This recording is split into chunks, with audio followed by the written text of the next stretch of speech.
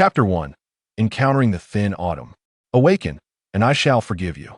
The man, clad in dark robes stained with blood, cradled the remnants of a woman in his arms, his eyes a furious crimson. Qing, ethereal as a wisp, shed tears of blood upon witnessing her once beloved brother's profound torment.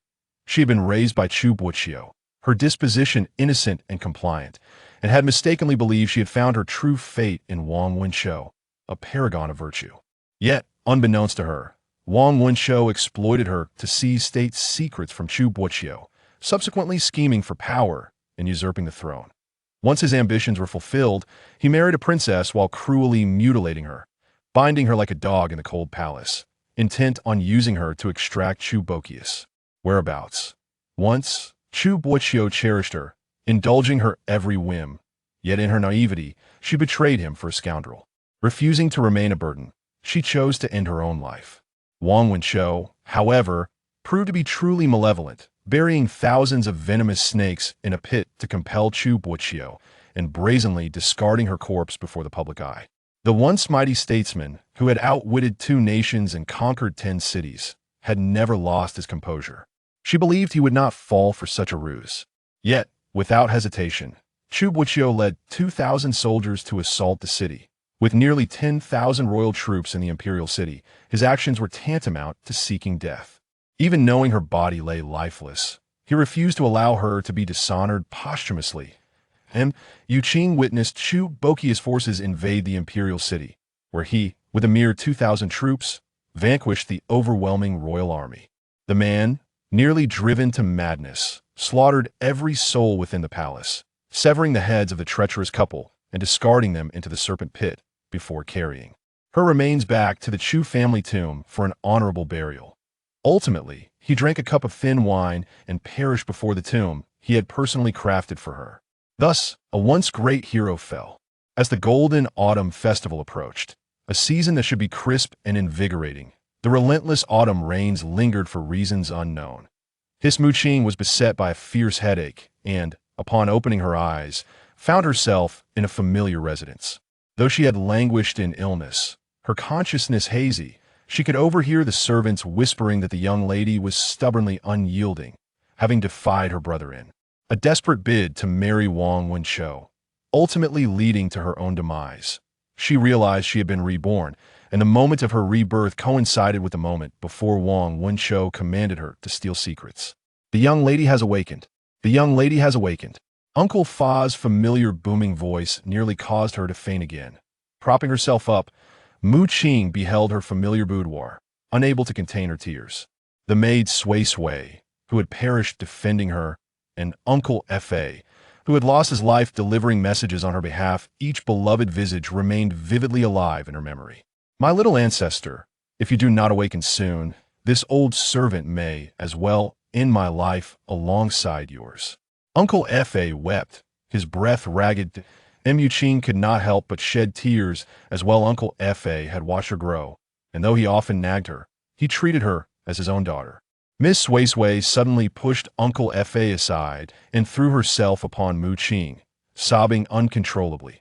The elders say that those who drown themselves are denied the chance to reincarnate. Please do not think of such things again. Qing paused and chuckled softly in agreement. In her past life, she had quarreled fiercely with Chu Boqiu, all in pursuit of marrying Wang Wenshou, and had even attempted to frighten Chu Boqiu into submission through the threat of suicide. However, she had miscalculated the gravity of her actions and nearly lost her own life. For the sake of that beast, Wang Wenshou, she had caused those around her to worry to such an extent. Truly, it had been a loss beyond measure. Get out of here, a cold voice echoed in the room. Qing was taken aback, meeting the gaze of those sinister, blood-red phoenix eyes. Uncle Fa hurriedly pulled Sui away, leaving only the two of them. You. Before she could finish her words, the man swiftly approached and tightly gripped her waist, forcing her to press against his solid chest. Qing, did I ever teach you to recklessly seek death for the sake of a man? The usually indifferent Chu Boqiu was now nearly losing control. His eyes reddened as he shouted at her. Qing choked on her words. The memories of her past life seemed to replay before her eyes, Chu Boqiu cradling her lifeless body in despair, choosing without hesitation to die before her tomb. Her eyes grew warm as she instinctively wrapped her arms tightly around him. Sensing her unusual demeanor, Chu Boqiu mistook her actions for a softening of resolve, which only fueled his anger further. Chu Mu Qing, do not even think about marrying Wen Shou. Yin, who could know that upon hearing his beloved girl, whom he had raised, speak of marrying someone else, especially the despised Ning Wang, is deeply ingrained, pathological. Possessiveness was on the verge of erupting point 10 years ago. His subordinate had died protecting him, entrusting his only daughter to him. He had nurtured her with great care for nearly a decade, only to find her coldly resisting him for the sake of scoundrel, almost losing her life in the process. Just the thought of it made him wish to tear open Mu Qing's body to see if her heart and soul were tainted. Yu Qing rested against the man's shoulder, inhaling the familiar scent of sandalwood, which brought forth a sense of reliance. All right. Chu Boqiu was taken aback, bewildered by her sudden change of heart. Suspecting it to be merely a ploy to deceive him, but a surge of anger arose within him as he tightened his grip on her chin, demanding, "What is so special about Wen Shou that you would go to such lengths?" Mu Qing winced in pain as her chin was gripped tightly, momentarily stunned by his roughness. This reaction only confirmed Chu Boqiu's suspicion that she was lying. His already pale face, exacerbated by sleepless nights, grew even more ashen, his expression darkening. "What must I do for you to behave?" Mu Qing's complexion paled. "Brother, please let me explain." Chu Boqiu leaned closer, imprisoning her resistance, his voice hoarse with intensity. "Do not call me brother." The girl beneath him was no longer the 5-year-old child he once cradled. She was now over 15, radiant and graceful, exuding the subtle fragrance of youth. A mere glance from her was enough to ignite desires within him. The beast that lay dormant within him could no longer be restrained, yearning to devour her whole. "Chu Boqiu," Mu Qing cried out, tears streaming down her face in helplessness. Was her sincerity so unworthy of his trust? The sound of her voice choked his desires, suddenly reminding him of the innocent girl who once followed him, calling him brother with a smile. These memories constantly reminded him of the sordid nature of his current feelings for Mu Qing. "Stay in your courtyard and recuperate," Chu Boqiu said as she composed herself, attempting to maintain her composure. "Should you dare to act on behalf of Wen Shou again, I shall not spare you."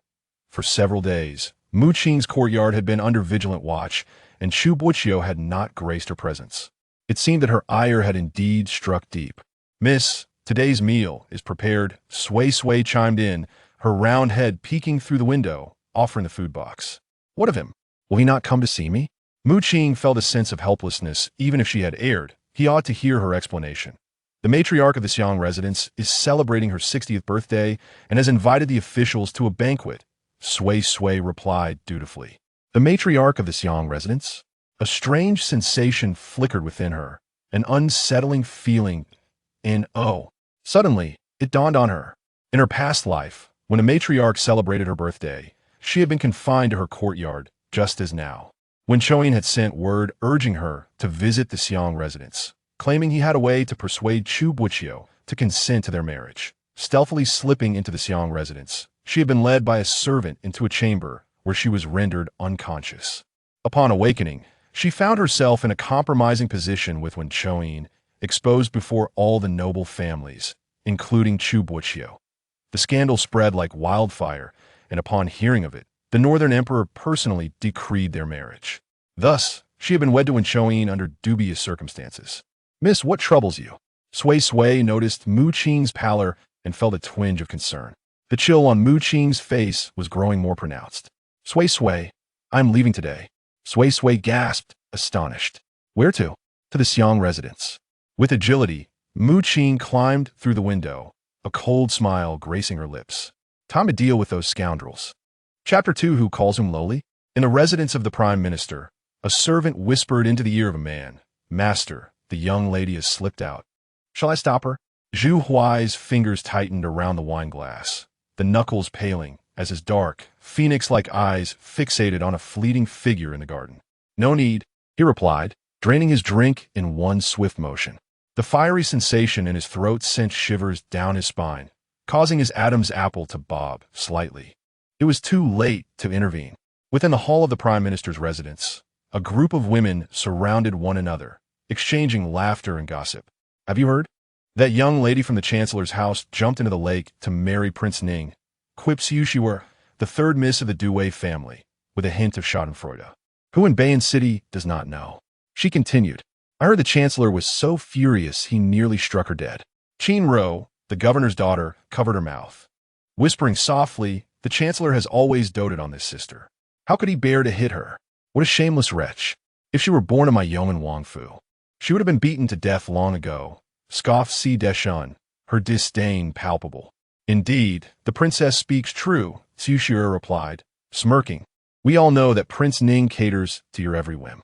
For that wild child, Chu Muqing, to be taken in by the chancellor is already an immense stroke of luck. A silence fell over the group as they contemplated her words. No matter how reckless Chu Muqing might be, she was still the sister of the current chancellor, while Xu Shuer's father barely held a fourth-rank official position.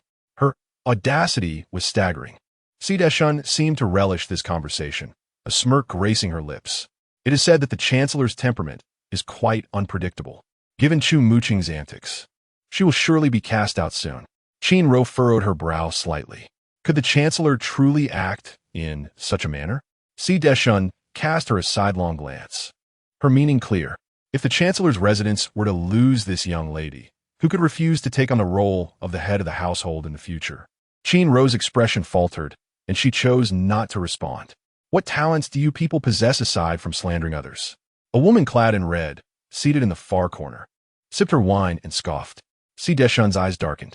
Chu Zhizhen, it is one thing to be aloof, but must you wear such a haughty facade? Xu Shuer, noticing Si Deshun's displeasure, quickly came to her defense. How laughable, Chu Zhizhen replied, swaying slightly as she tossed a few peanuts in her mouth, her words dripping with sarcasm. While I certainly look down upon those who seek death for love, the incessant prattle of some is far more grating. Are you defending her? Si Deshun chuckled, her tone dripping with contempt. Chu Muqing was born lowly. It is one thing to be unaware of her own worth, but to aspire for what does not belong to her is audacious. The princess speaks wisely, Xu Shuer chimed in, her tone mocking. I wonder if she has gazed into the lake and seen her own lowly nature reflected back. Who is being called lowly? A melodious voice floated over, captivating the room. Everyone paused in surprise. The woman wore a moon-white, long gown that flowed elegantly, with a light blue shawl draping over her shoulders, enhancing her fair complexion. Her bright, almond-shaped eyes held a hint of an elusive smile. Princess Deshun, it has been a long time.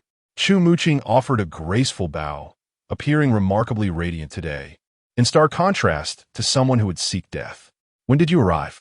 Xu Shuer stammered, taken aback, though her composure remained intact.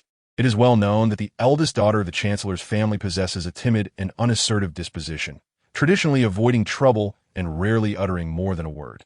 When others mock Chu Muqing, she does not dare to retort, often retreating to a corner to weep in silence, never daring to complain to her elder brother. If memory serves, Miss Chu's grandmother has recently passed away, and the city buzzed with talk of her filial piety, claiming she sought to end her life at her grandmother's grave. With her back straightened and her demeanor exuding an air of noble grace, Muqing now appeared transformed. In her previous life, after marrying Wen Choyin, she was granted a measure of authority due to her brother's influence, and despite her formerly meek nature, she had developed the bearing of a matron. However, after enduring schemes and deceit, and suffering in the cold palace for several days, those experiences had profoundly reshaped her. She was no longer the frail girl she once was. As the dawn illuminated the sky, Muqing fixed her clear gaze upon her interlocutor and earnestly inquired, "Why have you not yet vanished into thin air?" A laugh involuntarily escaped Chu Zhi's lips. Her father, a current imperial censor, had benefited from the chancellor's patronage, which naturally inclined her to harbor some fondness for Muqing. Previously, she had found Muqing's demeanor overly submissive, yet now she perceived a newfound intrigue. The onlookers lowered their heads, suppressing laughter, while Chu Shuer slammed her hand on the table, exclaiming, "Whom do you curse?" Muqing, covering her mouth in surprise, retorted, "Oh dear, could it be that Miss Chu is merely putting on an act? I was under the impression that you had already joined the late Lady Chu," fuming with indignation. Chu Shuer turned pale, but found herself at a loss for a retort. As a daughter of a concubine, she was not favored by the matron. If she failed to perform her role as a dutiful daughter in front of her father and relatives, she and her mother would be further marginalized. At that moment, Si Deshun interjected with disdain, Sister Muqing, as the sister of the chancellor. To contemplate taking your life for the sake of marrying Prince Ning is a disgrace to your family and a degradation of your own worth. Disgraceful? Degrading? Muqing silently mulled over these harsh words. She recalled how Si Deshun had bound her like a beast in the cold palace, proposing to Wen Shoyin that her corpse be tossed into a pit of snakes to entice Chu Boqiu to his demise. In her previous existence, she had endured such torment with forbearance, even suggesting that the pregnant Si Deshun be taken into the Prince Ning's residence, treating her child as her own. Yet, after conceiving, she was force-fed saffron by the now Empress Si Deshun, leading to the untimely demise of her barely formed child. The agony of that experience, which felt like a fate worse than death, was a torment she now wished upon Si Deshun. Si Deshun was enamored with Wen Shoyin, and today, Muqing intended to present her with an exquisite gift. The words of the princess are exceedingly delightful. Muqing replied with a radiant smile, unfazed, and mused that perhaps Prince Yongin would be inclined to take in more concubines and sire additional sisters, as admirable as the princess herself. Gasps of surprise resonated among the crowd, as they began to regard Muqing with newfound respect. Si Deshun's expression faltered, and her body trembled involuntarily. For many years, her father, Prince Yongin, had longed for a son, yet her mother had only borne her and her sister. Despite being the legitimate wife, she could not quell her father's desire for a male heir. Over the years, her father has taken 12 concubines, yet all they have borne are daughters. The Prince of Yuang's face is devoid of luster, and his impatience towards them has only grown, often resorting to disparaging words. Her mother, for the sake of her and her sister, has had to endure this with silent resilience. Now, the words of Muqing undoubtedly strike at the most painful spot in her heart. You wretched woman. As Chu Shuer witnessed Si Deshun's fury, she rushed over, adopting the demeanor of a devoted sycophant, raising her hand to strike Muqing across the face. Slap. Chapter 3, a sharp slap resounded through the air, leaving a distinct crimson mark on the fair complexion of a young woman. Yet, the blow did not land on Muqing's face. Chu Shuer covered her face, staring in disbelief at the woman who had seized her. The onlookers were astonished by the extraordinary scene unfolding before them. Muqing grasped Chu Shuer's raised hand, while her other hand delivered a swift strike to her opponent. Miss Chu, mind your distance, Muqing remarked with a smirk, raising an eyebrow. I was bitten by a dog in my childhood, and your proximity makes me somewhat uneasy. The crowd nearly burst into laughter again.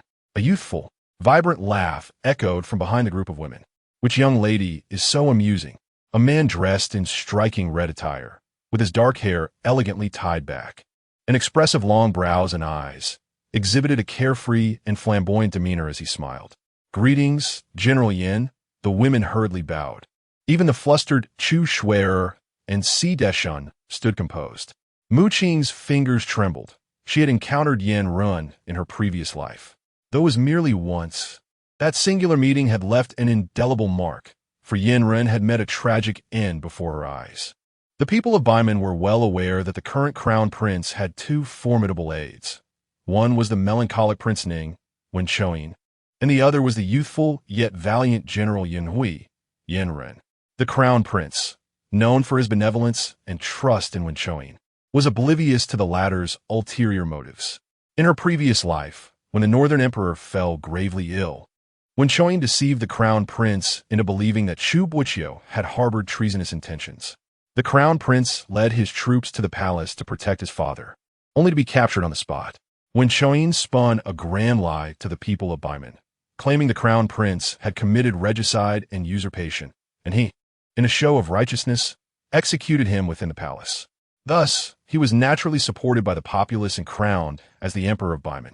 Little did they know the bloodshed and sordidness that unfolded within the imperial city during the coup, nor the sacrifice of Yan Run, who had perished in that turmoil. All to protect her. Little girl, why do you gaze at this general so intently? Do you find me handsome? Yan Ren teased. tilting his head as he playfully mocked the stunned Mu Qing. He bore no resemblance to the blood-soaked figure she had once encountered, reminiscent instead of a youthful poet astride a spirited steed. Indeed handsome, came the collective reply from the crowd. Yet, Mu Qing remained unfazed, her heart steady. The young general was undeniably attractive. Shameless, Chu Boqiu muttered in indignation. This time, it was Yandere who blushed, a hint of red creeping to his ears. As he stammered, "You're quite bold. May I ask whose daughter you are?" Just as Mu Qing was about to respond, a particularly cold voice interjected, "She is mine." Startled, she turned to see two men emerging slowly from the gardeness rear, one clad in a modest dark robe, the other in an opulent golden garment. The crowd felt a wave of embarrassment and bowed once more. "Greetings, Your Highness, the Crown Prince." "Greetings, Honorable Chancellor." "Azwa." "This little girl has changed quite a bit in just a few days," the Crown Prince, Bei Quan, remarked with a warm smile. Zwa was a name exclusively used by those close to Chu Boqiu. Chu Boqiu regarded Mu Qing with eyes that flickered with inscrutable darkness. He presumed she had come to see Wen Choyin, yet he had not anticipated her entanglement with Yandere. Was this girl intentionally trying to provoke him? Had she just praised Yandere for his looks? Could Yandere truly be more handsome than him? He felt an overwhelming urge to publicly embrace the young girl and teach her a lesson to demonstrate his prowess. At home, she would cry, throw tantrums, and threaten to hang herself. Yet when she emerged, she adorned herself so attractively to entice other men. Well done indeed. So, she was from the minister's residence? If he recalled correctly, you seem to have a sister, and it appears she is the one. Yandere, feeling embarrassed, could no longer look at Mu Qing and instead moved closer to the Crown Prince and Chu Boqiu. Chu Boqiu cast a cold glance at him, his demeanor growing even more frigid. Yandere raised an eyebrow slightly, crossing his arms in jest. "She is, more charming than you." Bei Quan discreetly glanced at Chu Boqiu, whose expression was becoming increasingly grim, and whispered with a smirk, "Do not entertain any thoughts about our Mu Qing. Aju cherishes her dearly." Mu Qing stood some distance away, only perceiving that Chu Boqiu's visage was darkening further. It was over. He was certainly angered by her sneaking out. "Brother." Before he could utter a word, Chu Boqiu turned away with chilling indifference. It was truly over. "Chu Mu Qing, it seems that your esteemed brother in the minister's office does not hold you in high regard." Si Deshun, having seen Chu Boqiu arrive, had forcibly restrained himself, but now he could not help but sneer. Chu Boqiu deliberately spoke loudly. It must have been her antics that have caused the minister to lose face for a lifetime. Yandere was oblivious to the recent happenings in Bei'an City, having just come from the battlefield. Bei Quan, however, was different. He had studied alongside Chu Boqiu in their youth. Although they later found themselves on opposing sides in the court, they maintained a close friendship. Thus, he was relatively well informed about the affairs of Chu Boqiu's family.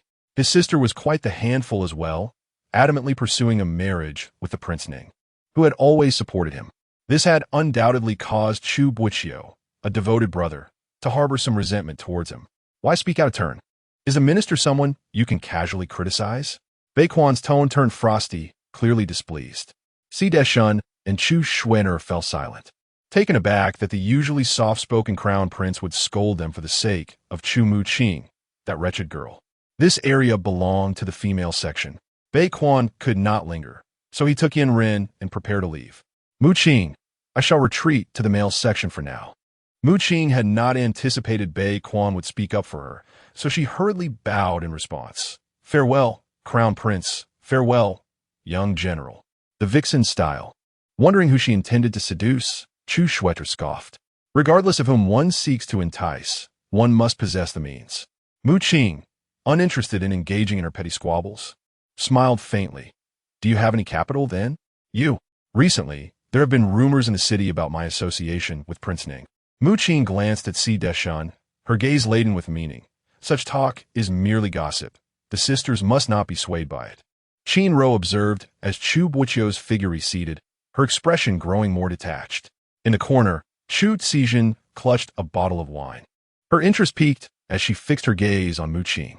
She had witnessed everything unfold earlier. The minister's expression had clearly betrayed jealousy, yet His gaze upon Mu Qing did not resemble that of a brother looking at his sister. The situation was becoming increasingly intriguing. The gathering was comprised entirely of noble young ladies from prestigious families, who were astutely aware of the atmosphere. Upon witnessing the crown prince's support for Mu Qing, they chose to remain silent. Si Deshun's expression darkened as she scoffed. What a triviality. Mu Qing, catching a glimpse of a fleeting shadow, recognized that the moment had arrived. You always perceive me as the one entangled with Prince Ning. Yet have you ever considered that it takes two to create a sound? She whispered softly, moving a few steps closer to Si Deshun. Si Deshun clenched her fists, glaring at her with intensity. As Mu Qing leaned in further, she felt overwhelmed by the heavy scent of cosmetics, causing her head to spin. She feigned a headache, shaking her head slightly. This minor movement inadvertently caused an object to slip from her sleeve, landing precisely at Si Deshun's feet. Mu Qing pretended not to notice and performed a graceful bow, saying, "It seems I need some fresh air to clear my mind." With keen eyes, Si Deshun discreetly used her foot to nudge the object beneath her skirt, waiting until everyone had taken their seats before retrieving it. It was a handkerchief, its corners adorned with an exquisitely embroidered stone lotus flower that was unmistakably familiar. It was the very piece she had embroidered for Qing days prior. Si Deshun's gaze fixated on the writing upon the handkerchief, her expression growing increasingly stormy.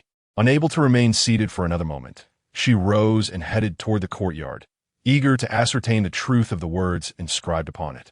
Chapter 4. Enter to confirm who it is. Deep within the garden, Uncle F.A. carried the unconscious figure over. "Miss, is this really appropriate?" he inquired, running a hand over his round belly with a hint of distress. Mu Qing surveyed her surroundings, remarking, "If it continues like this, it would be me lying there instead."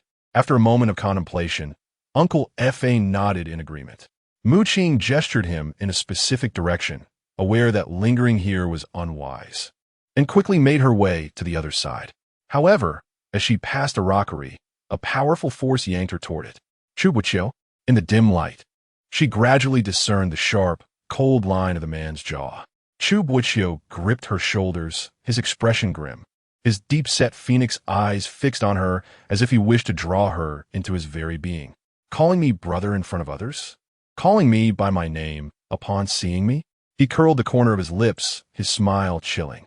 Mu Qing realized then that he had overheard her call him, and she thought, "So you." He appeared unwell. Chu Boqiu had always possessed a weaker constitution since birth, even after acquiring martial skills. His complexion remained paler than most. Yet now, an inexplicable flush crept onto his fair cheeks, his eyes subtly reddening, his breath coming in shallow gasps. "What is wrong with you?" She reached out to touch his face, but he evaded her swiftly. "Do not touch me." Chu Boqiu turned his face away, his demeanor icy and obstinate, a stark contrast to the ethereal grace of the esteemed official she was accustomed to seeing. In this moment, he resembled a petulant child. Mu Qing frowned. "Have you been drinking?" At the age of 15, Chu Boqiu had succumbed to a sudden illness. He had just begun his official career, with little money to spare, and with her, a burden of sorts. Life had been even more challenging. At that time, Mu Qing was merely 8, unable to find a doctor and crying helplessly in the streets until an itinerant priest, moved by compassion, treated Chu Boqiu without charge. The old priest had advised caution regarding Chu Boqiu's diet, particularly recommending he abstain from alcohol. She grasped his hand, pushing up his sleeve, relieved to find his arms still pale and unblemished, devoid of the rash that typically followed his drinking episodes. Chu Boqiu shook off her hand with a cold scoff. "It has nothing to do with you." "Nothing to do with whom?" Mu Qing could not help but chuckle, tugging at his collar, forcing him to bend slightly. She reached out, placing her palm on his forehead. "Indeed, you have fever." It seemed that after watching over her, he had neglected his own rest and caught a chill. What a fool. Her soft, delicate hand lingered on his forehead for a moment, bringing a soothing coolness to his heated skin, a most delightful relief. Chu Boqiu found himself compelled to meet her gaze, his tone still stubborn. "Why are you looking at me like that? Do you pity me?" "I do not pity you," Mu Qing sighed, her apricot eyes filled with earnestness. "I feel heartache for you." Chu Boqiu was taken aback. Had he misheard? Just days prior, she had quarreled with him over that scoundrel. treating him as if he were an enemy. Yet now, she claimed to feel heartache for him. She said she felt heartache for him. The sound of footsteps echoed from outside the rockery as a group approached, led by the self-satisfied Chu Boqiu, who casually mentioned, "I have heard that the old lady's garden flourishes beautifully. My dear sisters, do follow me to see." It was indeed her. Initially, Qing harbored suspicions upon noticing Chu Boqiu frequently alluding to her in front of Si Deshan. Now, it appeared that Chu Boqiu had conspired with Wen Choyin had deceived her into the residence, leaving her dazed, while Chu Boqiu had brought the others to witness this scandal. A heavy weight lodged in Qing's chest, caught between anger and despair. In her past life, she had been cautious, treading lightly, never engaging in any acts that would harm herself or others. Yet ultimately, she found herself a mere pawn in everyone else's game. It was they who had wronged her first. Thus, she could not be blamed for her eventual ruthlessness. "You have a fever. Allow me to take you to rest," Qing said, taking a deep breath as she grasped the arm of the person before her. First, Chu Boqiu, acutely sensing her unease, tightly gripped her waist and pressed. "Where else do you intend to go? Are you planning to seek out Wen Choyin?" The man's perceptiveness was overwhelming, leaving Qing at a loss for words. "Indeed, you continue to deceive me." Chu Boqiu scoffed, the shadows of his brow deepening, his obsessive desire threatening to shatter his reason. What was this talk of caring for him? What helping him to rest? It was patently clear that she intended to slip away to meet that scoundrel. He fixated on her alluring features, her delicate lips seemingly inviting him to taste the forbidden fruit. "Chu Boqiu, has anyone ever told you that you are rather petty?" Before he could fully indulge in his thoughts, her unexpected words abruptly halted his desires. Qing placed her hands on her hips, exuding a mix of exasperation and determination. "Come, let me show you." Chu Boqiu, momentarily stunned, asked in bewilderment, "Show me what?" "You will know once we go," she replied. The bustling crowd obstructed the passage to the backyard. The old lady of the residence leaned on her cane, her ears catching the ambiguous sounds emanating from within her chambers, nearly causing her to drop her cane in outrage. Who dares to engage in such debauchery here? Chu Boqiu was leading the ladies as they approached. Present were noble women and daughters of officials, all of whom quickly deduced the nature of the commotion. "Oh dear, which miss is so shameless." Coaxed finit panique. Though internally she felt quite clever. "Look, that child kneeling on the ground is none other than the prince's attendant, is it not?" Could it be that? A woman's teasing moan echoed from within, unmistakably suggesting she was being playfully tormented. "Indeed, it is the prince's servant." Qing Ro's face flushed with embarrassment. Her father worked under Wen Choyin, and she had encountered that servant several times. Yet, who was the woman inside? A lady furrowed her brow. Chu Boqiu gasped. Covering her mouth, "Where's Qing? I remember she excused herself earlier." Qing Ro frowned. This, surely not. Chu Qijin was also present, and she hurriedly scanned the surroundings, confirming that Qing was indeed missing. Chu Boqiu rolled her eyes, knowing that Chu Qing's affection for Prince Ning was well known. Could it be that she was attempting to seduce His Highness at the old matriarch's birthday banquet? The other ladies gasped in shock. Engaging in such impropriety could lead to serious repercussions for a woman. If Chu Qing were indeed guilty of such conduct, she would never be able to hold her head high again, and even her brother, Chu Boqiu, would likely face the fallout. Silence. The old matriarch forcefully struck her cane upon the ground, admonishing, "The truth will reveal itself when we open the door." She had heard rumors of the chancellor's sister harboring feelings for Prince Ning. Yet she could not believe that the timid girl she had encountered previously would be foolish enough to engage in such disgraceful behavior. Wait a moment. Chu Qizhen zonde, slightly inebriated, causing those around her to step back. After all, this concerns the honor of a young lady and the dignity of the royal family. It is rather inappropriate to hurl accusations at Miss Chu so casually. At that moment, another group surged in from outside, led by Crown Prince Baequan with Yan Run, sword in hand, expressing his displeasure. The male guests had arrived. Chu Boqiu could hardly contain her smugness, hastily concealing her delight with a handkerchief, feigning righteousness. The old matriarch was correct. Whatever the situation, they must first ascertain the truth. After all, to commit such acts of disgrace at the old matriarch's birthday celebration was utterly unacceptable. Chu Qijin frowned. Was Chu Shuer truly intent on cornering her? The commotion inside grew louder, causing even Yan Run and the other gentlemen to avert their gazes, feeling uncomfortable. Are they referring to me, the miss of the Chu family? A melodious voice emerged from behind the crowd, prompting everyone to part ways to allow two figures to pass. Mu Qing leaned on a gentleman, approaching with a charming smile. Brother, it's your fault. If you weren't feeling unwell and require my support, I would have fallen behind and missed such lively entertainment. Her tone was laced with a hint of playfulness, causing Chu Boqiu to stiffen. Seeing the young lady unharmed, Yan Rin felt an inexplicable sense of relief. Little girl, if you had delayed any longer, the mud would have been thrown upon you indiscriminately.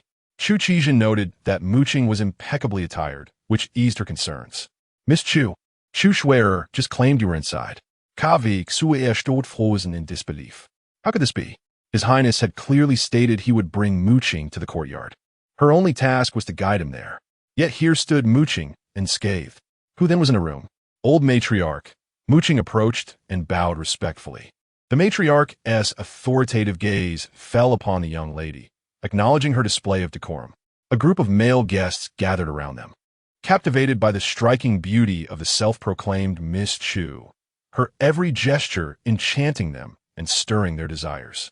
As a man, Chu Boqiu felt the palpable tension of male gazes fixated on his sister. His displeasure surged, and he stepped forward, resolutely blocking the men's view. Mu Qing was alone. Any scoundrel daring to look her way would find their eyes gouged out and crushed. Miss Chu-san, you claim that I was inside the room? Yet, I have been in the company of my brother all along. From where did you observe me entering that room? Chu Shuer's breath quivered as she resorted to a feeble defense. I cannot be certain it was you inside. I merely saw you depart from the banquet midway. Upon hearing this, the crowd began to grasp the situation. It became evident that Chu Shuer was entirely oblivious, and her previous remarks were mere baseless suspicions. Is that so? Mu Qing raised her lips in a smile, gesturing toward the now silent door. Then let us proceed inside to ascertain who it is within. Chapter 5. A trio Miss Chu. It seems that most of us present are unmarried young ladies. Thus, to intrude so rashly is rather inappropriate. Qin Ro cast a discreet glance at the man beside Mu Qing, her cheeks flushed with embarrassment. Mu Qing discerned the expression on the young woman's face all too well, stirring a discontent within her. She was fully aware of Qin Ro's intentions. In her previous life, when she married Wen Choyin, a scandal erupted on the day of their wedding. On that occasion, Chu Boqiu had attended a banquet, indulged excessively in drink, and was subsequently assisted to rest. Yet, it was not long before a servant reported that the chancellor was in a furious rage. It was said that Qin Ro had climbed into his bed. Their marriage was already subject to scrutiny, and this incident on their wedding day only exacerbated the situation. Although she ultimately thwarted Qin Ro's scheme, Wen Choyin remained preoccupied with inquiring about state secrets from Chu Boqiu, even requesting her to apologize and plead on his behalf. Mu Qing recalled explaining the situation to Chu Boqiu, who remained silent, gazing at her for an extended period. Chu Mu Qing, do you even possess a heart? He had left her with that question before departing. At that time, she did not comprehend, but after her demise, she realized the grave mistake she had made. She had trampled upon Chu Boqiu's sincere heart. Miss Qing, you must not shield her just because your father serves under the Prince of Ning. Mu Qing retreated a couple of steps, obstructing Qin Ro's line of sight. Startled, Qin Ro quickly waved her hands in denial. She only intended to present herself favorably in front of Chu Boqiu, never considering the implications. Moreover, the Prince of Ning's affairs were of no concern to her. Zhu Qijin, unfastening a wine flask from his waist, took a hearty sip and remarked, Chu Shuer, you mentioned that the Chu family's young lady is absent, hence concluding that the woman within is she. Yet, I cannot shake the feeling that someone is missing. Missing someone? The crowd exchanged glances, pondering who Zhu Qijin could be referring to. Chu Shuer suddenly trembled, recalling. Approximately half an hour ago, Si Deshun had left his seat. She had thought little of it, assuming he had merely gone to the restroom. But now, the one absent was indeed Si Deshun. Could it be? She remembered the familiar voice of a woman coming from within. Oh no, Chu Shuer stammered. Miss Qin, you are right. I was remiss in my considerations. Even disregarding the individuals present, one must still consider. Mu Qing would not allow her to continue, interrupting sharply, Miss Chu, you were so certain of my presence within, condemning others for tarnishing the decorum, yet now you waver. Is there perhaps something amiss? I didn't mean it that way. Chu Shuier was overwhelmed with anxiety, fearing that if both the Prince of Yong'an and the Prince of Ning were to blame her, her entire office might suffer dire consequences. Old madam, today is your birthday. My young lady has been wronged, and you ought to demand an explanation from the Chancellor's residence. Chu Boqiu interjected, his demeanor cold and detached, his eyes swirling with an unending storm of darkness. He had grasped the situation upon his arrival, yet he could not decipher Mu Qing's current demeanor, which appeared almost too nonchalant. Was she merely putting on a brave front while deeply wounded inside? Regardless, today, Wen Qiuyan's heart is heavy due to the despicable actions of that wretched dog, which should serve to enlighten Mu Qing, urging her to abandon her delusions. As for the onlookers, their incessant slandering of my little girl is tantamount to courting death. The old lady narrowed her eyes, a huff escaping her lips in indignation. Chu Boqiu's attitude was evidently one of disregard for her authority. In the current court, the only voices that mattered were either her sons or Chu Boqiu's. When it comes to power, Chu Boqiu surpassed their residents by a considerable margin. In any case, the Chu family was not to be trifled with. Today, I shall preside over this matter with utmost fairness, declared the Empress. Bei Quan understood the old lady's concerns, while Prince Ning was indeed his capable ally. His actions in this affair were undeniably improper. Ultimately, this was merely a matter of youthful romance, one that would not impede his future collaboration with Wen Qiuyan. Yanren raised an eyebrow and remarked, indeed, we must ensure justice for the little girl. Mu Qing's eyelids fluttered. It had been a long time since she had heard the word justice, especially in relation to herself. People were more engrossed in the superficial drama or the tantalizing gossip that circulated like wildfire. They remained detached, like deities passing judgment upon your right and wrong. It was truly revolting. The ladies present might privately discuss the rumors surrounding me and Prince Ning, but before this door is open today, I must clarify one matter. Mu Qing stepped forward gracefully, her demeanor exuding a sense of unwavering assurance. Once, she had indeed held admiration for Prince Ning, but that was merely a fleeting infatuation. As for her feelings towards His Highness, Mu Qing lifted her gaze to meet Chu Boqiu's, only to find him fixated on her with unwavering intensity. There were no lingering sentiments. Prince Ning held no affections for me, nor was there any engagement as rumored. Chu Boqiu was momentarily taken aback, his mind momentarily clouded in disbelief. Had he misheard? Did that girl truly claim to have no feelings for Prince Ning? Yin Run grasped the unfolding situation, realizing that the girl was formally severing ties with Prince Ning. Since he harbored no fondness for the prince, why not lend his support? My dear girl, you claim to be indifferent towards Prince Ning, yet you did not mention his intentions. Could it be that his affections for you are unrequited? Chu Boqiu paused, his gaze piercing as he scrutinized the young woman. Mu Qing closed her lips, stating, His Highness is indeed indifferent towards me. Otherwise, why would he choose to clarify rumors in such a manner within the residence today? Chu Boqiu inhaled deeply, lingering silence enveloping him. Mu Qing was not being truthful. After nearly a decade of raising her, if he could not discern this, then he had truly wasted those years. Yet, what was his little girl truly attempting to achieve? Come, open the door and bring forth His Highness, commanded the Crown Prince, leaving the old lady with no choice but to comply. The glazed doors creaked open, light flooding into the dim room, accompanied by an atmosphere of ambiguous tension. The ladies present were well aware of what that entailed. Chu Shuier was the first to catch a glimpse of the scene inside, her shriek echoing as she collapsed to the ground, thoroughly shaken. Chu Boqiu's immediate reaction was to cover Mu Qing's eyes. His little girl was the epitome of innocence and purity. How could she be exposed to such a sordid scene? Moreover, he was reluctant to allow her to gaze upon other men. Qin Ro, as a lady of the boudoir, felt it inappropriate to look too long. A mere fleeting glance left her thoroughly startled. Even Yin Run and Bei Quan, a group of robust men, were left astonished. The old matriarch, despite her advanced age and extensive experience, found herself at a loss for words. This, Chu Jun, initially disinterested in the spectacle, was intrigued by the bizarre reactions of those around her. She pushed through the crowd, chuckling, "Is this really necessary? Allow me to." However, she lost her grip on the wine jug, which shattered with a resounding crash. In her surprise, she inadvertently spewed a mouthful of wine, exclaiming, Three people walking together? Chapter 6. That peculiarity, the corners of Mu Qing's lips curled ever so slightly, her eyes veiled, yet the commotion around her unmistakably indicated that her scheme had succeeded. Yandere had been discreetly observing Mu Qing and certainly did not miss her sly smile. This girl was indeed intriguing. She appeared unassuming on the surface, yet upon closer examination, one could discern that she had muddied the waters of this affair. Absurd. The old matron felt a deep sense of shame.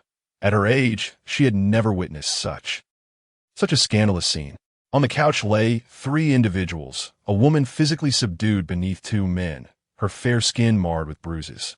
Even her garments were strewn haphazardly at the feet of the onlookers. The ladies present gasped in astonishment, covering their faces in disbelief. Just moments ago, Si Deshun had scolded Chu Boqiu for tarnishing their family's reputation. Yet in this moment, it was she who truly epitomized debauchery. It seemed the Prince of Yong'an had neglected to discipline his daughter, allowing her to indulge in such disgraceful acts on the occasion of the old matriarch's birthday. And with 2 men no less. Si Deshun, awakened by the clamor, felt a wave of exhaustion wash over her, struggling to breathe under the weight pressing down on her. She realized that not only was Wenchoing atop her, but another naked man was also present. Turning her head, she saw men and women encircling the room, their unabashed gazes stripping her of any remaining dignity. Her reputation lay in ruins. But how had this transpired? The handkerchief had mentioned that the Ning Wang wished to speak with Mu Qing, also stating that there was a means to resolve their marital affairs. In a fit of anger, she had sought out the location indicated on the handkerchief, but after that, all was a blur. In her previous stupor, she had recognized the man atop her as Ning Wang. Yet upon waking, how had another man appeared? Mu Qing, the man uttered, his voice hoarse, startling those around him. His entire body was bare, his face, gentle as jade, slightly flushed. He realized the potency of the drug had nearly overwhelmed his control. The young ladies hastily averted their gazes, for they had yet to be wed and were utterly embarrassed by the sight. Mu Qing felt Chu Boqiu's hand tighten around her, causing her eyes to sting with discomfort, prompting her to speak. "Is Ning Wang calling for me?" Wenchoing froze, abruptly sitting up. Si Deshun felt a lightness in her body and quickly brushed away the other man's hand resting on her waist, frantically covering herself with a silken quilt. Wenchoing, witnessing the woman dressed properly, was utterly perplexed. How could you? Earlier, during their intimate encounter, he had distinctly seen that it was Chu Boqiu beneath him. But now, Si Deshun lamented, "Brother Choing." Now, in her confusion, she had lost her virtue, and to 2 men at that. The best course of action was to have Wenchoing, who had previously expressed his affections for her, marry her and eliminate the other man to quash the rumors.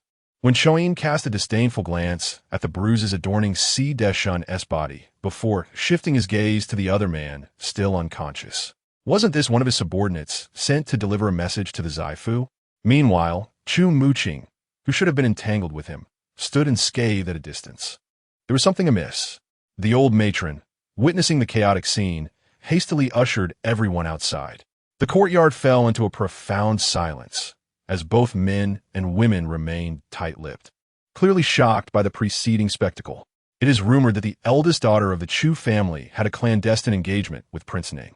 Yet now, Prince Ning has become entangled with Princess Deshun.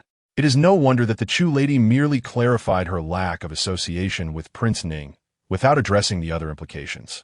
She likely knew of their illicit affair and was attempting to shield them.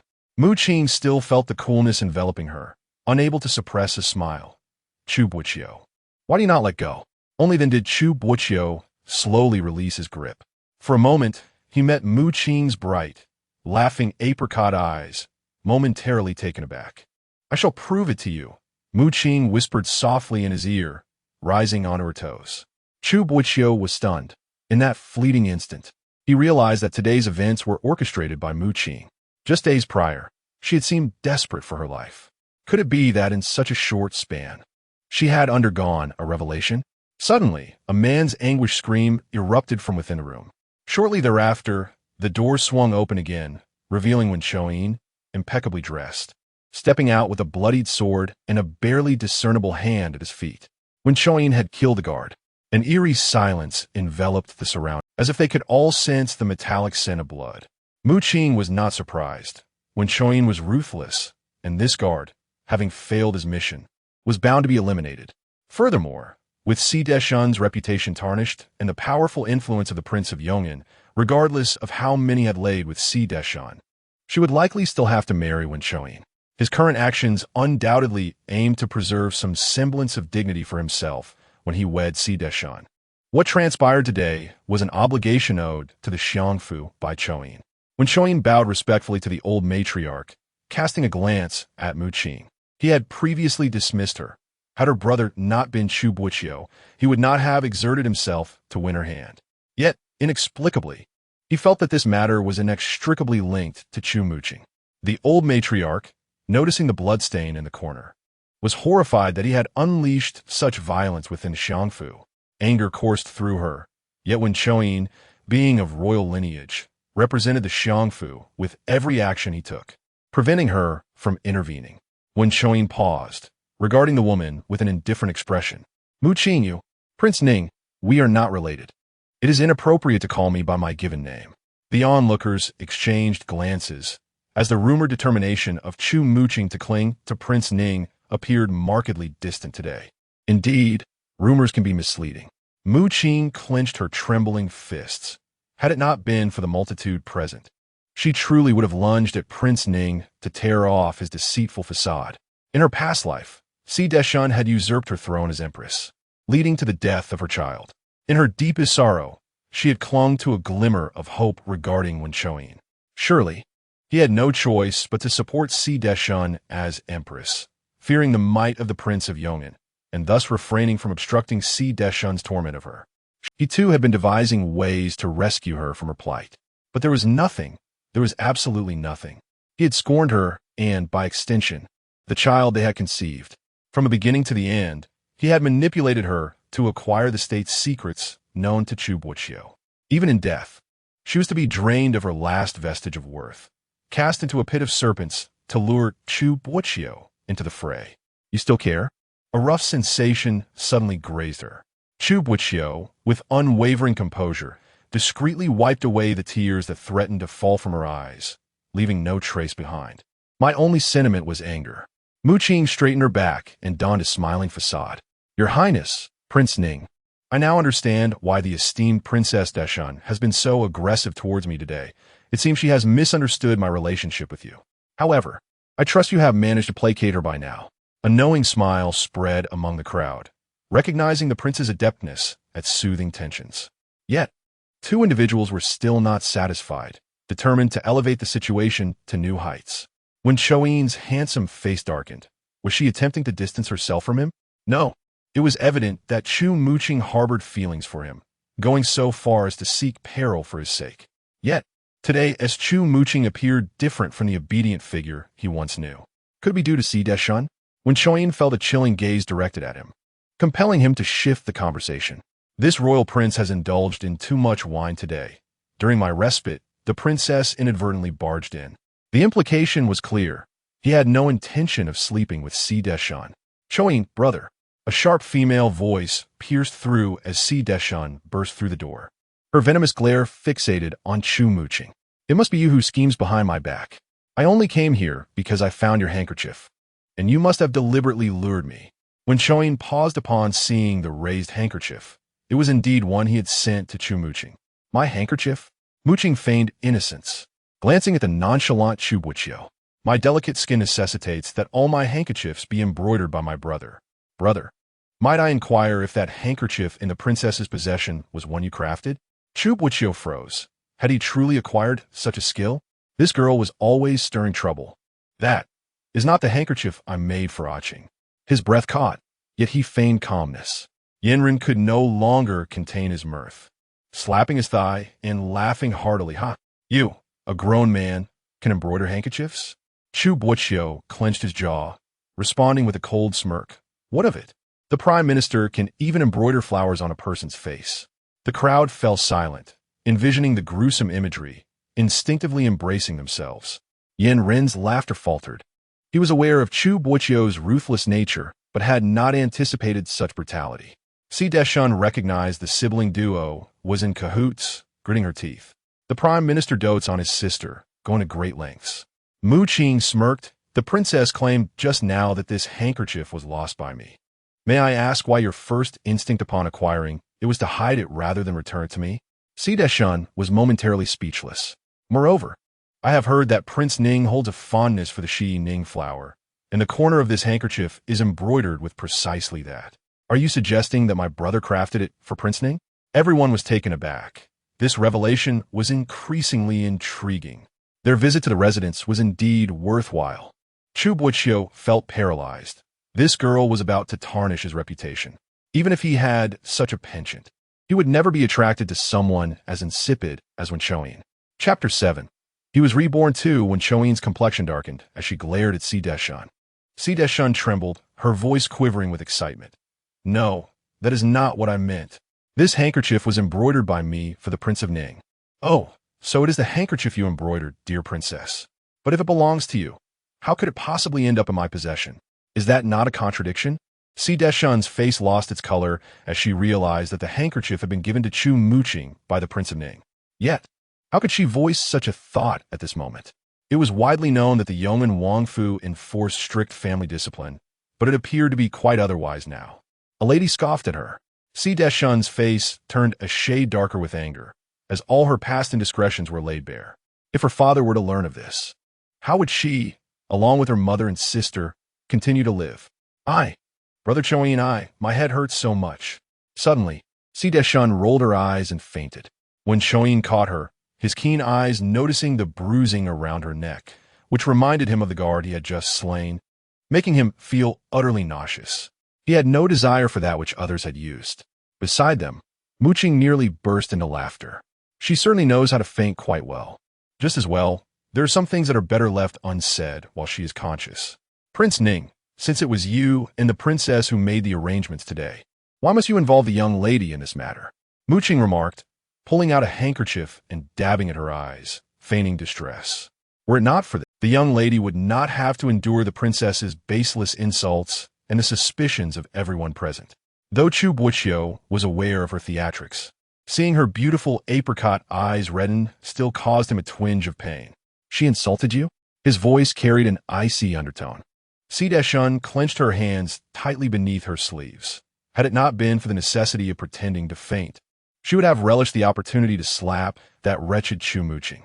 With a quivering voice, Muqing leaned closer into Chu Boqiu's embrace, sobbing softly. "Perhaps it is because I am not likable," Miss Chu and the princess both said. Her delicate form pressed against his solid chest, causing him to catch his breath, yet his tone remained cold. "What did they say?" "They said that my brother no longer wants me." Muqing clutched at Chu Boqiu's clothing, burying her face in his chest to escape the fervent gazes of those around them. She found the act of feigning tears utterly irksome. Chu Boqiu thou win, his usual cool demeanor now utterly softened. "How could I ever not want you? Who else could I possibly desire? I knew my brother would never abandon me." Seizing the moment when no one was watching, Muqing winked at him. Chu Boqiu was taken aback, her enchanting eyes shimmering with mischief, captivating his heart. Fearing discovery, she quickly buried her face once more. Chu Boqiu understood now. This little one was worried that he would be upset over her escapade today. Thus she was trying to curry favor.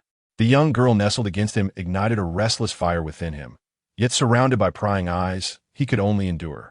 Damn it! Yet he found himself enjoying it immensely. Yandere raised an eyebrow, amused. He could clearly see that Chu Muqing's eyes were devoid of tears, yet her mockery was sincere. It was likely that the performers at the Luotian Tower could not match the skills of this young lady. Chu Boqiu directed all his suppressed fury towards Wen Choyin, his voice laced with icy undertones. "Prince Ning, how do you propose we address the matter of your dear companion's relentless oppression on my younger sister?" The entire Bayan city is aware of the prime minister's deep affection for his sister. Even though Prince Ning holds a position of great power and authority, he cannot rival the esteemed place that Chu Boqiu occupies in the heart of the Northern Emperor. The old matriarch's eyes sparkled with insight, fully cognizant that both parties were not to be trifled with. Thus, she chose to remain silent, merely observing the unfolding drama from a distance. When Cho, upon seeing Mu Qing nestled in a man's embrace, felt an inexplicable gloom wash over him. He glanced at Si Deshan in his arms, and, for a fleeting moment, found himself wishing to rid the world of this woman. Had it not been for his urgency to retrieve Mu Qing from the minister's residence today, he would not have had the bandwidth to attend to such trifling matters. How else could Si Deshan have exploited the situation, and how could he have offended Chu Boqiu? Wait a moment, Chu Boqiu? Could it be that today it was Chu Boqiu who discerned his scheme, thus orchestrating this encounter? At first, he suspected it might be Chu Mu Qing's scheme, but upon deeper reflection, it became clear she adored him to distraction. How could she possibly plot against him? This Chu Boqiu, having seen through his plans, is likely to find it difficult to extract any information from him. How lively it is! Such a boisterous and unrestrained voice has drawn everyone's attention. Mu Qing was momentarily taken aback by the sound. This voice! It appears the palace reports were not unfounded. The young lad, barely 14 or 15, exuded an air of arrogance and pride between his brows, his golden-threaded silver-lined brocade robes radiating noble splendor. Mu Qing stared at him in disbelief. In her previous, she had married Wen Choyin and befriended the 7th prince, Bei Kuan, through their association. Though spoiled lawless by the Northern Emperor and notoriously mischievous, he possessed an unshakable sense of loyalty. Mu Qing found remarkable kinship with him, treating him as a younger brother. Over time, Bei Kuan ceased addressing her as sister-in-law, adopting instead the affectionate name Chu. Yet later, when Wen Choyin maneuvered to control the crown prince within the palace walls, Bei Kuan stormed into the Ning manor to rescue her, only to be captured by Wen Choyin's prearranged spies. As Mu Qing was forcibly escorted back from the palace to the Ning manor, she witnessed Wen Choyin executing Bei Kuan, the once carefree young prince pinned mercilessly beneath the executioner's blade. Mad with desperation, she struggled to save him, but Wen Choyin restrained her firmly. With his dying breath, Bei Kuan managed a faint smile. Chu, don't be afraid. Those were his final words to her in that lifetime. From then on, Bei Kuan vanished from this world. Bei Kuan cleared his throat, his gaze drifting lazily yet icily toward Wen Choyin. Prince, His Majesty has heard of today's events and summons you to the palace. Wen Choyin frowned, perplexed as to how the Northern Emperor had learned of the day's affairs. Sensing impending trouble, this subject obeys the decree. However, Bei Kuan pressed his tongue against his cheek, withdrawing from his waist a meter-long broadsword that stunned the assembled crowd. I must first settle accounts with those who dared bully Chu.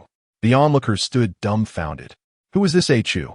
Mu Qing was momentarily taken aback, and soon her nose tinged with a hint of warmth, almost bringing her to tears. In her previous life, she had yet to meet Bei Kuan at this moment, yet now he addressed her in such a manner. This could only signify one undeniable truth. Her little Qi had also been reborn. Chu Boqiu narrowed her almond-shaped eyes, her gaze flitting between Mu Qing and the young prince. When had she ever become acquainted with the 7th prince? Let this palace take a guess. Who just bullied my Chu? Bei Kuan lifted his lip, swinging his broadsword towards the pallid-faced Chu Shuer. Is it you? Coaxed, already in a state of panic for failing to accomplish her task, was further terrified when Bei Kuan, this madman, pointed a knife at her head, causing her to faint in fright, losing control of her senses. Your Highness, please, take your time. At this moment, the old lady could not afford to feign ignorance. It was already scandalous enough that the Ning Wang and the princess were involved in such disgraceful conduct at her longevity banquet. If the life of an official's family were to be added to the mix, it was likely that even the Northern Emperor would lay blame upon her. Who do you think you are to speak? Bei Kuan impatiently dug at his ear, then abruptly reversed the blade toward the woman nestled in Wen Qian's embrace. Side Shun felt a chilling gust of sinister wind halt before him. Wen Qian frowned, thinking to himself that Bei Kuan was growing increasingly audacious. Your Highness, in what manner of creature might you be? Si Deshan bore a deep gash around her neck, for which a few drops of blood fell. She exerted every ounce of strength to suppress her pain and fear. Who could fathom how Baekuan became acquainted with Chu Muqing? Little 7. In the end, Muqing could no longer contain herself and spoke up. This utterance not only bewildered everyone present, but also left Baekuan momentarily stunned. A flicker of light danced in his slender eyes as he addressed her. Chu. Muqing took a few steps forward and admonished, Your Highness, you must not be disrespectful. Yet, discreetly, she winked at Baekuan 3 times, an established signal from their past playful interactions. Surprised by this, Baekuan, in a moment of exuberance, reached out his long arm, intending to embrace her. 7th Prince, you must not be so reckless. Muqing was pulled back to Chu Boqiu's side, the action laden with warning, which incited Baekuan's displeasure. Who the hell are you? Old teacher? At the tender age of 10, Baekuan had once studied under the tutelage of Chu Boqiu for a brief period. Although he did not acquire much knowledge, he held a profound fear of this instructor. Your Highness, how did I come to know my dear Qing? Chu Boqiu deliberately emphasized the words my family, his expression dark and brooding. Just moments ago, upon hearing Baekuan refer to him as my family Chu, he nearly shattered the boy's nasal bone in fury. Baekuan's breath hitched, casting a desperate glance toward Muqing. The 7th Prince and I had fortuitously met outside the palace not long ago. Chu Boqiu lowered his eyelids, scrutinizing the woman's expression with meticulous attention. Wen Shou, equally perplexed, wondered why Baekuan, who had always referred to him as a brother, seemed unaware of Baekuan's acquaintance with Chu Muqing. Shao Qi, once you've finished your antics, accompany me back to the palace. Beside them, Baekuan cleared his throat and voiced his admonishment. The Northern Emperor's lineage was scant, and the 2 brothers, sharing the same mother, exhibited strikingly disparate temperaments. Just managing the aftermath of Baekuan's mischief was already a considerable burden for him. Now, with Baekuan daring to provoke the younger sister of Chu Boqiu, was this not courting disaster? Understood, elder brother. As Baekuan passed by Muqing, he playfully winked his right eye and whispered mischievously, Don't worry, with me here, they're as good as dead. Muqing watched him depart, her heart utterly unburdened by concern. In their past life, Baekuan had earned himself a notorious moniker, the madman of the royal court. She had witnessed his methods of retribution on several occasions, and they could only be described as merciless. Wen Shou and Si Deshun were undoubtedly in for a world of suffering this time. Chu Muqing, do you find this amusing? A chilling voice suddenly echoed in her ear. A sudden jolt ran through Muqing's heart as she nearly forgot that there was still a jealous presence here. Chapter 8. Blossoms blooming together in the grand hall of the Northern Palace. A row of individuals knelt in perfect alignment. Wen Shou's handsome visage bore a hint of melancholy as he contemplated the events of the day. Not only had Chu Muqing's disposition undergone a significant transformation, but even Baekuan no longer exhibited the same familiarity towards him as before. It was indeed perplexing. Si Deshun cast a glance at the Prince of Yong'an beside her. Her father, despite his advanced age, knelt beside her. If she were unable to wed Prince Ning this time, would her father not unleash his wrath upon her? How detestable! This time she actually fell into Chu Muqing's trap. That vile woman, she will surely not let her off. Whom shall we deal with first? With a cold glint in his narrowed eyes, Baekuan swept his gaze over Wen Shou. After lying unconscious for days, he awoke to the realization of his rebirth. Learning that Muqing was visiting the Prime Minister's residence today, he recalled how she had met her tragic fate at precisely this juncture in his previous life. Swiftly orchestrating events behind the scenes, he delivered the intelligence to the Northern Emperor. Had this been his naive and foolish former self, he would have been utterly at a loss. But now, having endured the agony of losing loved ones, the sting of betrayal, and the bitterness of death itself, he was no longer that reckless simpleton of yore. He had evolved, Baekuan, the royal madman, upgraded with wisdom and theatrical prowess. A smirk curled his lips as he addressed the figure upon the throne with irreverent audacity. Father, today the Prince of Ning has been busy at the Prime Minister's residence, killing and debauchery. One might say he rivals even your Majesty's imperial schedule. When Shou stiffened, interjecting hastily, Your Majesty, today's incident was merely a lapse in judgment after drinking. How dare you cut me off? You damn fool. Baekuan's voice dripped with venom. Baekuan stepped forward, and with a swift motion, he knocked Wen Shouyin to the ground. Si Deshun trembled in fear. She had long heard of the Seventh Prince's notorious reputation for madness, but never did she anticipate it would manifest in such a violent manner. The solemn voice of the North Emperor resonated within the Grand Hall. Baekuan had no choice but to retract his foot, casting a disdainful glance at Wen Shou. He coldly remarked, "Even my forebears have not uttered a word. Why must you speak further, or I shall strip the skin from your back?" Meanwhile, Baekuan furrowed his brow, kneeling beside him due to his own lack of authority. Observing his brother's outburst, he felt a sense of dissatisfaction. "Seventh Prince, why do you suddenly harbor such animosity toward your subjects?" Wen Shou rose with an unreadable expression, studying the young man before him. There was a time when this youth had followed at his heels, addressing him as elder brother with every breath. Yet today, for Chu Boqiu's sake, he had actually flown into a rage against him. Most peculiar indeed. Could it be that Baekuan harbored feelings for Chu Boqiu? How? Unexpected. Laozi declared that if he wished to strike, he would do so without hesitation. Baekuan glared at him with displeasure, sneering. "Do you truly believe one must choose an auspicious day to deliver a blow?" The Northern Emperor cleared his throat and spoke with a solemn tone. "Very well. I am fully aware of today's events. Prince Ning, your affair with Princess Deshun has tarnished the royal family's honor, and your public act of slaughter at the Prime Minister's residence warrants severe consequences. What punishment do you deserve?" Prince Ning was the Crown Prince's right-hand man, and his father had rendered numerous meritorious services for the Northern Mang dynasty. The Northern Emperor indeed hesitated for a moment. Yet Chu Boqiu happened to be his most trusted minister, and the matter also involved his beloved younger sister. Today's affairs must be handled with impartiality to prevent that young man from finding fault. "Prince Ning, as punishment, I shall temporarily reclaim your fief in Tanzhou and deduct half a year's stipend." As Wen Shouyin's fingertips trembled, he recognized that the most crucial part of his fief was Tanzhou, where his father had once trained a battalion of private soldiers for him.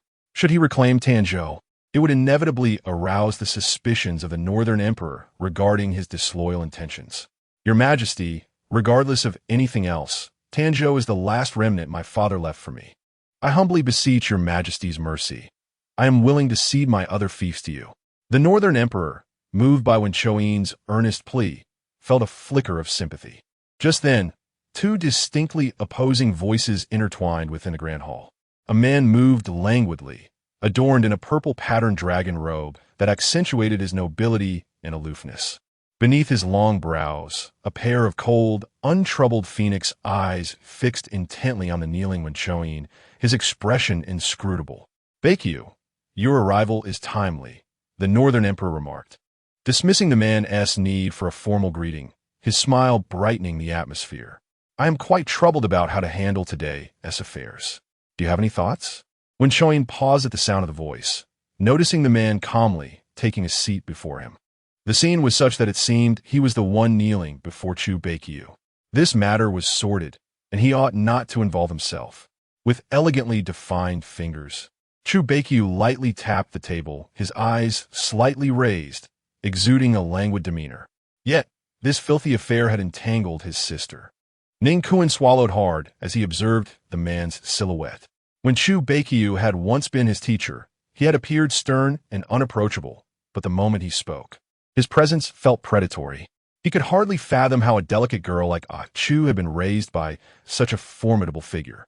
"Perhaps it would be prudent to temporarily entrust the fief to me for safekeeping until the union between the Ning Prince and the daughter of the Yong'an Prince is established, after which I shall return it."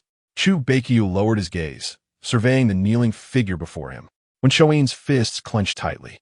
Surrendering Tanzhou to the Northern Emperor would surely reveal his intentions, but entrusting it to Chu Boqiu would be tantamount to relinquishing his leverage. The military strength of a Northern Mang was divided into 5 factions, controlled by 2 parties, 3 factions under Princess Yume and 2 under Chu Boqiu. Should Chu Boqiu appropriate the private soldiers left to him by his father, the fate of Northern Mang would undoubtedly rest in the hands of the Chu family. As for the daughter of the Yong'an Prince, "Boqiu, you may speak freely," the Northern Emperor observed, regarding Chu Boqiu with admiration. wishing his own sons possessed such decisiveness. His legitimate sons were either foolish or mad, lacking even a modicum of imperial demeanor. Si Deshun promptly bent to listen for orders. While out of the corner of his eye, he noted Chu Boqiu's brocade boots rhythmically tapping the floor, each sound resonating painfully in his heart.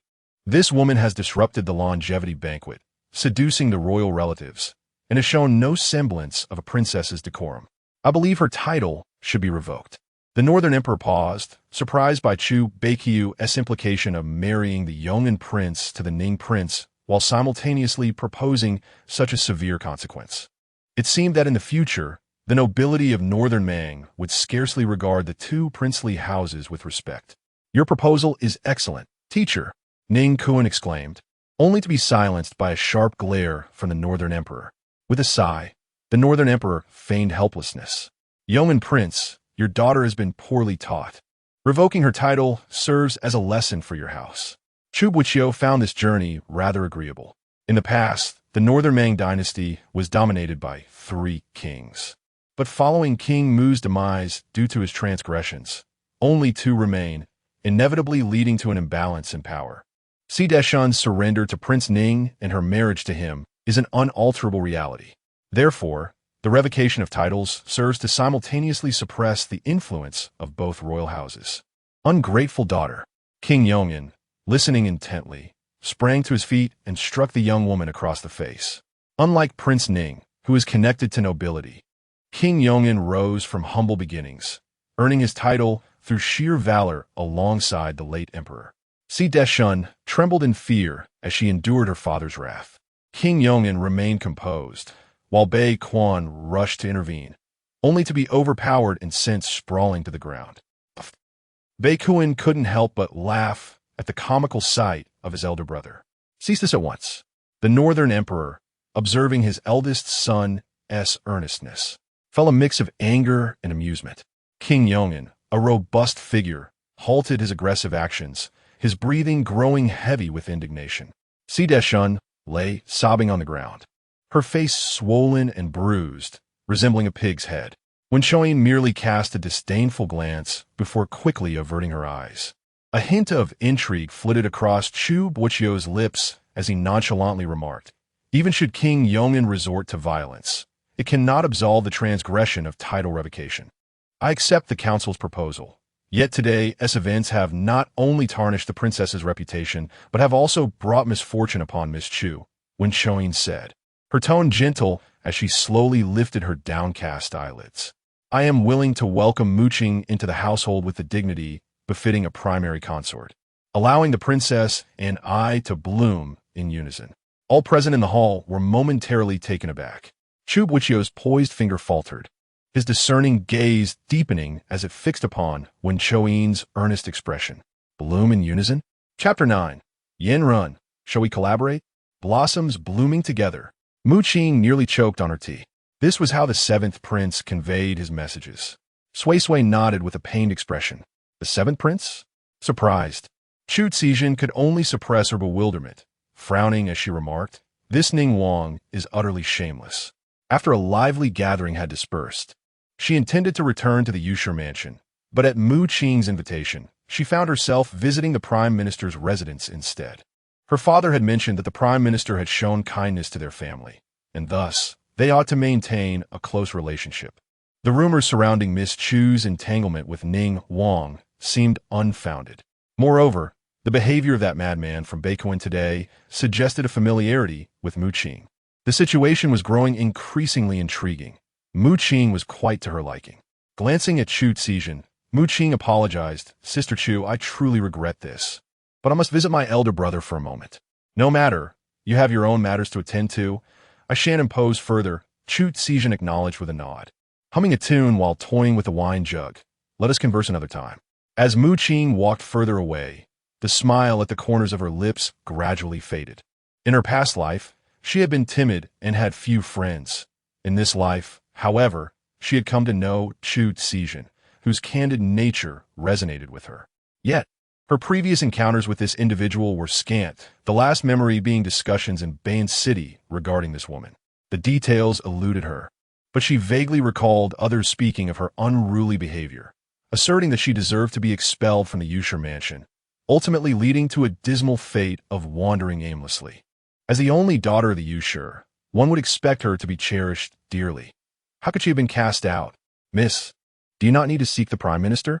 Years passed, and the woman shook her head. Mu Qing regained her composure and replied, We must go. You should summon someone to harness the carriage. Outside the residence, Uncle F.A., stroking his portly belly, expressed his concerns. Miss, do you think that today, when we take that person away, it won't attract any attention? Mu Qing paused her movement of boarding the carriage and inquired, When that person delivered the message, did anyone see? Uncle F.A. replied honestly, No. After you knocked me out, did anyone witness it? No, even if there were, it would still belong to our own household. So, when you threw that person into the room, did Wen Chou Yin's servant notice? Uncle F.A. shook his head once more. Mu Qing let out a sigh and said, Uncle, I know you're worried, but please don't be concerned just yet. At that moment, as she was preparing to visit the Prime Minister's residence, she coincidentally encountered the messenger sent by Wen Chou Yin to deliver a letter. Wasn't this a heaven-sent opportunity for her? The mere thought of Sidu Deshun and Wen Chou being caught in such an embarrassing affair was enough to make her wake up laughing in her dreams. As Mu Qing lifted the carriage curtain, her mirthful expression had yet to fade when she was startled by the man inside. MMPH. A large palm covered with calluses muffled her gasp. As the man leaned closer, an icy yet refreshing fragrance enveloped her. What troubles you, my lady? Uncle F.A. heard a commotion outside. Mu Qing's almond-shaped eyes remained wide open, while Yanren raised an eyebrow at her, a smirk playing on his lips. It's nothing. I was merely startled by a mouse in the car, she replied ambiguously. Uncle F.A. was taken aback. A mouse? The car is impeccably clean. Uncle will assist you. Please wait outside while I tidy up on my own. Yanren pressed her lips together, stifling a laugh. A mouse? Mu Qing lowered her gaze, sweeping over her hand that covered her mouth, and frowned. Isn't it true that General Yin eavesdrops on conversations and intrudes into others' carriages? Isn't that like a mouse? Yanren was taken aback, feeling the soft, damp sensation in her palm. She quickly released her grip, her expression becoming somewhat awkward. This general sits upright and proper. But you spoke carelessly, and unfortunately, it reached my ears. Mu Qing scrutinized the man, assessing him in her mind. Apart from the fact that he had saved her life in a previous existence, her understanding of Yanren was limited. However, she knew he was certainly not a villain. What is it that you, General Yin, wish to discuss? A faint smile tugged at the corners of Yanren's lips as he crossed his arms. Adapting a somewhat superior demeanor. I serve under the Crown Prince alongside Prince Ning. Are you not afraid I might relay this information to him? Not in the least. Yanren momentarily faltered. By conventional logic, he expected her to plead for mercy with tearful eyes. Why was this girl not following the script? Calmly, Mu Qing replied. The Yin general I know is just and principled, neither servile nor arrogant, and would never stoop to petty behavior. This flattery swelled Yanren's heart with pride. But soon he caught on. Wait a moment, little girl, do you know me? No. Are you praising me or scolding me? Mu Qing stifled a laugh. It's hard not to know of the young General Yin, given your numerous military achievements at such a young age. Humph. Yanren dismissed the compliment with a scoff, poking Mukvinke's forehead. Why are you opposing Prince Ning? Feeling uncomfortable with their proximity, Mu Qing stepped back slightly and replied, Like you, I dislike him. Yanren paused, clearly discerning a deeper emotion in her bright almond eyes. It was not mere dislike, it was hatred. Intrigued, he asked, How curious. This general collaborates with him. Why would you harbor such animosity? Though the young general and he may work together, it is out of duty, not unity, Mu Qing replied with a gentle smile, calmly countering. Perhaps you suspect that Prince Ning is not truly loyal? Yanren's smile faltered. This girl was astute, managing to guess his thoughts in an instant. My elder brother has known the Crown Prince for many years, so I am well aware that he is humble and benevolent, yet he possesses a fatal flaw. Yanren's gaze intensified as he awaited her next words. Mu Qing remained composed, analyzing the situation. He is too trusting, leaving him blind to the malevolence that surrounds him. Yanren's breath caught, and in a moment of desperation, he seized her neck, insisting silence. You dare speak such words? Mu Qing felt no breathlessness. Instead, her heart relaxed. General, you hesitate to listen because I have voiced your innermost thoughts.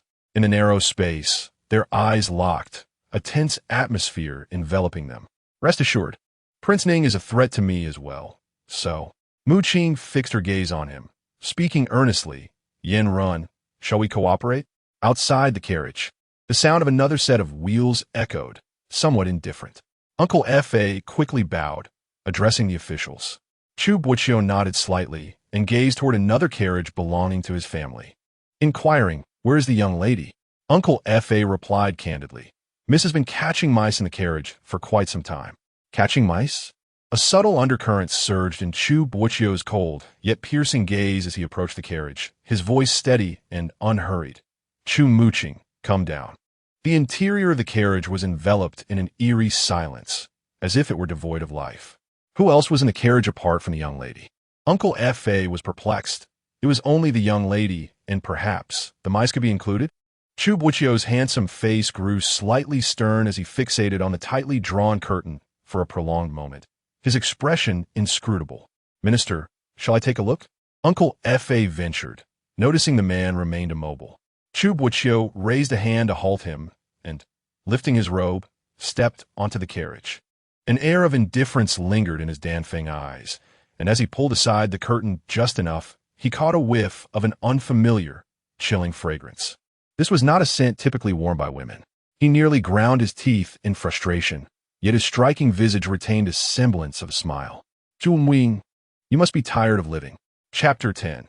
He requires gentle persuasion. As Chu Boqiu lifted the curtain of the carriage, he was met with a weary and drowsy visage.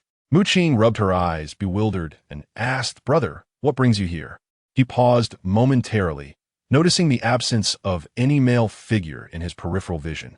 Yet the faint scent of incense still tantalized his senses. Who was in the carriage just now? Chu Boqiu's eyes, dark as ink, fixed intently upon her. What do you mean, brother? Mu Qing blinked innocently, replying, I accidentally fell asleep in the carriage. There was no one else. He raised an eyebrow, his tone clearly skeptical. Uncle Fa interjected, My lord, the young lady was merely catching mice earlier. I remained outside the entire time. There was no one. Mu Qing's smile faltered. Indeed. She had been startled by a mouse. Chu Boqiu's expression wavered. He coldly curved his lips, inquiring, And where is that mouse now? She swallowed hard and replied, It ran away. Unable to suppress a cold laugh, Chu Boqiu seized the moment of the young girl's nervousness, gently grasping her chin, leaning closer as he whispered, My esteemed sister possesses a mouth that can charm, managing to conceal her exploits within the ministerial residence. Yet now even the truth eludes her. My dear girl, do you not think you deserve a punishment? His face drew nearer, his gaze slowly descending to her delicate lips, yearning to savor their sweetness, wondering if they were as delightful as he imagined. Aware that she could not hide the truth, Mu Qing boldly wrapped her arms around the man's well-defined waist. Brother, I was wrong. Chu Boqiu lowered his gaze, returning to the moment. In what way were you wrong? She confessed earnestly, I should not have plotted against Prince Ning, nor should I have sought to display my prowess at the ministerial residence. That is incorrect, he stated, causing her to blink in surprise. Chu Boqiu tenderly stroked her hair, his phoenix eyes slightly raised. I approve of the plot against Prince Ning. As for your display of prowess, I have strived to ascend to this position with the hope of granting you freedom. Whether you remain as reserved as before or embrace your current boldness, brother will always encourage you. Not merely encouragement. He cherished her, regardless of her demeanor. Mu Qing met his gaze, unwavering. However, you ought to inform me before undertaking such actions. Chu Boqiu fixated on her delicate hands, speaking, even if you wish to engage in mischief, do not let these impurities taint your hands. Whatever you wish to pursue, I shall assist you. Then, have you helped me resolve the matter of my marriage to Prince Ning? Mu Qing tilted her head playfully, poking at the sturdy expanse of his chest. Chu Boqiu felt a tightening in his breath from her playful gesture, but suppressed his desires, asking in a hushed tone, What do you wish for me to do? Mu Qing studied the man's tense and repressed expression, suddenly feeling mischievous. I am irked by Prince Ning's cunning. He intentionally sent Si Deshun to me, yet he insists on marrying me. Could it be he is truly infatuated with me? The phrase truly infatuated made her feel a wave of revulsion. In her heart, Mu Qing did not believe he loved her, but she was equally certain he did not love Si Deshun. His greatest love has always been himself. Suddenly, she found her waist tightly bound, nearly choking her breath. Chu Boqiu. The heavy scent of sandalwood enveloped her, as Chu Boqiu actually imprisoned her, biting down hard on her earlobe. The force was not insignificant, causing tears to well in her eyes as she scolded. Are you a dog? Chu Boqiu breathed heavily against her neck, seemingly furious, and indignantly warned, Chu Muqing, let me tell you, you had better not entertain any further thoughts of him, or else. Or else what? Will you devour me? Muqing felt a surge of anger. She had intended to jest, but this person was far too sensitive. Upon hearing her words, Boqiu felt a tightening in his lower abdomen. He was already burning with fever, and her remarks scalded him like boiling water, provoking a primal urge to consume her and cool himself down. Yes, I shall devour you. With this parting remark, the man departed without a backward glance, leaving Muqing seething as she glared at his retreating figure. The evening meal at the minister's residence was lavish, thanks to Muqing's insatiable appetite. She desired to taste everything, yet could only manage a small portion of each dish. However, Chu Boqiu cherished his gluttonous little sister, ensuring that every meal was meticulously prepared, and to avoid waste, the portions had to be reduced. As for Chu Boqiu, Muqing called for Uncle Fa and Sui Sui to dine, yet the main character was notably absent.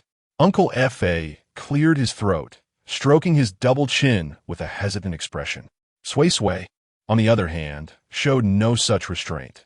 She cleared her throat and theatrically imitated someone, fully immersed in her role, likely reluctant to encounter her superfluous elder brother, thus sparing herself from his gaze. Muqing paused, realizing whom Sui Sui was mimicking. Seizing the moment, Sui Sui continued with a furrowed brow. It's just a fever. Missing one meal won't kill you. Muqing could not help but laugh. Who would have thought that Chu Boqiu was not only possessive but also a master of drama? At the hour of the dog, in the deep courtyard of the Phoenix Tree, Muqing quietly opened the door to Chu Boqiu's chamber, only to find it shrouded in darkness. Ordinarily, he would be occupied with state affairs at this hour. How strange. With no lamp lit inside, she could only rely on the moonlight to locate the man napping on the noble concubine's couch. Chu Boqiu's raven hair was tousled, his phoenix eyes slightly closed, and beneath his high nose, his sharply defined lips were tightly pressed together. The soft moonlight illuminated his profile, adding a touch of warmth to his typically aloof demeanor, rendering him enticingly captivating. Muqing pressed her hand to her chest, inhaling deeply to calm the tumult. She knew Chu Boqiu was handsome, but had never realized just how striking he truly was. Indeed, he was disarming. If you've seen enough, then leave. His cold, detached voice resonated starkly in the quiet of the night. You didn't dine this evening. You should have a bite before resting. Muqing placed the food box on the small table before him, delicately revealing each dish. I told you to leave. The man, still with eyes closed, turned over, unceremoniously presenting his back to her. Muqing gazed at him, his silhouette rendered solitary and desolate against the boundless night. He resembled a profoundly insecure creature, never revealing his vulnerabilities to others, choosing instead to tend to his wounds and suffering in solitude. It is no wonder that in her previous life, she failed to comprehend him and mistakenly believed that her brother distanced himself from her due to their lack of blood relation. The atmosphere was exceptionally quiet, so much so that Chu Boqiu began to think the woman had truly departed. Just as he was about to turn, a pair of soft hands wrapped tightly around his waist. How long will you continue the charade? Muqing rested her forehead against the man's back, chuckling softly. Lord Zai Fu, do you gentlemen truly possess such pettiness? A sudden tension seized Chu Boqiu's spine. He could no longer restrain himself and flipped the woman beneath him, his desires unmistakably unveiled in the dim night. Muqing was momentarily taken aback. The man's skin was remarkably fair, and the small red mole on his nose added an alluring charm to his striking features. Unable to resist, She reached out to touch the corners of his eyes, which were tinged with a hint of crimson, his skin radiating warmth. He was still feverish. Chu Boqiu, focused on holding her down, vehemently avoided her touch, turning his face away with an air of indifference. In Mu Qing's eyes, this behavior was akin to that of a petulant child. Was he truly that aggrieved? She reached out and patted his head, eliciting a startled reaction from him, his already labored breaths becoming even more pronounced. Ajwa, be good, don't sulk. The man's pupils constricted as he gazed at her, seemingly astonished. Mu Qing bit her lip, barely suppressing a smile. Indeed, he required coaxing. Chapter 11. She wants to save him, you. Chu Boqiu frowned, his voice rendered hoarser by illness. Are you teasing a dog? Mu Qing raised her eyebrows in surprise, only to be met with the man's indifferent rejection. Leave me be. My meals are of no concern to you. She couldn't help but chuckle at how swiftly he had turned his back on her. Upon reflection, she realized that although Chu Boqiu appeared cold and solitary, he was, in truth, profoundly starved for affection, which led to his occasional obsession and pathological temperament. Indeed, she needed to exert greater effort, otherwise, her arduous pursuit of love would lead her nowhere. Brother, you are so indifferent, Mu Qing pouted, prodding his chest in accusation. Yet, Chu Boqiu remained unmoved, responding coolly. With such behavior, do you still wish to marry Wenchoin? He glared at her with an intensity that could pierce souls, his gaze a silent warning. Should she dare utter even a single word of affirmation at this moment, he would undoubtedly claim her with a ferocity meant to extinguish any lingering thoughts of binding her to his side in docile obedience once more. Yet beneath this storm of possessiveness lay a tremor of fear that the depth of his devotion might overwhelm her fragile spirit. Would she perceive him as monstrous for such consuming passion? Do you consider this love that transcends ethics to be distorted? He dared not imagine her response, so he wished for her to remain by his side forever as a younger sister. Perhaps this was the only way to suppress his reckless desires. A melancholic dilemma? As dusk enveloped the world, a sly smile danced upon the corners of my lips. Why does my brother refuse to allow me to wed him? Chu Boqiu clenched his fist, acutely aware of the tremors coursing through his body, yet his expression remained composed. I said it's impossible, and it is, he declared. Was it impossible to marry Ning Wang, or was it something else? Mu Qing raised her gaze, fixing him with a steady look, and quietly replied, It's impossible to marry anyone. A jolt of realization surged through Chu Boqiu. The moment their eyes met, he instinctively averted his gaze, his pupils constricting. I didn't mean it that way. He had never dared to reveal anything in front of Mu Qing, even though they were not blood siblings. Yet, fear still gripped him. At the tender age of 8, he lost his parents, and it was Mu Qing's father who had sheltered him from the storms of life, ultimately sacrificing himself to protect him. For nearly a decade, Mu Qing had been his steadfast companion, wholeheartedly treating him as her elder brother, placing her trust in him. She had pulled him from the depths of endless solitude and darkness, yet he, burdened by his unworthy thoughts, sought to drag her back into that abyss alongside him. It was profoundly selfish. If Mu Qing were to leave his side, if her laughter and presence could no longer grace his life, he feared he would perish. Not possibly, but certainly. Thus, he could not afford to lose her. I merely wish, as your brother, to ensure you do not encounter unworthy suitors. He exhaled a heavy breath, speaking in a manner that betrayed his conscience. Brother? Mu Qing was born with radiant eyes and pearly white teeth. She blinked her long lashes, causing dust to stir and hearts to tremble. So my brother is this selfless. So he is this timid, not even daring to reveal half his thoughts. Mu Qing nodded slightly, her expression profoundly meaningful. If that's the case, then little sister understands. Chu Boqiu unconsciously let out a sigh of relief. Yet a wave of bitterness welled up in his chest, as if mocking his cowardice. It is as if one were proclaiming, behold, even if the one who marries and bears children with her in the future is not Wenchoin, it will nonetheless be someone else. To express gratitude for my elder brother's guidance, allow me to present you with a small gift. Mu Qing's smile was radiant, unspoken words lingering in the air. Chu Boqiu, taken aback, pondered what this gift might be. A soft, tender sensation brushed against him, accompanied by the fleeting figure of the charming young woman as she kissed him on the forehead.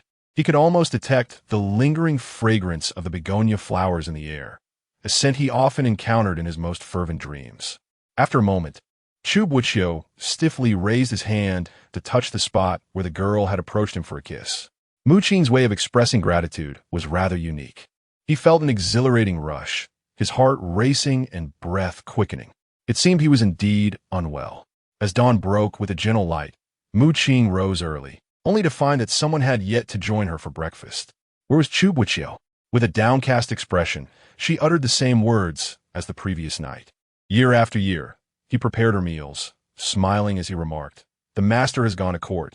Strangely enough, he departed an hour earlier than usual today. Mu Qing paused. Her chopsticks halted midair. So he was not still angry. Rather, was he shy? Suddenly, she felt a surge of joy, casually unfolding the letter sent by Baquan the previous night. Ah, Chu Qingqing.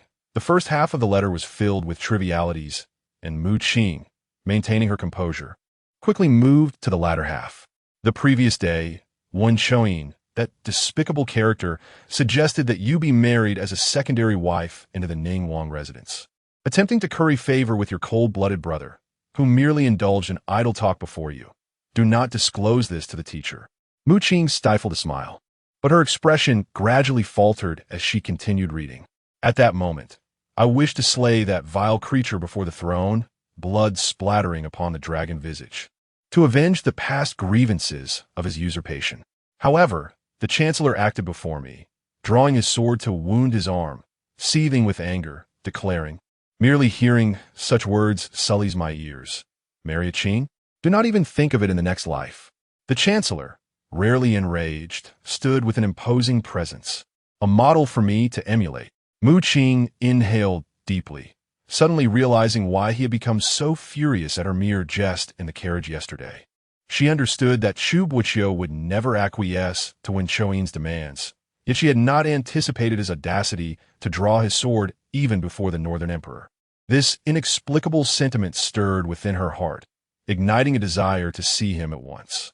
She gently set the letter down, but inadvertently caught sight of the last line of the signature. Due to the sudden events in the south yesterday, my father wishes to summon the chancellor to accompany that vile character southward. I trust you still remember the past, and this situation is perilous for the chancellor. Should you wish, I can accompany him to ensure your safety.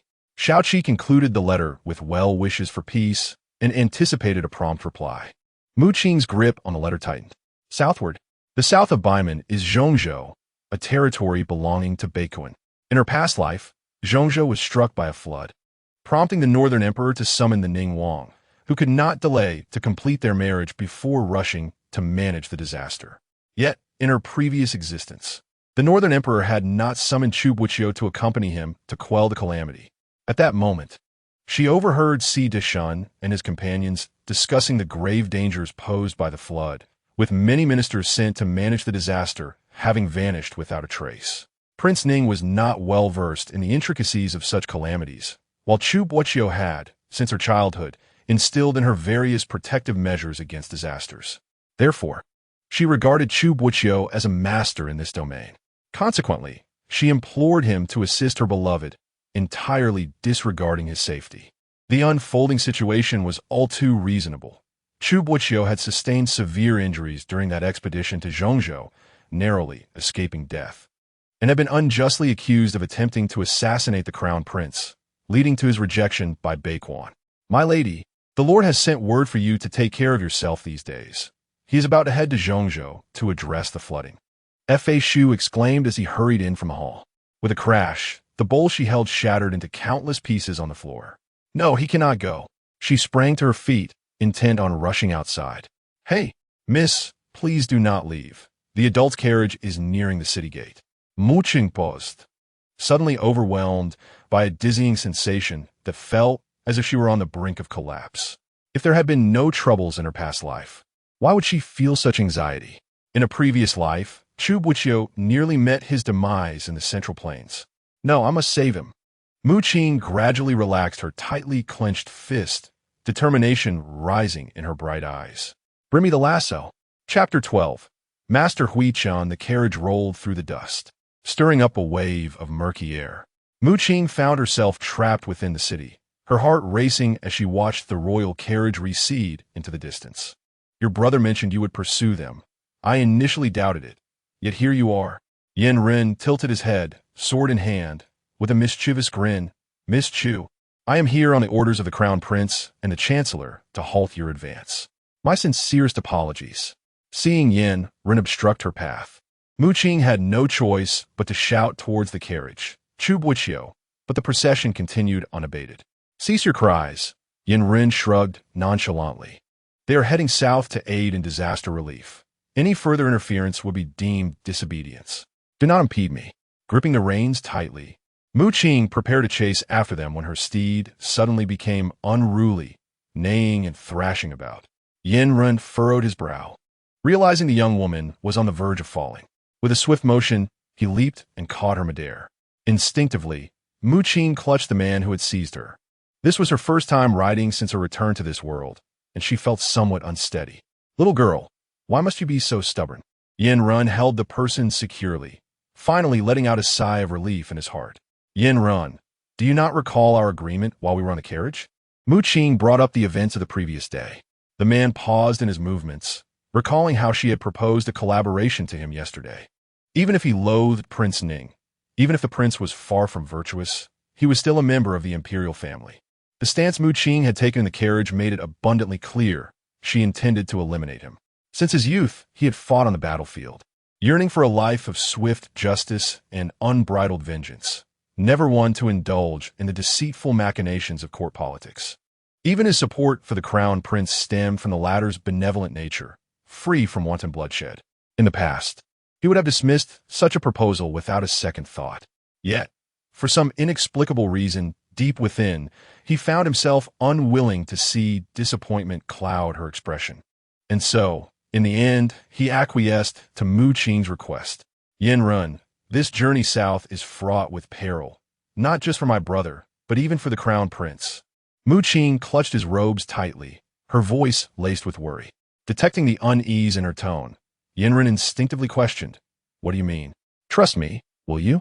Mu Qing was on the verge of tears, her tone imbued with an unprecedented earnestness. Just as I trust you and cherish our collaboration. Yen Ren, noticing the girl in his arms, her beautiful apricot eyes slightly reddened at the tips of her nose, and her willow-like brows knitted together, presenting a pitiful visage akin to a small rabbit. The sight of her about to weep sent waves of inexplicable anguish through his heart, a feeling that struck him as oddly familiar. Given the perilous situation in Zhongzhou, it would be best for a mere girl like you to refrain from venturing there. Mu Qing's eyes were clouded with confusion, and in her moment of despair, Yen Ren spoke again, his tone considerably gentler. If you are worried about your brother's safety, I shall keep a watchful eye for you. See, I told you, with Yen Ren around, everything will be fine. Bei Quan clapped the man on the shoulder, his face beaming with joy. Beneath the city gate, the woman was tightly embraced by Yen Ren, and Chu Boqiu did not overlook her initiative in grasping Yen Ren's hand. Chu Boqiu's gaze turned colder, forcefully throwing down the carriage curtain, his expression darker than before. Last night, she was affectionate with him, yet today, she is embracing another? Had he known this would transpire, he would not have gone to such lengths to avoid her. Bei Quan clicked his tongue, saying, Ajua, you must admit, although Yen Ren is merely 19, his charm is undeniable. The young ladies of Bayan City have all secretly harbored feelings for him. Chu Boqiu's face bore no trace of amusement as he coldly fixated on the heavy carriage curtain before him. Charm? How pedestrian. He was but a mere youth. Can he truly compare? The more Chu Boqiu contemplated, the more his ire ignited, completely forgetting that he was only 3 years her senior. He would not dare to even touch Mu Qing with a finger, yet Yen Ren had the audacity to embrace her. It seemed that the lad had little regard for his own safety. Bei Quan, oblivious to the mood, continued to jest, Ajua, Qing has reached her coming of age. She seems rather close with Yen Ren. Suddenly, a sharp crack resounded. Bei Quan was momentarily stunned, glancing around in confusion. What was that sound? Chu Boqiu's icy expression vanished as he cast a fleeting glance at Bei Quan, dismissing it with indifference. Impossible, I distinctly heard. Bei Quan's gaze shifted, realizing the man before him was covered in walnut remnants. Bei Quan covered his mouth, exclaiming in horror, "I've been shelling these walnuts for 2 whole years." 2 years? A sense of relief washed over Chu Boqiu.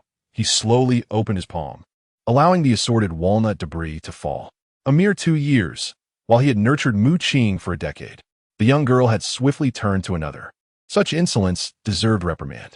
Bei Quan mourned over the walnut remnants when he heard the man coldly command, "Zhou Huai, ensure the young lady's safety. Do not let any ill-intentioned individuals approach." A faint acknowledgement was heard from outside the carriage. Chu Boqiu then ordered the journey to resume. Due to the flooding in Zhongzhou, His Majesty had dispatched the Ning Wang to oversee disaster relief. Though he was initially uninvolved, the emperor had inexplicably heard of his expertise in disaster management and commanded him to accompany the crown prince. This matter was fraught with uncertainties, and he needed to navigate it carefully. He hoped to resolve it swiftly, so he could return to see his little lady. Meanwhile, Qing hastened back to the chancellor's residence. Although Yan Run had promised to protect Chu Boqiu, she remained uneasy. "Sui Sui, please go to the Yusher mansion and invite Miss Chu to join us at the Zhongguo temple to pray for the victims of Zhongzhou." Sui Sui bowed, but upon seeing her mistress preparing, she hurried off to the Yusher mansion without delay. At the Zhongguo temple, 2 young women walked side by side. "Sister Chu, I hope you won't be upset that I dragged you here so late for prayers."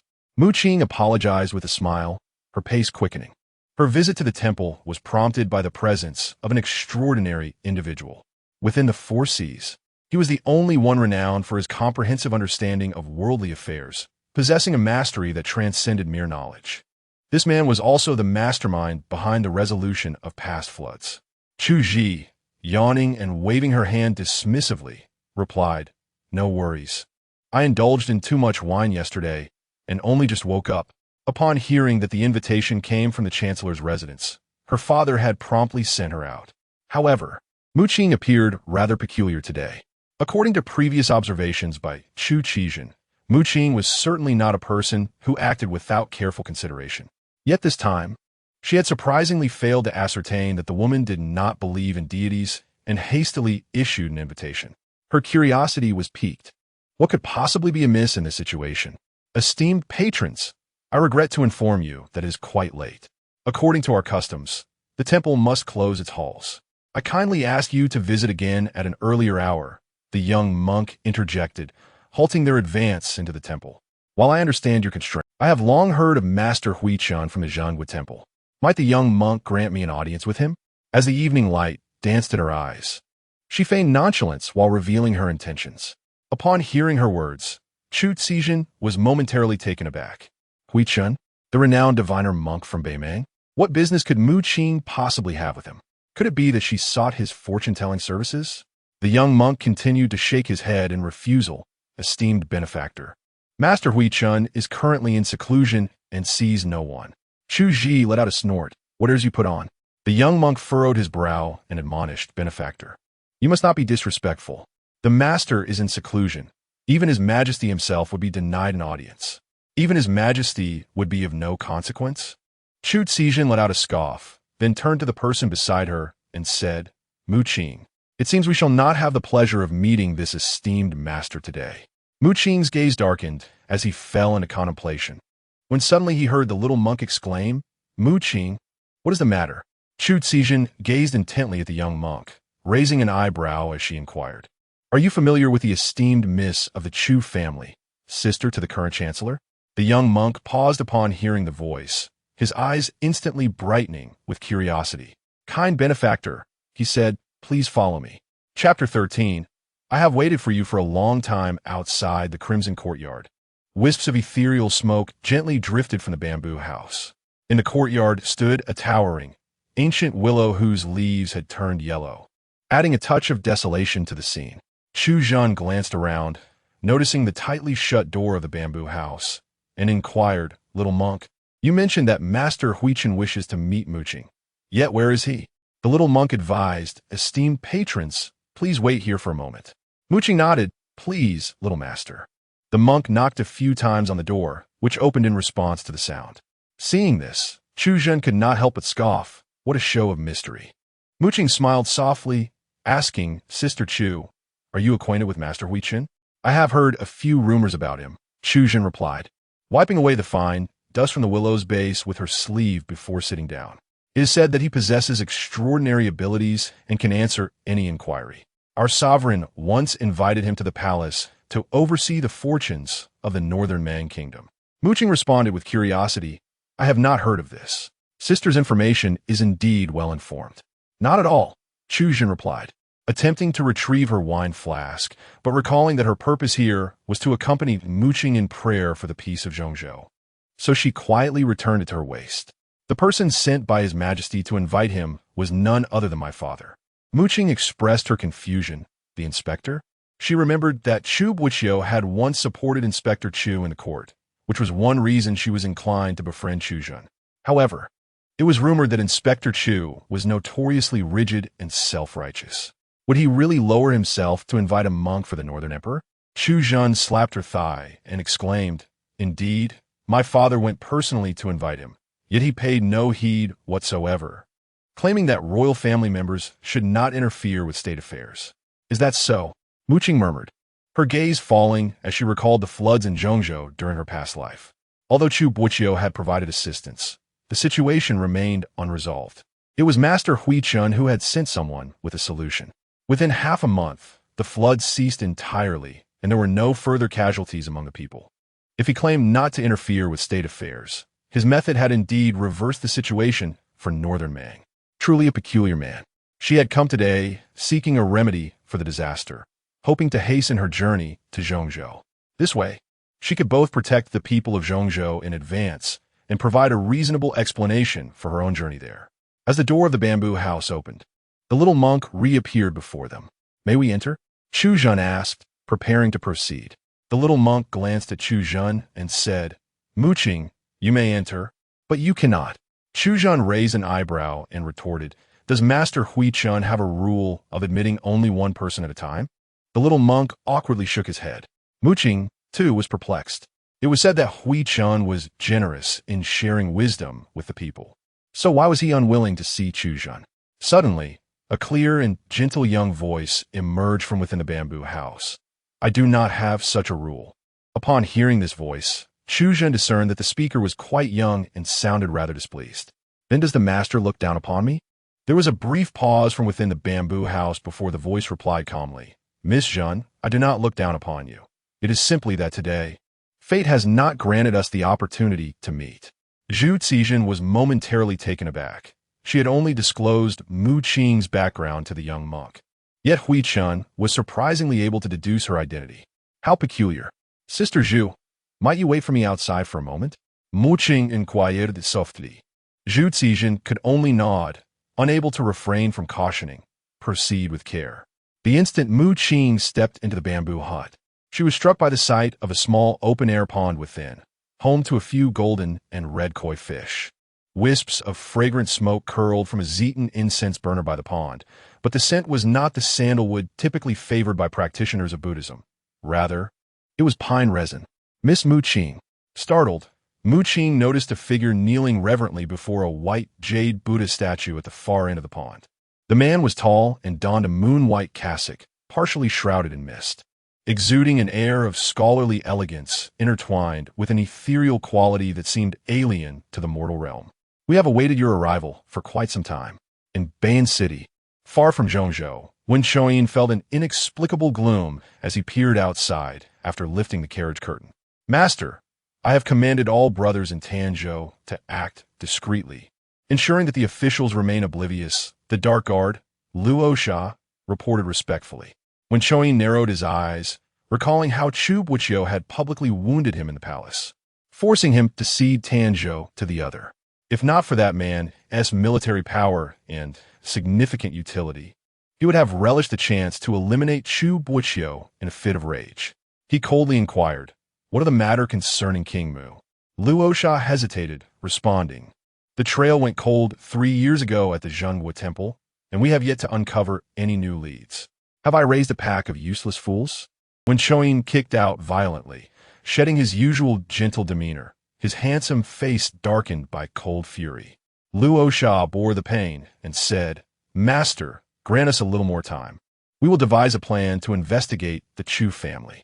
When Choyin swallowed down a surge of frustration and remarked, I have heard that Chu Boqiu has gone to pray for matters concerning Zhongzhou. Luo Sha astutely added, surely Miss Chu is concerned for your safety.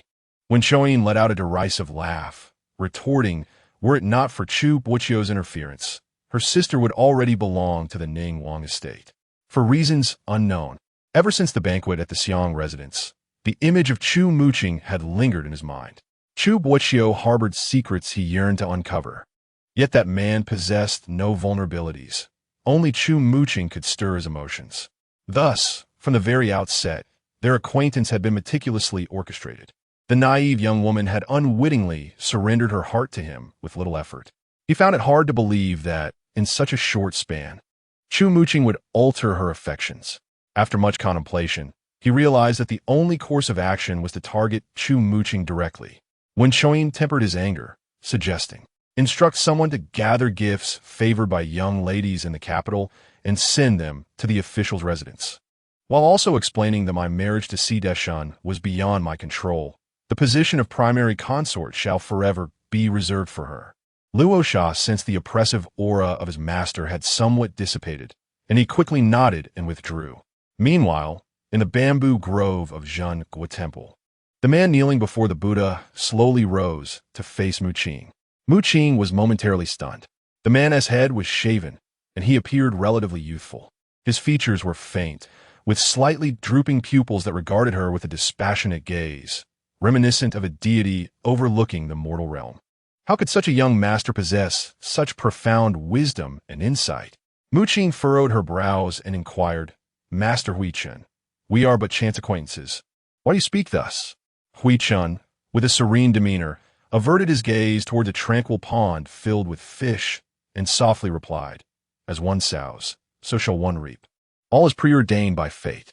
Mu Qing gazed at him intently, her curiosity piqued. What do you mean by sowing and reaping, master?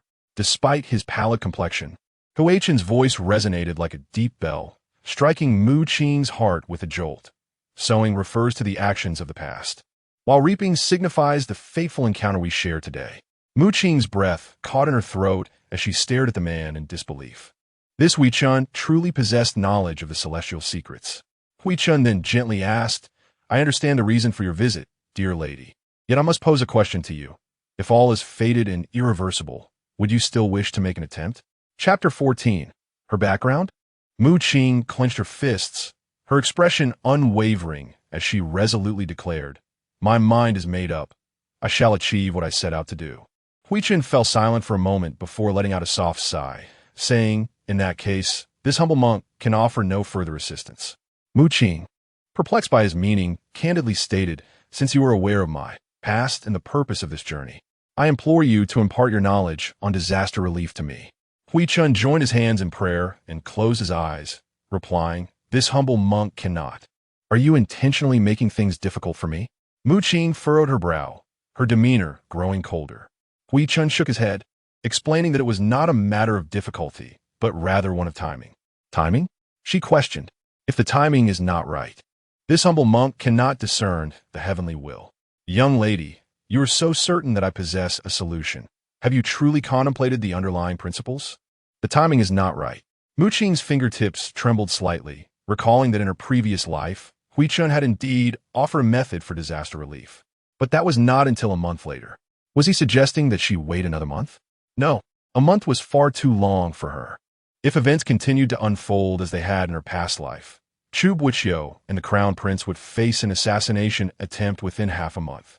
She had heard from Bei Kuan that during that attempt, Chu Boqiu narrowly escaped death, almost losing his life in Zhongzhou. This life had already diverged from the past. She had not fallen into Wen Choyin's clutches, nor had she entered into a marriage with him. If Chu Boqiu had also encountered unforeseen changes, if he were not fortunate enough to evade the impending danger this time.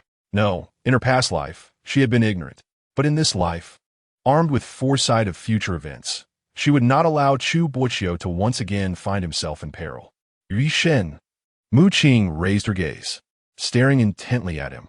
You'll help my brother, won't you? Hui Chen lowered his eyelids and replied, his tone calm. Why are you so certain that I will aid your brother? Because you once.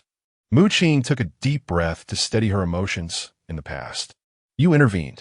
In her previous life, Huichen could have easily bestowed his methods upon anyone seeking glory, yet he did not. He had offered them only to Chu Boqiu. She speculated that Huichen might have known Chu Boqiu. Otherwise, his claim of not interfering in state affairs would be suspect. How can you be so sure that I am helping your brother? Huichen's eyes gradually opened, their clarity revealing emotions she could not comprehend. Qing was taken aback, confusion etched across her face. This humble monk possesses 2 items that may be of assistance to you. Huichen retrieved 2 small boxes from beside the pond, one green and one purple. She accepted them, eager to speak further, but was interrupted. I must enter seclusion now. Young lady, please. His tone signaled a dismissal. Qing fixated on the boxes before bowing respectfully to the man who had turned away. As if sensing something, the bamboo door opened automatically. She stepped over the threshold, only to hear Huichen's enigmatic voice. Do you wish to uncover your own origins? She was momentarily stunned. Her background? Her father had once been a bodyguard to Chu Boqiu, dying loyally in service, after which she had been entrusted to Chu Boqiu's care. What more could there be regarding her origins? What do you mean? Qing swiftly turned back, but Huichen had vanished from the pond's edge. How strange. Qing, what happened? Did you ask Huichen anything? As Chu Boqiu observed a figure emerging, she hurriedly approached out of curiosity. The figure inclined her head slightly towards Chu Boqiu, stating that she needed to speak with you outside. If one wishes to save another, it is imperative to set off promptly, for the path ahead is shrouded in mist, and the young lady must possess a guiding light within her heart.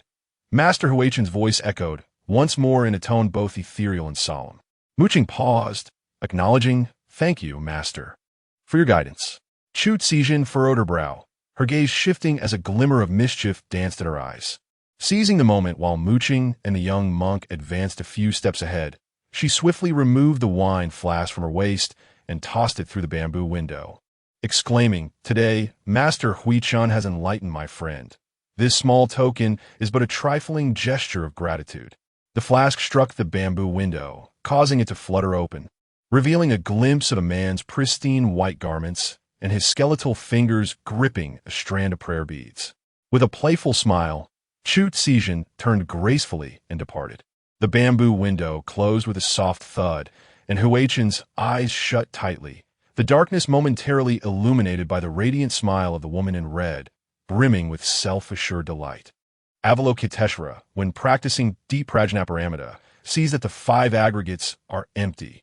The serene and elegant recitation of scriptures emanated softly from within the bamboo hut, gradually fading into the haze. The dove from Zhou Huai arrived under the cover of night, and Chu Boqiu clutched the note, her expression inscrutable. Zhou Huai had conveyed that Qing had gone to the State Protection Temple to pray for the Central Continent. Yet, she had met with Huichen instead. Was this mere coincidence? Master, should I instruct Zhou Huai to inquire something of Master Huichen? Asked the man kneeling in a dark cloak, the head of the shadow guards and the sole individual privy to the matters concerning Chu Boqiu. Ingui, simply ensure Zhou Huai protects the young lady. The rest is of no concern, Chu Boqiu replied, her tone icy as she delicately traced Qing's name on the paper. Additionally, ensure that Bo Qingwei safeguards the waters of Tanzhou. Given how much Wenchou values that land, there must be something amiss. Bo Qingwei was a carefully selected shadow assassin, renowned for his prowess in uncovering hidden secrets. Ingui swallowed hard. His master exuded an aura of lethal intensity. Were it not for the young lady's constant presence at his side, he would genuinely fear his master might tread a path of no return. In the dead of night, Zhou Huai dozed atop a tree, suddenly sensing movement below. In the blink of an eye, a woman, burdened with a bundle, galloped away from the back gate of the prime minister's residence. Zhou Huai quickly descended and stealthily pursued her on horseback. Outside the city gates, the woman in red awaited for what felt like an eternity. Sister Chu, what brings you here? Qing exclaimed in astonishment. Chu Boqiu turned, her smile radiant. You requested my assistance in finding a female bodyguard to accompany you to the Central Continent. After much contemplation, it seems this task is one I am uniquely suited to fulfill. Qing's brows knitted together in surprise. Upon leaving Huichen, she had spun a tale, claiming her meeting was to seek insight into Chu Boqiu's journey to the central continent, which Huichin had foreseen as an ominous sign, necessitating her to carry Huichin's precious talisman to aid Chu Boqiu. The reasons behind her deceit are twofold. Firstly, to conceal her identity as one who has been reborn. Secondly, she requires Chu Boqiu to accompany her to ensure her safe passage to Zhongzhou. As for her preference for a female escort, it stems from her apprehension regarding Chu Boqiu, who is notoriously possessive. However, she had indeed heard in her previous life that Chu Boqiu was quite skilled in martial arts, though it was rumored that her father, the censor, disapproved of such behavior. Rest assured, my martial prowess has been imparted to me by a formidable itinerant sorcerer. I shall escort you to Zhongzhou without a hitch, Chu Boqiu declared, brandishing her sword. I trust you, but concerning the censor, Chu Boqiu reassured her, do not worry. I've left a note for my father, claiming I am visiting my maternal grandfather in Tanzhou. He dotes on me and will help me maintain the ruse. Nothing will go awry. Given the circumstances, Mu Qing could only nod in gratitude. Chu Boqiu smiled kindly, saying, what is there to thank me for? My heart yearns for the life of a wanderer. This journey will serve as an excellent opportunity for me to hone my skills. Meanwhile, Ziyuhai, concealed in the shadows, furrowed his brow. His master had instructed him to protect the young lady, but had not mandated that he prevent her from traveling to Zhongzhou. Moreover, he was eager to return to his master's side and ensure his safety. Yet, he questioned whether this young girl from the Chu family was truly reliable. He instinctively clicked his tongue, but quickly covered his mouth. Suddenly, a sharp dart came hurtling towards him. Chapter 15. Missing him a little sister Chu. What's the matter? In the fading twilight, Yu Guang caught a glimpse of Chu Boqiu's hand moving subtly, yet couldn't discern her actions clearly. Chu Boqiu concealed the icy glint in her eyes and bestowed upon the woman a tender smile. It's nothing, merely a rat. Let's depart swiftly. Only when their figures had receded into the distance did Zhou Huai cautiously emerge from his hiding spot. Chu Boqiu's martial prowess is truly exceptional, he mused silently. Had he not evaded with alacrity, the flying dart would have found its mark. It seems the young mistress's safety need not be a concern after all. Within the humble confines of the firewood shed at Yong'an Manor, a disheveled woman cowered in a corner. My lord, I beseech you to spare Shun'er, came the plaintive entreaty of a mother's voice beyond the shed. Si Deshun shuddered violently and scrambled toward the entrance, crying out piteously, Father, Father, release me, I beg of you. My daughter admits her wrongdoing. Get away from me. You wretched lot, you cannot even safeguard the imperial title bestowed upon me through my military achievements. Si Deshun heard muffled thuds and the sound of kicking from the storeroom, accompanied by what seemed to be his mother's sorrowful weeping. No, father, do not strike mother, please. She clung to the firewood door, desperately reaching through the cracks to seize the tyrannical Prince Yong'an. With a thunderous crash, as Si Deshun grasped her father's trouser leg, she was swiftly kicked back. The sound of her bones fracturing resonated clearly in her ears, causing such intense pain that even her hair became damp with sweat. A faint whimper escaped her lips, my hand. Shun'er, the princess of Yong'an wept inconsolably as she struck her husband, vehemently reproaching him. Even if Shun'er has erred in any way, she is still your own flesh and blood. Soon she will be wed to the royal manor. In her current state, do you truly believe that Prince Ning will not cause you trouble? The Prince of Yong'an, with a sense of impatience, brusquely pushed the person aside and cast a cold glance at the woodshed. How could such a lowly creature, engaging in acts that tarnished the family's reputation, ever expect the esteemed Prince Ning to hold her in regard?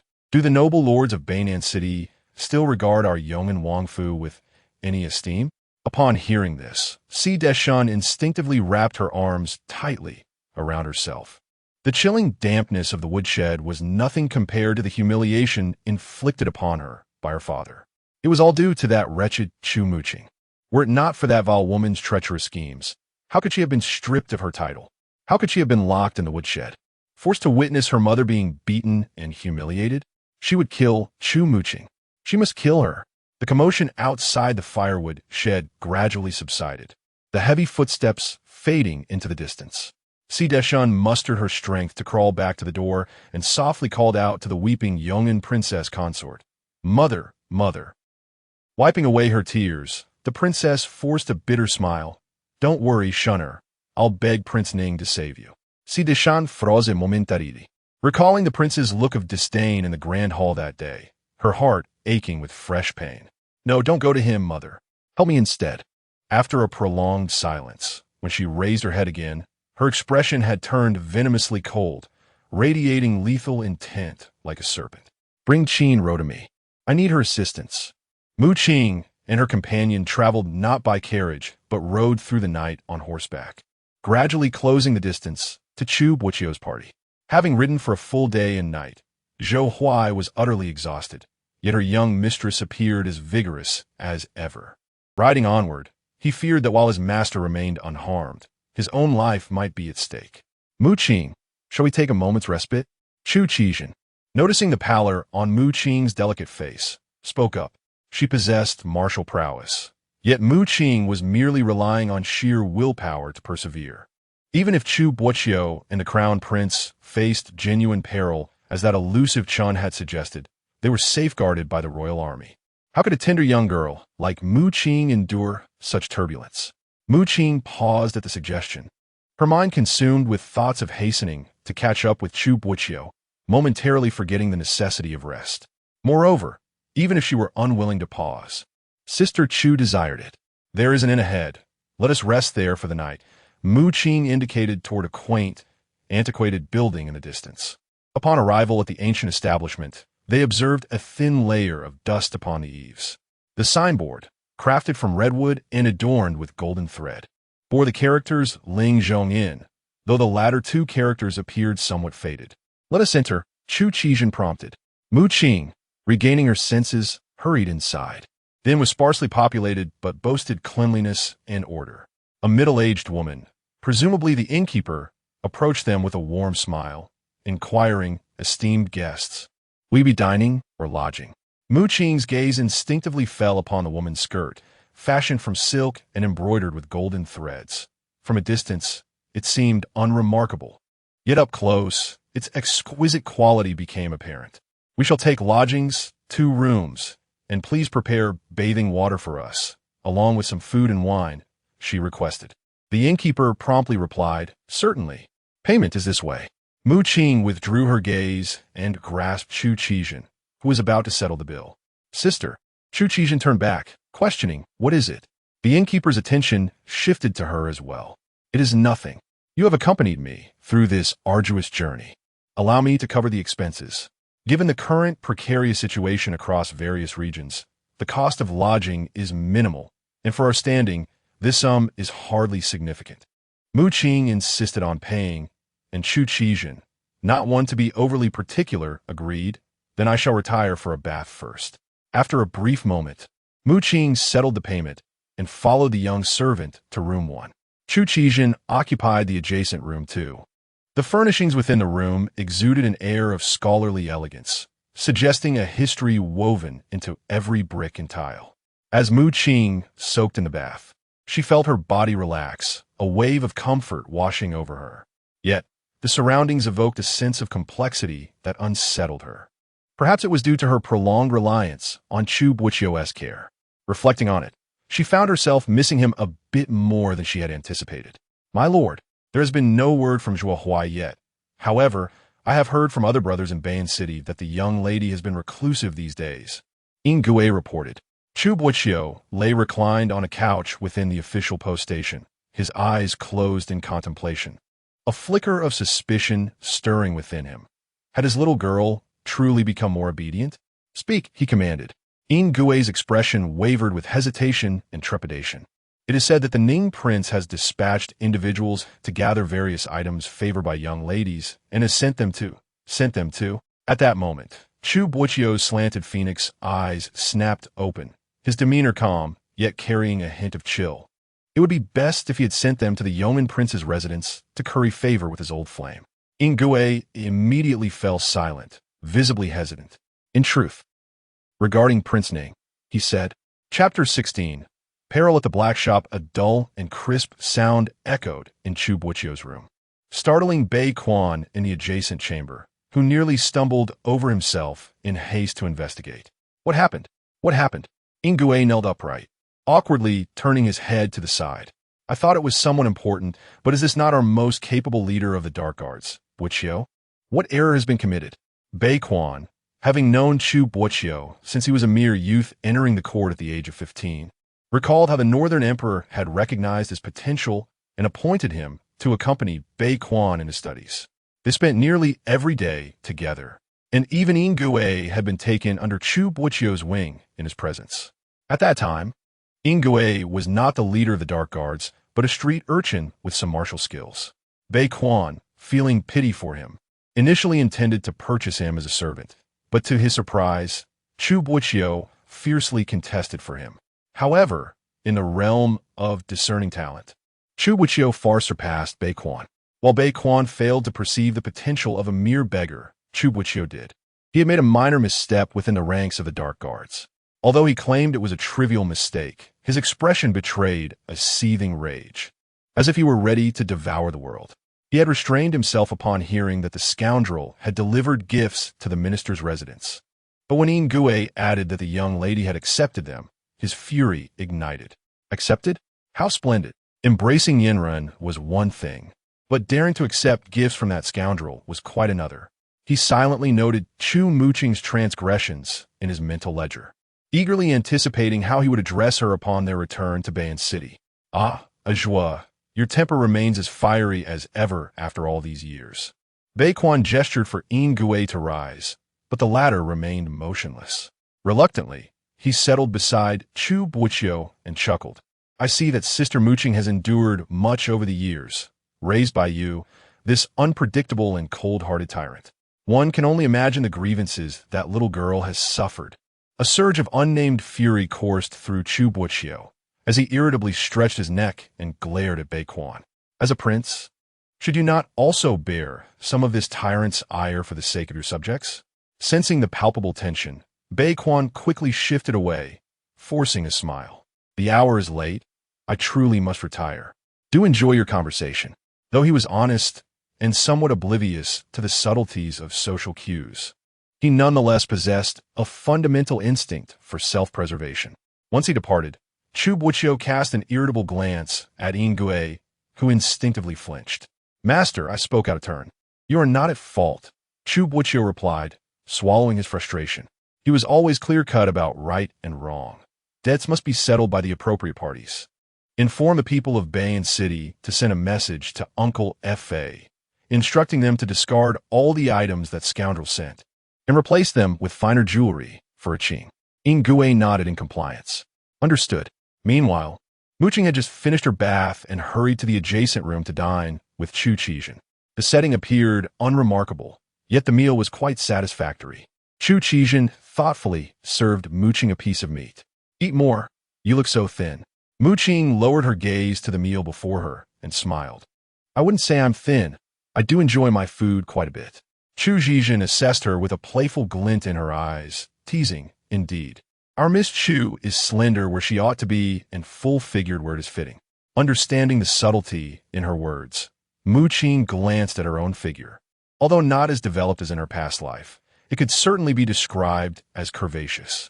Unabashed, she cheerfully replied, I envy you more. You have such a robust physique. I have struggled with my health since childhood, and it takes me ages to recover from any ailment.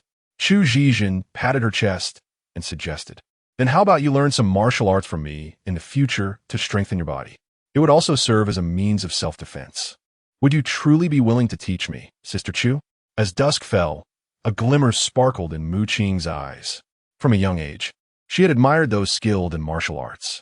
Had she learned even a single move, she would not have required Chu Boqiu to intervene in this murky situation.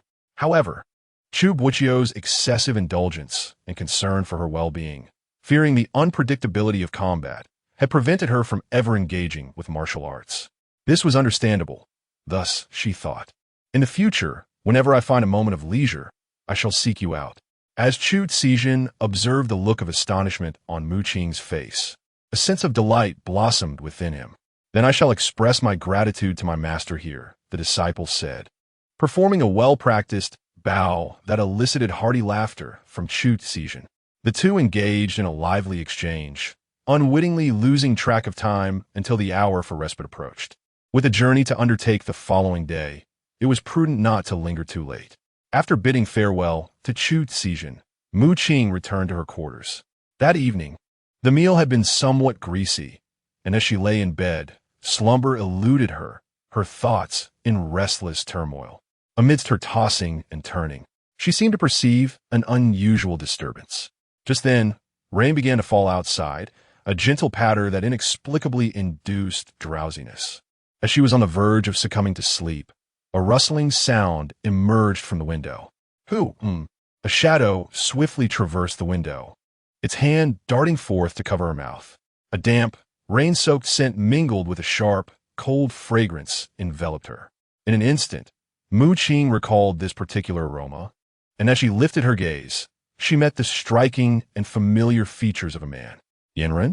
Now that the lights are extinguished, she can only vaguely discern the pair of strikingly contrasting long eyes, a current of unspoken emotions surging beneath. Had he not set off much earlier than herself? How did you come to be at this inn? The situation is dire, so I shall be brief. This establishment is a den of iniquity. Yandere's song released his grip, his complexion pale and his expression somewhat weary. A den of iniquity? Qing suddenly recalled the innkeeper's attire, luxurious silk fabric that was far beyond the means of ordinary folk. At the time, she had wondered how the proprietor could afford such finery when the Central Plains were suffering devastating floods, and this place was so close to the disaster zone. Only now did she realize these must be ill-gotten gains from murderous bandits. Casting a scrutinizing glance at him, she inquired with genuine concern, "Are you unharmed?" He shook his head slightly and explained in a soft voice, "I arrived here half a day earlier than you. After eating their food, I fainted and they tied me up in the firewood shed. In my dazed state, I heard your voice, which roused me back to consciousness."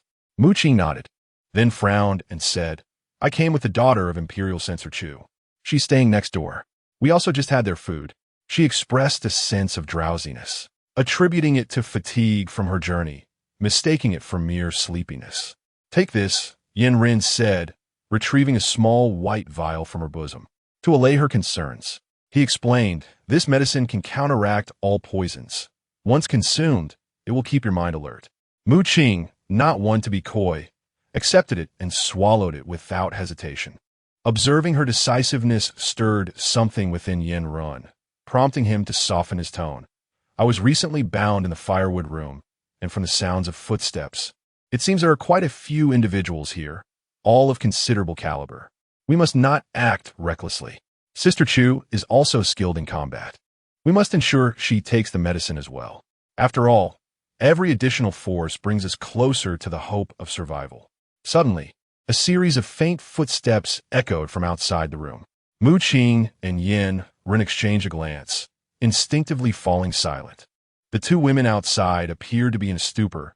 It was evident that room 2 was guarded, so we should focus on room 1 instead.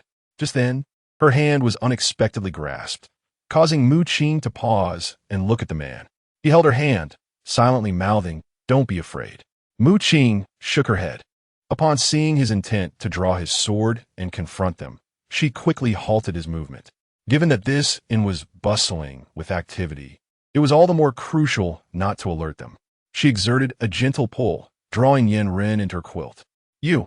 The man was utterly astonished, staring at her in disbelief. "Chu." Qing placed her finger over his lips, whispering, "Act according to circumstances." As she spoke, she swiftly lay down, ensuring to tuck Yandere's head under the covers with her. Yandere inhaled deeply, catching a whiff of the faint fragrance emanating from her, his ears involuntarily flushing. Here he was, a formidable general of the Yanhui, being tucked into a maiden's bed.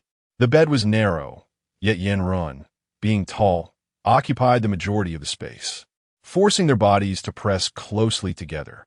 Yandere could feel something rapidly beating in his chest. This young woman was truly exquisite, her figure curvaceous and alluring. In all his years, he had never experienced such a sensation. Chapter 17. You are quite adorable, sensing the movement beside her. Qing swiftly exerted her strength to thwart his desire to rush out. In her previous life, she had endured more than 20 years filled with suffering, or mere slanderous words to her. The The two men who entered the room were a proprietor of a black market establishment and a middle-aged man known for his murderous exploits. This young girl was certainly not of the same ilk as those before. The price you offered must be doubled. The proprietor chuckled, emitting a few derisive snorts. The middle-aged man, clearly harboring malicious intent towards the woman on the couch, could no longer contain himself. You go out first, let me enjoy myself thoroughly, and I shall reward you with triple the bounty. The proprietor cast a disdainful glance at the man, retorting coldly, be cautious. This young girl is surely a pampered one from a wealthy family. Do not make the same mistake as before and end up killing her. I cannot explain that to our master. The middle-aged man had already begun to disrobe, impatiently waving him off, I understand. Once the other man departed, he rubbed his hands together and approached the young woman on the couch. Little girl, let me savor your flavor. He reached out to caress her delicate, fair face. It was at that very moment that another man, who had been concealed, sprang into action, his blade glimmering as it aimed directly at the man's throat. With a swift motion, blood gushed forth. The middle-aged man barely had time to react before he was silenced by a fatal strike. Beast! Yandere forcibly suppressed his impulse to dismember the man. As a young general, he had forged deep bonds with the soldiers and the army over the years. Yet he adhered to a strict code. After conquering an enemy city, one must not pillage the women and children, nor disrespect even the enemy's female kin. Those who transgressed this rule would face execution without mercy. He acknowledged that men harbored a base, animalistic nature, driven by the desire to conquer. But as a leader, one must possess a moral compass, discerning what is permissible in this world and what is not. Such a despicable creature, unable to control his baser instincts, was unworthy of staining his sword with his filth. A noise broke through his contemplation, and Yandere suddenly remembered that Qing was beside him. He had heard the prince mention that she was raised in luxury. How could a young girl be exposed to such scenes? He hurriedly shielded her eyes, speaking softly to reassure her, do not be afraid. I am here. Qing was taken aback, almost amused. The spectacles she had witnessed in her former life were far more gruesome and terrifying. During the upheaval, blood had flowed like rivers, and corpses lay strewn across the ground. Yandere had died before her, as had Bei Kuan, and even Chu Boqiu had met his end in her presence. What lay before her now was merely a single corpse. He seemed to underestimate her greatly. With an air of calm, Qing brushed aside his hand and crouched down, searching the body of the middle-aged man. Aren't you afraid? Seeing her so composed, Yandere almost felt that it was Qing who was the seasoned warrior, rather than himself, just a corpse. As Qing touched a palm-sized token on the chest, she lifted her gaze to Yandere and added, the dead are far less terrifying than the living. He paused, gazing at her for a long while, and then suddenly burst into laughter. Has anyone ever told you? You are quite charming. Qing let out a sound of surprise, glancing at him with bewilderment, and questioned, your peculiar habits, General Yan, are rather strange. Do you not find the gentle and delicate ladies of Bayan City charming, but rather consider it endearing for them to claw at corpses with their bare hands? Truly absurd. Do you recognize this token? Qing handed the object to Yandere. Upon overhearing the conversation between the middle-aged man and the shopkeeper, her immediate thought was that they were not only robbing and murdering, but also engaging in human trafficking. However, one peculiar remark from the shopkeeper lingered in her mind. Don't kill her, or it would be hard to explain to the master. Master? Explain? This statement hinted at another implication. Perhaps the one orchestrating their actions knew her identity. Yandere scrutinized the token, feeling an uncanny familiarity with its intricate designs, though she struggled to recall why it seemed so recognizable. Qing nodded and glanced at the tightly shut black door, suggesting they should first rescue Sister Chu. Given that Chu Zhen was in peril, her foremost priority was to ensure Chu Zhen's safety. Yandere listened intently, discerning the sounds outside. There were guards stationed, making the front entrance an ill-fated choice for escape. What about the window? He turned to Qing, acknowledging that though the adjacent room was not far, her lack of martial prowess posed a significant risk. Qing shook her head resolutely and stated, what I mean is, you should go through the window to save Sister Chu, while I remain here. Absolutely not. Yandere firmly rejected the notion. Leaving her alone here was far too perilous. They have only just entered. The outsiders won't suspect anything so swiftly. She attempted to reason with him. That is utterly unacceptable. Yandere's stance was unwavering. Despite his usual jovial demeanor, he was a general, and his authority remained intact during critical moments. Furing herbro, muhink sikhit. Then we are left with but one course of action. A rumble echoed through the night sky. Chu Boqiu clutched the edge of the table tightly, his complexion pale and his expression as chilling as ice. What has happened to a Qing? Yandere was equally anxious. The young miss was not in the Zai Fu residence. She had not left her room, and Sui Sui had been delivering meals to her. It was only when Fa Shu delivered a gift that they discovered her absence. Each word pierced Chu Boqiu's heart like a needle. She must have followed them. Taking a deep breath, his tone turned icy. Is she truly so unconcerned for Wenchoin? Is she so easily swayed by a trivial gift or a few words to risk her life for Zhongzhou? Yandere frowned at this, recalling how he had shadowed the master during his visit to the Xiang residence. The young miss's behavior and demeanor. It was hard to believe she still held feelings for Prince Ning. Knock, knock. The small window of the official unrattled. Yandere adeptly opened the window, capturing the pigeon and retrieving the message. Each word was articulated with utmost clarity. Zhou Huai reports that the young lady is accompanying the daughter of the inspector's residence and is currently residing in a nearby inn. Zhou Huai indeed. Chu Boqiu held the teacup, letting out a cold laugh devoid of warmth.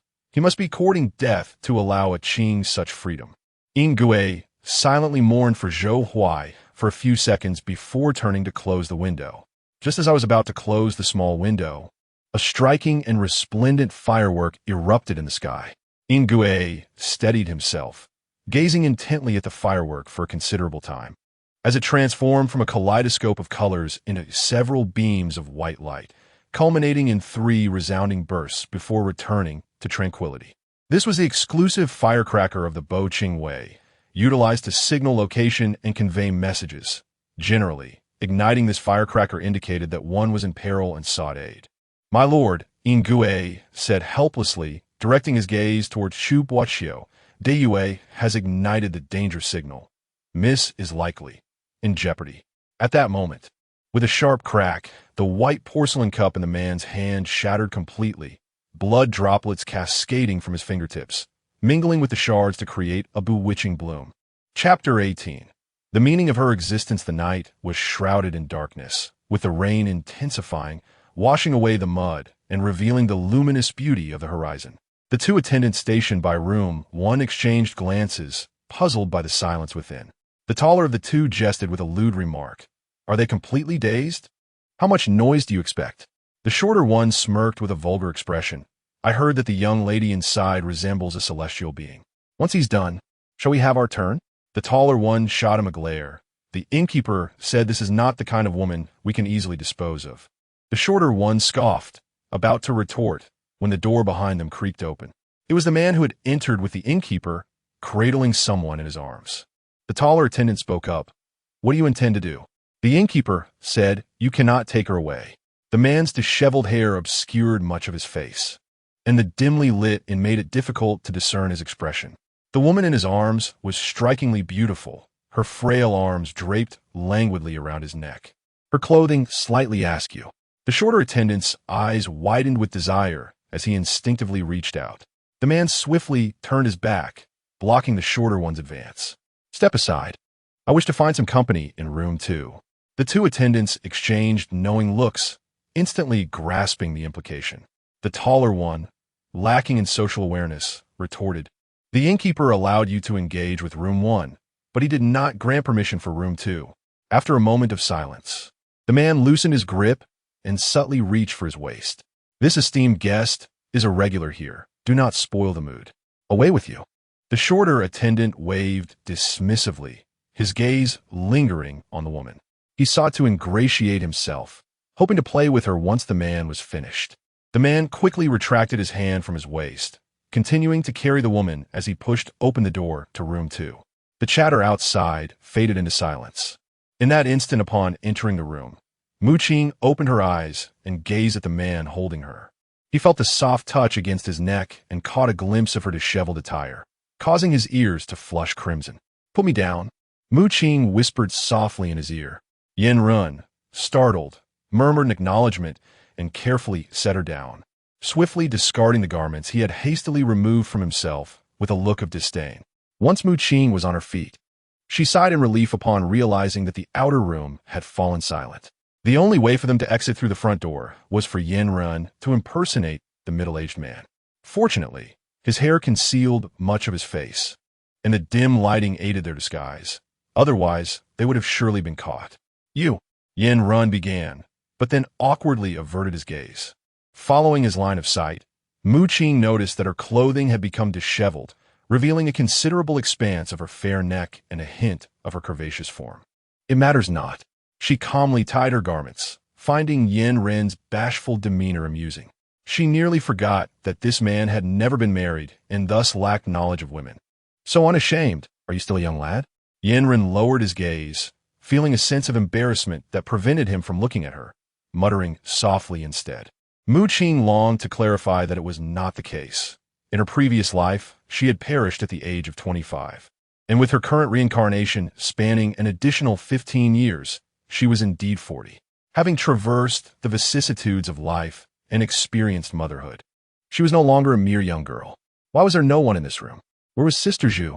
Mu Qing tossed aside the bedding on the couch, revealing a chilling emptiness beneath, indicating that no one had ever lain there. What could this mean?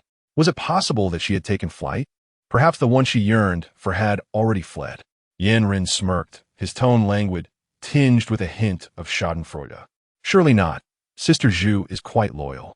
Mu Qing scanned her surroundings, noticing that a small window remained ajar, with footprints on the sill, marked by moisture, yet they appeared to belong to a man. How peculiar. Could it be that Sister Zhu had been abducted? This thought flashed through her mind, sending a wave of dread through her being. Yin Ren frowned, seemingly indifferent, remarking, "Who would be so idle at such an hour? Besides, if there were an abduction, it would likely be you they sought. Why should they target me? Naturally, it is because you are so." Yin Ren abruptly halted, caught in the intensity of her gaze. "Let us continue searching. Ladies, what is it that you seek?" A voice floated in from outside, illuminated by the sudden flare of fire. Mu Qing exchanged glances with the man, an ominous sensation creeping into her heart. This was not good. They had been discovered. "Have you found her?" In the pitch-black forest, Chu Boqiu, unencumbered by a rain cloak, galloped heedlessly through the downpour, following the direction of the ominous cannon fire. Yandere led a cadre of dozens of shadowy guards, their expressions grim. "Master, the cannon fire is some distance away. We can only vaguely ascertain its location. Perhaps it is nearby." Perhaps?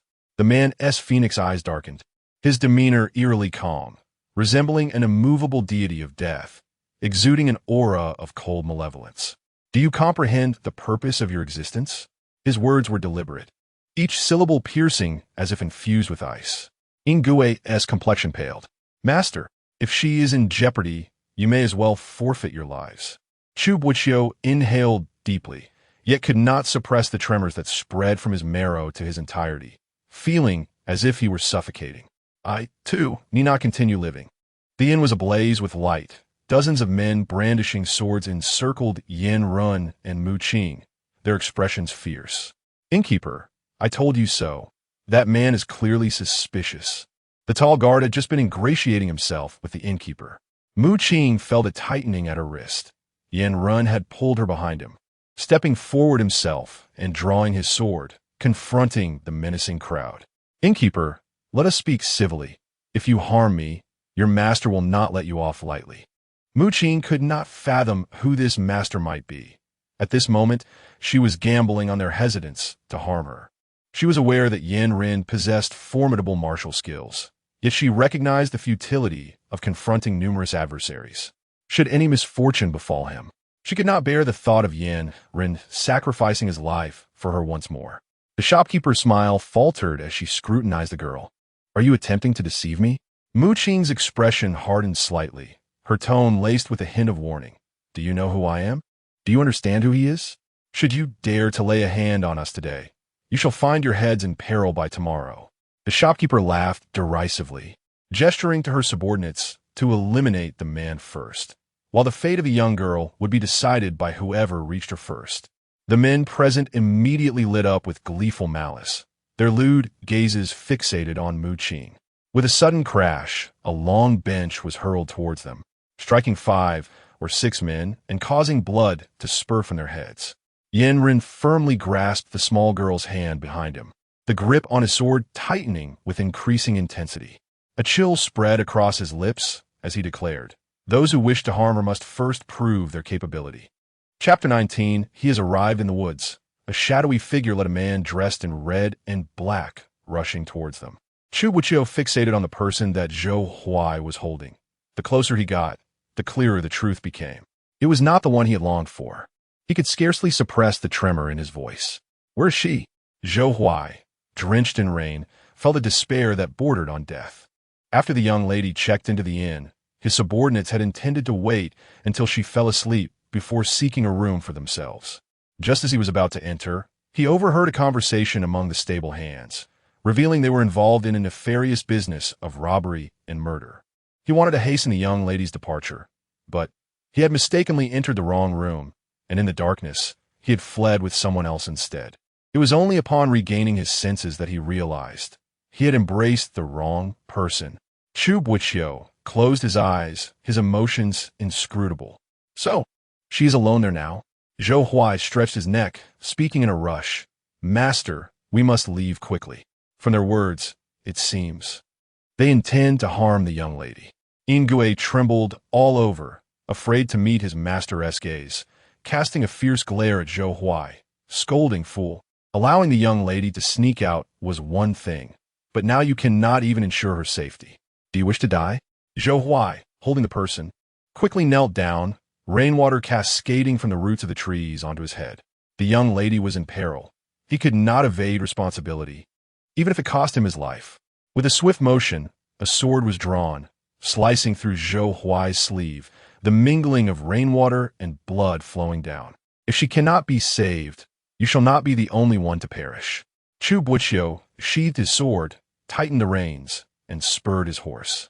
The others hurried to keep pace. Should anything happen to the young lady, they would meet their end without regret. They feared that their master would embark on an irreversible path, leading to devastation. "Yandere, watch your left." Mu Qing shouted a warning. Yandere pivoted his sword to fend off an attack from the left. A middle-aged woman scoffed coldly, "Little girl, how long do you think you can withstand this?" Waves of adversaries fell beneath Yandere's sword, only for new assailants to surge forward. Mu Qing glanced at the man fighting valiantly.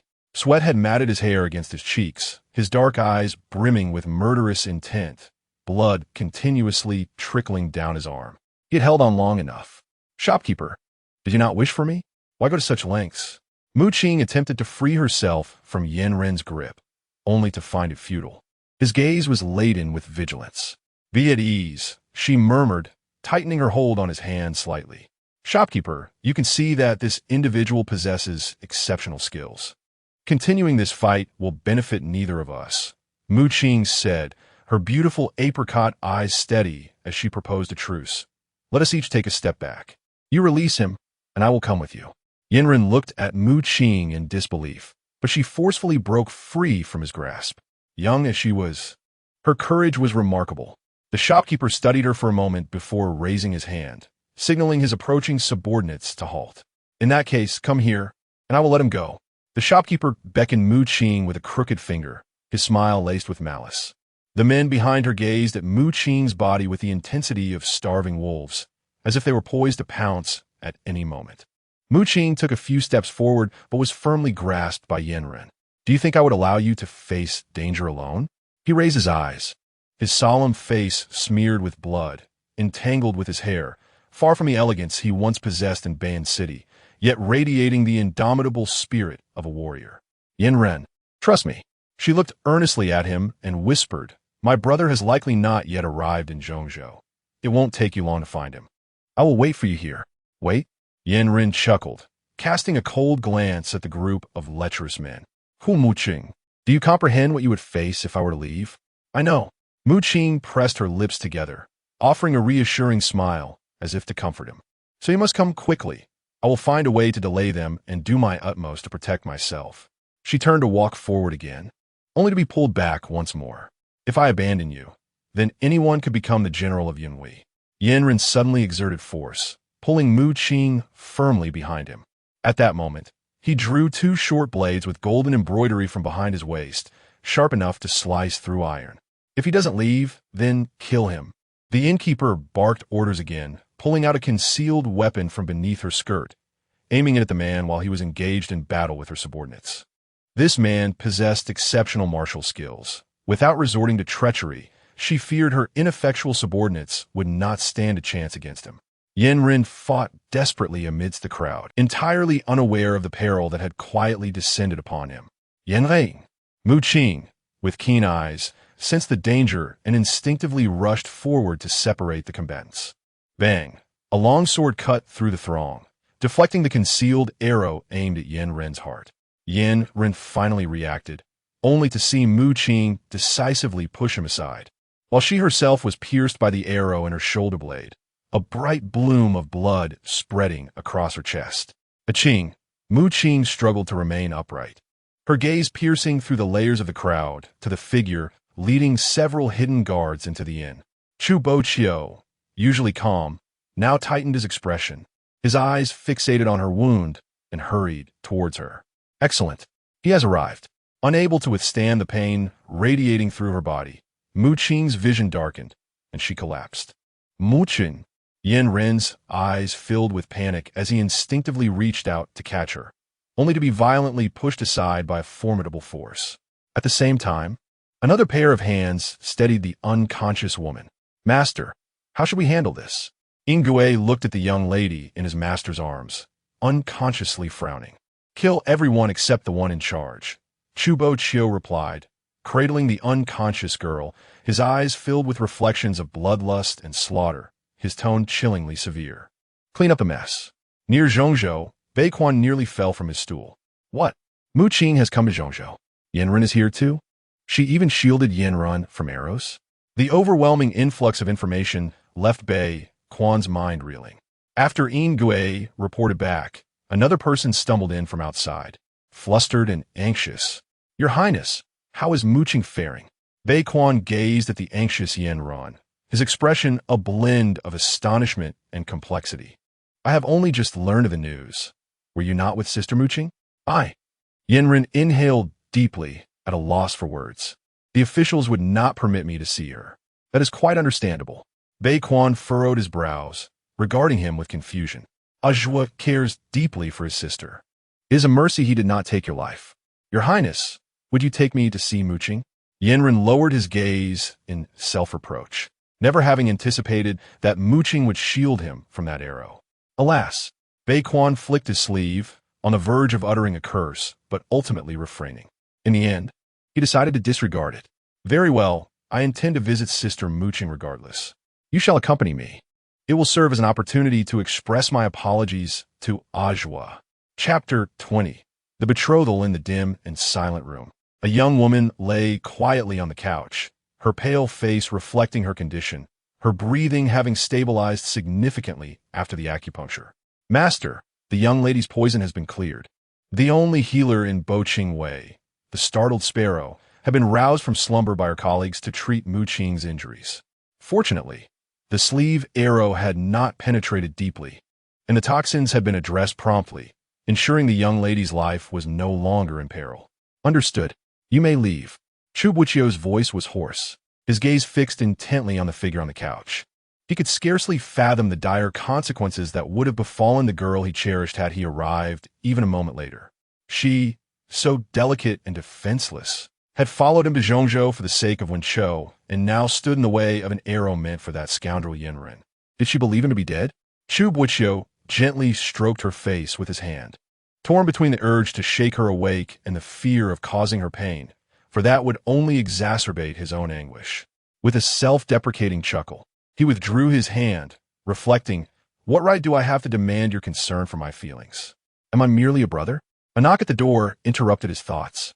Master, the crown prince has arrived. Let him in, he replied. Upon hearing this, Beiquan moved to open the door, but was halted by Yingui, who added, the crown prince has brought General Yin along. Bang! The door was abruptly struck by an unknown object. Startled, Baekwon instinctively placed a hand on his chest as a cold voice resonated from within the room. "Wait for me in the side hall." Yen took a step forward, eager to see Mu Qing, only to be restrained by Yin. "Young general, the master has instructed that you await him in the side hall." "You." Yen clenched his fists, frustrated that this man was a subordinate of Mu Qing's brother, and he himself was the cause of her injuries. I know, he huffed, gesturing angrily at Yin before storming off toward the side hall with Baekwon. In the side hall of the official inn, Baekwon, with a cheerful demeanor, attempted to plead, "Ajwa, as we approach Yongzhou, we will be preoccupied with disaster relief. Having one more person means one more source of strength." He subtly gestured toward the man standing in the hall. "Prime Minister, it was never my intention for Mu Qing to be harmed. I will take responsibility for this matter." Yen unexpectedly knelt, clasping his fists in a bow to the silent man. "Responsibility?" Chu Boqiu unsheathed the short blade at Yingui's waist, casually gliding his fingers along the blade's edge, his expression inscrutable. "Indeed, responsibility," Baekwon eagerly chimed in, rubbing his hands together like a congenial host. Utterly oblivious to the tension, Yen has supported me throughout the journey, and Mu Qing sustained injuries for him. I have watched her grow. I consider myself a half-brother. Once she recovers, I shall personally petition the emperor for their betrothal." With a resounding crash, the short blade cleaved a small table in two, the force akin to a terrifying thunderclap. Baekwon jumped, losing his balance against the chair and tumbling to the ground in a most undignified manner. "Ouch!" Yingui shot a sidelong glance, suppressing a smile. A hint of amusement flickered across Chu Boqiu's lips at the mention of the betrothal. Yen, however, was not startled by the table's destruction, but rather by the notion of marriage proposed by Baekwon. He spoke of responsibility, originally intending to find a skilled physician for Mu Qing. However, upon hearing Baekwon's words, he found himself contemplating a different notion. Marriage with Mu Qing? Their acquaintance was brief, and they were not well acquainted. Yet, she had risked her life to save him from poison and willingly fell into enemy hands to protect him at a critical moment. Furthermore, in the inn he had embraced her, shared a bed, and even glimpsed her exposed skin. The thought of this made Yen's face flush with heat. In light of such reflections, it seemed he truly needed to take responsibility. Moreover, Mu Qing's charming and delightful personality was indeed quite endearing. As Yen pondered, he couldn't help but imagine what their future married life might entail. Chu Boqiu, observing the half-kneeling figure, noticed the redness in his ears and face.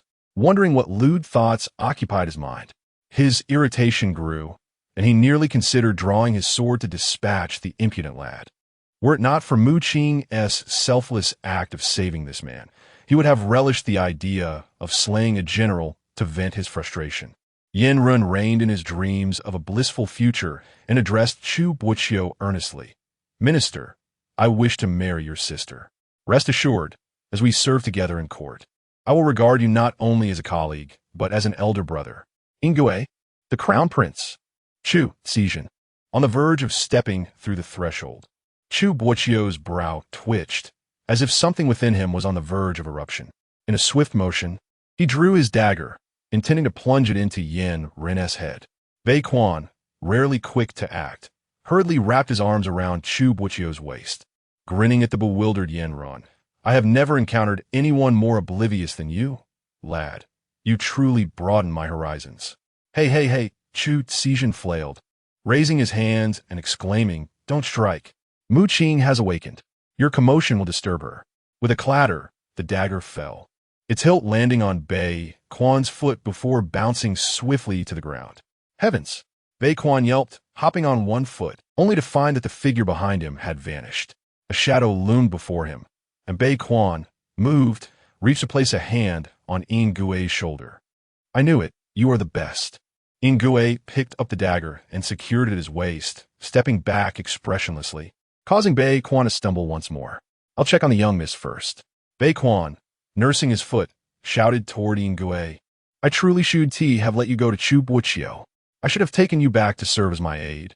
On the other side of the inn, Mu Qing had just managed to prop herself up when she was startled by the man bursting into the room. Chu Boqiu, do you intend to frighten me to death? Chu Boqiu remained silent, firmly locking the door. When he turned to look at her, his dark, phoenix-like eyes bore a hint of crimson, his expression inscrutable. For some reason, Mu Qing felt a twinge of guilt under his gaze. Warm sorrow indeed. She asked, Yinren, what s with the mention of his name? Are you hoping for someone else next time? Chu Boqiu's eyes were an abyss of darkness, his demeanor unervingly tranquil, devoid of any color, his expression suddenly despondent. As Mu Qing's breath hitched, a pang akin to the loss of a piece of flesh surged within her as she beheld him. Next time, will I once again sacrifice my life, sacrifice myself for someone? He murmured quietly, the corners of his eyes betraying a hint of redness that pierced her heart. Brother, please allow me to explain, Mu Qing implored, yet she found him turning away to depart. In desperation, she threw off the covers and stumbled towards him. With a sharp intake of breath, she felt her waist ensnared tightly, and the faint sound of her discomfort reached his ears. Instantly, his heart softened, yearning to tend to her wound, yet his pride held him captive, rendering him immobile. Mu Qing exhaled slowly, and thankfully, she acted swiftly, wrapping her arms around him. It was evident that he was still attempting to free himself from her grasp, compelling her to tighten her hold, even as the pain from her injury flared. The throbbing agony combined with Chu Boqiu's indifference enveloped her in an inexplicable sense of grievance, her nose growing increasingly warm and her voice transforming into a muffled sob. You villain. Chapter 21. Silencing the world, Chu Boqiu's heart ached subtly with each breath he took, and he coldly curled the corners of his lips in a sardonic smile. Are you the villain who complains first? Mu Qing bit her lip, desperately stifling her tears, yet her voice trembled as she whispered, You know nothing, only accusing me unjustly. Feeling the sobs of the woman behind him, his heart was heavy with discomfort. He longed to turn and embrace her, but stubbornly retorted, What do I not know? Mu Qing's voice quivered. You do not know that my journey to Zhongzhou was for you. You do not know that Yinren came here because I begged him to protect you. You do not know how worried I am for you. You do not care whether I am in pain. As she expressed her deepest feelings, fearing he would leave if she loosened her grip, Mu Qing resorted to forcefully bumping her forehead against his chest in frustration. Chu Boqiu froze at her words, feeling a sharp pain in his spine. Yet his heart was still engulfed in uncertainty. Mu Qing came for him, not for Wen, she said. She was worried for him? Was this a mere pretense to placate him or a heartfelt confession? Seeing him remain unmoved, Mu Qing grew increasingly irate, finally releasing her grip. If you wish to leave, then go, do not look back. Suddenly, she felt a compelling force, and before she knew it, she was fiercely pulled into his unyielding embrace, unable to move. Say it again. She was taken aback, her sobs halting abruptly. Huh? He softly repeated, Say it again. Confused, she murmured, If you wish to leave, then go. Chu Boqiu coldly interrupted again the previous sentence. Mu Qing responded with an O, and honestly replied, You do not know how worried I am for you. You do not care whether I am in pain. You worry for me? He merely uttered these few words and felt as if his heart had exploded into a cascade of joy. He suspected that Mu Qing was a bewitching spirit. Though she uttered no grand declarations of love, her words stirred his heart and left him breathless. He felt utterly pathetic, easily swayed. You truly came to Zhongzhou for me? He cautiously reconfirmed. Otherwise, what? Mu Qing thought he must be out of his mind. Why else would he repeatedly ask what he had already heard? Chu Boqiu paused before inquiring, Then why did you accept the gift from Wen? Mu Qing took a moment to process his question, bewildered. I accepted gifts from Wen? When did he give me gifts? Meanwhile, in the long residence of Yong'an, Qin Ro was led to the woodshed. Sister Qin, this is not only helping me, but also helping yourself. Si Deshun scrutinized her expression through the crack of the door, his meaning unmistakable. The woman across the door wore a flowing water blue gown, her skin delicate, her dark hair styled high with 2 jade hairpins, her deep-set black eyes reflecting a complex turmoil. Sister Deshun, if you want me to help you aside from Chu Muqing, if this is discovered in the future, such a grave responsibility. As the daughter of a mere county governor, I fear I cannot bear it. A flicker of disdain crossed Si Deshun's eyes, quickly masked by a facade of concern. Sister, I'm thinking of you. That Chu Boqiu clings to the officials, exuding an intimidating aura. How could she ever allow you easy access in the future? Qing Ro gently tightened her grip on the handkerchief, blushing as she spoke. Sister, I have no betrothal agreement with the Prime Minister. Moreover, he is both my elder brother and a figure of authority. How could he allow his younger sister to dictate her own marriage? Si Deshun cast her a sidelong glance, noticing that her words were beginning to take effect. He then elaborated on the underlying reasoning. Sister, you are quite naive. You have witnessed how Chu Boqiu, relying on the Prime Minister's favor, behaves recklessly. Being born as a concubine's child, although raised under the name of the governor's wife, your lineage is indeed inferior. If the Prime Minister wishes to marry you in the future, it is entirely possible that Chu Boqiu will use your status to prevent you from entering the household. Qing Ro's breath hitched. She was indeed a concubine's daughter. The main wife, having been childless for many years, had taken her from her mother to raise as her own. In name, she was a legitimate daughter, yet in reality, she could hardly claim the status of a true-born child. If her identity were used against her, it would not only hinder her from overcoming Chu Boqiu, but would also leave her vulnerable to the whispers of the world. How could she ever be deemed worthy of the powerful Prime Minister? Seeing her reaction, Si Deshun straightened his posture, asserting, if you were to remove Chu Boqiu from the equation, not only would you eliminate an adversary, but I could also persuade my father to adopt you as his goddaughter. With the support of the Wang family, who would dare to speak ill of your marriage to the Prime Minister? Qing Ro's eyes flickered with contemplation. While she maintained a facade of calmness, she could not deny her intrigue. Furthermore, taking action against Chu Boqiu did not require external assistance. The Wang family had their own skilled individuals. All she needed to do was hand over her father's token, allowing the operatives to exit the city seamlessly. Although Si Deshun suggested this, he secretly contemplated using the governor's token as evidence against the Qing family once his plan succeeded, ensuring the Wang family remained blameless. Yet, having grown up under the main wife's watchful eye, Qing Ro was adept at discerning the motives of others. She recognized Si Deshun's cunning ploy and merely smiled at his foolishness. However, deep down, she knew that Chu Boqiu could not be allowed to remain. It was not out of concern that this person would obstruct her marriage to Chu Boqiu, but rather the way Chu Boqiu looked at Chu Boqiu. It was far from the gaze of a brother towards his sister. The governor's token was not difficult to acquire. Yet, merely following Si Deshun's scheme would not suffice. She needed to stir the waters herself. Qing Ro lifted her gaze, exchanging a knowing smile with the person in the storeroom. In that case, I shall be bold this once and allow you to take the lead, dear sister. Meanwhile, within the official inn, the woman contemplated Chu Boqiu's words for a moment. When she departed that night, she had instructed Sui to pretend as if she were still in the residence, to avoid raising suspicion that she had secretly traveled to Zhongzhou.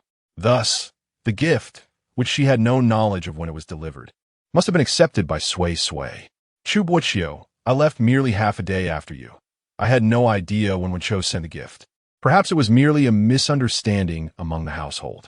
Boqiu remained loyal, not revealing Sui's involvement. Hearing this, Chu Boqiu fell into a daze, feeling a twinge of regret. It dawned on him that all his recent discontent and frustration had stemmed from a mere misunderstanding. You are truly something, Boqiu exclaimed as she struggled out of his embrace, delivering several heavy punches to his chest in frustration. You're just like the spoiled young ladies in those tales, unwilling to listen to reason, obstinate and petty. Chu Boqiu was momentarily taken aback. How could a man of his stature, a powerful official, be likened to a capricious character from a story? After venting her grievances, Boqiu felt a significant weight lift from her heart, though the pain in her chest began to surge once more. With a sharp intake of breath, Chu Boqiu quickly scooped her up and gently placed her on the couch. The wound had reopened, and blood began to seep from the fabric of her garment. Without hesitation, he reached out to remove her clothing. "What are you doing?" she protested, pushing his hand away softly. He responded with a serious demeanor. "The wound has reopened. I need to change your dressing." Did you change my clothes?" Boqiu's ears flushed crimson as she glanced down at her attire. He paused for a moment before answering honestly, It was Jinke who changed them. Relieved, Mu Qing knew that Jinke was the only one among Chu Boqiu's secret guards who possessed medical skills. I can change it myself, she insisted. Absolutely not, Chu Boqiu replied firmly, providing a sound rationale.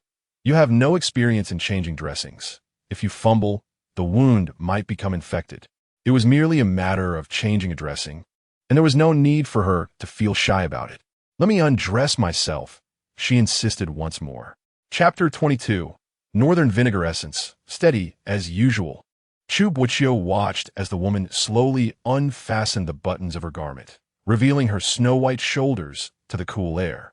She only lowered her clothing to her arms, yet he could distinctly see the two crimson ribbons adorning her neck, accentuating the exquisite curves that flowed gracefully beneath. Ever since he had instructed Mu Qing on propriety, emphasizing the importance of maintaining distance between men and women, he had deliberately kept his distance from her. The charming and innocent little girl seemed but a memory of yesterday, while the person before him now bore the unmistakable marks of a mature woman, and those signs were particularly pronounced. He swallowed hard, only then realizing the depths of his own depravity. Let us change, he suggested, though Mu Qing felt a twinge of embarrassment, striving to maintain her composure in the presence of a man. Chu Boqiu remained motionless until she urged him once more, at which point he dabbed some anti-inflammatory ointment onto her skin. The coolness of his fingers met the heat of her flesh, sending a sharp sting through the wound, eliciting a soft whimper from Mu Qing. Ouch, she complained, her voice unexpectedly laced with a hint of playful petulance. The man's fingers trembled slightly as he inhaled deeply, attempting to cast aside the fleeting thoughts that had invaded his mind. After a few steadying breaths, he feigned indifference and withdrew his hand, responding coolly, "Let us have the startled sparrow take over." Why? Mu Qing felt it a bother, and seeing his impassive expression, she couldn't help but murmur, "You've already taken off the clothes, yet you want to proceed." At first glance, her words seemed innocuous, but upon deeper reflection, they took on a different weight. Chu Boqiu's fist tightened slightly as he silently returned the ointment to the table. Mu Qing stared at his back in confusion, only to see him suddenly turn, leaning closer to her. Her body stiffened as his handsome face drew nearer, and she could feel his hurried breath against her skin. Instinctively, she shut her eyes. The coolness glided over her skin, while his warm breath enveloped her, igniting a wave of acute sensitivity. Chu Boqiu, she bit her lip, but his fingers brushed against her, soothing her tension. In an instant, she felt her garment being gently fastened again. When she opened her eyes, she found herself gazing at Chu Boqiu, who was intently dressing her. He lifted his gaze, his expression far more serious than before. "Be careful not to catch cold." Mu Qing was taken aback, then quickly retreated to fasten her own buttons, stammering, I understand, I could do it myself." She felt vexed at her own foolish thoughts, her movements betraying a hint of fluster. Chu Boqiu cast a casual glance at her, a faint smile threatening to emerge before he reined it in. He now understood not only that Mu Qing was not there for Wenqiu, but also that she was particularly concerned for his well-being. Moreover, her bashful demeanor stirred within him a sense of tranquility. "Mu Qing, Chu Mu Qing," voices called from outside, tinged with urgency. Just as Mu Qing finished fastening her buttons, she curiously peeked outside, wondering if it was General Yin calling for her. The smile that had just graced Chu Boqiu's face immediately vanished, as the cacophony of shouts grated painfully on his nerves. Indeed, it seems that the girl has not elucidated why she chose to shield Yin Ren from harm. Chu Mu Qing, momentarily taken aback, felt an unsettling sensation whenever the man addressed her by her full name. Why did she protect Yin Ren? Chu Boqiu's expression was notably placid, yet one could discern the tension in his tightly clenched jaw, revealing his displeasure. After a lengthy pause, Mu Qing struggled to articulate a suitable rationale. "Brother, General Yin promised to protect you in Zhongzhou, and during our stay at the inn, he could have departed without a second thought, but chose not to abandon me. He is a man of loyalty and righteousness. I cannot bear to witness him die for my sake." She could not bear the thought of him sacrificing himself again on her behalf. Chu Boqiu furrowed his brow slightly, the clamoring outside aggravating him further. He sought confirmation from Qing. "Is this truly your reason?" "Indeed," she replied with resolute conviction. Yet he sensed an underlying truth that remained unknown to him. "My martial prowess is on par with Yandere's." The nonsensical declaration left Qing momentarily bewildered. "What I mean is," Chu Boqiu composed his expression, his tone heavy yet tinged with innate pride, "I do not require his protection." Qing remained in a stupor for quite some time, until Chu Boqiu turned to exit the room, taking the noisy Yandere with him, when she finally grasped the situation. The following morning, Jinke once again tended to Qing's wounds, and she found herself able to rise from her bed. Indeed, it seemed that Chu Boqiu's guards did not harbor the weak. After breakfast, Chu Boqiu was summoned by the crown prince, likely to deliberate on strategies to address the impending flood. In this interval, Yandere visited her once more, rambling without coherence. Qing, feeling disoriented, assured him that her health was steadily improving, and he need not harbor worries or guilt. Upon hearing this, Yandere appeared somewhat disappointed. Just then, Chu Boqiu arrived to check on her. Unable to linger due to pressing state affairs, he excused himself and took his leave. Speaking of Chu Boqiu, after being drugged that night, she had been inadvertently taken away by Zhou Huai. Upon regaining consciousness and witnessing Qing's injuries, she felt a profound sense of guilt, claiming she had failed to protect Qing adequately. Qing's heart warmed at the thought, offering her sincere comfort, and suddenly recalling that she was still unaware of the events that transpired at the inn that day, she hurriedly inquired about how the situation had been resolved. Initially hesitant, Chu Boqiu eventually divulged everything. Chu Boqiu had ruthlessly slaughtered everyone at the inn, his methods exceedingly brutal. Of course, Chu Boqiu had gleaned this information from the whispers of other shadow guards, and it was recounted almost in passing, but even from the brief description, one could vividly imagine the gruesome scene. Qing was momentarily taken aback, but felt no shock. Chu Boqiu valued her life above all else, and would never permit anyone to humiliate her. She vividly recalled how, after her death in her previous life, Chu Boqiu had turned the imperial city into a river of blood. That scene remained etched in her memory. Was there not a single survivor? Qing inquired. After a moment of recollection, Chu Boqiu replied, "It seems he only detained the innkeeper, who has yet to face judgment." Qing felt a stirring in her heart. Reflecting on the events that transpired at the inn that day, it still seemed unfathomable. She stealthily departed the city, and even the all-seeing Chu Boqiu did not become aware of this for several days. Yet, the shopkeeper was well aware of her identity.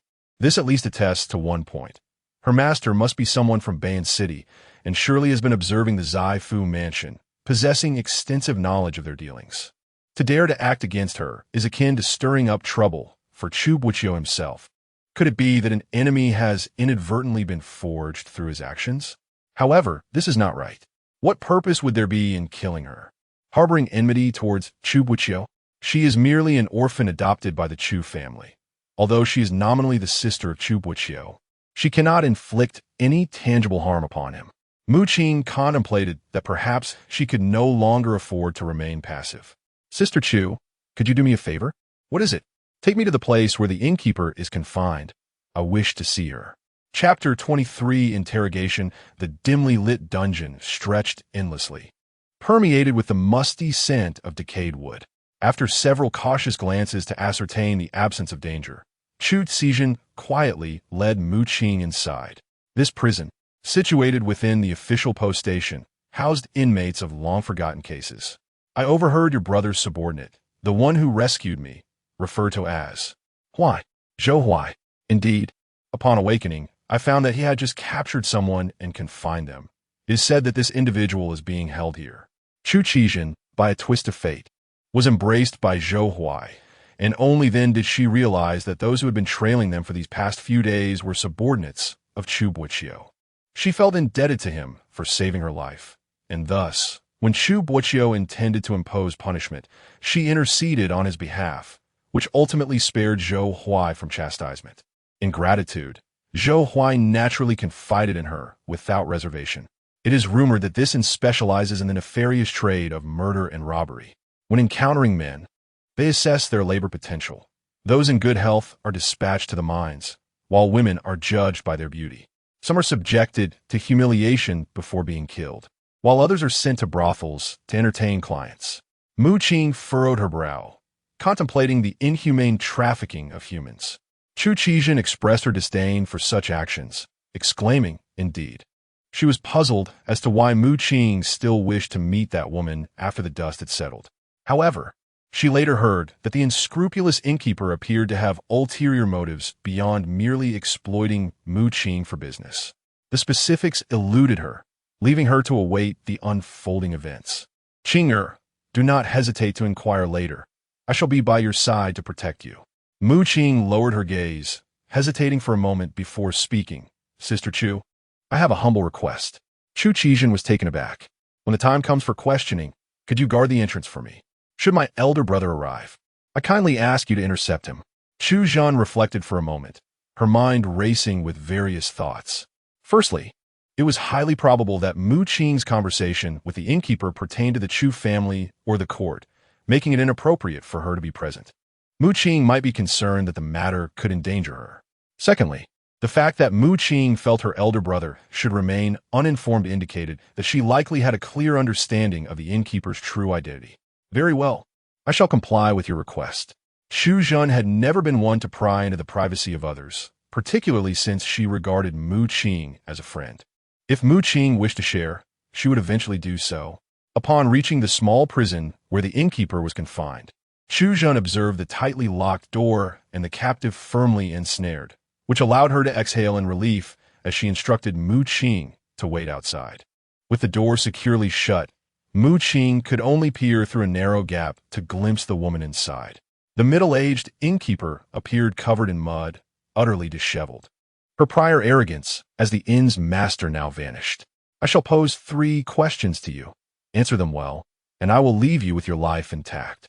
The innkeeper lifted her gaze and saw the girl who had come to visit her, clad in a pale moon-white garment, draped in a fox fur cloak, with a pair of clear, bright almond-shaped eyes that gazed at her with remarkable composure, exuding an air of noble elegance.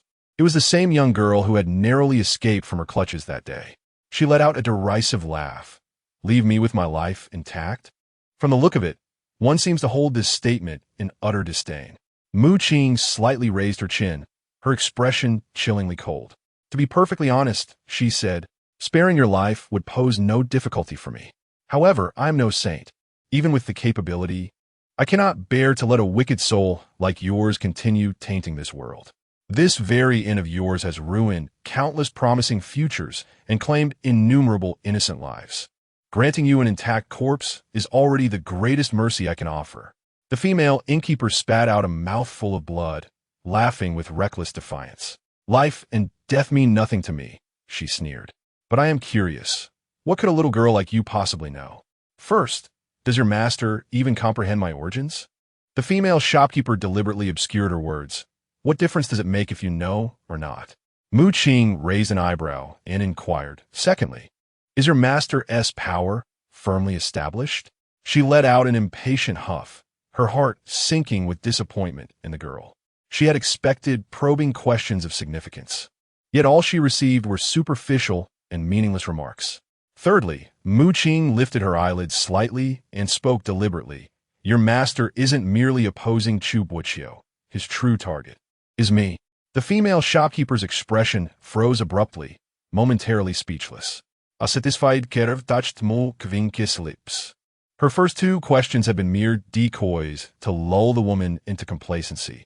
This final inquiry was the one she truly sought to ask. "You deceived me." The woman's scarred face twisted suddenly into a bitter laugh. "Ha ha ha! No wonder my master wants you dead. Pity you'll never guess who he is." "Not necessarily." Mu Qing straightened her posture, her pristine and radiant face adorned with an inscrutable smile. "Life is long. Even rats lurking in the shadows will one day meet their end in the light. The clouds may shift and change, but this time the last laugh will be mine." Zhongzhou, Duke Wei's residence, Duke Wei Shiran, hosted a banquet to welcome the visiting Prince Ning, who had traveled far to assist in flood control efforts. During the feast, Wen Chouyin raised his cup in toast, with the crown prince and the chancellor yet to arrive. I shall first express my gratitude for Duke Wei's gracious hospitality. Wei Shiran, solemn-faced, returned the gesture. You flatter me, Prince Ning. It is I who should thank your highness for coming to offer counsel on the flood crisis. As the Duke shares kinship with the Empress, and is the Crown Prince's maternal uncle, such words humble me beyond measure. When Choyin smiled gently, exuding an air of modesty and deference. Natural disasters spare neither royalty nor nobility. Before matters of state, all else pales. A faint shadow of gloom lingered in Wei Shiran's expression, his demeanor restrained. Noting his reticence, when Choyin drained his cup. Then Wei Ju, Wei Shiran's half-brother, chimed in with a laugh. Why so troubled, elder brother? As governor of Zhongzhou, if his majesty seeks accountability, the blame falls upon me. Moreover, with Aquin and the chancellor arriving to manage the disaster, and with my esteemed nephew Choyin lending his aid, we are certain to devise a flawless solution. Wei Shiran's brow furrowed slightly, yet he remained silent, ever the diplomat. When Choyin swiftly raised his cup toward Wei Ju in agreement. With Uncle Wei's reassurance, this humble nephew shall redouble his efforts, sparing no sacrifice for Zhongzhou. Wei Ju's smile deepened, his gaze lingering on Wen Choyin with unspoken meaning. Midway through the banquet, Luo Sha leaned in to whisper to Wen Choyin, Master. The Crown Prince and the Chancellor have been delayed en route, and may require a few more days to arrive. Oh, Wen Chou, with his eyes downcast, concealed his emotions, leaving others unable to discern his feelings. What has been clarified? It appears to be related to the young lady of the Chu family. She has also followed us to Zhongzhou. Wen Chao's long eyebrows arched slightly as a hint of playful mockery curled at the corners of his lips. I knew she wouldn't be able to let go of me so easily, he mused. Luo Sha nodded in acknowledgement. My lord, is there anything this subordinate should do? Retrieve the treasures that this king previously acquired in the western regions. She is so devoted. This king cannot allow her spirits to be dampened. Wen Chou gazed into her cup of exquisite nectar, her thoughts drifting far away, and in her heart an unnoticeable delight blossomed. Within the official inn, Mu Qing bid farewell to Chu Zizhen and sat alone on the corridor, deep in contemplation. As she suspected, the innkeeper's master had intentions directed towards her. In her past life, she had not ventured to Zhongzhou and had not encountered this situation. Could it be that her arrival in Zhongzhou posed a threat to that individual? But why? In a moment of contemplation, she was suddenly struck by inspiration, recalling the final words spoken by Hui Qian at the Zhengwu Temple. Her origins. Could it be that her lineage was indeed extraordinary? Indeed, as she departed from the town national temple, Hui Qian presented her with 2 boxes. Concerned about being discovered by Chu Boqiu, she kept them close at hand. She retrieved a small square box, one azure and one violet, from the pouch secured at her waist. What mysteries lie within these containers? Regardless, let's take a look. Mu Qing first opened the light blue box, revealing a small bamboo stick within. The material did not resemble the ordinary sticks found in temple containers. Rather, it appeared to have been meticulously carved into its current form. Inscribed on the bamboo stick was a line of small characters, which did not resemble the script of Baiman. Having studied under Chu Boqiu for many years, Mu Qing, while not claiming to be exceptionally learned, had certainly gained considerable knowledge and experience. However, she had never encountered that particular script before. Mu Qing placed the bamboo stick back into the blue box and gently lifted the lid of the purple box. Mu Qing, what are you doing here? A clear, melodious voice emerged from behind her, startling her so much that her hand trembled, causing the 2 boxes to nearly tumble to the ground. Chapter 24. Seize and marry you. As the box fell to the ground, the man deftly reached out and effortlessly caught it in his hand. Mu Qing slightly parted her crimson lips, unable to resist taking a step forward, her expression remaining composed. Thank you, young general. Thank me? Yin Run, adorned in a striking scarlet embroidered outfit, with his dark hair tied high, bore a handsome and lively visage that concealed a hint of mockery. Who said I would give it to you? What I find is mine. Her delicate brows furrowed in annoyance as she tired of his banter. Extending her hand, she coolly demanded, return it to me. Yinren raised an eyebrow. Is this how you speak to me? She clenched her teeth, her patience wearing thin, and threatened. If you don't give it to me, I will take it. Oh, Take it? Yandere leaned closer, waving the box triumphantly before her. Come and seize it. If you manage to take it, not only will the box be yours, but I shall follow your orders. She balled her fist, gazing at him coldly, scoffing. Yandere, you're truly childish. With that, she turned to leave. Hey, Yandere swiftly reached out to stop her. In that moment of distraction, Qing seized the opportunity to turn back and lunge for the box in his grasp. However, having spent years in military campaigns, Yandere was no novice. He reacted faster, lifting both boxes above his head while pointing at her, feigning astonishment. I say, little girl, with such cunning, who would dare to marry you? Qing was on the verge of reclaiming the box, but his quicker reflexes infuriated her. Despite being significantly taller than her, she persisted, leaping up to snatch the box. Yandere, amused by her rare display of flustered anger, struggled to suppress a smile. Come and take it. If you succeed, it is yours. Yet, he mischievously raised the boxes higher. This is mine, and who cares who marries me? It's not like I would let you. Very well. If you can manage to take it, I shall reluctantly marry you. Yandere teased, a glint of mischief in his eyes. Even with her jumps, Qing could not reach the elevated position of Yandere's arms. Suddenly struck by inspiration, she forcefully grasped his collar and yanked it down with all her might. Hey! Yandere, caught off guard, bent down involuntarily, his arm inexplicably bending as well. Qing's hand slipped around his neck, and while pressing on his shoulder, she naturally seized the box from his grasp. A sly smile graced her lips. Yandere, it seems your skills are lacking. Yandere, taken aback by her soft form pressed against him, found himself momentarily dazed, his heart racing at the sight of her radiant smile. Crash! The sound of shattered teacups echoed sharply. Qing regained her senses, realizing she was too close to Yandere, their position resembling an embrace. Don't look! A flustered voice from outside the corridor caught their attention. Qing froze, sensing impending trouble as she turned to find Chu Boqiu standing not far off, his expression bland, his deep-set eyes fixed intently upon them. Meanwhile, Baequan tiptoed, attempting to shield Chu Boqiu's gaze, but his height rendered her efforts futile. Our run, Qing, what a spectacle you present in broad daylight. Baequan immediately clasped his hands behind his back, adopting a serious demeanor. Qing hesitated, unsure of how to articulate her thoughts, especially as she clutched two conspicuous boxes in her hands. What should she do? Ahem! An unnatural flush crept across Yandere's cheeks as she discreetly glanced at Qing and spoke. Qing and I. Just now. The young general showcased to me the intricately carved wooden box he crafted himself. Qing suddenly interjected, abruptly cutting off Yandere's words, leaving her momentarily taken aback. With a cheerful smile, she thrust the box into Yandere's hands, feigning jest. The young general's craftsmanship is so remarkable that it compels me to admire it further. Do take good care of it, lest it meet the same unfortunate fate as before.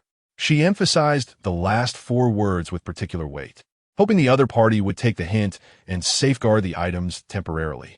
Yandere stammered in response, and upon noticing the woman's subtle gesture, she complied. Indeed, you raise a valid point. The crown prince immediately believed her, realizing that any brother witnessing this scene would not find it agreeable. Thus, he sought to ease the tension. Let us be more cautious next time. None of you seem to provide any peace of mind. Qing furtively glanced to the side. Chu Boqiu stood tall and composed, remaining still, neither exposing their folly nor expressing anger, resembling a statue devoid of emotion, casting a mild gaze upon them. Brother, she blinked her almond-shaped eyes, preparing to seek his indulgence when Chu Boqiu turned to depart. Chu Boqiu, master, a crisis has arisen. Yandere hurried over from afar, his expression fraught with anxiety. Well, if it isn't Lord Yandere, who nearly became this palace's little eunuch, she remarked. Upon seeing this individual, Baequan immediately adopted a tone that was both sardonic and cryptic. Yandere cast a fleeting glance his way, indifferent to the theatrics, and continued to direct his attention towards his master. Master, the proprietor of the black market has taken his own life. Qing was momentarily taken aback and swiftly stepped forward. Is he truly dead? Ying returned a nod, only to be discovered with his head violently struck against the prison door, presumably having taken his own life out of fear of the impending punishment. Yin let out a disdainful hum. At least his death was swift, which could be considered a mercy. Mu Qing sighed softly, likely aware that his days were numbered. A quick demise spared him the agony of torture. Furthermore, my lord, the flooding in Zhongzhou has become increasingly rampant. His Highness, Prince Ning, has already arrived in Zhongzhou, and Duke Wei has sent a letter urging us to set forth promptly. My uncle has always been of a peaceful temperament, suggesting that the situation must indeed be dire this time. Bei Quan furrowed his brow, feeling a surge of concern for the people of Zhongzhou. Upon hearing this, Mu Qing's heart became unsettled as he calculated the timing. The assassination attempt on Bei Quan and Chu Boqiu should soon unfold. Yet at this moment, Bei Quan was smiling and engaging in cheerful conversation with Chu Boqiu, creating a harmonious and pleasant atmosphere. What events transpired in their past that led these once-close brothers to become estranged? What unforeseen circumstances could have caused Chu Boqiu to bear the treasonous accusation of attempting to assassinate the crown prince? What untold truths lie concealed behind the palace coup that I witnessed firsthand all those years ago? Does her enigmatic and elusive background have any connection to this grand chess game that holds sway over the world? Your Highness, let's embark on our journey now. After a prolonged silence, Chu Boqiu finally spoke up. Bei Quan nodded. He was of the imperial lineage, destined to wield authority over the realm and govern the nation. Yet he still had much to learn. This journey was not solely to safeguard his maternal clan in Zhongzhou, but also to alleviate the suffering of the common people enduring hardships. Brother, let us set forth. Mu Qing said softly, quietly trailing behind the man. Chu Boqiu remained silent, yet his pace unconsciously quickened. Why the haste? I can hardly keep up, she remarked. Though taller than the average woman, she still felt diminutive in comparison to Chu Boqiu and naturally could not match his speed. Yingguei, he called coolly, prompting the nearby man to respond promptly. After handling the bodies in the prison, escort her back to Bayan City. Mu Qing's eyes widened in urgency as she declared, I wish to accompany you to Zhongzhou. However, Chu Boqiu seemed oblivious to her plea, continuing his orders. Take more men along the way and ensure the daughter of Inspector Chu is returned as well. She was both exasperated and amused. I've already stated, I shall not return. The person in front abruptly halted, causing Mu Qing to collide directly with his sturdy and broad back, leaving her momentarily stunned. Hiss, Chu Mu Qing. I'm not jesting with you. Chapter 25. Princess Yume. Mu Qing's hand, which was pressed against her forehead, hung motionless in midair. The man never turned around, his tone remarkably calm, yet it conveyed a profound seriousness. Floods are no trifling matter. Your presence would only hinder me. Initially, she thought he was merely sulking out of jealousy, but now, upon hearing his words, she realized he genuinely wished for her not to go. I have perused numerous texts on flood management recently. When I arrive in Zhongzhou, I shall obediently follow in your footsteps and not be a burden. Following me would indeed be a burden. Chu Boqiu's sudden declaration startled her. Yingguei, after returning her, ensure she is attended to. Do not allow the same mistake to be made again. Mistake? Mu Qing fell silent for a moment before whispering softly. Was it a mistake for me to exhaust every effort to come here? The man remained silent and, after a brief moment, stepped out of her sight. Yingguei cautiously turned to Mu Qing and said, Young miss, I shall escort you back. As Mu Qing observed the figure receding further away, she sniffled and addressed Yingguei. Brother Yingguei, you have watched me grow up. Yingguei, slightly bewildered, nodded in agreement. He had been with Chu Boqiu when the young miss was merely 8 years old and had indeed witnessed her transformation into the young lady she had become. Do you still remember when I was 10 and the crown prince visited our residence to present gifts? Yingguei stood frozen, the young girl's eyes sparkling with anticipation and subtle hints. The young lady, in the northern Mang imperial city. A slender, fair arm emerged from the wide sleeves, delicately resting upon the gilded cloud-patterned tea grinder, slowly transforming the coarse tea leaves into fine powder, exuding a faint, refreshing fragrance. The tea brewed by my sister is indeed rich and aromatic. The northern emperor, propping his chin, appeared to be in the prime of life, yet retained the innocence of a child, gazing intently at the woman grinding the tea. Princess Yume, approaching her 40s, still possessed a delicate and youthful visage. Beneath her crescent-shaped brows, her almond-shaped eyes sparkled like water, her features exquisitely refined, revealing a rare blend of feminine grace and innate valor. Even before tasting, the praises flowed. How disingenuous! The Northern Emperor suppressed his smirk, murmuring, "My sister's temperament remains unchanged after all these years." In her youth, Princess Yume had accompanied the late emperor in battles across the land, emerging as a formidable female general. Thus, she was not like ordinary women, gentle and yielding. Instead, she bore an inherent pride and decisiveness. Yet, as time passed, the harshness in her demeanor softened, rendering her more approachable. "Your temperament, too, has remained constant over the decades," she remarked, pouring the tea powder into the tea strainer with deliberate care. "To cast Quan alone into the Central Plains, you are indeed ruthless." The Northern Emperor raised an eyebrow, chuckling. "It is all for his fortification. I did invite Prince Ning and Ajwa to assist, after all." Princess Yume pondered the two individuals her brother mentioned, frowning slightly. "Chu Zaifu seems to possess some capability, yet I hold reservations about Prince Ning." "What prompts such sentiments, dear sister?" Yume tossed the filtered tea leaves into the boiling water, stirring slowly with an air of aloofness and intuition. The Northern Emperor stood with arms crossed, grinning cheekily as he quipped without restraint, "Your judgment of men is hardly reliable." Yume's fingers paused slightly as she held the tea scoop, and the Northern Emperor hastily fell silent, mumbling, "That's not what I meant. It matters not. Time has passed, and I am no longer the Yume of those bygone days."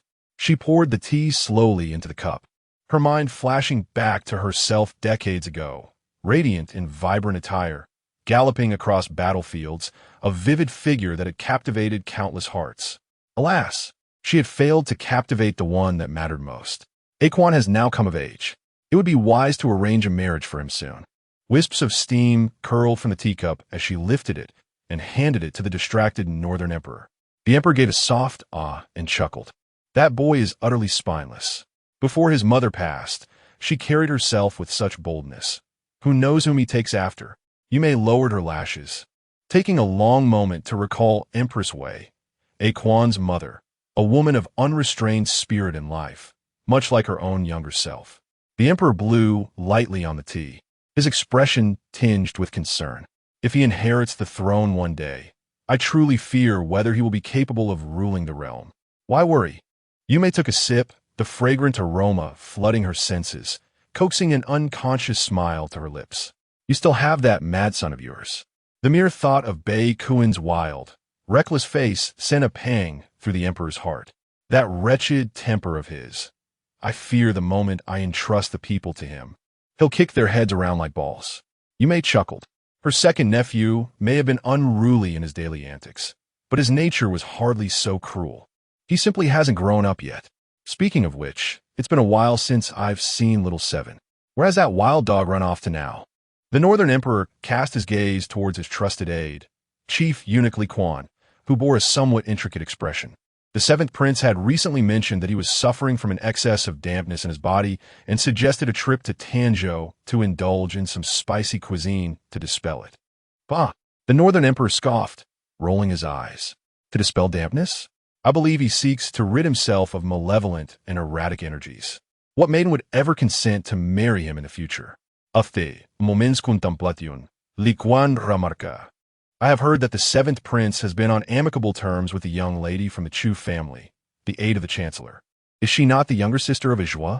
Beatty stroked his chin, seemingly recalling a brief encounter with a young girl from many years ago. A gentle and amiable maiden. He had heard that Chu Zaifu cherished his sister greatly.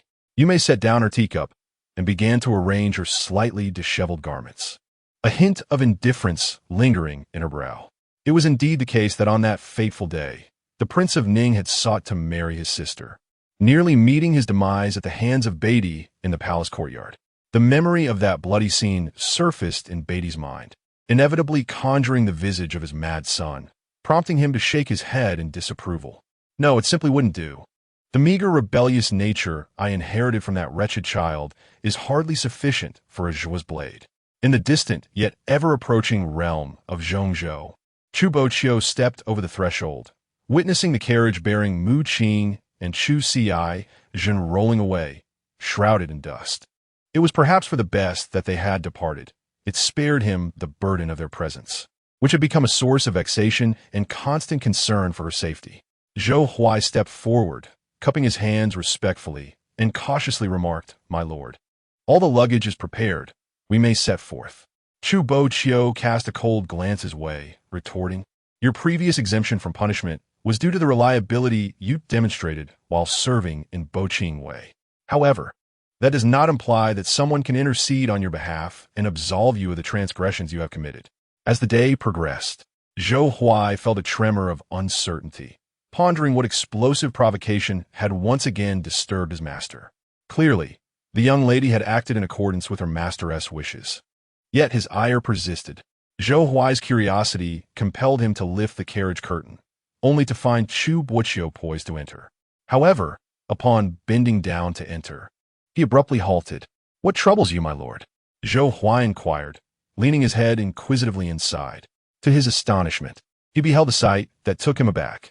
The previously departed Mu Qing was now pouring steaming tea into a cup. Upon noticing their presence, she smiled warmly. "Why do you linger? Please take a seat." Zhou Huai felt his legs weaken. He could no longer stand.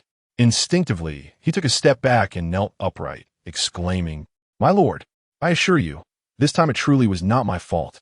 Chapter 26, Disguised as a Maid, Leave. When Chu Boqiu's enchanting phoenix eyes bore no emotion, they exuded an inexplicable sense of oppression. "Very well." Zhou Huai rose. "It is not you." "Indeed." Zhou Huai immediately knelt down again.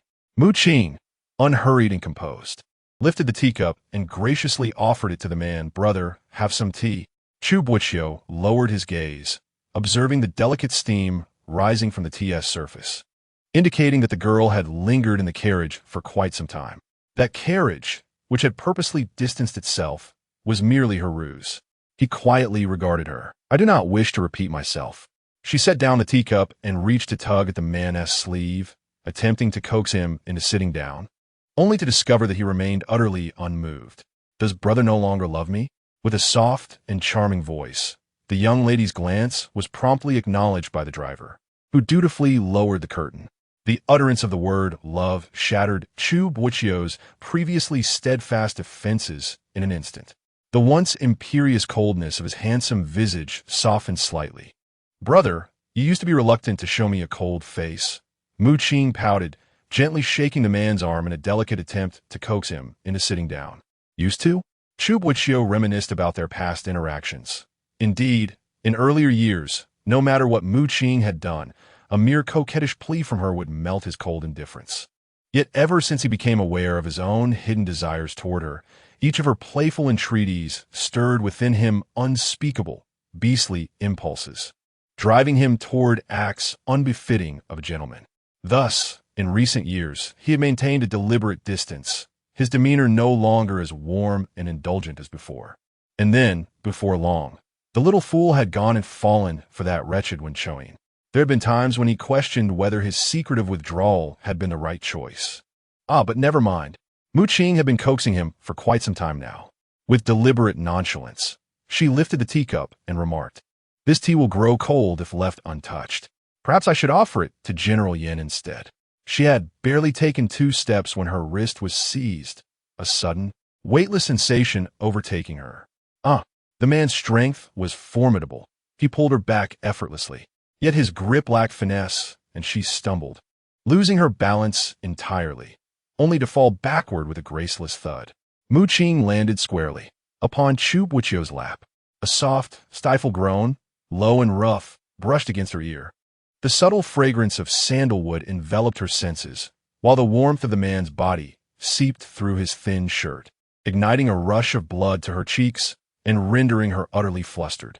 In contrast to her bewilderment, he appeared remarkably composed, calmly taking the teacup from her grasp and savoring its contents with deliberate ease.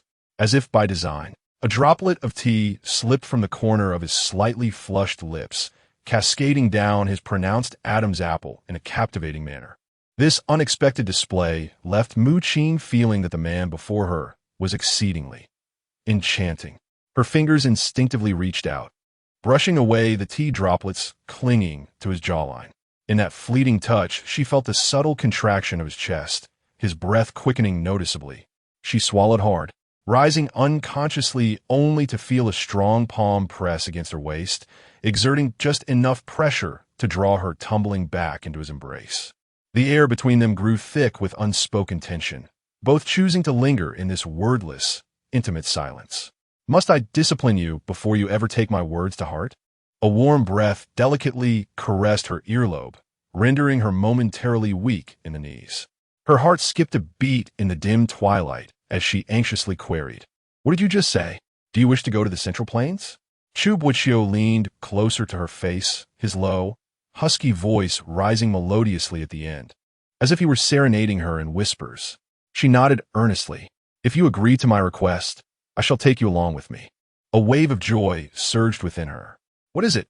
Chu Boqiu lowered her gaze, speaking casually. "The journey to Zhongzhou will take at least a day and a night. During this time, I require you to attend to me in the capacity of a maid. Are you capable of fulfilling this request?" Mu Qing was taken aback. A maid? His hand gently kneaded the woman's earlobe twice, and he coldly commanded, "Reluctance is of no consequence. Return a bayon at once." Aware that it was merely a day and a night, Mu Qing shivered under his touch and promptly brushed aside the man's restless gestures, rising to declare, "I shall attend to you diligently."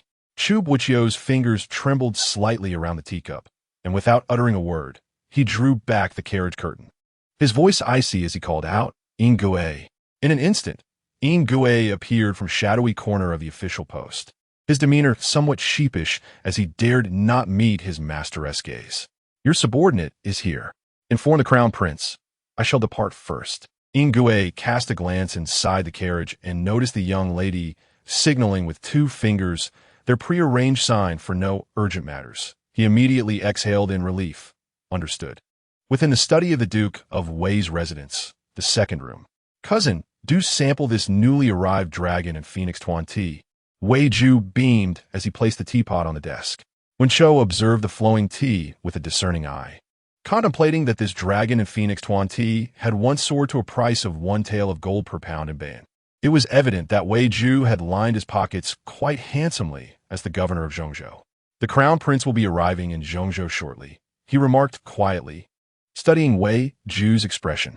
Wei Ju maintained his smile, hinting meaningfully, "Indeed, if my dear nephew arrives, the duke's residence will surely be lively." "Uncle Wei, I raise my glass to you," Wen Chou replied, his eyes glimmering with satisfaction as he lifted his cup and toast. Wei Ju mirrored the gesture, a mysterious smile playing on his lips. "No, we should toast to ourselves." Meanwhile, Bei Quan was startled by Ngui's sudden appearance while directing others to organize their belongings. "Your Highness, our master has taken the lead. I have come to ensure your safety." Bei Quan scanned Ngui from head to toe before suddenly exclaiming, which drew the attention of Yen Ren from next door. "I thought there was danger here." Yen Ren, sword in hand, wore a look of disbelief. Bei Quan clapped his hands and, with feigned seriousness, pointed at Ngui, saying, "General Yen, allow me to formally introduce you to my personal attendant, the young Lord Yin." Before he could finish, a hand swiftly covered his mouth. "Your Highness, it would be best to set off promptly, lest my master and the young lady precede you both into the Duke's residence, which would be improper." "Improper?" Bei Quan emitted a protest with a whimper. When had that insufferable brat ever shown him any courtesy? "The young lady? Is Chu Muqing accompanying her as well?" Yen Ren's interest was immediately piqued, a smile just beginning to grace his lips when he frowned again. "What's she going along for? It's far too dangerous. This matter concerning the Prime Minister's residence has nothing to do with General Yen," Ngui retorted, his patience wearing thin with this man. Their young mistress was such a delicate and sheltered young lady, yet she had risked her life for Yen Ren, provoking their master's displeasure and making things difficult for everyone else. Yen Ren arched a fine brow, casting a displeased glance at him. Don't be so quick to dismiss me. He said, what if, in the future, he were to marry that little troublemaker, Chu Boqiu? Then it would concern him greatly, wouldn't it? Are you all ready to depart? Chu Boqiu leisurely leaned against the doorframe, holding a small wine flask, observing their banter. Ying Guisong released his grip and remarked, Miss Chu, the Daydream Society will ensure your safe return to Ban. Who said I intend to return to Ban? I have made a prior commitment with your young lady and cannot leave so easily. Bei Quan, intrigued, inquired, what sort of agreement do Miss Chu and Sister Boqiu have? Perhaps you could share it with us. Your Highness, this pertains to the secrets of young ladies. It would be best if you refrained from listening. Chu Boqiu gracefully declined with a smile, then turned to Yen Run and asked, General Yen, would you mind if I accompany you in your carriage? Yen Run furrowed his brow, subtly taking 2 steps back. What could Miss Chu be planning? Rest assured, I harbor no interest in you. Chu Ci laughed derisively, waving her hand dismissively. She was well aware that many young ladies in Ban City aspired to wed Yen Run, yet she remained utterly indifferent, asserting that she had no inclination towards men whatsoever, only wielding her sword amidst the rivers and lakes, relishing the pleasures of life, was her lifelong pursuit. It is Qing who has entrusted me with a message for you. Whether you choose to heed, it is entirely up to the young general. With that, she prepared to take her leave. Listen, Yen Ren's reaction was so swift that it drew the attention of everyone present. He feigned nonchalance and cleared his throat, saying, I have long heard of Miss Chu's exceptional martial prowess, and I, too, wish to engage in a discussion regarding the art of combat. Chapter 27. Longing to kiss her, the carriage swayed gently, and Mu Qing felt an overwhelming sense of drowsiness, whereas Chu Boqiu remained remarkably alert, attending to state affairs with remarkable efficiency. Brother, the man lifted his gaze, casting a casual glance in her direction, prompting her to quickly amend her words. Prime Minister, are you not weary? Would you care for some tea? No need, he replied after a brief pause, then raised his head once more to inquire, are you tired? Mu Qing nodded eagerly, having set off at the hour of the hare. It was now approaching the hour of the snake, and it was no wonder he maintained such vigor. Upon hearing this, he set down his brush. Then perhaps you should rest for a while. Mu Qing's eyes brightened. The carriage was quite spacious, featuring a narrow couch that could indeed accommodate a short nap. Just as she was about to climb aboard, she heard the man say, rather indifferently, I am the one who wishes to sleep. She stared at him, bewildered. Aren't you not tired? Chu Boqiu ignored her, and after reclining on the couch, he unexpectedly patted the space beside him, beckoning her to come over. She was taken aback, exclaiming, are we to sleep together? With a calm demeanor, he replied, I invited you to come up to serve as my pillow. A pillow? Mu Qing pointed at herself in disbelief. Me? For you? As a pillow? His expression remained unfazed as he asked, what is your current status? Realizing, she replied, I understand. Prime Minister. Gritting her teeth, she swallowed her indignation and climbed onto the couch, expressing her dissatisfaction.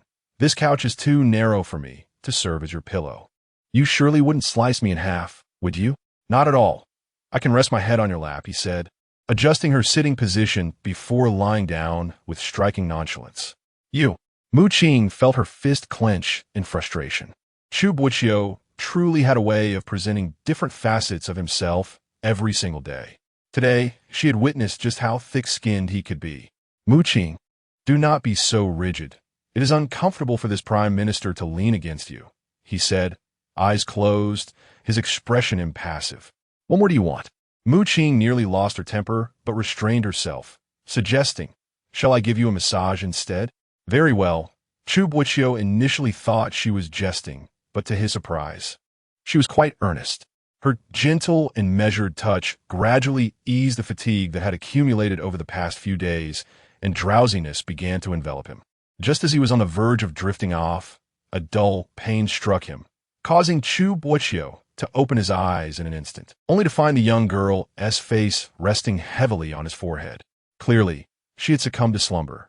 The corners of his tightly pressed lips involuntarily curled upwards, though he quickly stifled the smile, carefully adjusting her position to lie down. The girl appeared utterly serene in her sleep, her demeanor sweet and innocent, a stark contrast to her usual defiant nature. He held his breath, gazing intently at her. How I longed to kiss her.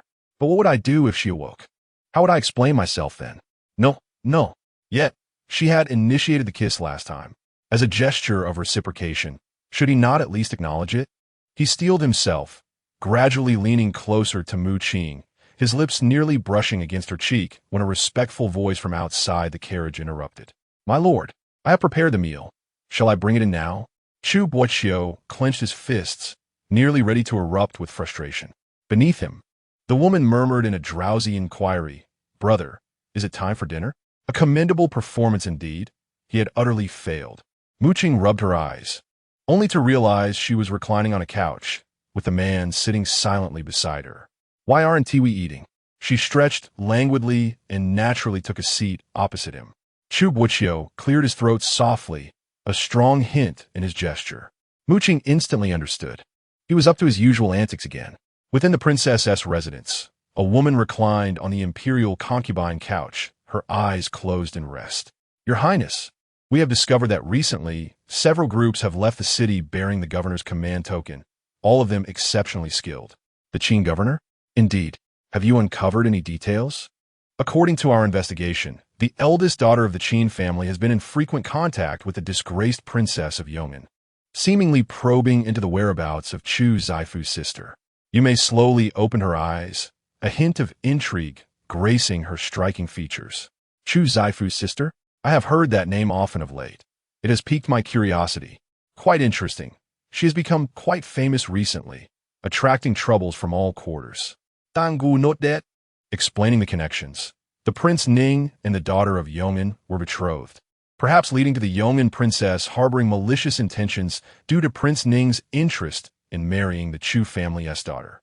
I have also heard whispers regarding their scandal in the residence. Yu Mei mused, delicately picking a glistening green grape from the small table, her expression inscrutable. Is the Chu family's young lady not in the city? She departed some days ago, presumably following her brother to Zhongzhou. Zhongzhou? That is where I grew up. A sardonic smile danced upon Yu Mei's lips. It was there that she had encountered that man. Do you think I should intervene and give a warning to this renowned Chu family young lady? Tang bowed her head in silence. The princess was always resolute, and she, as a subordinate, had no right to voice her opinions. Having followed the princess for nearly a decade, she understood the resilient heart concealed beneath this seemingly delicate exterior. Had it not been for that strength, she would not have survived the tumultuous events that had transpired. Send someone to keep watch. I wish to understand if this girl, raised by a cunning and scheming official, is worth my intervention. As torrential rain poured from the heavens, the journey became bumpy, the carriage rattling incessantly. Mu Qing trembled, reluctantly picking up a chopstick of greens and placing it into her bowl. Recalling how Chu Boqiu had brazenly ordered her, a starving person, to serve him, anger surged within her. Is he serious? He isn't the only one who hasn't eaten all day. Sensing her resentful gaze from the corner of his eye, Chu Boqiu suppressed a chuckle and instructed, There's also the soup. Fuming, Mu Qing grabbed the ladle to serve soup, when suddenly an idea struck her. She scooped a spoonful of soup and gently placed it before the man. Zaifu, allow me to feed you. No need. Chu Boqiu rejected her decisively. Although the young girl appeared obedient, one could never tell what mischievous thoughts she harbored within. Come now, Mu Qing said, blinking her eyes and smiling enchantingly. Open your mouth. Ah, strangely, he found himself momentarily unable to refuse, instinctively complying with her words and parting his lips. However, in the next instant, the soup splashed precisely onto his robe. Oh dear, Mu Qing gasped, covering her mouth in faint alarm. I've soiled the attire of the esteemed official. I assure you, it was not intentional.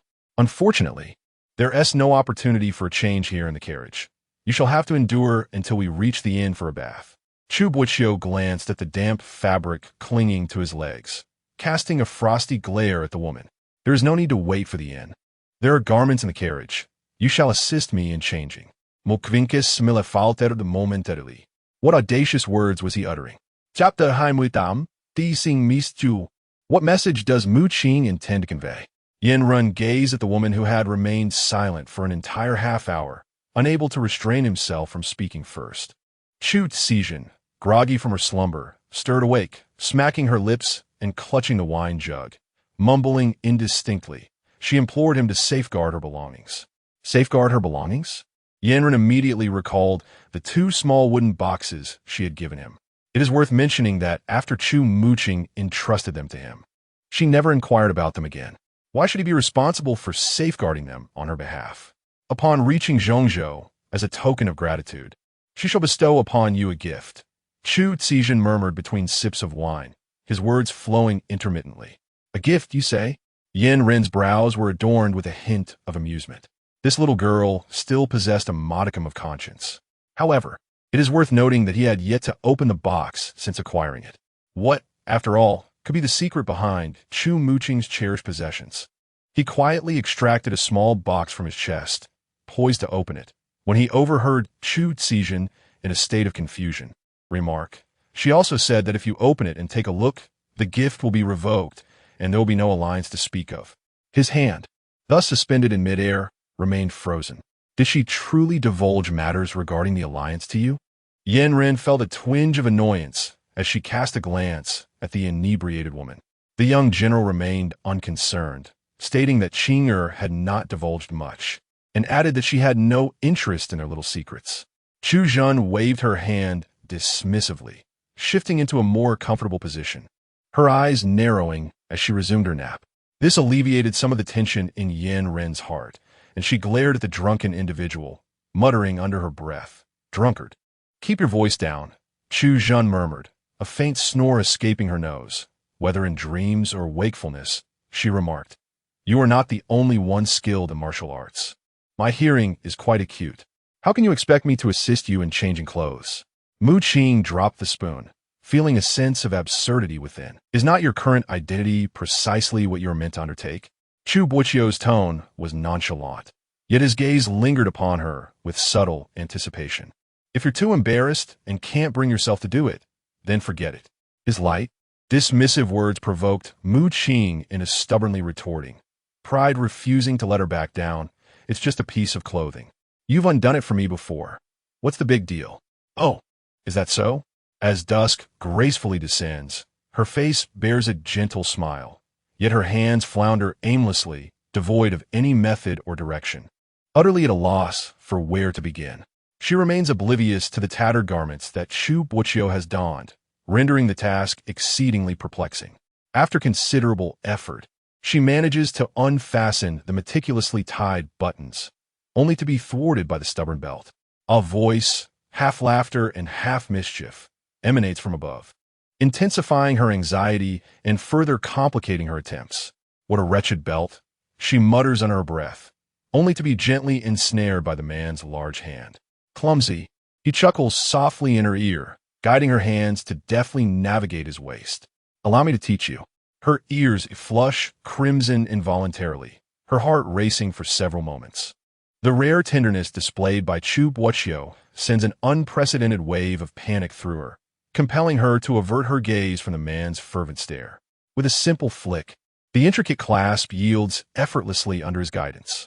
Her gaze ascended, sweeping over a pair of well-defined pectoral muscles, their texture gleaming evenly, captivating her to the point of being unable to avert her eyes. Such a mischievous little imp. Chu Boqiu stifled a chuckle, his chest trembling slightly in amusement. He raised a hand to shield the woman's curious gaze, grasping her shoulder and turning her around. "No peeking. Brother needs to change his attire." Qing's face flushed crimson like a ripe tomato, and it took her a considerable while to respond. "Who are you calling a little imp? Who even glanced?" The other party clearly disregarded her, silently changing clothes and producing a series of delicate sounds. She couldn't help but swallow hard. Ahem. It must be said that Chu Boqiu's figure is indeed quite remarkable. Should she steal another glance? She perked up her ears, listening intently to the sounds of changing clothes, subtly shifting her position for a better view. Unfortunately, it remained elusive. Perhaps just a slight adjustment would do.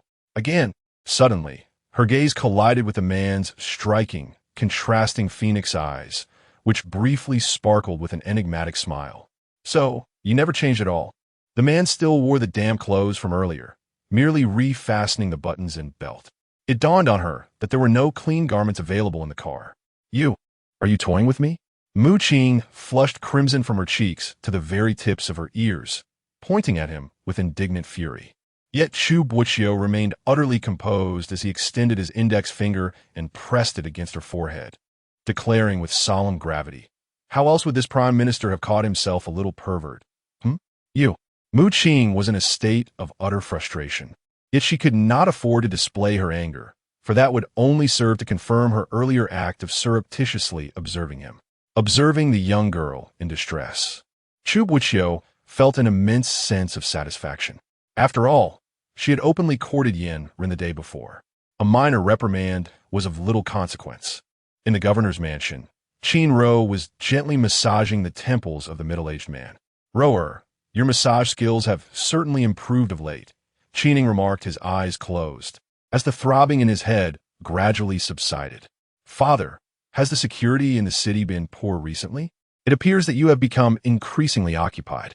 "It is none other than those wretched commoners from Zhongzhou." Qing scoffed in disdain, expressing contempt for those who, upon witnessing their own downfall, hastily sought refuge in the northern city. A flicker of emotion stirred within Qing's gaze. Would that woman set up a porridge stall to offer some charity to the Qing family? With a gentle tap on her shoulder, Qing turned her head to look at her daughter, her tone grave. "You, my dear, possess too much innate goodness. Those contemptible individuals, had they departed this world sooner, it would have spared me much trouble. Yet now, one after another, they come to complicate my life." After uttering a curse in frustration, Qing felt a flicker of solace upon seeing Qing's obedient demeanor. Although Qing was born out of wedlock, she was, after all, his only lineage in this lifetime. He did not share the unwavering obsession of Prince Yong'an, who took numerous concubines in hopes of siring a son. Fortunately, his daughter did not disappoint him. She blossomed with grace and excelled in poetry, literature, and the arts of propriety. However, their incessant influx only served to provide cover for the esteemed Prince Yong'an's household. A hint of derision crossed Qing's face. Qing, feeling a stirring in her heart, ventured to inquire, "Father, as you serve under the Prince of Ning, how can the Yong'an residents presume to use your influence to offend ministers? Surely, you would not allow them to gain the upper hand." After borrowing the token from Si Deshan, Qing embellished the story before relaying it to Qing. Upon learning of the matter, Qing was furious and, under her persuasive guidance, not only handed the token over to her, but also vowed to ensure that the Yong'an prince's residence would suffer a considerable loss. Their plans were calculated with meticulous precision, yet they failed to consider whether the matter would receive the approval of the Ningguang. A hint of malevolent calculation flickered in his brow. He was eager to observe how the Chu family's young lady's demise would provoke her brother to retaliate against the Yong'an prince, and how the Ningguang would handle his future father-in-law's family to quell the ire of the officials. Qing watched her father's scheming with a growing sense of confidence. "Where do we stand?" she inquired. "I've heard that the Chu young lady is nearing Zhongzhou. They are likely to make their move tonight. The execution must be swift, ensuring that neither the officials nor the Ningguang are left with any recourse." Qing's smile concealed a blade, brimming with lethal intent. Qing smiled faintly, pressing her hand against the man's temple, wishing for all to unfold as her father desired, just as she wished. Chapter 29. The one eye adore. The playful games between the maid and her master came to a definitive end upon their arrival at the inn. Perhaps the encounter in the carriage had put someone at ease, for when mealtime arrived, Chu Boqiu resumed the role of an elder brother. "Consume more vegetables. Save the pastries for after the meal," he advised, lightly tapping Mu Qing's hand with his chopsticks as she reached for a dessert. With a sulky expression, she retorted, "If I eat the vegetables now, I won't have room for the pastries later.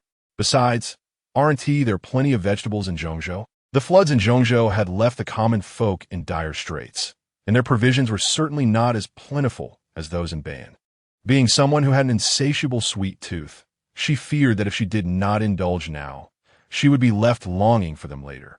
A hint of a smile graced Chu Boqiu's lips, and a rare glint of mischief flickered in his phoenix-like eyes. "You always gravitate towards such nutritionally void delicacies. Be wary. lest you find yourself stunted in growth. Stunted in growth? She exclaimed incredulously. At a height of 5 feet 6 inches, she was considered quite tall among young women. Why did he look at her as if she were a dwarf? Chu Boqiu, I am quite tall for a girl. Don't you agree? She shot him an exasperated glance before taking a hearty bite of her pastry. Chu Boqiu raised an eyebrow, his gaze lingering on her figure. Although she was nearly a head shorter than he, she indeed possessed an elegant stature, with long legs and a curvaceous form. Ahem, he sipped his tea, suppressing the warmth rising to his cheeks. I typically do not observe other women. Qing swallowed her pastry, her eyes narrowing as they fell upon the faint blush creeping up his ears. Indeed, in her past life, until her untimely demise, Chu Boqiu had never taken a wife, nor had he even entertained the idea of a concubine. Could it be that he had never felt the urge? Minister, she teased lightly, her laughter barely contained. If you do not observe women, could it be that you take an interest in men? Chu Boqiu nearly spat out his tea, coughing for an extended moment before coldly retorting. Who has an interest in men? With a playful glint in her eye, she feigned surprise. If you have no interest in men, then why have you not brought a sister-in-law home? His expression stiffened, and he shot her a fierce glare, as if questioning whether she had deliberately struck at his vulnerable point. At 22, most men would have already begun families, yet he remained stagnant. Could it be? Qing's eyes widened innocently, her tone teasing yet cautious. Is it that you have someone you like, but cannot marry? Her words struck him like thunder. Zendun Chu Boqiu momentas pichai. What did she mean by that? Did she truly discern his feelings? You claim I have someone I fancy? Who do you think it is? Their gazes locked, yet she merely smiled and remained silent, the weight of the moment almost unbearable for him.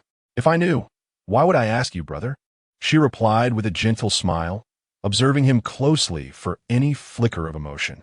Unfortunately, there was none. Chu Boqiu simply averted his gaze, his tone slightly less sharp than before. It is not yet time for you to find me undesirable. He was quite adept at feigning indifference. As Qing gently caressed her abdomen, she requested the room key from Bo Qingwei, who stood watch behind the table. Passing by the man, she whimsically remarked, I truly anticipate what my future nephew or niece will look like. Chu Boqiu silently clenched his fist, and with a sharp crack, the chopsticks in his hand shattered into fragments. Well done. This girl certainly knew how to provoke his ire. His minor reprimand today was too lenient. He would need to find another reason to teach her a lesson in the days to come. My lord, the young girl dressed in a delicate yellow outfit approached with a cheerful smile, whispering into his ear, the group following us is lurking outside the inn. It seems they will make their move tonight. Understood. Chu Boqiu replied impatiently, brushing away the remnants of chopsticks from his palm, his expression growing slightly frosty. He had followed them all the way, and his ears had ached from the incessant noise. Having practiced martial arts since childhood, his hearing was far more acute than that of an ordinary person. From the moment they exited the official post, he sensed a group trailing behind them, though he was uncertain of their origins. Have you identified who they are? A mischievous smile flickered across the delicate features of the charming girl. The origins of this group are quite intriguing. They hail from the Wang family of Taiyuan, sent by the Minister of the Interior. Yet the release token is issued by the governor of Qing. The Minister of the Interior? Chu Boqiu's fingers rhythmically tapped on the table, his gaze deep and contemplative. I recall that the consort of the old fool, the Prince of Yong'an, hails from the Wang family of Taiyuan. Indeed, Jinke nodded with a hint of mirth, leading the conversation. Yet the Princess of Yong'an would not send someone to ambush us. It is her daughter who would. The light in his eyes turned fierce, his voice cold. She is here for Qing. A flicker of murderous intent crossed Jink's seemingly harmless face. How audacious of the Qing County Magistrate to grant the passage token to see Deshan. He must truly be weary of life. Qing, that scheming and calculating man, was not foolish enough to act so recklessly. Suddenly, the man's poised fingers halted, a calculating glint in his demeanor. He will not allow himself to be slaughtered. He will certainly shift the blame to the Prince of Yong'an's residence. Master, should we eliminate them? Jinke, though a healer, possessed an exquisite skill in the art of concealed weaponry, which allowed her to carve a niche among the numerous men of the Butching Guard. No, let them come. I wish to observe how they will proceed. Chu Boqiu's lips curled slightly, the crystalline tea reflecting the coldness and murderous intent in his expression. You shall spend the night in a Qing's chamber and protect her. Understood. Mu Qing found herself inexplicably swapped into Chu Boqiu's quarters, only to witness Jinke moving into her room to sleep. From the initial confusion, she gradually discerned the underlying disquiet. Jinke, to be honest, is there something amiss? The startled sparrow could not conceal her emotions, and soon blurted out excitedly. There's an assassin. What? Mu Qing stared in astonishment at the woman, clutching her face in exhilaration. Then added, then why are you so delighted? The startled bird shyly covered its face, having not taken a life in quite some time, feeling a peculiar itch in its hands. On this night, Chu Boqiu exchanged rooms with me and invited you over. Was it to safeguard me? Indeed. Those individuals are specifically targeting you, young miss. Jing K nodded emphatically. Are they from the same group as the last nefarious establishment? Jing K shook her head, indicating otherwise. As the dusk deepened, Mu Qing listened attentively as the woman succinctly elucidated the situation, swiftly grasping the intricate connections at play. It was not merely the actions of the Qing prefect and the elderly princess dowager. It was evidently the mischief of those two young ones. Si Deshun perceived that the Prince of Ning harbored murderous intentions towards her, while Qin Ro's motivations likely stemmed from her involvement with Chu Boqiu. Qing, even in my chamber, you cannot commit murder, Mu Qing reasoned, skillfully presenting her arguments to persuade her. Is this truly wise? Qing, her hands already itching with restlessness. Mu Qing patted her chest, assuring her, rest easy. With me here, your brother shall not hold you accountable. That young lady, you must ensure your own safety. Fear not. Even if the King of Heaven himself were to arrive tonight, he shall not lay a finger upon me. After all, Chu Boqiu would be there to protect her this night. Chapter 30. Delicate bones in the hazy twilight, the crescent moon gradually ascends into the starry sky, casting an enigmatic and ethereal glow. Chu Boqiu lies behind the bed curtains, rhythmically tapping the wooden bed frame, patiently awaiting the fish to bite. A splash. Has it come? Here comes another clumsy one. Mu Qing took a deep breath and tiptoed cautiously toward the bed. Chu! Whoosh! A razor-sharp blade flashed toward her throat in an instant. She stumbled backward hastily, simultaneously distracted by the fear of alerting the assassins lurking outside. Tripping over a stool, she landed hard on the floor with a thud. Crack! A brittle sound came from her lumbar region. Ouch! The cry of pain nearly escaped her lips before she hastily clapped a hand over her mouth. Qing? Chu Boqiu sensed that something was amiss upon hearing the voice. He quickly sheathed his sword and, relying on his instincts, assisted the woman from the darkness to her feet. Why are you not staying indoors properly? What brings you here? The reproach in his tone was unmistakable. Mu Qing clutched her waist and whispered softly. I was just worried about you. Besides, I don't want protection from anyone else. I only want you. Hearing those last words, the man's resolve softened slightly. He coaxed her in a low voice. Begin, go back to your own room. No, she protested, wincing. I just hurt my waist from the fall. I can't walk. Chu Boqiu's brows furrowed deeply at her words. Where did you fall? Let me see. See what? How? Mu Qing's ears flushed pink as she muttered in embarrassment. What? Should I strip naked for you to look? He paused to catch his breath, an unwholesome thought suddenly invading his mind. A shadow flitted past his peripheral vision, and instinctively, he drew the woman closer and sought refuge on the couch. Hush, his dark, phoenix-like eyes narrowed slightly, radiating a dangerous chill. The assassin was approaching. His thoughts were solely focused on the threat, oblivious to the awkwardness of his position with Mu Qing. Mu Qing found herself forced against Chu Boqiu, her head resting on his firm chest, the steady rhythm of his heartbeat resonating in her ears, causing her cheeks to flush with warmth. The intruder, having scaled the window, drew nearer, while Chu Boqiu tightened his grip on the sword beside him, acutely aware of the woman's stillness against him. Lowering his gaze, he realized their bodies were almost seamlessly pressed together, allowing him to feel the softness of her curves and the slight tremors of her breath. A surge of heat ignited within him, and he instinctively sensed the impending danger. Just then, the blade-wielding assassin lunged forward. Alas, Qing was ruthlessly shoved aside, a reflexive cry escaping her lips. The assailant swung his knife with precision. Yet it was no match for the man's swift retaliation, as Chu Boqiu delivered a powerful kick to the assailant's chest, forcing him to stagger back several paces. Something was amiss. The assassin, sensing the anomaly, glanced away to signal outside the window, urging a retreat, but in the stillness of the night, not a soul responded. A pungent scent of blood assaulted the air, igniting a flicker of panic within the assailant. Clenching his fists, he coldly confronted the suddenly materialized man. "You lay in wait for us. What do you think?" Chu Boqiu's grip on the sword tightened, and in the next moment, he launched a fierce assault on the assassin.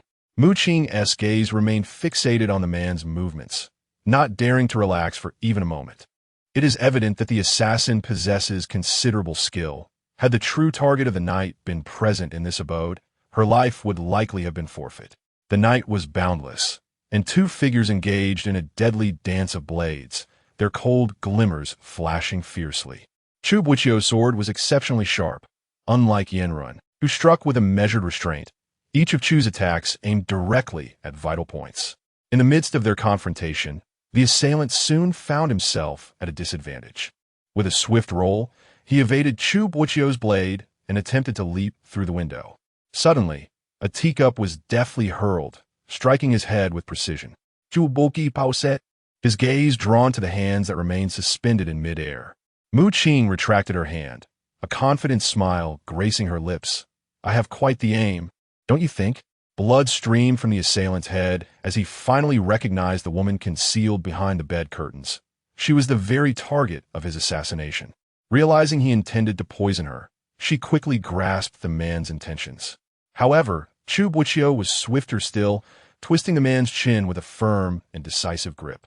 Only then did Qing breathe a sigh of relief. Chu Boqiu's presence that night was to ensure a survivor. If the target perished, how could they confront the Prince of Yong'an? As the aftermath was cleared in the early hours, apart from the one captured by Chu Boqiu, the remaining assassins had met their demise. Bai Qingwei meticulously accounted for the number of skilled assassins and detained the sole survivor in the tavern's basement. This operation was executed with utmost silence, not disturbing any of the guests resting within the inn. Even Qing marveled at how Chu Boqiu had assembled such a talented cadre of elite guards.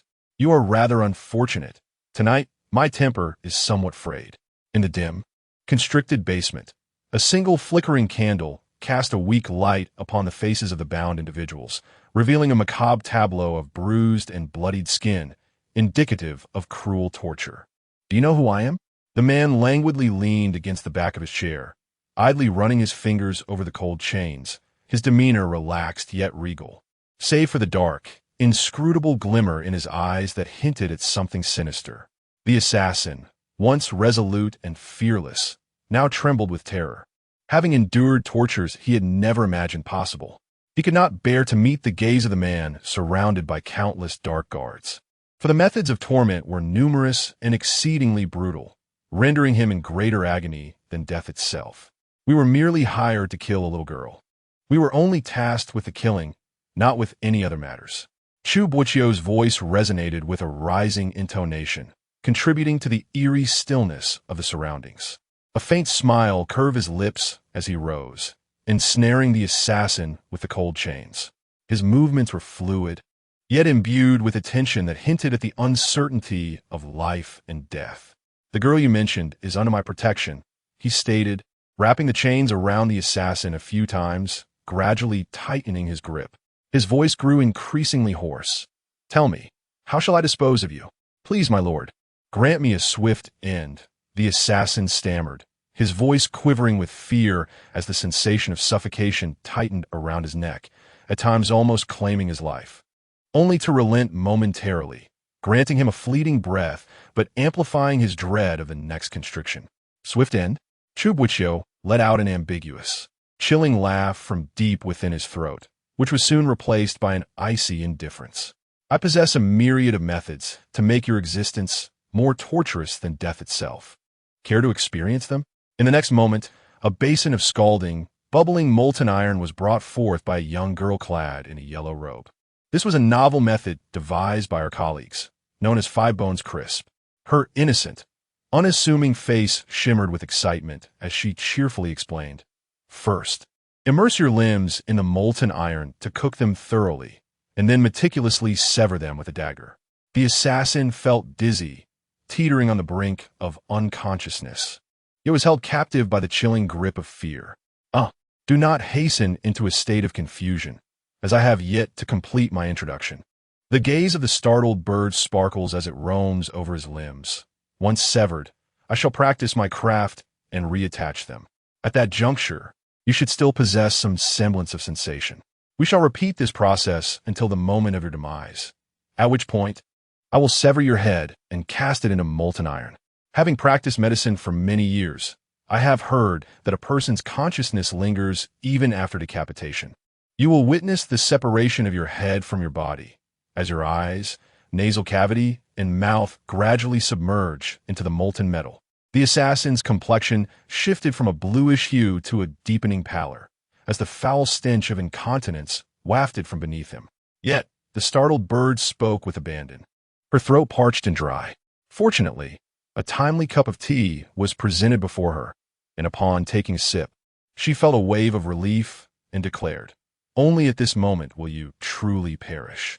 You may demand anything of me, but please do not torment me in this manner." Observing the waning vigor of the individual, the startled bird, receiving a subtle cue from her master, finally relinquished the molten iron to another. "You may command me to do anything?" Chu Boqiu deftly released his grip, retrieving a pill the size of a fingertip from the fragrant pouch within his bosom. He seized the man's freshly affixed jawbone, gesturing, "Consume this, follow my instructions, and betray your master. Are you willing?" The cold chain around the assassin's neck cascaded down smoothly, its crisp sound upon landing merging seamlessly with the hurried, rough breaths. "I am at your service," pledged the subordinate. Chapter 31. Has anyone ever told you that you are exceptionally beautiful? Qing, wake up. The voice was low and pure, like a soothing lullaby, only deepening the drowsiness of the girl reluctant to leave her bed. Still sleepy, her eyelids felt too heavy to lift, and her hand feebly groped for the source of the sound. The smooth fabric of a sleeve brushed against her as the man gently tugged, pulling Qing gradually into wakefulness. Chu Boqiu stood there, clad in robes of moon-white shoe brocade, draped in a luxurious sable cloak of deepest black. His dark hair was loosely tied with a wooden hairpin, free of any jade crown, and his striking features seemed bathed in golden sunlight, radiant as if gilded. Qing couldn't tell if she was still half asleep or simply dazed by his beauty. Today, Chu Boqiu didn't carry the usual air of an aloof and powerful minister. Instead, there was a youthful vitality about him, reminiscent of a charming boy next door, pure and dazzling. Has anyone ever told you how beautiful you are? Chu Boqiu took a breath, and the slightly upturned, Danfeng eyes glimmered with a smile that was both alluring and enigmatic, truly captivating. Quite a lot, Qing remarked. I knew this old fox wouldn't be so easily seduced.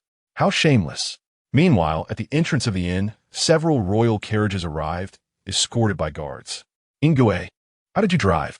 It nearly jolted me to death, Bei Quan complained, rubbing his numb backside. After dismounting, he quickly assumed an elegant and noble demeanor. Yandere merely cast a glance and turned away, striding directly into the inn. Jing, did anything transpire yesterday? The girl, engrossed in devouring her dumplings, lifted her face and, with a cheerful smile, remarked, "Boss, you are quite swift. You already know about this. As for Lord Yandere of the Bo family, it seems he lacks such abilities and should reconsider his place." Bei Quan approached, his expression tinged with mild reproach, yet laced with concern as he inquired, "I heard there was an assassin yesterday. Was everything handled appropriately? Was your master injured? What is the background of that assassin?" The startled sparrow blinked its eyes, wiped its oil-coated mouth, and clasped its hands in a gesture of respect, saying, "Your Highness, with so many inquiries, where should I even begin to respond? Regarding the information concerning the group of assassins dispatched by the Wang clan of Taiyuan, it cannot yet be divulged to Bei Quan. Bei Quan holds great trust in Prince Ning. while Prince Yong'an is destined to become Prince Ning's future father-in-law. Unless permitted by our master, it is imperative that we, as subordinates, refrain from speaking carelessly. Furthermore, our master entrusted that assassin with a task last night. If news were to leak, would it not jeopardize our master's plans? What assassins? Ren hurriedly entered, her brows slightly furrowed as she fixed her gaze intently upon the crowd. Did they have something to discuss? No, hissing sounds echoed. Nothing of note. On the staircase, Mu Qing was being assisted down the steps at a sluggish pace by a man. Run gazed up at the pair from below. The woman was clad in a moon-white satin dress, her porcelain complexion peeking from beneath the fox fur stole. Almond-shaped eyes glistening with a dewy sheen that stirred one's protective instincts. For a moment, he found himself utterly transfixed. Yet Jing Ke noticed something quite different. The young Mrs. attire mirrored their master's color palette, save for an incongruously dark sash cinched around her waist.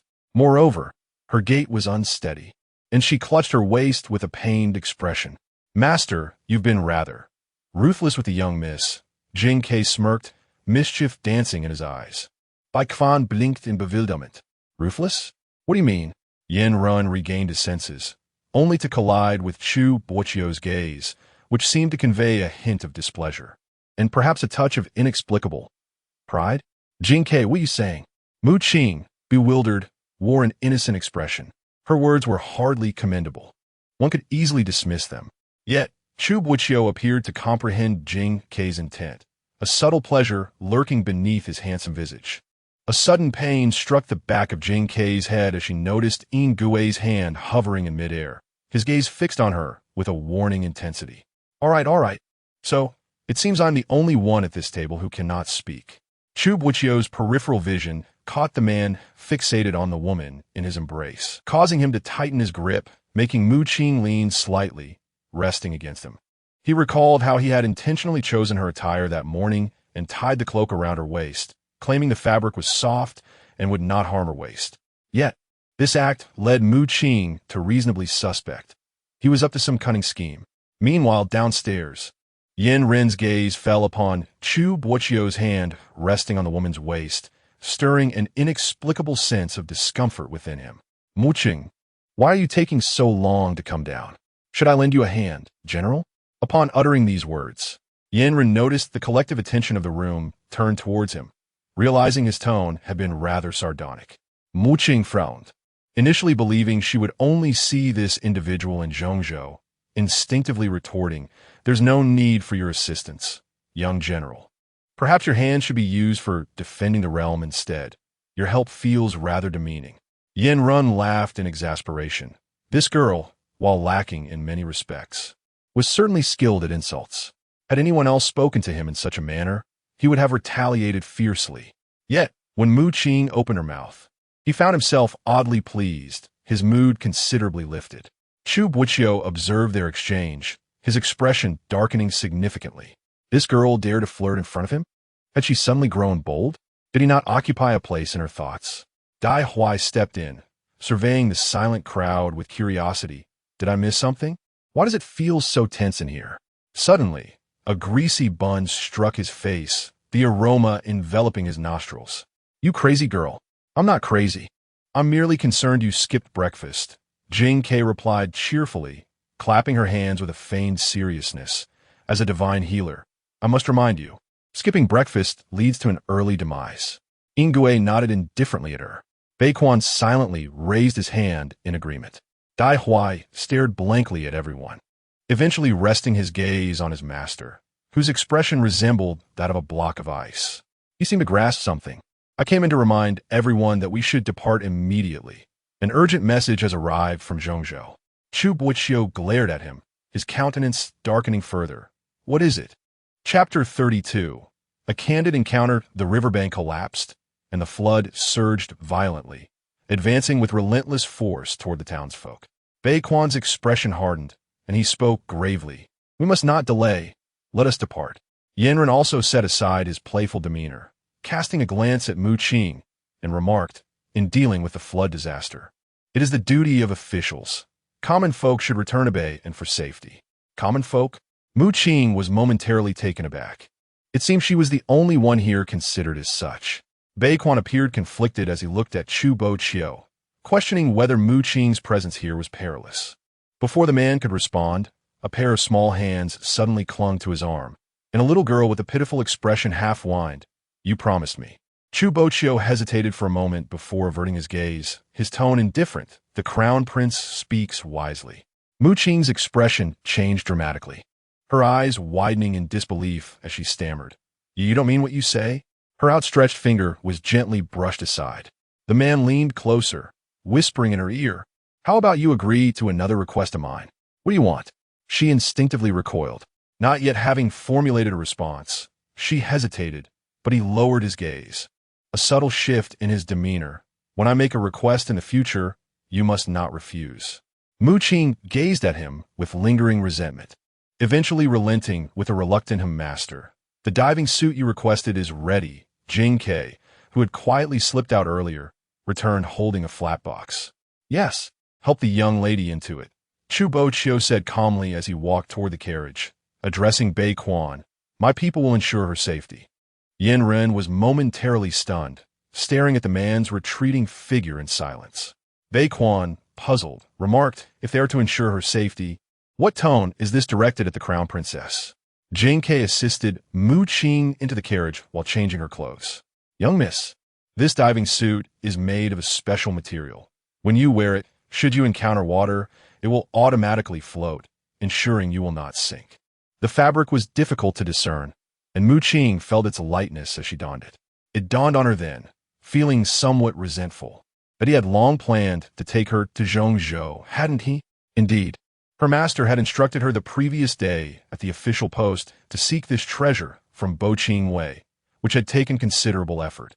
Jing Ke fastened her belt with a smile. "Young miss, the master has you in his heart. Although he occasionally plays little tricks, it is only because he cares for you." He knows how to coax me," Mu Qing retorted, though her heart felt sweet.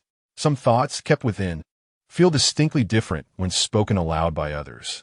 With the presence of the crown prince's entourage, Mu Qing found it inconvenient to share the carriage with Chu Boqiu. During a break in their journey, she instructed Jing Ke to find Chu Zhizhen for a chat to alleviate her boredom. She had heard from Ji Huai that Chu Zhizhen had drunk excessively the previous night and had been reluctant to leave the carriage since. "Sister Chu?" A faint scent of alcohol wafted toward Mu Qing as the curtain was drawn aside, causing her to frown. "How much have you had to drink this time?" "Not much." A flicker of crimson fabric withdrew from her line of sight. As the woman clasped her head and lamented, "It seems the long journey has left me somewhat fatigued." Mu Qing, expressing concern, remarked, "Sister, I have now reunited with my brother. If you find it unbearable, I can arrange for a carriage to take you back to Bayan at any moment." Upon hearing this, Chu Zhizhen briefly furrowed her brow before feigning reproach. "Did we not agree earlier that I would teach you martial arts? Are you now reneging on our pact and dismissing me as your master?" Mu Qing chuckled softly, gently grasping the woman's hand as he murmured, "How could that be? It's merely that this journey is fraught with peril. Even I cannot foresee what lies ahead, and thus I worry about inadvertently dragging you into hardship. Set your heart at ease." Chu Zhizhen replied with a serene smile, her lips curving gracefully. "Reuniting you with the Prime Minister is not the primary purpose of my travels. Roaming the rivers and lakes has always been the yearning of my heart. Now that the people of the Central Plain suffer, I too wish to contribute, both for my own sake and for the sake of the censorate." Hearing this, Mu Qing could only relent. "Ah, by the way," she added, "you haven't forgotten the item entrusted to General Yin, have you?" Zhu Zhizhen smiled as she recalled the events of that day at the official post station, where she had overheard everything quite clearly. Yin Ruin, that rascal, harbored intentions of marrying Mu Qing. Yet, Mu Qing appeared blissfully unaware of his affections. How could she forget? Mukvinkis braufurovet tightly, the box containing Hui Chun now resting in Yin Ren's hands. The reason she had sought Zhu Zhizhen's assistance in ensuring Yin Ren safeguarded, it was due to her suspicion that the unopened box held the key to resolving the current flood crisis. However, they had yet to arrive in Zhongzhou, and the promised gifts to Yin Ren would likely be delayed further. "You have led this general to such a secluded nook. One might think you were up to some mischievous deeds," Yin Ren teased, gazing at the lady by the tranquil stream, far removed from the bustle of horse-drawn carriages and pedestrians. Young General Yin, I thank you for safeguarding my belongings all this time, Mu Qing replied with a smile, extending her hand. Might I inquire if it is now possible to reclaim my possession? With a gentle motion, Mu Qing's hand was softly brushed away. Little girl, do you intend to evade your debt to me? Yanren reached out and tapped her forehead, his eyes wide with a glare. We are allies, she said solemnly. Gazing at him, I won't deceive you. The gratitude you deserve will be given once we reach Zhongzhou. Allies. At first, Yanren hadn't thought much of the title, but now, upon reflection, an unexpected sense of delight bloomed in his heart. Since you've declared us allies, shouldn't we be completely open with each other? Mu Qing nodded. Naturally. The general will pose a few questions to you. Will you respond earnestly? The man stepped back a few paces and leaned against the tree trunk, his long legs lazily swaying, and a handsome visage adorned with a carefree expression. You said. She pondered for a moment, concluding that as long as it did not involve past entanglements, she ought to speak the truth. First, why must one deal with Wenchoing? She despises him. Is it merely disdain? I harbor a desire for his demise. Yanren raised an eyebrow, not overlooking the fleeting glimmer of hatred that flickered in the woman's eyes, and candidly remarked, aside from attempting to ensnare you at that banquet, it seems he is not engaged in any other misdeeds. There remains much that you do not know. She cast her gaze downward, a hint of mockery curling her lips, before veiling her emotions and continuing. For instance, you are unaware that he sought my hand in marriage before the court, insisting that I enter the royal household alongside Si Deshan. What? Yanren furrowed his brow, barely concealing his surprise. Does your brother know of this? Naturally. Otherwise the person before you would already be the princess of Ning. Mu Qing crossed her arms, mimicking a lean against the tree trunk, and let out a self-deprecating smile. The princess of Ning. In a past life, she truly played that role. How foolish of her. The man's gaze darkened, recalling that duplicitous hypocrite, and he nearly scoffed in disdain. Therefore, do you believe he deserves to die? He does. Yanren inhaled deeply, calming the tumult of anger and injustice within his chest, and added, why choose me as an ally? Why, after selecting me, do you not trust me enough to come to Zhongzhou? Do you doubt my ability to protect your brother? Or do you have ulterior motives? Yanren, what do you mean? Chapter 33. The 8 steeds travel 30,000 miles a day. What does it mean? Yanren retrieved 2 boxes from her bosom, holding them aloft with a clear intention. The boxes were exquisitely crafted, one in a vibrant blue and the other in a rich purple. They were indeed the boxes gifted to her by Hui Chun. Where did you acquire these? Although there remains a semblance of a smile on Yanren's face, it appears less than genuine. She is almost certain that you have taken a look. Whether I look or not seems irrelevant to the origin of this box. The corners of his lips curled into an arc, yet his tone carried an interrogative edge. She remained silent, but a myriad of possibilities flashed through her mind. Yanren must have seen the contents inside, hence his current insistence on questioning her. Among the 2 boxes, she had yet to open the purple one and remained unaware of what lay within. But why was Yanren so fixated on the provenance of this box? Could there possibly be any connection between these contents and him? She took a deep breath, quietly reflecting on everything concerning Yanren. In his previous life, he had perished at the tender age of 27 or 28. She had only heard Wenchoing speak of him, describing him as both brave and resourceful, yet he was ensnared by her own inability to see beyond the surface. Initially, she remained oblivious. But it was only when she witnessed Yanren's actions on the day of the palace coup that she grasped the underlying truth. He had enlisted in the army at a young age, without any support, rising to prominence as the Cloud Banner General through sheer skill with sword and blade. Later, he gained the favor of the Crown Prince Bei Quan, becoming a key figure in the prince's faction. In her previous life, Mu Qing had long resided in the secluded quarters, preoccupied with the trifles of the Ning Wang residence, and thus knew little about him. She only recalled that the year she married into the Wang family, Yanren had stirred up a storm over an old case, prompting the Northern Emperor to demand his execution. Yet, the specifics of that old case remained unclear to her. Could it be that Yanren's current peculiar behavior is somehow linked to that very case? Incorrect. Hui Chun mentioned that the cyan-purple box contained something that could assist her, and the only thing that could possibly aid her would be methods to handle the flood crisis. This clearly cannot be related to any old court cases. Miss Chu, Yandere's gaze rested upon her. Was this question truly so difficult to answer? Qing furrowed her brows in silence. The issue was not whether it was difficult to answer, but whether she could answer it all. Over the past days, she had placed great trust in Yandere due to him saving her life in a past existence. Yet she had forgotten that Yandere, not yet of age, had ascended to the position of general and become the right-hand man of the crown prince, surely not without his own cunning. It was she who had overlooked this crucial detail. Yandere, these 2 boxes were indeed given to me by someone else. Qing's expression was open, her tone sincere. But at this moment, I cannot reveal who it is. I can only say this is a private matter of mine and will not implicate others. The situation was intricate and convoluted. Until she understood Yandere's actions today, she could not recklessly involve Qing in this affair. Your private matter? The man's pitch-black pupils remained utterly unmoved, allowing her to directly perceive the imposing demeanor of a formidable leader. To be honest, I only glanced at the purple box. Qing furrowed her brows. A purple box? Yandere gently lifted the lid of the box, her fingertips brushing against its surface as she raised a delicate and translucent hairpin. The hairpin, crafted from exquisite mutton fat jade, displayed a lifelike milky white floral design, resembling a winter plum blossom that flourished beautifully amidst the snow. It is evident that the carver devoted meticulous care, rendering even the petals and leaves with extraordinary delicacy. You claim this is your private affair. As Yandere's fingertips loosened and the jade hairpin began to fall, she swiftly caught it in her palm instead.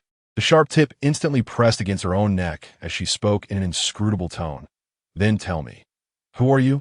Qing was suddenly taken aback, scarcely able to believe that the person who aimed a hairpin at her was none other than the one from her past life who would willingly sacrifice their life for her.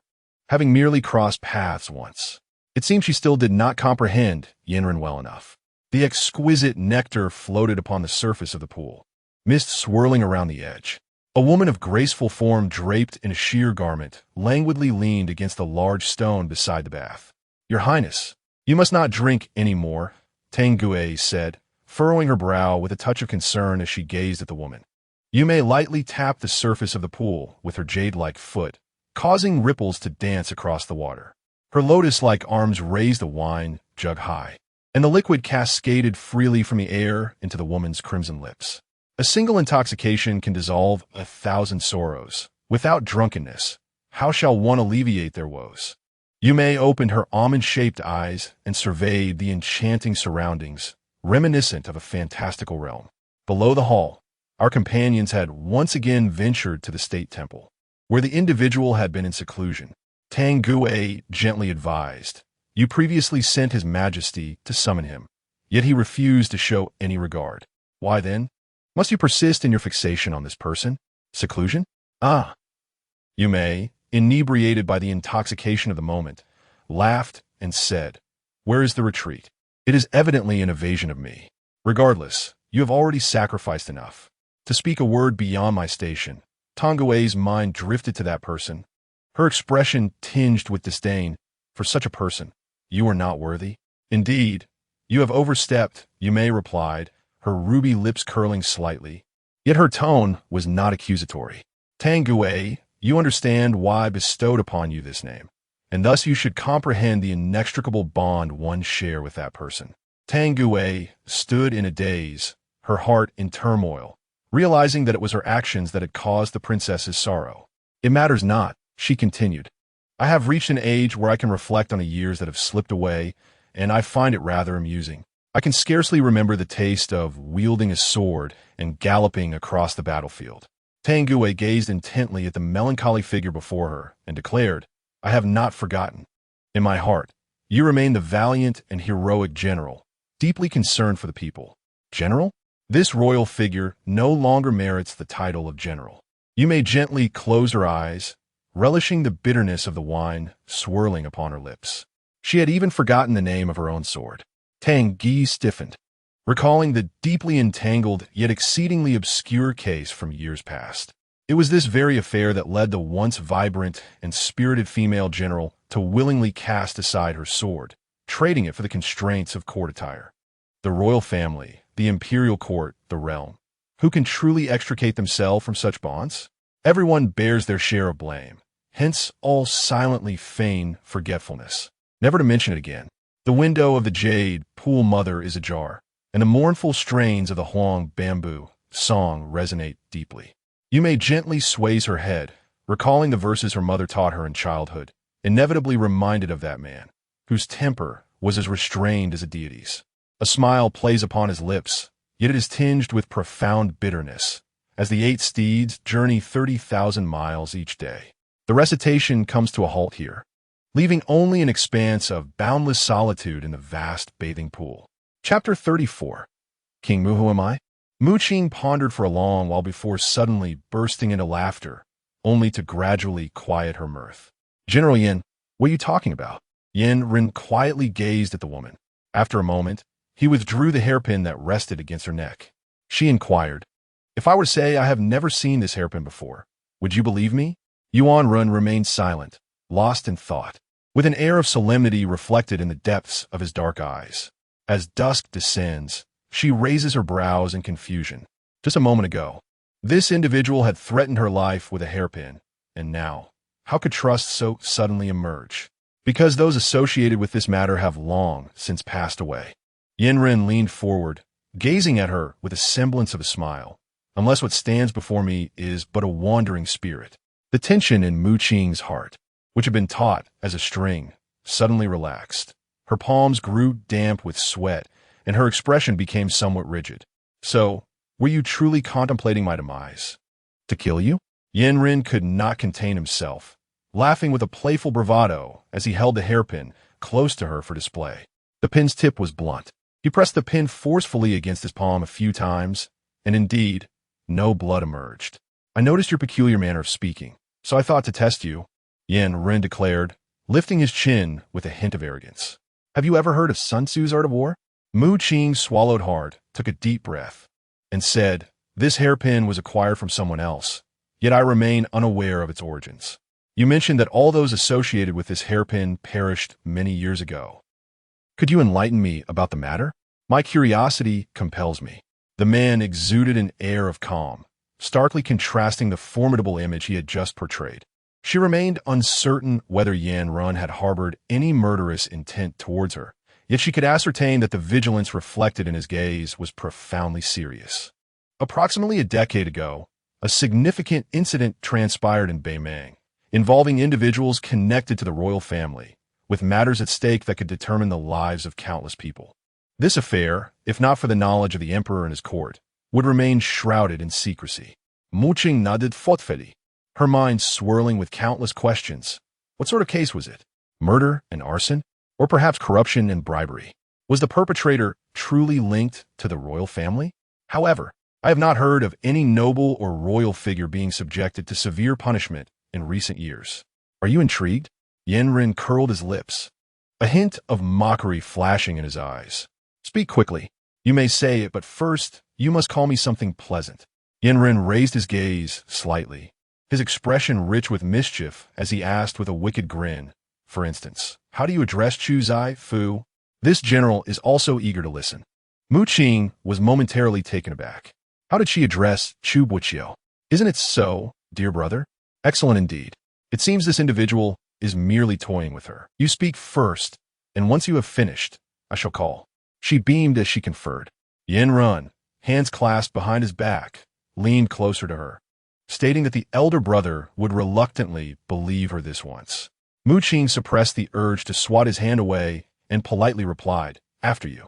What you previously speculated is entirely incorrect. Yin Rin straightened his posture, gazing into the distance with a somewhat stern expression. That case is neither one of murder and arson nor of embezzlement.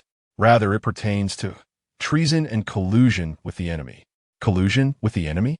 These 4 characters struck against Mu Qing's heart like stones, instilling an immediate sense of disbelief. Impossible. If such a monumental event had occurred in the past decade, how could it remain unknown to the entire world? No, this matter did not occur. Mu Qing is becoming increasingly perplexed. What does it mean? He gazed at the mist-shrouded green mountains and murmuring streams, sighing softly. This matter was thwarted even before it could come to pass. It turned out that the crime had been intercepted before its commission. She inquired, who was the traitor collaborating with the enemy? His eyes dimmed momentarily, and after a long pause, he finally replied, King Mu. King Mu? Mu Qing could hardly believe it. Was it the same King Mu who had once stood alongside the old King Ning and King Yong'an in a triumvirate?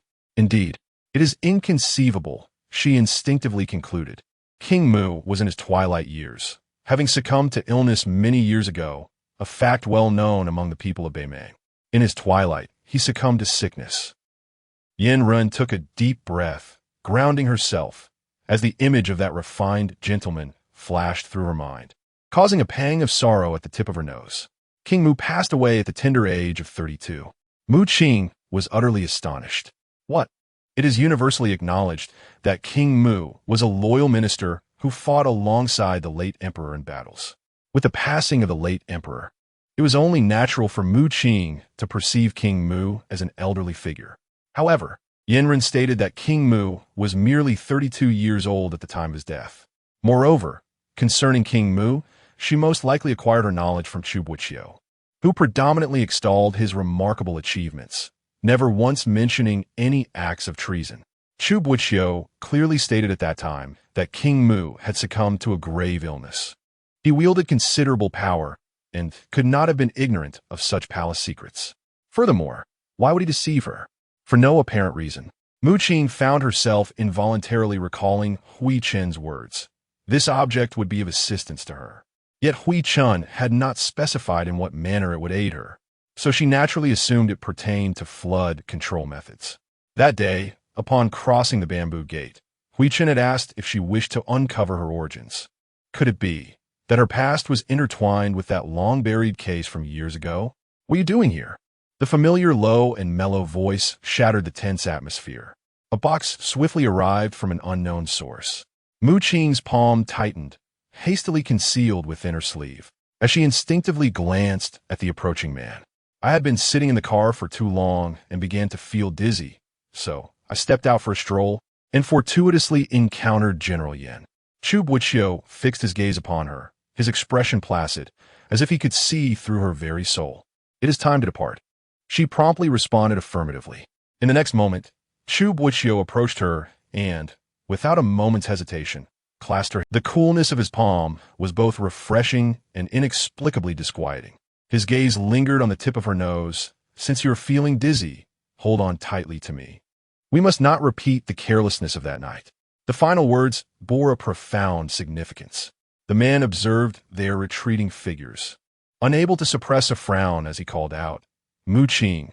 Mu Qing halted, bewildered by the sudden interruption.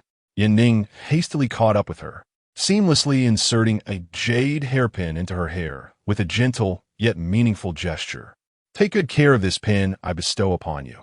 Do not let it be lost. She was momentarily taken aback, and even Chu Boqiu's gaze was drawn to her, subsequently fixating on the hairpin nestled amidst her tresses. Chapter 35. A glimmer of hope. The wheels of the cart spun rapidly, stirring up sparks as they traversed the muddy riverbank, which was cloaked in a thick layer of mire.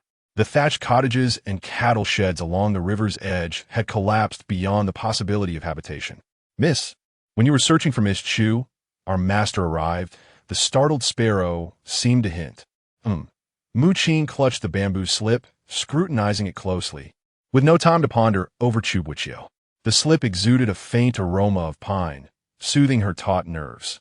The characters inscribed upon it were rounded and fluid, differing from the technique used on the plum blossom hairpin atop her head, indicating that they were crafted by a different hand. The path ahead was shrouded in mist, and her heart yearned for a guiding light. What, after all, did Huichen's words to herself truly signify? In her previous life, she lived in obscurity. As a child, she once inquired about her lineage from Chu Boqiu, who merely claimed that she was the child of one of his subordinates, entrusted to him as he approached his end. The rest of the details seemed to be hastily glossed over. What, in truth, was he concealing? And why the need for such secrecy? In Yanren, How did he come to know this hairpin was connected to the late Prince Mu?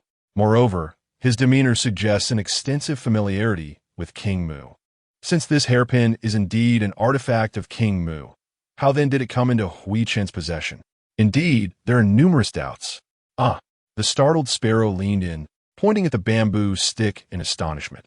Isn't this the script of Nanzhao?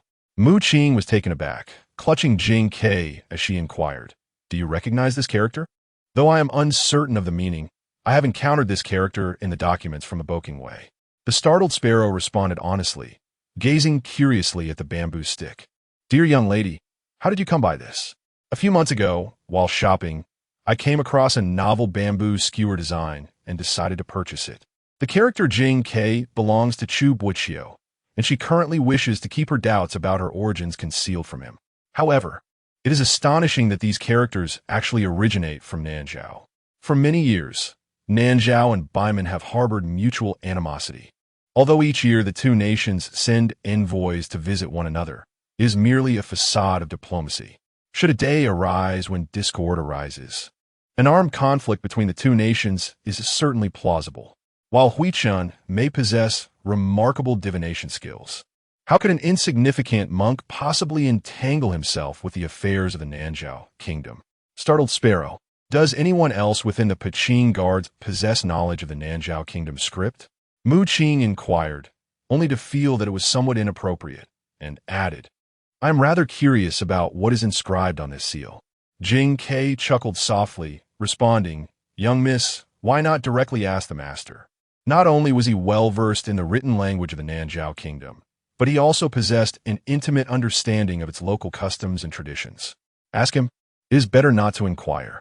The startled sparrow observed Mu Qing's expression and mistakenly believed that the two were still at odds. It hastily interjected, however, "Within the ranks of Boqing Wei, there are indeed individuals who are familiar with the characters of Nanzhao." Mu Qing immediately perked up, asking who? The startled sparrow raised a smiling face and leaned close to whisper in her ear. "Within the city of Bayan, at the residence of the Prince of Yong'an." After days of pleading from the Princess of Yong'an, the prince reluctantly agreed to release Si Deshun from a woodshed. That very day, she sent an invitation to the prefect's mansion, summoning Qin Ro to join her in visiting the temple to offer incense and prayers for the well-being of Prince Ning and the people of Zhongzhou. "Dear Sister Qin, by my calculations, my people should have accomplished their task by now. It won't be long before we receive good news." In the carriage, Si Deshun wore a rather smug expression, while Qin Ro remained silent, embodying a demeanor of obedient compliance. "Sister Si is quite right," the woman replied with a seemingly cheerful smile, though inwardly she mused that perhaps Si Deshun's demise was approaching quickly. Si Deshun absent-mindedly touched her newly adorned hairpiece, a hint of a smile curling at the corners of her lips. When Choyin had sent numerous gifts to the Wang residence after their journey to Zhongzhou, without this, her father would certainly have refused to release her, despite her mother's pleas. Brother Choyin still holds her in his heart. Yet, he had been bewitched by that wretched Chu Muqing, which led him to request her hand before the North Emperor. It seemed that during this trip to Zhongzhou, he had come to realize that a mere Chu Muqing could never compare to the prestigious lineage of the Yong'an Wang residence. "Your headpiece is exquisitely crafted," Qin Ro observed, quickly discerning the situation from Si Deshun's expression, and offered a few flattering words. "I presume it must be a gift from His Highness, the Ning Wang. His regard for you is truly earnest." Si Deshun's smile widened. "Once I marry the prince, I shall certainly speak to him on your behalf, ensuring your father receives promotions, thereby facilitating your smooth marriage into the chancellor's household." Qin Ro smiled in agreement, though inwardly she scoffed. If Si Deshun dared to strike at Chu Muqing, then if Chu Boqiu were to learn of this, he would never allow her to revel in a marriage with the Ning Wang. However, at that time, she could feign a revelation to Chu Boqiu and lament her plight. She was certain he would be moved. Men, after all, are but slaves to their desires. She considered herself exceptionally beautiful, possessing talents that surpassed those of Si Deshun. Even if Chu Boqiu were lofty and untouchable, could he truly remain unaffected by her sincere devotion? Once Chu Muqing was gone, her merit in exposing the truth would surely earn her father a promotion, allowing her to draw closer to Chu Boqiu. Despite his youth, Chu Boqiu held the esteemed position of chancellor, wielding power and favor with the North Emperor. If she could wed him, who could ever belittle her for her humble beginnings? In Bayan, was there any lady of higher status than herself? The mere thought of standing shoulder to shoulder with the man who held her heart filled her with uncontainable joy. Deshan, of course, did not overlook the shyness on Qing Rou's face, her disdain deepening. Did Qing Rou truly believe she was worthy of aligning with someone as powerful as the chancellor, given her lowly status? The two women appeared to share jovial banter within the carriage, yet each harbored ulterior motives. Suddenly, a sharp command to halt the horses echoed into the carriage. The two women were thrown forward by inertia, tumbling down from the carriage in a most undignified manner. "Foolish servant, how did you drive the carriage?" Deshan exclaimed as she landed awkwardly, her face smeared with mud. Qing Rou was not faring much better, appearing as though she had been submerged in muddy water, with her legs and elbows scraped raw, faint traces of blood emerging. "Servant? Miss C, it seems you have mistaken your target." A sharp, chilling voice cut through the air.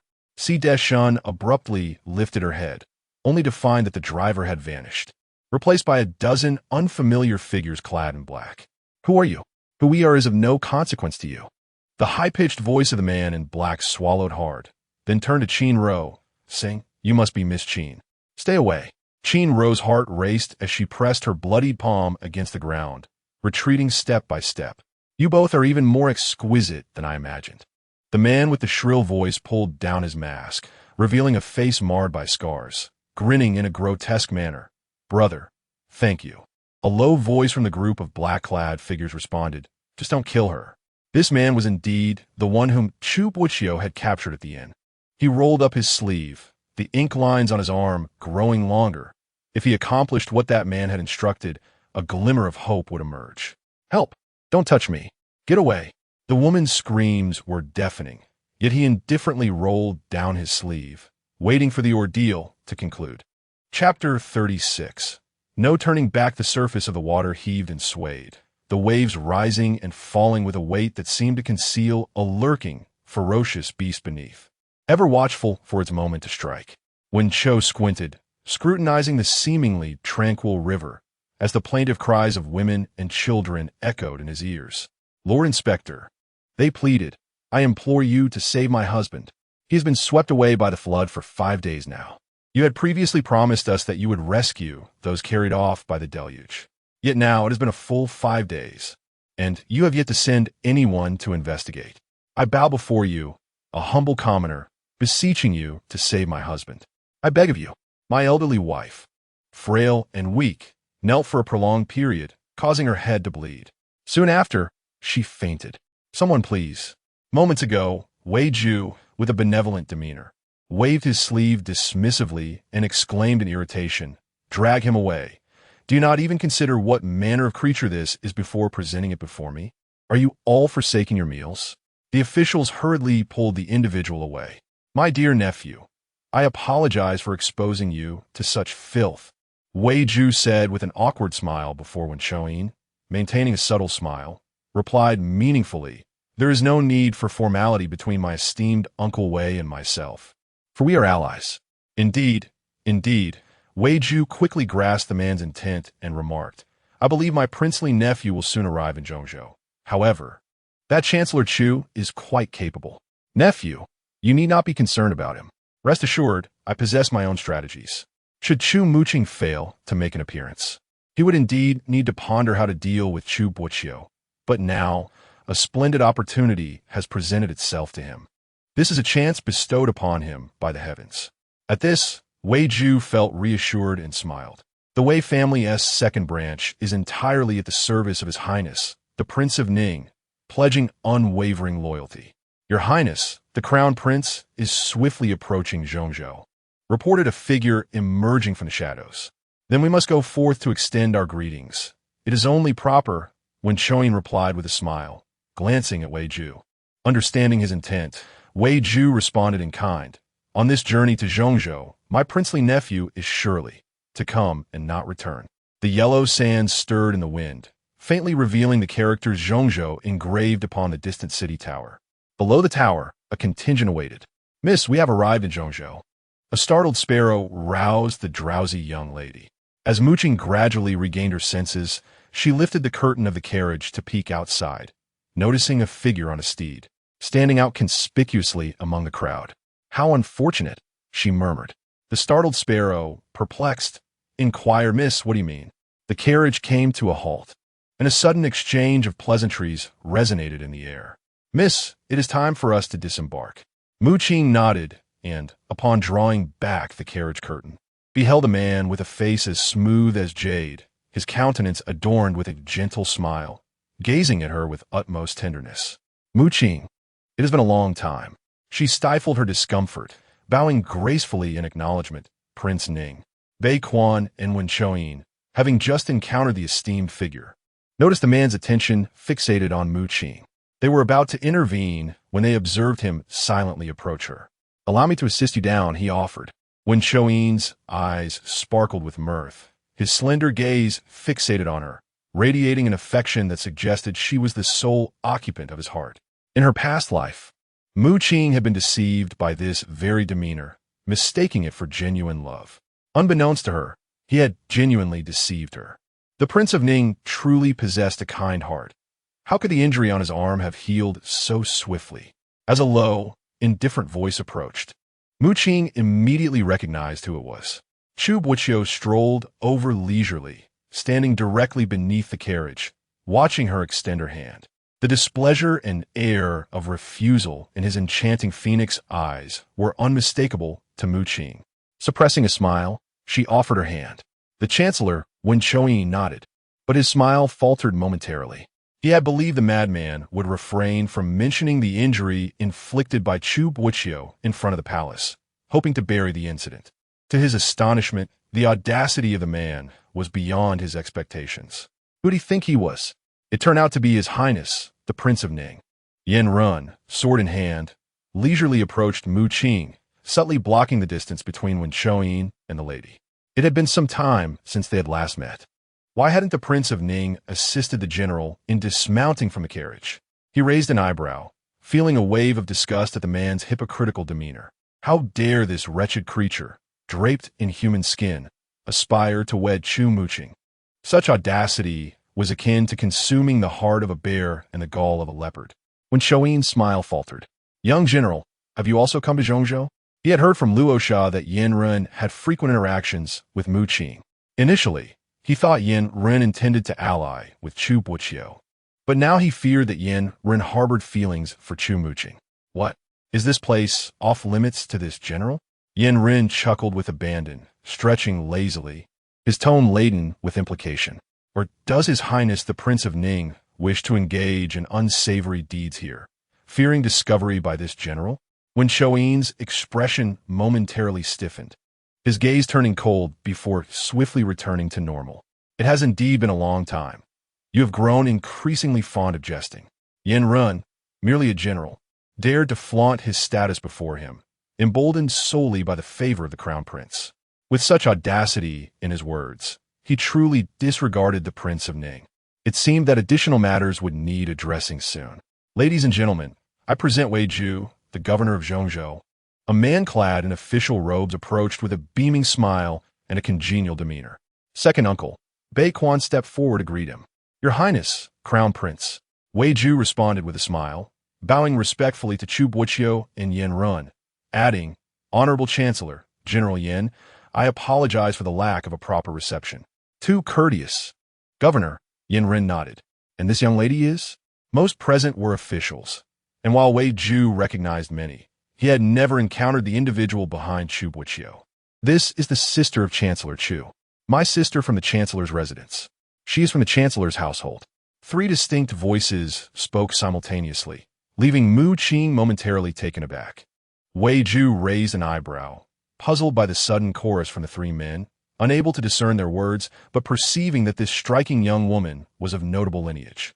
"Governor, this young lady hails from the Chancellor's residence." Mu Qing stepped forward, bowing gracefully with a gentle smile. "The Chancellor's residence?" Wei Ju glanced at Chu Boqiu. pondering for a moment before resolutely declaring with a smile, "Chancellor, when did you marry such a beautiful wife? You never sent an invitation to the Duke's residence, leaving us unable to celebrate with you." Mu Qing was momentarily stunned. Yin Ren's expression froze, pondering how this old fellow could misjudge the situation. Chu Boqiu pauset momentia, yet refrained from hastily refuting. Instead, he directed his gaze toward the young woman beside him, who remained oblivious. "Sir Inspector, you have misunderstood." Wen Choying interjected with a slightly cold tone. "This is the younger sister of Chancellor Chu, the esteemed Miss Chu Muqing." Wei Ju exclaimed in realization, slapping his thigh. "Indeed, it was my folly. I had heard that the Chancellor has a sister, but you both appear. It seems I've been rather foolish." His words trailed off, prompting a series of exchanged glances among the crowd. Just moments ago, he had observed the unmistakable gaze Chu Boqiu cast upon the lady, only to discover she was his sister. What a comical blunder this was. "Not to worry," Chu Boqiu replied with a gentle smile, the corners of his eyes slightly raised as he regarded the blush creeping upon Mu Qing's ears. Externally, he maintained an air of nonchalance, yet internally, he found himself quite delighted. Wei, the inspector, was astute. The Chancellor's admiration was well placed. Chapter 37.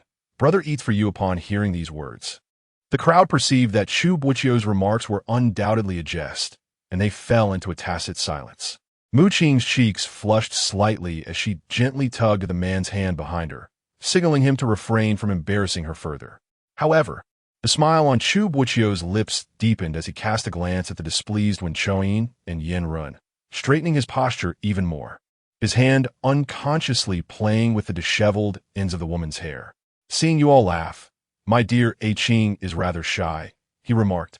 Mu Qing felt her heart race and quickly turned her face away, which only heightened her fluster. Yin Ren quietly observed the two, appearing somewhat distracted. "Ah, this is rather perplexing," Wei Ju muttered. Chu Boqiu's words struck him as peculiar. The two certainly did not resemble one another. So who exactly was she, his wife or his sister? The final carriage arrived slowly, and Zhou Huai lifted the curtain, revealing a woman in red who descended gracefully. "I apologize for my tardiness. The jolting of the carriage disturbed my rest," she said bashfully.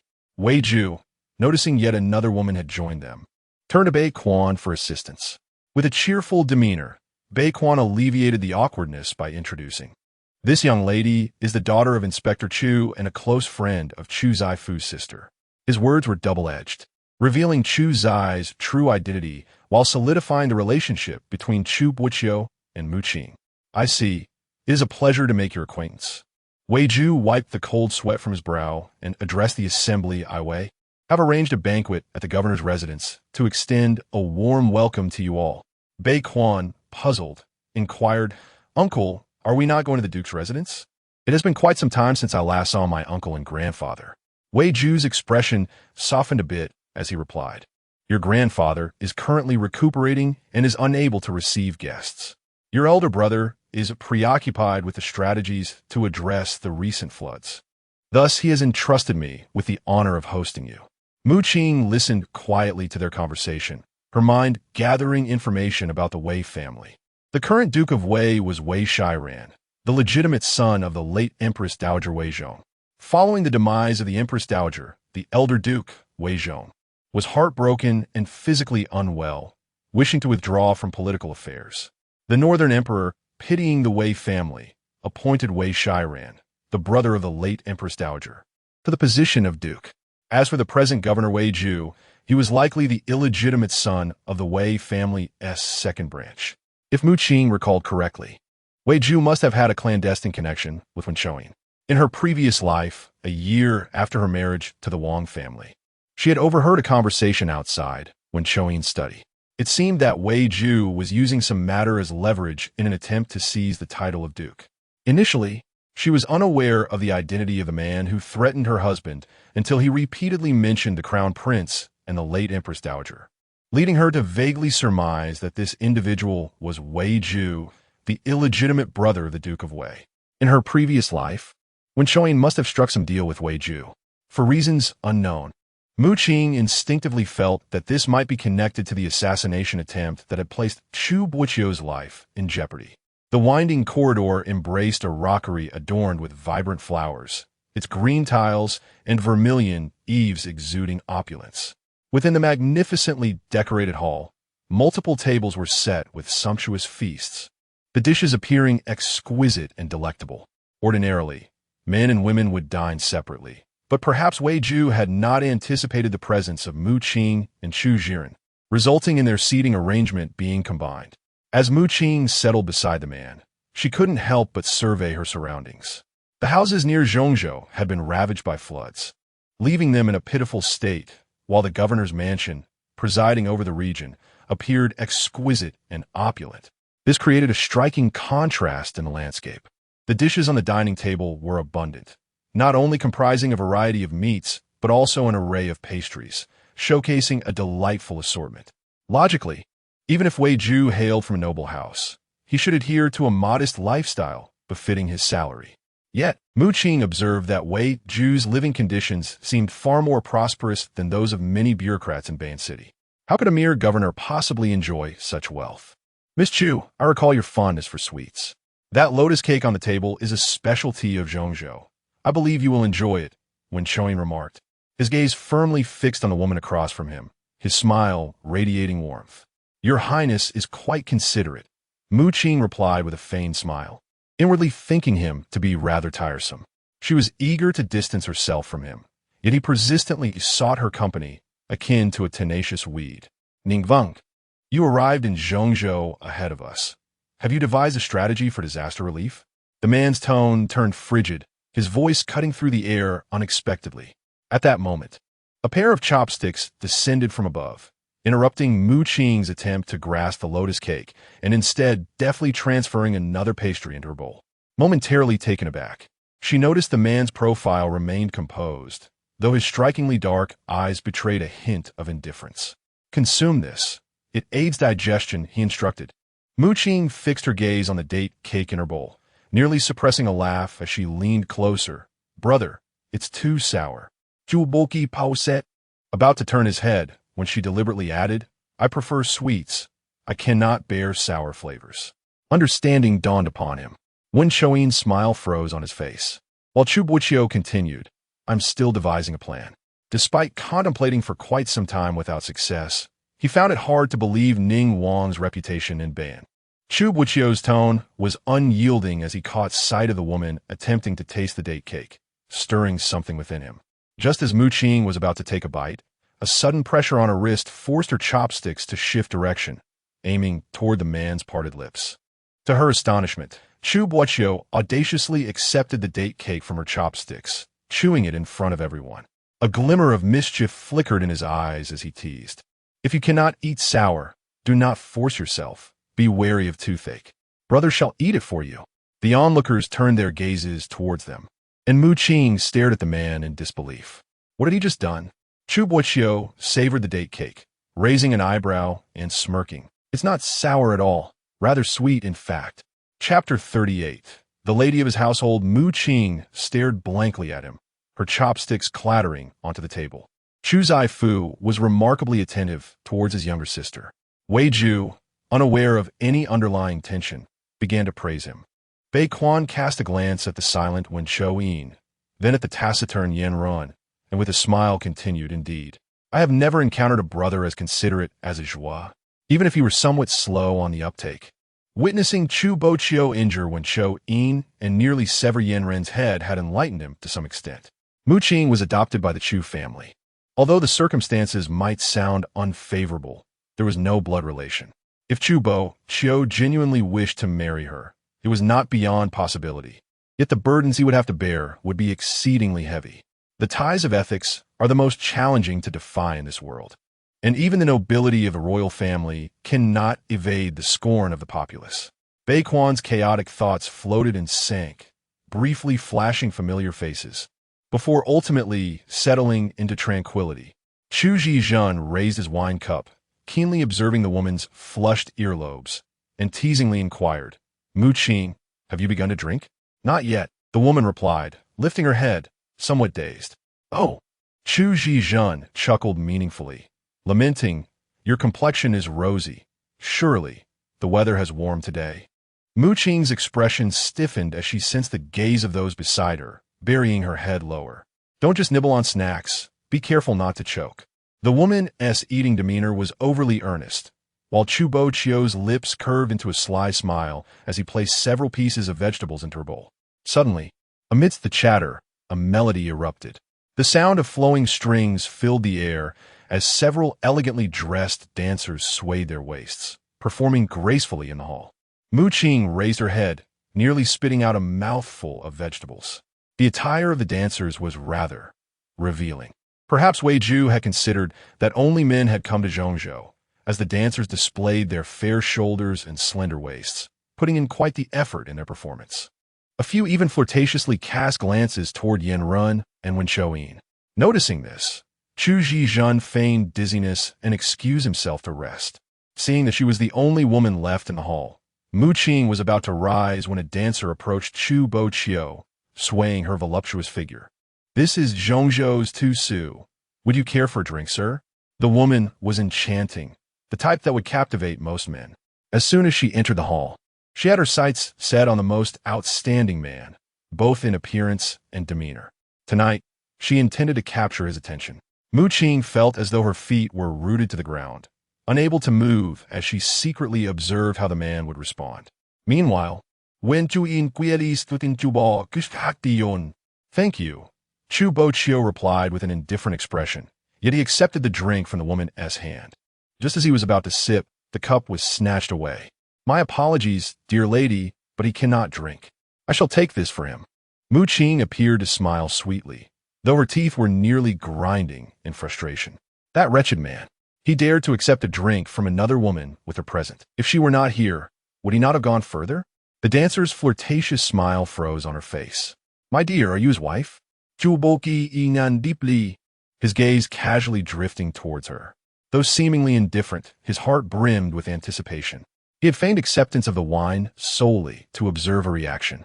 Mu Qing consumed the drink in one swift motion, the fiery sensation nearly bringing tears to her eyes, yet she suppressed the urge to spit it out and calmly declared, "I am a mistress of his household." This proclamation shattered the jovial atmosphere of the banquet like a stone cast into still waters.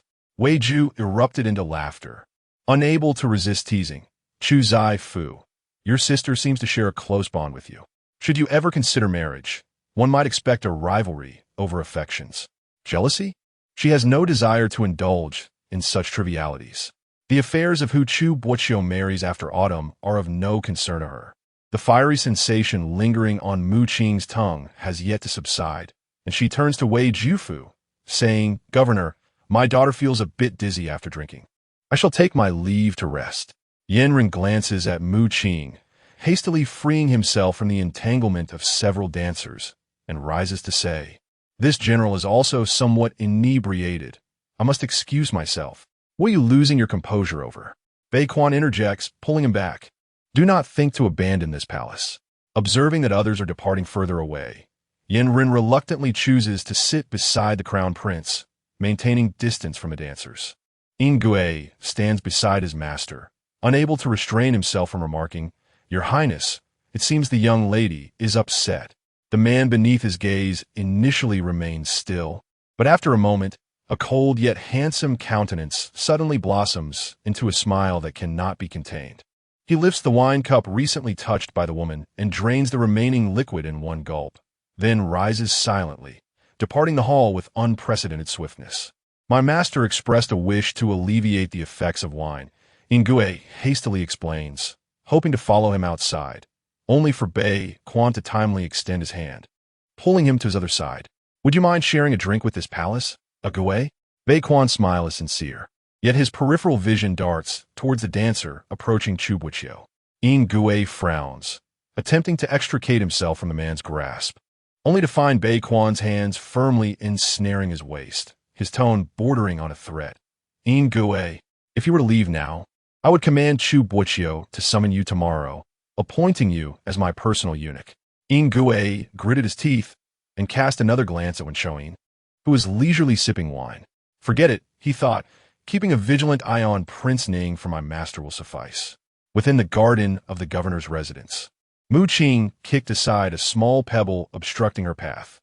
Even the sight of delicate flower buds blooming throughout the garden now filled her with weariness. Wretched creature, who exactly are you cursing?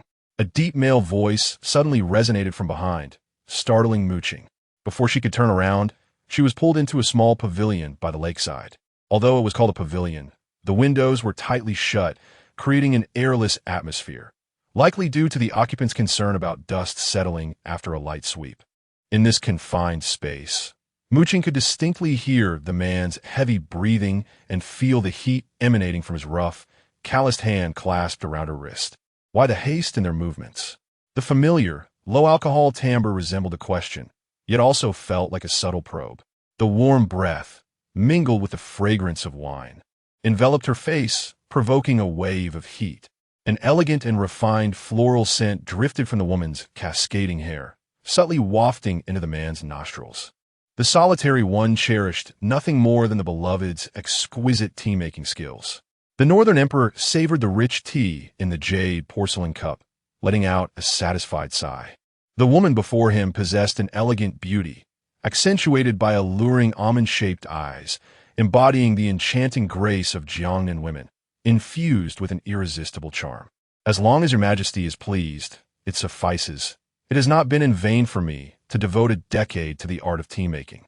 She laid down the teaspoon and quietly changed her position, kneeling behind the Northern Emperor to gently massage his temples. Why trouble yourself so, Mei? The Northern Emperor took her hand in his, caressing it tenderly. You have borne me children over the years. You have worked diligently. Mei Fei's smile faltered slightly, tears shimmering in her eyes. It is my fault. I have not raised the dragon offspring to maturity. The Northern Emperor's expression was inscrutable, yet seeing her so distressed, he comforted her by wrapping his arm around her shoulders. Do not be disheartened. We still have our 4th and 6th children, do we not? The 4th has now wed into Nanzhao, contributing to Beimang, and you share in that as their mother. The Northern Emperor's harem was not abundantly populated. The favored consorts were primarily the late Empress, who bore him Baekuan and Baekuan, and Mei Fei, who had given birth to 3 sons and 2 daughters. Regrettably, Mei Fei was frail, having birthed 3 children but unable to raise them, leaving only the distant 4th princess, now married to Nanzhao, and the still young 6th princess. The thought of her daughter in a distant marriage brought a tinge of bitterness to Mei Fei's smile. More than the contributions made through her daughter's marriage, she yearned for her to remain by her side, sharing in her joys. Your Majesty, both the 6th and I are relying upon you. Mei Fei gently leaned against the man's shoulder, her love profound. The Northern Emperor smiled without a word, just as a voice from outside the hall announced, Your Majesty, the eldest princess awaits you in the study. Very well.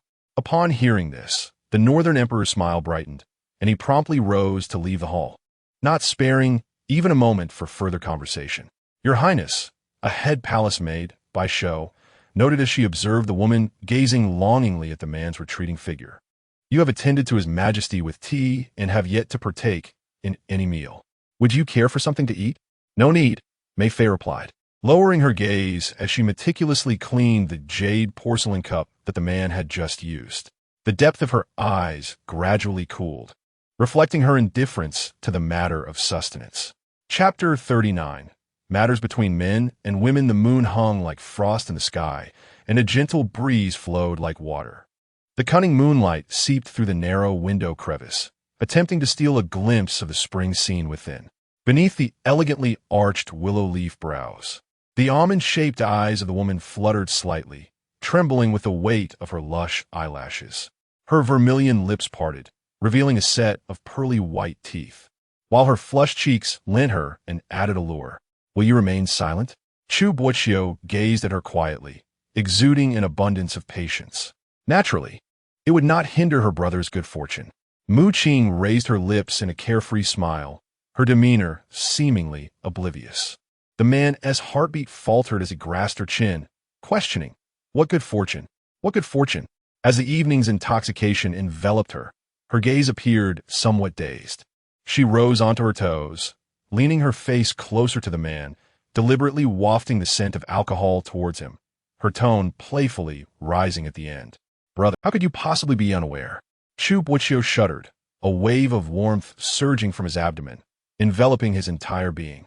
He reached out, gripping the slender waist of the woman, his voice hoarse as he demanded, I am uncertain. I need you to articulate it for me. It is merely a matter between a man and a woman. Qing let out a light scoff, her intoxicated gaze shimmering, revealing a charm that belied her years. The man's dark, phoenix-like eyes flickered with a hint of crimson, his lips unconsciously drawing nearer to the woman as he murmured in a husky tone. Do you comprehend the matters between men and women? I not only comprehend, but I have also experienced it. At this moment, Qing was so intoxicated that she had lost all sense of propriety, speaking without restraint. Chu Boqiu's nerves suddenly tensed. He abruptly seized the woman, an overwhelming sense of possessiveness and turmoil raging within him. With whom have you been? With a painful gasp, Qing found himself ensnared, tears welling in his eyes, his reason returning in fragments. The man's usual air of nonchalance shattered in an instant, his expression a disturbing blend of illness and obsession. Resembling a demon that had clawed its way from the depths of hell, a harbinger of doom. Was it due to Wen? Did he lay his hands upon you? Qing bit her lip, struggling to break free while explaining, what I mean is, the relationship between my brother and me. Isn't it also a matter between a man and a woman? Chu Boqiu's arm momentarily stiffened, and a fleeting look of panic crossed his face as he hurriedly released the person. Do you mean this?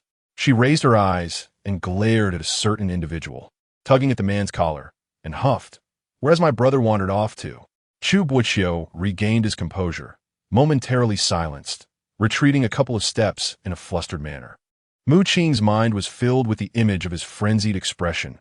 A playful spirit ignited within her as she climbed onto his neck, whispering, shall we say, Brother, are you going to teach Qing another form of matters between men and women? The man's Adam's apple bobbed twice, his smooth jawline quivering in response, prompting him to close his eyes and murmur softly, don't play around. Why does my brother not look at me? The delicate and soft figure drew ever closer, her tone imbued with a hint of complaint. Is it because I'm not as beautiful as that dancer from earlier? Chu Boqiu's eyelids fluttered.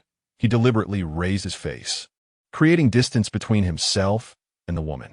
Yet, who in this world could compare to the one before him? Moreover, he had not even bothered to observe her appearance. Indeed, Qing tilted her head upward, resting her chin against the man's firm chest, murmuring, it merely means she is clad in less than I. If I were to don such attire, I would surely outshine her. Upon hearing this, Chu Boqiu's mind involuntarily conjured an image of Qing adorned in dance attire, causing him to retreat a step further. Merely contemplating it nearly overwhelmed him with the raging beast within. What? Do you not believe me? Moving furuit herberoth. Unable to resist rising to her full height to assert herself, her words tumbling out inarticulately, I shall prove it to you. Suddenly, he felt a softness against his chest, akin to touching boiling water, startling him into a frantic attempt to restrain her hands as she began to undress. Adversaries. The proximity of the woman caused beads of sweat to form on his brow, compelling him to resolutely lift his hand and strike the back of her neck. Qing let out a muffled sound, falling backward only to be caught securely in the man's embrace, finally departing from the pavilion in the middle of the lake. The gentle and rich fragrance of incense coiled and probed within her nostrils. The headache gradually succumbed to the soothing aroma, dissipating significantly as Qing drowsily opened her eyes to the dawn. The room was adorned with exquisite opulence, the gilded bedpost draped with garments, and shadows moved beyond the rosewood screen. Chu Boqiu, she called out, only to realize her voice was hoarse. The wine from the previous night had been excessively potent, and in her haste to drink, she had become inebriated. Thus, how she had returned to her quarters remained a blur.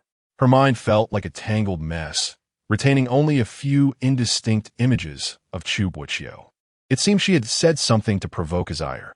Let me see which little drunkard has lost her senses last night. A woman peered from behind the screen, grinning as she gazed at her. Qing raised an eyebrow. Sister Chu? Had I known it was you, I would not have mistaken you for your brother. Chu Jiren replied, arms crossed, a teasing expression on her face. She chuckled, realizing that Mu Qing must still be dazed from last night's indulgence. Fortunately, the Prime Minister carried you back. Otherwise, you would have had to sleep in the garden. Chu Jiren remarked, her tone laden with meaning. The garden? You brought me back? Mu Qing furrowed her brow, struggling to recall. It would be best if you did not remember. Chu Jiren reflected on the astonishing scene she had witnessed in the garden last night. She had long sensed that Chu Boqiu's feelings for Mu Qing were not typical of siblings, and their intimate actions had only solidified her suspicions. Mu Qing, somewhat perplexed, pondered before asking, "Did you see my brother?" "I did not. I came to teach you martial arts. Do you not remember?" Chu Jiren denied, then added, "However, Yandere remains within the estate. He should be aware." Yandere? Something flashed through Mu Qing's mind, and seizing the opportunity while Chu Boqiu was absent, she hurriedly rose to find paper and ink. "What are you up to?" Chu Jiren queried, puzzled. "I have a matter to discuss with him," Mu Qing said, locating the writing materials at the desk, and then shared a mysterious smile with the woman. "You must assist me with something." "What kind of assistance?" Chu Jiren asked. "Cooperate with me and tell a little lie to Yandere," Mu Qing said, carefully inscribing something on the paper, repeatedly checking her palm as she diligently copied it. Chapter 40. Calm waters in the serene and silent study. A woman stood with a graceful and upright posture. "Sister," Beatty rushed in with a buoyant spirit, his expression relaxing and brightening upon seeing Yume. "Running so fast. Aren't you afraid of falling?" Yume observed a hint of a smile at the corners of his lips, soon catching a whiff of a faint fragrance, thereby deducing, "You just came from Mei Fei's quarters, didn't you?" Beatty paused momentarily, then promptly sat beside her, his demeanor innocent as he asked, "How did you know, sister?" "You carry the scent from her palace, a fragrance I favored years ago. She once inquired about my preferred scents, and I shared it with her." "Ah, I see." Beatty's expression faltered for a moment, then he quickly shifted his focus to Yume. "What brings you here today?" Yume smiled warmly, reaching behind her to retrieve a steaming paper bag which she tossed to him. Beatty swiftly caught it, opening it to reveal a delightful surprise. "Candied chestnuts? You still have a fondness for these trivial treats, I see. Has your taste not changed?" Seeing him beam with joy brought a sense of relief to her heart. "Of course not. My preferences have remained steadfast." Beatty popped a chestnut into his mouth, contentedly remarking, "You truly understand me, sister." "Indeed," Yume replied, her gaze on him momentarily lost in memories of when she was adopted by the late emperor and first met Beiqi. At that time, the late emperor was still a prince, yet to claim the throne, and Beiqi had not yet ascended to imperial status. She was not a true princess either. The child who once clamored for her to buy candied chestnuts from the market had now grown into a father, ruling the realm, while she remained solitary. Recently, a peculiar incident had unfolded in the city. Yume propped her head on her hand, observing her brother as he indulged in the chestnuts, and casually mentioned, "Have you heard about the recent developments?" Beatty responded with intrigue, "What is it?" The daughter of King Yongin and the daughter of the Qing county governor were seen together, offering prayers for the people of Zhongzhou. Yet they have since vanished without a trace. "Is that so?" Beatty frowned, perplexed. "How could they simply disappear?" Yume raised an eyebrow, adding, "Moreover, their disappearance has sparked rumors throughout the city, suggesting, what? That their sincerity in prayer was lacking, thereby incurring the wrath of the Buddha, leading to their disappearance." "Ha!" Beatty chewed thoughtfully on a chestnut, assessing, "It seems they must have offended someone recently." Noticing his understanding, Yume continued, "On that note, I found a Feiyu order at the gates of the princess's residence today." "A Feiyu order?" Beatty pondered for a moment, his voice taking on a serious tone. "Does this indicate a problem within the royal army?" "The Feiyu order is a signal used by the royal army to relay messages." Yume cast a meaningful glance at him. "It's news from Chancellor Chu." "Ajwa?" Beatty nodded, realizing the implications. The northern Ming army's strength was under his command, with 3 divisions managed by Yume and the other 2 under Chu Boqiu. However, what could have befallen Chu Boqiu that warranted the use of a Feiyu order to convey such urgent news? The message states that they encountered 2 assassination attempts. Assassination? 2 attempts? Beatty's expression darkened as he pressed further. "Are they safe?" What of Zhua and Beiquan? You may first mention the instigator, stating in the letter that one faction comprised members of the Wang family from Taiyuan who had been released from the city by the governor of Qing. The Wang family of Taiyuan. The northern emperor squinted his eyes, coldly remarking, Yong and Wang. The chancellor of Chu further noted that although their lives were not in danger, Quan had been severely frightened, suffering from incontinence and lying bedridden for several days and nights, unable to move, and now even struggling to hold chopsticks steadily. Yume found this amusing. Her informant had clearly reported that those people had failed to assassinate Chu Muqing and had been completely eliminated by Chu Boqiu's guards. The crown prince had arrived at the inn later than them and had not even glimpsed a shadow of the assassins. It seemed that even the powerful chancellor could weave lies with such ease. In his quest for vengeance for his precious sister, he was determined to bring ruin upon Yong and Wang and Qing. It was evident that those two women must have been abducted by Chu Boqiu's men. The northern emperor recalled the scene of his own son's incontinence and found the candied chestnuts in his mouth suddenly tasteless. Zhuo was reporting to us. The man placed the chestnuts on the table and quickly concluded, it could not possibly be Yong and Wang. On the stone arch bridge over the muddy river, a group of people stood, with Beiquan at the forefront, who sneezed twice violently, wondering if that rascal Egue had been cursing him. Chu Boqiu glanced at him and decisively replied, no. Why? Beiquan stared at the back of the man's head, perplexed. Chu Boqiu stated plainly, given your relationship, he would think of you. Beiquan responded, I wondered why it hadn't rained. It turns out you have left me speechless. The cause of the floods, perhaps, was not solely due to natural disasters. Chu Boqiu gazed at the river's surface, still and lifeless as stagnant water. Yandere, beside him, was confused as to why the chancellor held such an opinion. When Choyin, having glanced at the slightly withdrawn Wei Ju, remained silent. Seeing Yin and Wen standing together, Chu Boqiu uncontrollably recalled the scene from the previous night when Muqing had been jealous and intoxicated, a smile involuntarily curling at his lips. His confidence bolstered. You would not understand, having never truly experienced it. How could you comprehend the feelings of his chancellor? Yinren was taken aback. Had he not just asked about the floods? Why did Chu Boqiu appear so arrogantly condescending and smug? Was a mere flood worthy of such pride? Director Wei. Chu Boqiu called out, startling Wei Ju, who quickly responded, what orders do you have, Chancellor? What is the current state of land reclamation among the people of Zhongzhou? Wei Ju's nerves tensed as he replied, the people are cultivating the land according to the government's regulations. Is that so? Chu Boqiu's gaze turned icily cold, exuding an unsettling pressure. Indeed it is. Wei Ju swallowed hard, his eyes darting toward the immovable Wen Choyin. Chancellor, though the river's level has risen considerably, it appears rather calm now. Has the flooding subsided? Wen Choyin timely shifted the topic, allowing Wei Ju's anxious heart to finally settle. Ning Wang observed the tranquil surface.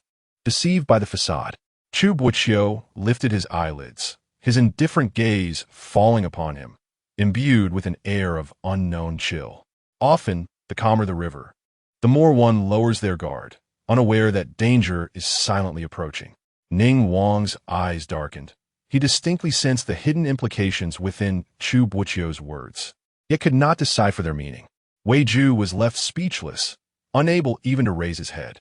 Regarding the matter of land reclamation that Chu Boqiu mentioned, he had indeed tampered with it.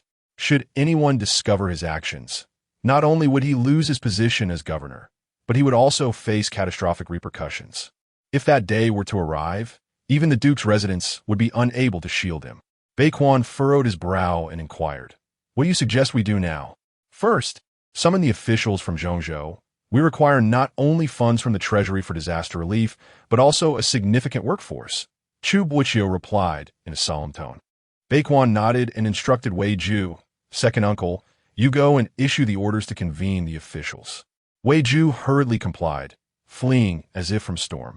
Chu Boqiu fixed his gaze on the man's panicked retreat and signaled to the hidden attendant, who promptly followed suit. As Beiquan descended the bridge, he lifted the hem of his robe and inquired with concern, did you clarify the assassination matter in the message you sent to your aunt? Yinren also glanced over, only to notice that Chu Boqiu's steps faltered for a moment, revealing a fleeting vulnerability before he quickly concealed it. "It has been clarified," Chu Boqiu replied. Seeing the smile at the corner of Chu Boqiu's lips, Bei Quan found himself smiling in return, his expression overly innocent. It was apparent that both their aunt and the emperor were deeply concerned about their journey to Zhongzhou. Chu Boqiu responded with a casual, "You are correct." Chapter 41. Avenge her brother Yinggu. The situation is as follows. Mu Qing emerged holding a stack of papers, her expression filled with determination.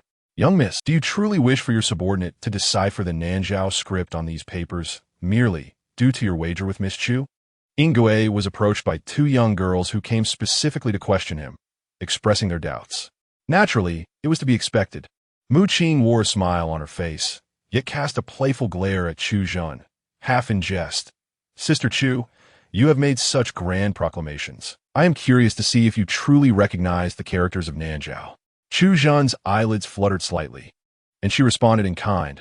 "What purpose would I have to deceive you? If I am mistaken, you may select any restaurant in Zhongzhou at your leisure." Mu Qing glanced at Yinggu, who was scrutinizing the note, and recalled what the startled sparrow had said that day in the carriage.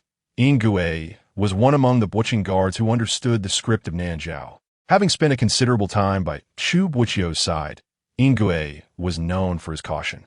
If he had no intention of playing tricks, Mu Qing genuinely feared he might not speak the truth. "Then, Miss Chu, do enlighten us about the meaning inscribed on this paper," she urged. Chu Zhen's smile faltered for a moment, then she replied with ease. "It reads, 'Peace and smooth sailing, health and prosperity.'" Upon hearing this, Yinggu maintained a stoic expression and replied, "Indeed, you are correct. I knew it, ah." Chu Si's smile completely froze on her face. She had exchanged testimonies with Mu Qing, and at that moment, she had merely spoken casually. How could such a casual remark actually turn out to be true? "Miss, if there is nothing else, I shall proceed to seek the master." "Wait a moment." The smile on Mu Qing's face instantly faded, and she called out to Yinggu to reconfirm. "Are you certain that what is written on this paper are indeed those few characters?" Yinggu quietly gazed at the young girl, and after a prolonged moment, he sighed, "My dear young lady, what is it that you truly wish to accomplish?" The gentle smile of Mu Qing once again graced her lips as she softly addressed, "Brother Yinggu, it is merely that I purchased a trivial book at the market.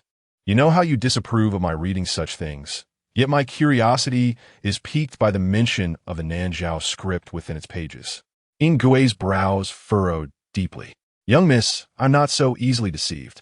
Having watched Mu Qing grow, he was well aware of her mannerisms and behaviors, which left no doubt of her deceit. Moreover, he had been expressly instructed by his master to refrain from assisting her should she mention anything pertaining to Nanzhao.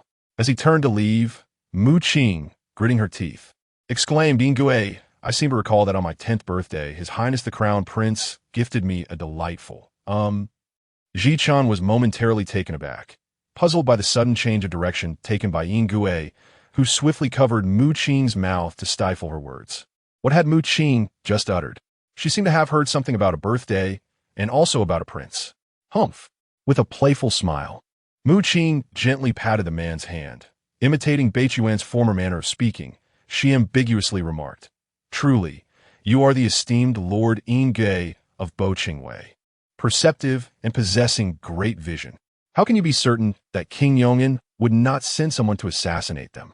A glimmer of amusement flickered in Yumei's eyes as she secretly praised her younger brother for his remarkable astuteness. He was indeed a reckless man yet.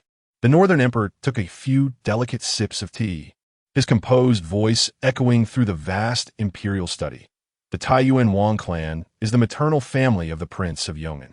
No matter how foolish the prince might be, he would never employ someone so intimately connected. His approach to analyzing situations had never been about discerning motives, but rather observing actions and assessing capability. Clearly, the Prince of Yong'an possessed neither. Yumei acknowledged with a soft hum before posing her reminder once more. So Chancellor Chu was lying then? No, he certainly did not.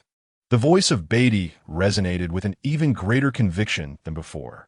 Yumei lightly tapped the table, teasingly remarking, "You truly have a soft spot for Chu Zaifu." Upon hearing this, Beatty fell silent, yet he meticulously deliberated, Convinced that Ajwa spoke the truth, the assailants were undoubtedly from the Wang family of Taiyuan. However, I do not believe that the one sent to carry out the assassination would be Wang Yong'an, nor could it be Qing, who facilitated their escape. Yume, upon hearing this, felt increasingly satisfied within, quietly awaiting the man's contemplation. Sister, you just mentioned that the daughters of Wang Yong'an and Qing were abducted. Beatty pondered briefly. Could it be that Side Shun and the daughter of Qing are in cahoots? Why would mere maidens, confined to their chambers, conspire to assassinate the crown prince and the chancellor? This statement prompted the northern emperor to recall a certain matter, leading him to inquire. Previously, Prince Ning had expressed a desire to marry the younger sister of Zhua, and furthermore, the issue of revoking the title was also raised by Zhua. Is that correct? Assassinating the chancellor? Yume furrowed her brows and reiterated. I have recently heard reports that the young lady of the Chu family has followed Brother Ning to Zhongzhou. What? The northern emperor raised his brows in astonishment, initially lamenting the audacity of this girl's actions, only to subsequently come to a sudden realization. It appeared that the two young maidens intended to assassinate none other than Sister Ajwa. Chu Boqiu cherished his sister dearly and would undoubtedly not rest until justice was served. Thus, the disappearance of those two women must be intricately linked to him. Chu Zaifu had plainly indicated that he was the orchestrator behind this scheme. In Yume's heart, she too scorned this individual for his reckless behavior. Not only did he choose to communicate through a Feiyu order rather than report to the palace, but he also anticipated that his brother would prioritize this matter due to her involvement. His efforts to avenge the Chu family's maidens were indeed elaborate. Moreover, this young man harbored deeper intentions. The northern emperor's expression remained unchanged as he jestingly reproached, questioning whether he truly wished for him to refrain from interfering. Now, with the families of Yong and Wang and Qing in a frenzy, what do you propose to do? The northern emperor scoffed lightly and jested. What now? I shall, of course, dutifully comply, closing my eyes and remaining as still as a mountain, like a revered bodhisattva. Qing is what Yin Gui said reliable. We are all unaware of a location, and your search proves futile. Chu Zhen closely followed the woman, weaving through the marketplace. Muqing paused momentarily. As she had anticipated, the bamboo slip provided by Hui Chan indicated a place, Full Moon Alley. The translation by Yin Gui was indeed accurate. In her previous life, she had heard when Cho mentioned this place. Full Moon Alley is situated in the Central Plains, but does not fall under the jurisdiction of Beimang. The individuals behind this alley are undoubtedly extraordinary. Huichin would not have given her the item without reason. This must be the opportunity to resolve the water calamity. Who do they think they are, daring to collide with our young lady's carriage?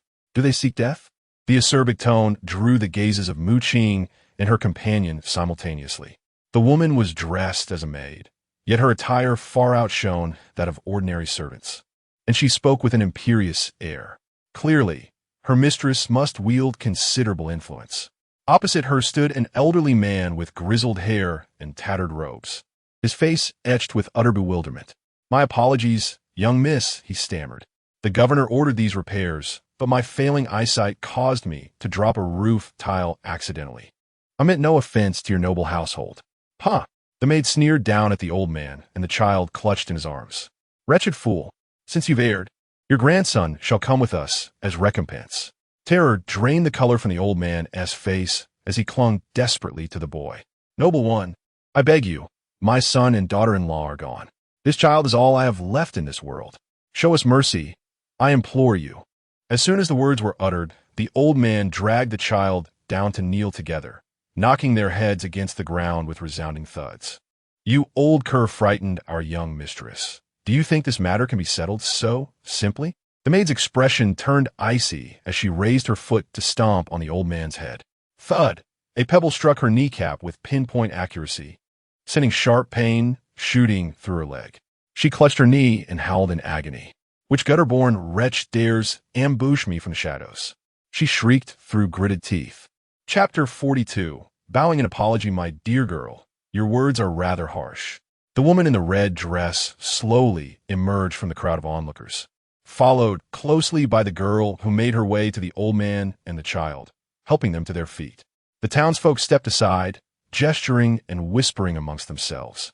They must be outsiders. How audacious of them. To provoke that family, they surely risk their standing in Zhongzhou.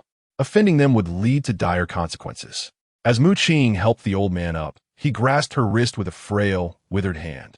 Little girl, you should leave. Do not let yourselves be ensnared in this.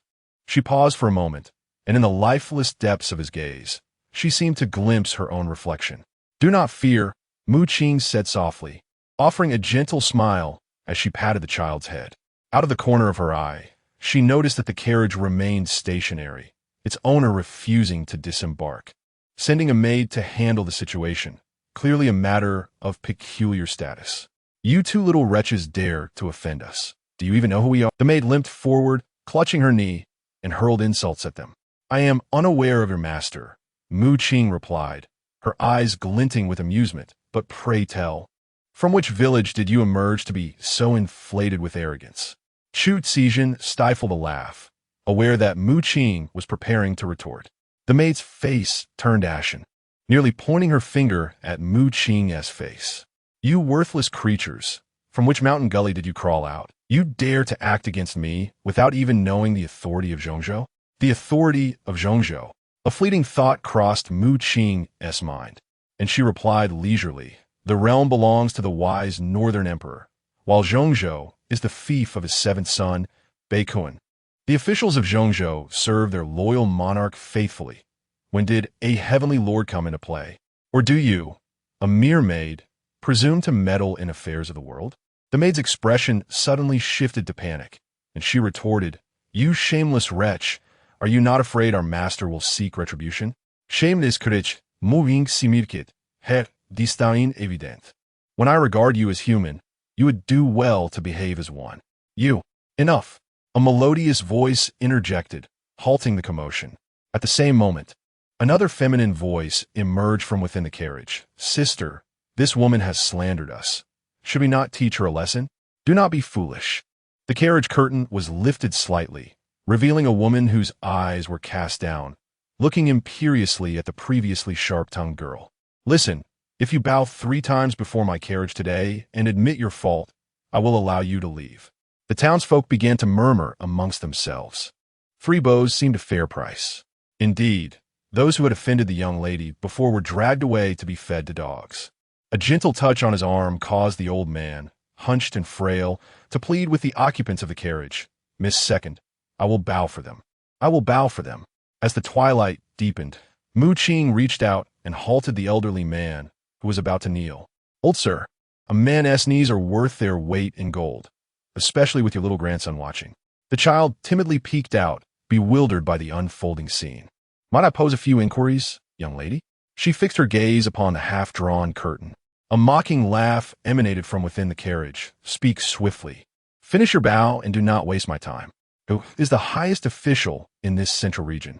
Naturally, it is Magistrate Wei, came the reply, laced with a subtle hint of pride, and who requested the repair of this old gentleman's home. Of course, it was also Magistrate Wei. Then, what is the purpose behind Magistrate Wei's desire for the citizens to renovate their dwellings? The response from within was slightly delayed, but still firm, to withstand the flood disaster. And why is it necessary to withstand such calamities? The lady's tone grew impatient. It is, of course, to preserve their lives. Ah, so you are aware of the stakes involved? Mu Qing lifted her chin, a smile gradually gracing her eyes. Yet here you are, intent on taking away this old man's only kin. Does that not also threaten his life? The young woman appeared ensnared by the argument, and after a moment, she exclaimed in shock, You dare to mock me? No need to bow any longer. Guards, bind her and send her to the Drunken Fragrance House. The Drunken Fragrance House? The common folk exchanged glances, astonished. ISNT that a brothel. It said that the women there suffer greatly, and this girl looks rather exquisite. She must. A wave of guards emerged from behind the carriage, drawing their swords. Miss Wei, you must think carefully. You have yet to ascertain my identity. If you apprehend me without discernment. Mu Qing momentarily recalled the gloomy, obsessive man, nearly laughing aloud. I fear that mere bowing will not spare you. From the preceding altercation, Mu Qing deduced that the occupants of the carriage were likely the two daughters of Wei Ju. During yesterday's banquet, Wei Ju had specifically mentioned that his daughters were at the Duke's residence, intending to accompany the old Duke and express their filial piety. "Who do you take me for?" The young woman scoffed. "This central region belongs to the Wei family. A mere outsider like you doesn't even deserve to carry my shoes. To cast you into a brothel is already a generous mercy. Whoever captures her first shall have the pleasure of her." Her words struck like pebbles disrupting the still surface of a lake, and the woman before them, with her flawless complexion and striking features, incited the guards to eagerly prepare for action. "Sister Chu," Mu Qing called back, to which Chu Zizhen responded with a bright smile, "Do not fear. I shall protect you." In truth, Chu Zizhen had only taught her rudimentary skills during their time together, but they were sufficient for self-defense. Mu Qing evaded swiftly, dodging several attacks from the guards. "Sister, watch out." Just then, an assailant attempted to strike Chu Zizhen from behind. She executed a quick spinning kick, her movements swift and powerful, her expression a blend of confidence and excitement. "You lot are hardly a match for me." Mu Qing could not afford to dwell on her. After a series of evasions, she inadvertently slipped into a dark, narrow corner. "Unexpectedly, today has brought me a stroke of good fortune." The guard, eager and with a rather lascivious demeanor, prepares himself. Mu Qing furrows her brow slightly, seizing the opportunity to discreetly remove the jade hairpin from her hair, while the man is momentarily distracted. Alas, this hairpin is not yet sharpened. As the man lunges towards her, just as he is about to make contact, a glimmer of cold light flashes from the corner. Simultaneously, a pair of exquisitely embroidered golden dragon and phoenix boots catches Mu Qing's eye. Chapter 43. The turn of events. With a swift thrust, the blade emerged from the guard's abdomen, staining the ground with crimson. "What do you think you are doing, daring to lay a hand on her?" The young man spoke through clenched teeth, his proud and arrogant visage momentarily betrayed by a glimmer of unmistakable malice. "Xiaoqi," Mu Qing gasped, covering her mouth in astonishment as she beheld the descending youth. Bei Kuan paused at her exclamation, retracting his earlier fearsome demeanor, and raised an eyebrow at her. "Achu, is my blade swift enough?" Feeling a wave of relief, Mu Qing turned her attention to the guards wreaking havoc in the street, only to discover that they were being subdued one by one. Chu Zizhen approached with determined strides, momentarily taken aback upon seeing Bei Kuan. "A lunatic? Oh, is that not the old drunkard?" Bei Kuan scrutinized Chu Zizhen from head to toe before redirecting his gaze to Mu Qing. "How did you all end up together?" Mu Qing, momentarily confused, was astonished to learn that Bei Kuan and Chu Zizhen were acquainted. Just as she was about to inquire further, the sound of furious footsteps approached. "Who dares to touch my people, you wild dog?" The woman, adorned with an array of jewels and clad in a vibrant crimson silk gown, draped in a snow fox fur cloak, was strikingly beautiful, yet her garish attire diminished her allure. "Wild dog." Bei Kuan stretched his neck, resting the blade on his shoulder, and turned to regard the woman from a superior vantage point. Wei Yishui, upon recognizing the young man's face, took a step back in disbelief. "Seventh, Cousin Qi." "Do not call me cousin. I cannot bear such a title," Bei Kuan replied, his long brows knitting together in disdain as he positioned the blade before Wei Yishui. "Speak, which hand do you wish to keep?" Wei Yishui's expression was a mix of shock and confusion as she stammered. "Cousin, what do you mean?" "What do I mean?" Bei Kuan pressed the back of the blade against her cheek. "I said, ugly ghost, you have harmed my people, and you must pay a price. You still have a choice now, but soon you'll have none." The onlookers were perplexed. The second daughter of the Wei family was known for her domineering nature. Yet now, faced with the challenge from this unfamiliar man, she was rendered speechless. The cold steel against her cheek sent a jolt of pain through Wei Yishui, her body trembling uncontrollably. She glanced at Mu Qing, her voice quivering. "Cousin Qi, we are family. How can you harm me for the sake of a woman of unknown origin? Enough with the nonsense. Will you submit or not?" Bei Kuan's eyes glinted with cold resolve as he gripped the hilt of his knife, aiming it at Wei Yishui's left arm. "This one will do." "Ah." Wei Yishui collapsed to the ground, scrambling backward in panic, tears streaming down her face. I was wrong, Seventh Prince, I was wrong." A spark of interest flickered in Bei Kuen's expression, his excitement noticeably heightened. Wrong? How dull, to concede so quickly. Seventh Prince. Another woman hurriedly descended from the carriage. Her appearance far more subdued compared to Wei Yishui. Wei Shitao, do you wish to be next? Bei Kuen directed the blade toward the plain-looking woman. Sister, sister, save me. Wei Yeshua crawled over and clung to her sister's leg, filled with trepidation. Mu Qing scrutinized the woman before her, recalling the two daughters of Wei Juxing from her past life, with the eldest renowned throughout the northern realm. It dawned on her that this must indeed be the same woman. Your Highness, the seventh prince, Yeshua has been excessively indulged by us in the past. I implore you, for the sake of our late aunt's memory, grant her mercy this once. Wei Shitao pleaded earnestly.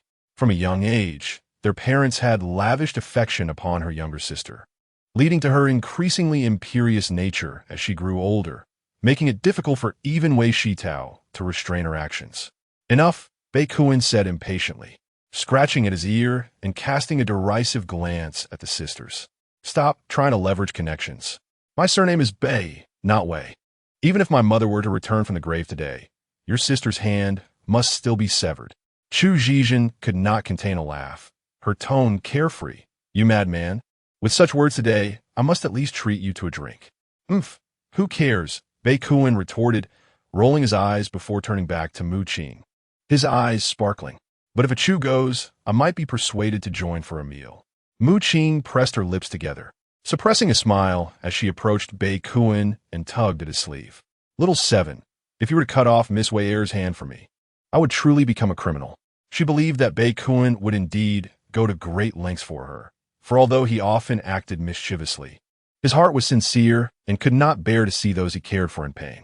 Bei Kuen furrowed his brow, his expression serious and somewhat stubborn. Achoo, no one can harm you. I know, Mu Qing replied, standing on her tiptoes to ruffle the boy's hair gently. So, will you listen to me this time?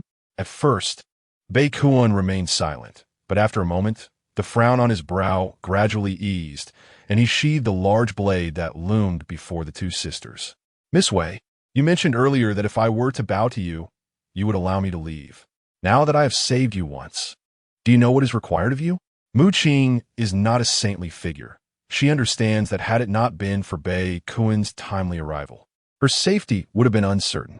Wei Yeshua's complexion turned pale, her elaborate adornments in disarray, resembling a complete madwoman in her distress.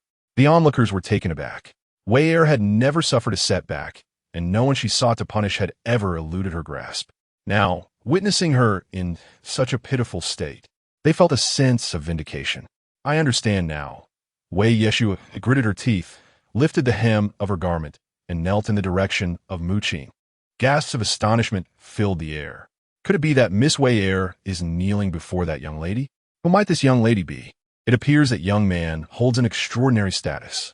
Who would have imagined that even Wei Er would meet such a fate today? Wei Yeshua clenched her eyes shut, her heart overflowing with such resentment that it seemed on the verge of spilling over. She fixed her piercing gaze upon Mu Qing. Would this suffice? Naturally. Mu Qing curled her lips and said no. Wei Yeshua felt as though her molars were about to shatter, while Bei Kuen gazed down at her with an expression that was both amused and enigmatic. Her sister remained silent beside her. Then I shall bow my head to you. Hold on.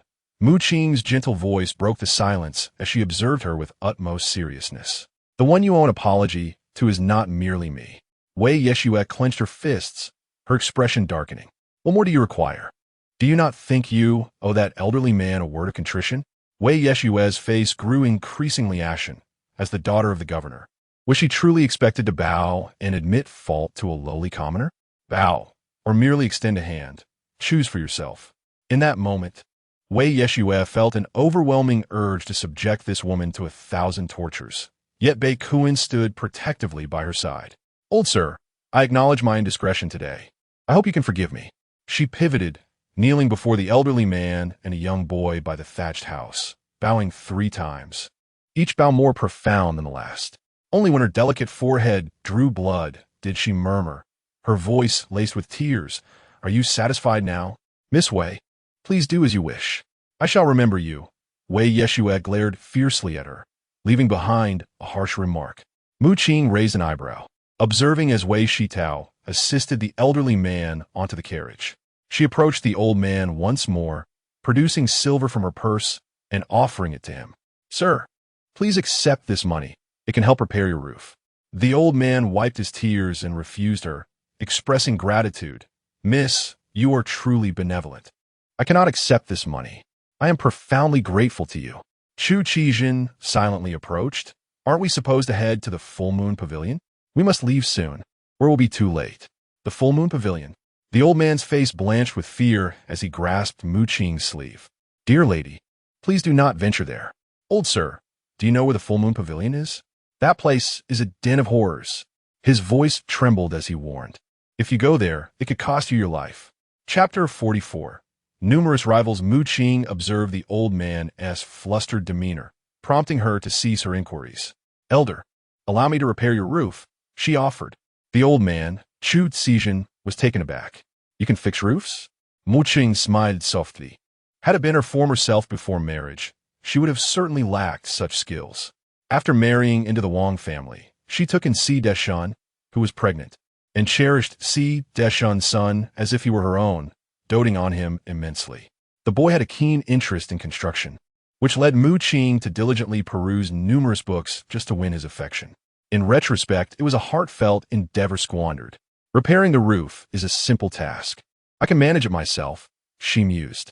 Bei Quan, discerning her thoughts, remarked, Ah Chu, I shall assist you. Mu Qing paused momentarily, her expression brightening with reassurance. You need not worry about the repairs. Just lend me a hand. Little Seven understood the sorrow she harbored, yet today, her focus was no longer on seeking approval from others. She needed to grow stronger to protect those she cherished.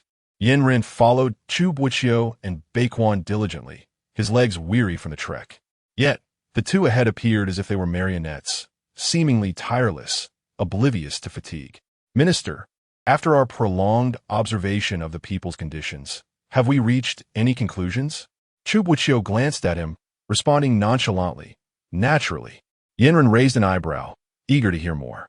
The floods originated in southern Zhongzhou, and here in the north, many southerners, unable to escape, are vying for shelter, resulting in widespread damage to homes. The populace is in a constant state of anxiety and vigilance. What measures can we take to soothe the people? Bei Quan furrowed his brow, deeply concerned for their plight. There is a solution, Chu Boqiu stated calmly. The court will allocate disaster relief funds. As the floods approach, the people's anxiety will only subside once they receive tangible support, assuring them that the court has not forsaken any of them. Bei Quan nodded in agreement. I shall inform Father Emperor and expedite the allocation of funds from the treasury. On the sidelines, Wen Choyin, who had remained silent, wore a troubled expression.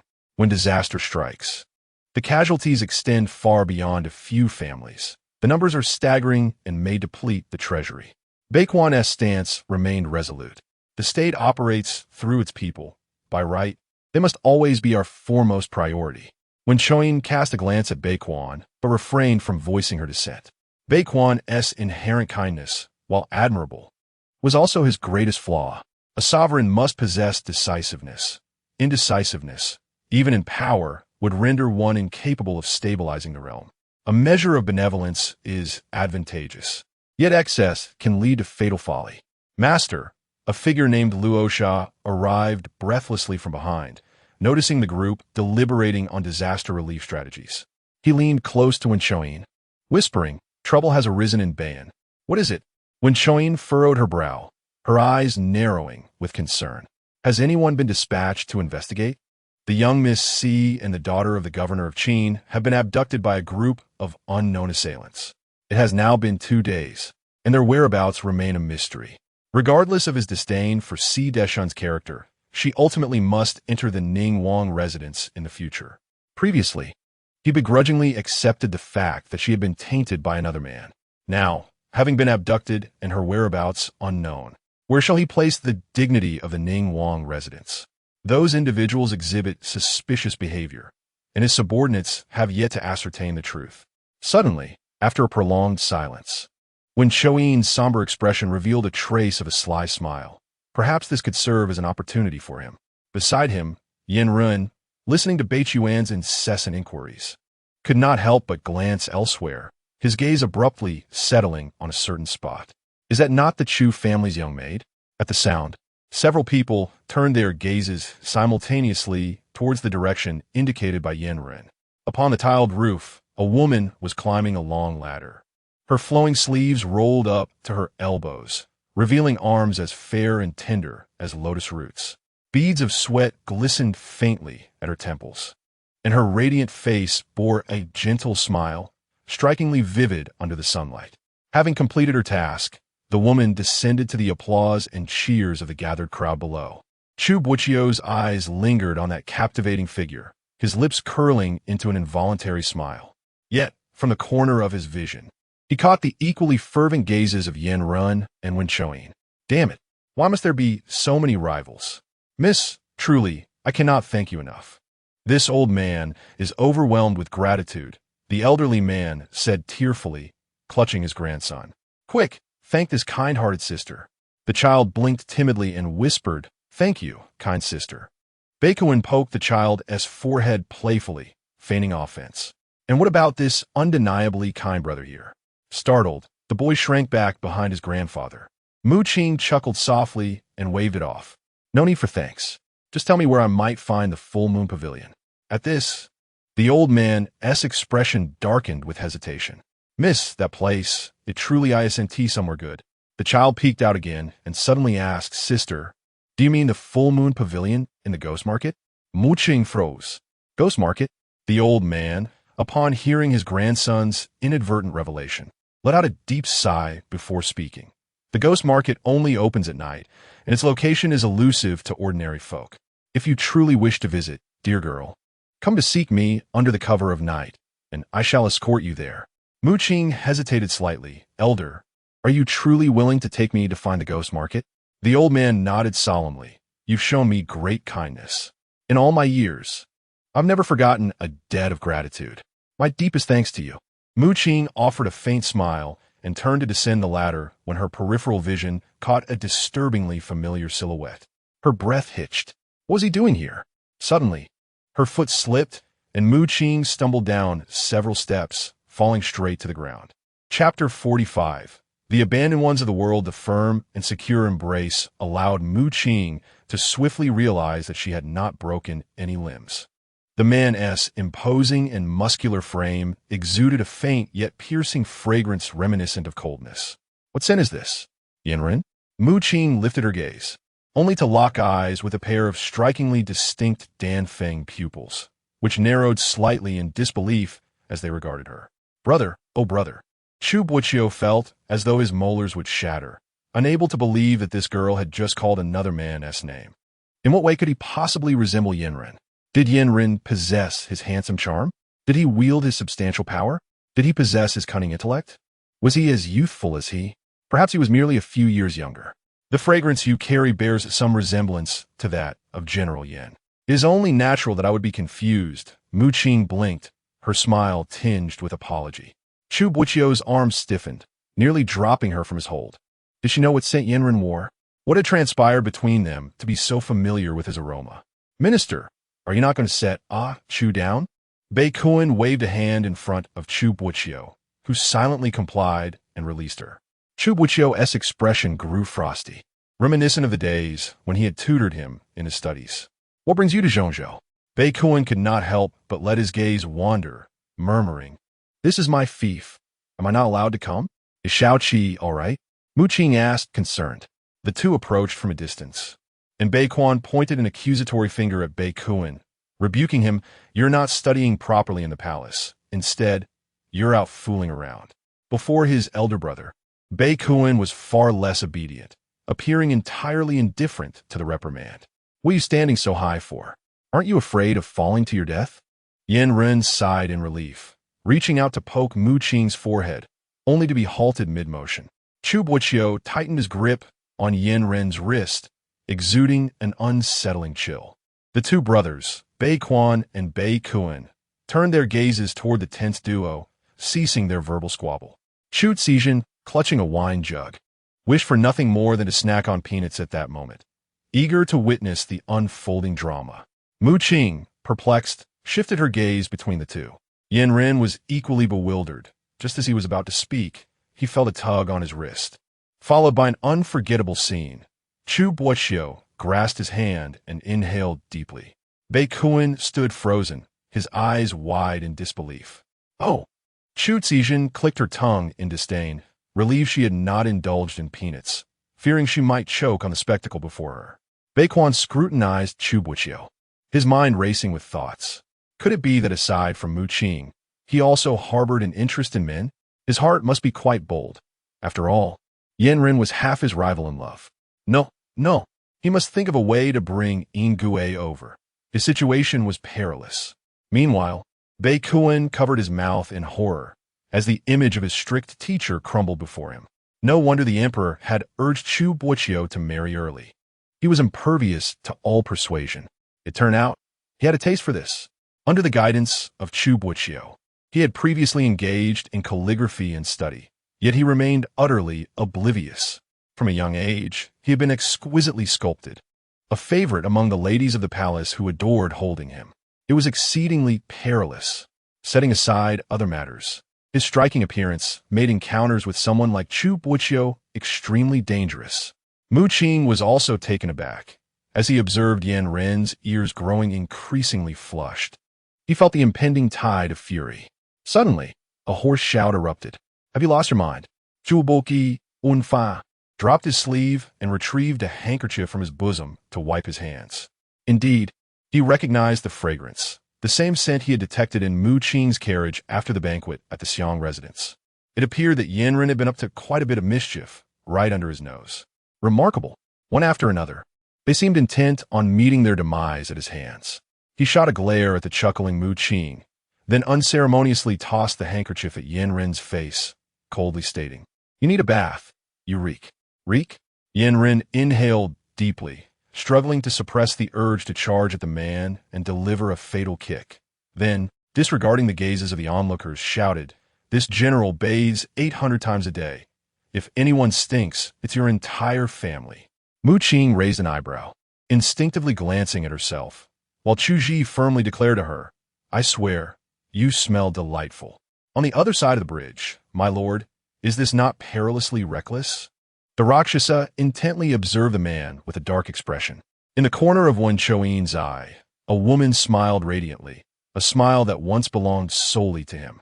Yet, in their recent interactions, he had felt no trace of the concern Mu Qing once showed him. In fact, she treated him with a coldness surpassing that of a stranger. Did she not profess her love for him? Did she not journey to Zhongzhou for his sake? How could a person change so abruptly? He vividly recalled her once bashful demeanor. Yet now she conversed amiably with other men. Unconsciously, he placed a hand on his chest, where a sense of discomfort seemed to brew. It was an unsettling feeling. He resolved to find her swiftly. He was eager to see how a deceased person could be wed into the Ning prince's residence. Lowering his gaze, he concealed the graceful figure of the woman, believing that at such a moment, he would not be swayed by Chu Muqing. The military power he desired, alongside what his father had desperately sought but never attained, was intricately tied to the Chancellor's residence. He could not let Chu Muqing slip away. Yet, if the emperor were to discover this, no one would know. When Choyin leaned against the wall, the sunlight at his feet forming a stark contrast, as if he had plunged himself into darkness. As long as they acted swiftly, she would quietly fade away. "In the prefect's residence, my lord, I have failed in my duty and could not keep my mouth shut." Within the prefect's residence, Yandere knelt rigidly, his head bowed, afraid to meet the man's gaze. "Rise," came a command. "Yes." Yandere, slightly taken aback, complied and stood. Chu Boqiu was diligently writing, his expression serious. Since her arrival there and their meeting, he had known that he could not keep it hidden for long. Yandere furrowed her brow, concerned for the young lady, whose tender age made her apprehensive that the truth would be too overwhelming for her to bear. The truth? The man's lips curled into a faint, sardonic smile, his eyes clouded with entangled emotions as he murmured, "I shall accompany her in enduring it. After all, both of us are forsaken by the world." Yandere trembled slightly, lowering her head once more, afraid to utter a word. What was happening today? How did she find herself in that situation? Yandere replied, "It seems that Hui-chan has given a young lady some sort of hint. She asked me to help her decipher a few characters from the Nanjiao dialect, which, when pieced together, spell out full moon square, full moon square." Chu Boqiu tossed aside his brush, the ink splattering with the force of his action. He let out a cold laugh. That wretched monk, who once advised me to refrain from meddling, now cannot contain his own hands. Yandere could not help but interject, "Full Moon Square is located in the Ghost Market. On my way back, I overheard Miss Zhu speaking with a young lady about their plans to act together tonight. Could it be?" Such audacity.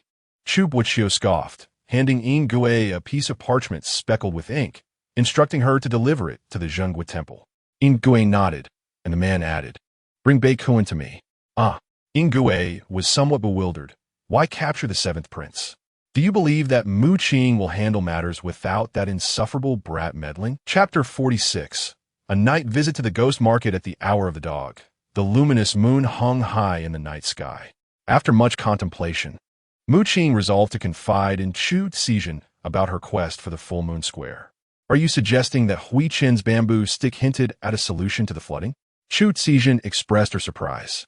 Initially, upon hearing Mu Qing mention a remedy for the water crisis, she assumed Mu Qing possessed considerable knowledge on the subject, only to discover it was based on the words of the monk Hui-chan. "Qinger, I must speak candidly." Chu Boqiu hesitated for a moment before continuing. "Do you genuinely believe that monks' words hold any truth?" Mu Qing pondered briefly, then nodded. "To be honest, I had my doubts at first. But once Yandere mentioned the full moon square, my faith was solidified." "Why is that? Did Yandere have a prophetic mouth?" Mu Qing playfully swatted her arm and chuckled. "I have heard tales that the full moon square houses the most comprehensive collection of ancient texts accumulated over millennia, possessing knowledge of all matters under heaven and capable of solving any dilemma. Moreover, the customs there are quite peculiar. They do not accept gold, silver, or jewels for requests, but rather demand something from the seeker-esque person." Chu Boqiu grew increasingly intrigued. Is it truly so mystical? What might they ask for? Mu Qing shook her head. "I have heard they have accepted everything from tears to, well, I'm not entirely certain about the rest." Tears. Chu Boqiu found the notion both fascinating and unsettling. "But where did you hear of such a place? I have never encountered mention of it." Mu Qing paused for a moment. "It is merely hearsay." Unbeknownst to her, Chu Boqiu did not realize that the full moon square had only begun to capture the public's attention during her imprisonment in a cold palace. At that time, she existed in a state that was neither truly living nor dead, finding solace only in the gossip shared among the palace maids and eunuchs, during which she first learned of the full moon square. It was said that when Cho nearly turned the entire central state upside down in his quest to locate it, to Mu Qing, the full moon square resembled an omniscient sage. Whenever someone encountered confusion or uncertainty, it would provide answers and solutions. Yet at that time, what obsession could Wen Cho still harbor that compelled him to seek the assistance of the full moon square after having ascended to the throne? A gentle knock at the door interrupted their conversation. Upon opening it, a young maid entered, carrying 2 sets of garments and masks. "Mrs.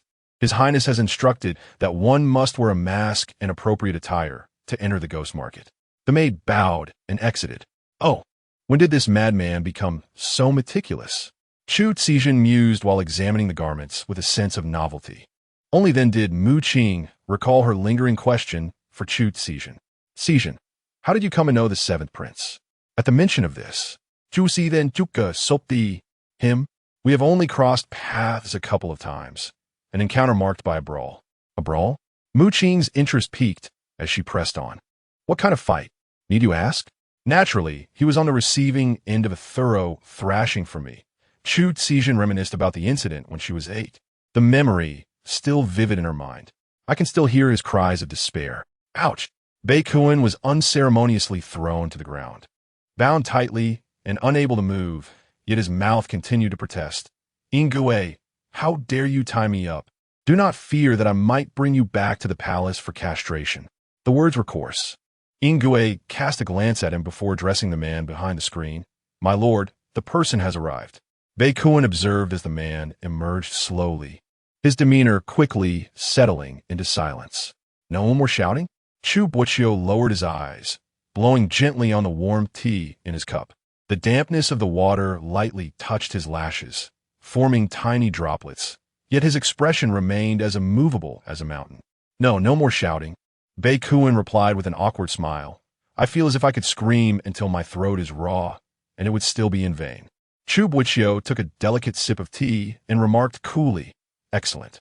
If you had possessed this awareness and devoted more time to your studies back in the day, the position of crown prince would not have fallen to your elder brother. Yandere nearly choked on his own saliva at the remark. In the neighboring courtyard, Bei Kuan could not contain himself and sneezed twice. Master, what brings you here? Bei Kuan changed his tone, adopting a cheerful demeanor, completely shedding his earlier arrogance. I wish to attend the ghost market, he stated succinctly. Bei Kuan furrowed his brow.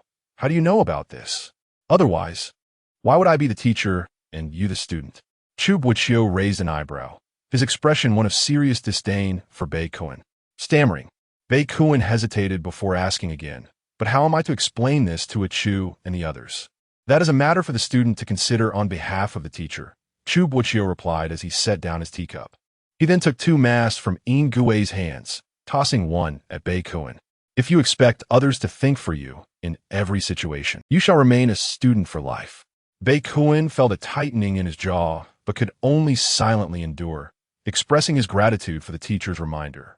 Very well, Chu Boqiu said as he rose to leave, turning back to add, those who recognize the times are the truly wise. In this regard, you surpass your elder brother. After releasing the bindings on him, Yandere quietly followed after. A nagging sensation lingered that the sneezes from a neighboring courtyard were growing ever louder. At the second watch of the night, Qing and Chu Zhizhen arrived together at the home of the elderly man they had rescued during the day. Noticing that Bei Kuan had already arrived, they observed him seated alongside a masked man. Chu, your attire is exceptionally beautiful, Bei Kuan exclaimed excitedly upon seeing Qing. The masked man turned his gaze in her direction, taking in her striking presence. She wore a seldom-seen, crimson robe, with several embroidered gold and red cords casually tied at her waist, accentuating her slender figure. Today, she had adopted a masculine guise, her dark hair pulled high, revealing a smooth, fair forehead. Her brows were drawn more prominently than usual, bestowing an air of heroism upon her already striking features. The masked man could not help but step forward, only to halt suddenly. Qing regarded him with curiosity. Who is this? The man was tall, adorned in a conspicuous red garment, his hair similarly bound with a golden crown. Though masked, the noble aura he exuded was unmistakable. She surmised that apart from Yandere, there were few men who favored wearing red. Yet, she could clearly discern that this individual was not Yandere. Chu Zhizhen also scrutinized the man before turning to Bei Kuan. Who is he? Bei Kuan stole a quick glance at the man, his tone momentarily faltering. He is my attendant. The masked man paused slightly, his gaze lingering on Bei Kuan in a manner that rendered him profoundly uneasy. A retinue? Chu Zhizhen found it peculiar, stating, to be honest, compared to him, you possess far more the demeanor of one with a retinue. You. Bei Kuan gritted his teeth, suppressing his indignation, and turned to the old man waiting nearby, saying, Old man, may we proceed?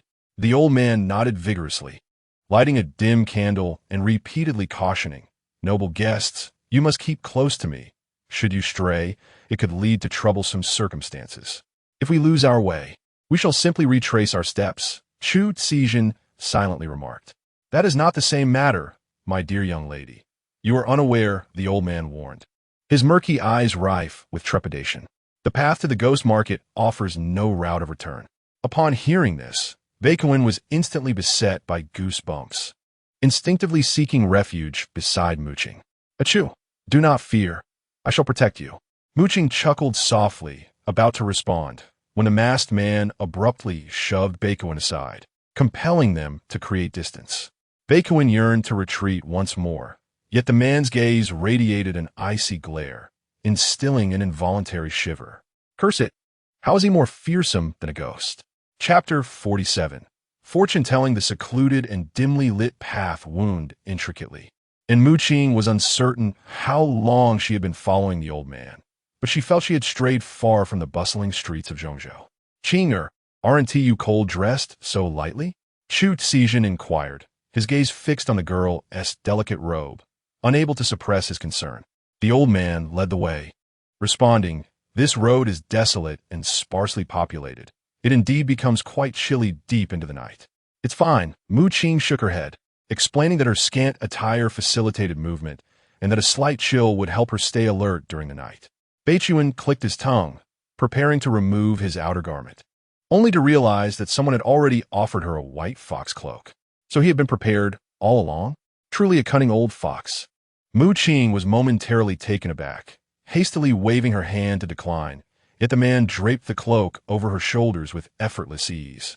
This gesture was so natural that it evoked memories of a face she ought not to recall.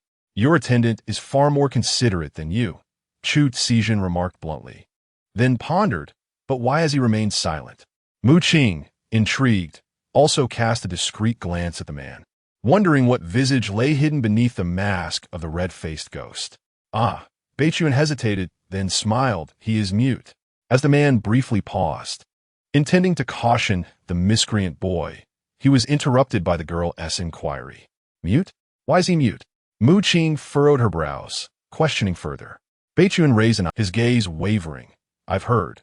He was rendered mute for peeping while the male protagonist was bathing." For a moment, Mu Qing was taken aback, her surprise gradually giving way to sympathy. Chu Boqiu's smile faded, his gaze towards the man now imbued with contemplation. Underneath the mask, Chu Boqiu clenched his fist, suppressing the urge to shatter Beichuan's nose, and kept pace with the old man. He had indeed underestimated this madman. Today he had been schooled. After walking for another quarter of an hour, the path ahead gradually illuminated by flickering lights, the old man halted. "Esteemed guests, ahead lies the ghost market." Mu Qing raised her eyes, astonished by the scene before her. The long street appeared endless, adorned with vibrant red lanterns hanging from willow trees. The tiered lofts radiating a warm yellow glow, bustling with throngs of people. "This ghost market is truly lively," Chu Boqiu remarked, equally bewildered. Beichuan scoffed lightly. Though it's called the ghost market, it possesses more vitality than the streets during the day.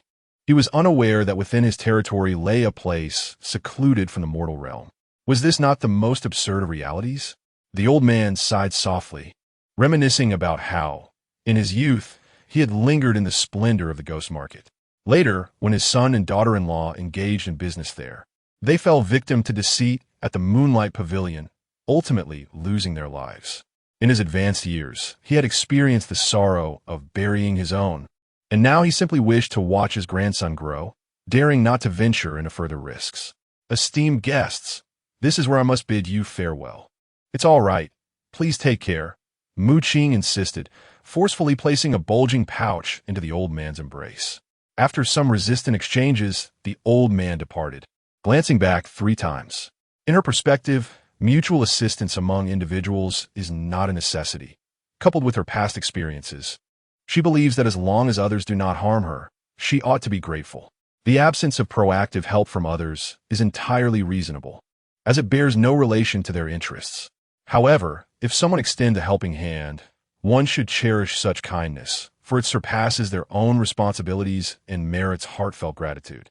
As she prepared to depart, Mu Qing lifted her leg, only to be halted by a sudden force. Turning back, she found the man who had borrowed her clothing. "What is it?" she inquired. The man remained silent, advancing several steps closer, unexpectedly invading her personal space.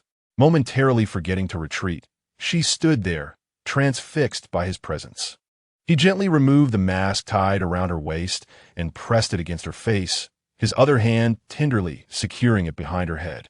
Her breath caught in her throat as the vibrant red mask, depicting a malevolent spirit, was lifted away. Suddenly, a delicate, pale finger tapped twice on her mask, a gentle reminder that she had yet to don it. Mu Qing felt her cheeks flush with warmth, immensely grateful for the veil that shielded her face from view. Beichuan huffed discontentedly, silently putting on his own mask. Chu Boqiu, observing this exchange, teased, "Do you think your brother would be jealous if he saw this?" Chu Boqiu clenched his previously relaxed hands, while Mu Qing, her almond-shaped eyes shimmering with a subtle smile, replied softly, I cannot say. The four of them gradually melded into the ceaseless throng of people. Numerous street vendors lined the way, yet the absence of their calls was peculiar, nonetheless. Many patrons seemed eager to purchase. Mu Qing couldn't help but take a closer look at the wares, antiques, calligraphy, porcelain, all seemingly unattainable in the marketplace. These items were likely acquired through tomb raiding or theft, as legitimate goods were difficult to sell, thus finding their way to the ghost market for resale. Hey, those four. A clear, youthful voice called out from behind them. Mu Qing halted, glancing back to see a round-faced little girl, her hair styled in twin buns, appearing no older than 8 or 9. Her fair complexion and bright, smiling eyes brought joy to those who beheld her. Mu Qing approached her and bent down, unconsciously softening her tone. Little sister, what would you like to say? She had a fondness for girls, having longed for a daughter since her previous life. Yet in the end, she had received nothing of what she desired. Your eyes seem very sorrowful, the little girl remarked, extending her hand as if to soothe or perhaps to pray for her. Mu Qing felt a gentle warmth at her forehead and was about to speak when the girl withdrew her hand and turned to the 3 men approaching from behind, cheerfully greeting them. Gentlemen, would you like your fortunes told? Chu Jin frowned. Little girl, are you out here trying to swindle money at such a young age? I, Mu Ping Si, have been in this profession for many years and have never deceived anyone, the girl replied, lifting her chin with an air of confidence. Hands on her hips, resembling a miniature adult. Years of experience, huh? Bei Kuan nearly burst into laughter. And just how long have you been alive? Mu Ping Si, undeterred by their skepticism, smiled sweetly. Big brother, how long I've lived is none of your concern. I assure you, I will outlive you. Upon noticing that she was merely a child, Bei Kuan chose not to engage further and turned to depart in search of the full moon pavilion. If you seek the full moon pavilion, I fear the hour has yet to arrive, Mu Qing remarked, her demeanor unchanged as she patiently inquired. Little sister, what do you mean? Mu Ping Si raised her hand to point toward the moon on the horizon. Look, the full moon pavilion only opens its doors when the moon is full. Currently, the moon has not yet fully emerged. Why not allow me to tell your fortunes to pass the time? The group looked upward, and indeed, the round moon was obscured halfway. I know where the full moon pavilion is. If you let me read your fortunes, I shall inform you shortly, Mu Ping Si said, her appearance remarkably adorable, her smile particularly endearing. If my predictions prove inaccurate, there will be no charge. Is that so? Chu Si Jin raised an eyebrow. Mu Ping Si flashed a toothy grin, leading the group to her fortune-telling booth. Although Mu Qing had not initially believed the child's words, her charm prompted her to play along. Upon closer inspection, the booth was indeed adorned with a flag inscribed with the words fortune-telling, albeit with an error in the character for fortune, missing a horizontal stroke in the middle. Just as Bei Kuan was about to make a jest, Mu Qing intervened to stop him. Chu Boqiu, trailing behind the trio, observed Mu Qing's evident fondness for the girl and chose not to interfere. He was quite intrigued to see how the young girl would enchant them. Little sister Mu, how will you tell fortunes? Mu Qing, charmed by the girl's innocence, thought it reasonable to offer her some money, considering her young age and the difficulties of earning a living in the ghost market. Mu Ping Si responded softly, simply extend your hand for me to see. Very well. Mu Qing extended her hand, but Mu Ping Si gently pushed it back, a mysterious smile gracing her face. Sister, I cannot assist you. Chapter 48, The Brothel. Bei Kuan's interest was piqued. Oh, why not assist her in making calculations? Could it be that you cannot concoct a tale? Chu Jun playfully tapped him, glaring as she remarked, have you not noticed Qinger's enthusiasm? Mu Qing did not press further, instead offering a gentle smile and inquired, who would you like to assist first? Mu Ping Si puffed her cheeks and suddenly pointed at the man behind the 3, saying, Big brother, let me calculate for you first. Chu Boqiu raised an eyebrow beneath his mask and slowly approached under the gaze of the trio, extending his hand. Mu Ping Si examined his palm with a serious demeanor, causing Mu Qing to stifle a laugh. Clearing her throat, Mu Ping Si began. First, the 3 stared at her, awaiting her next words. Big brother, your hands are very clean and handsome. Baikuin nearly choked, a stream of profanity on the tip of his tongue, only to be silenced by Chu Zhan's hand. Chu Boqiu's smile faltered as he suddenly perceived a resemblance between this child and Mu Qing in her youth. Thus he found himself unusually patient today, eager to hear what adorable words she might utter next. Secondly, Mu Ping pursed her lips and raised her gaze to meet his phoenix eyes beneath the mask, lowering her voice to a whisper. A gentleman can endure, destined for greatness, with power that can sway the world. Yet if one harbors obsessions, sighing in shackles, one must speak the truth early, return to simplicity, to ultimately achieve success. Chu Boqiu's smile froze on his face as he scrutinized the little girl before him, pondering whether she was speaking nonsense. Her voice was too soft for Mu Qing to catch, yet he sensed something peculiar in the man's expression. Big brother, I'm done calculating. It's time to calculate for the next one. Mu Ping resumed her innocent expression, pointing at Baikuin. Your turn. What were you mumbling just now? I didn't quite catch it. Baikuin reluctantly moved in front of her. Chu Boqiu had no choice but to retreat to his original position, continuing to watch Mu Ping speak. This time, she merely flicked Baikuin's hand a couple of times before releasing it, her voice clear enough for everyone to hear. Your fate. Baikuin frowned and retorted. Little girl, are you implying that my fate is unfortunate? When did I ever say that? Mu Ping pouted slightly and scoffed. You are fortunate. Many will stand by your side in the future. I knew it all along. Baikuin's expression reflected a hint of pride. However, Mu Ping added, you should cherish the present and strive for growth. For only then can you withstand the prolonged solitude that lies ahead. Baikuin's demeanor shifted, and he slammed the table, exclaiming, Did you not say that many would be by my side? Can you comprehend human language, dear brother? Mu Ping blinked repeatedly, reiterating, I stand beside you, not merely accompanying you. Chu Boqiu lifted his gaze to glance at him briefly before swiftly averting her eyes. You. Baikuin gritted his teeth and pushed Chu Qizhan forward, urging, You go, let's see what kind words she has to say. Chu Qizhan, unfazed, smiled cheerfully and remarked, Go ahead, what fate do I possess? Suddenly, the originally smiling countenance of Mu Ping was clouded with sorrow, and she even let out a sigh. Alas, has Baikuin taken an interest? Pushing into gossip, what is it? Is she perhaps a fated solitary star? As the dusk deepened, Mu Qing suppressed a smile and pulled him outside, only to hear Mu Ping remark, The destiny does not reside in the Jianghu. Chu Zhan was momentarily taken aback and instinctively inquired, Then where is it? Mu Ping merely shook his head slightly, his brow furrowed with profound meaning. It is difficult. Indeed. Observing this, Mu Qing playfully asked, What is so difficult?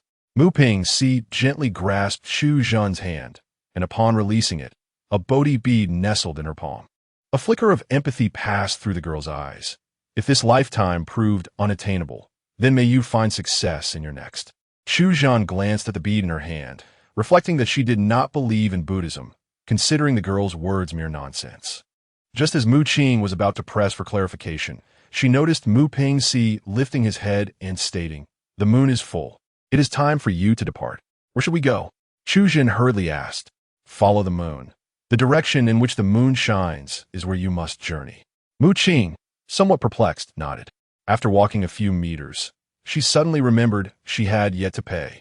However, when she turned around, the girl had vanished without a trace. Will she not take the money? Perhaps she fears we might question her nonsensical talk as a ruse for riches. Baikuin waved his hand dismissively, then inquired, What did she mean by following the moon? Could it be moonlight? Chu Zhan frowned. No. Mu Qing focused on a spot by the street and pointed. It is the moonlight flower. The group followed her gesture, spotting several pure, immaculate blooms entwined in the dim foliage, exuding a luminescence akin to moonlight. The moonlight flower blooms only at night. If we follow it, we should find a full moon pavilion, Mu Qing advised. Chu Boqiu couldn't help but glance at her more intently, although he had deduced they were to follow the moonlight flowers. Her swift conclusion showcased her sharp wit and keen insight. Truly, she was a testament to his upbringing. Qing, Do you not find that girl rather peculiar? Chu Jun asked as she linked arms with Mu Qing, continuing their conversation. Mu Qing, puzzled, responded, why? In the entire ghost market, everyone wears masks. Yet she alone does not. Perhaps she found it stifling and simply took it off. She chuckled. But you have not removed your mask. How would she know you were a young lady? Mu Qing froze, suddenly recalling Mu Pingxi's unexpected address of sister. It was indeed somewhat jarring. Perhaps she had discerned her voice. Chu Jun remained skeptical, noticing that Mu Qing appeared oblivious to the implications and thus fell silent. The four followed the moonlight flowers, exerting little effort to arrive at their destination. Before them stood a building starkly different from others in the ghost market. A grand loft seemed to rise from the ground itself, with thin paper windows revealing flickering lights within, resplendent in hue. They exchanged glances, confirming that this was indeed the full moon pavilion. Esteemed guests, please come inside. A young attendant greeted them with a cheerful smile as the ancient, heavy door creaked open. Looking up, they beheld a structure towering over 10 stories high, the first floor adorned with intricately carved corridors and water pavilions, with opulent furnishings displayed in shallow pools. Strangely, numerous men were seated inside, unmasked, surrounded by 3 to 5 flamboyantly dressed women singing and drinking, the air thick with decadence and excess. It no longer resembled a place for resolving affairs and inquiries. Rather, it bore an uncanny resemblance to a brothel. The 4 individuals exchanged glances, initially contemplating a hasty retreat, when a servant courteously announced, "Welcome, esteemed guests, to the full moon pavilion. Please remove your masks and enter to rest." Chu Boqiu's fingers quivered slightly, and Mu Qing quickly pressed down on her own mask. If the full moon pavilion operated clandestinely beneath the guise of a brothel, then she could not afford to unveil her true identity. Her appearance was markedly different from that of a man. While her attire could deceive men, it would surely not fool the discerning women of the establishment. Should she remove her mask, it would likely lead to her exposure. Chapter 49. The Split Paths. A sudden, awkward chuckle escaped Bei Kuan as he stepped forward, casually draping his arm around the young attendant's neck. "My dear brother, do not be deceived by the polished appearance of my companions. It is, in fact, their first venture into such an establishment. They are a bit apprehensive. Perhaps you might allow them to accompany you, for now. Once they familiarize themselves, they can remove their masks."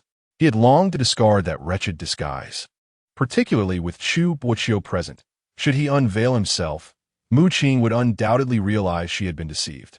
The attendant furrowed his brow slightly, caught in a moment of indecision. "Well, here, take this and fetch some wine and delicacies. Your line of work is arduous." Bei Kuan discreetly slipped a silver ingot into the young man's hand. Winking flamboyantly, the attendant's face brightened, and he eagerly inquired, "Would the 4 of you prefer a private room on the first floor or ascend to the upper levels?" Mu Qing surveyed the surroundings, noting the presence of patrons indulging in their vices. It seemed that the true activities were likely to be found upstairs. "Let's go upstairs," she said, lowering her voice. The attendant, oblivious to any underlying tension, continued, "Shall I prepare 4 rooms for you?" "For rooms?" Chu Jun echoed, equally softening his tone. "We only need 1. The attendant's expression shifted momentarily to one of peculiarity before he quickly grasped the situation. "Ah, I see you 4 prefer to engage in such activities. Please follow me." As they walked, Bei Kuan removed his mask, commenting, "The moonlit pavilion is quite expansive. I wonder how many floors it possesses?" The attendant glanced back, his expression momentarily faltering. "As for the exact number of floors, I'm not certain. We, the attendants, are not permitted beyond the 3rd floor without authorization." Chu Jun and Mu Qing exchanged curious glances, intrigued by the peculiarities of the establishment. The staircase leading upward was constructed from a unique material, gleaming and translucent, allowing glimpses of the heads of patrons below, yet it felt surprisingly stable underfoot.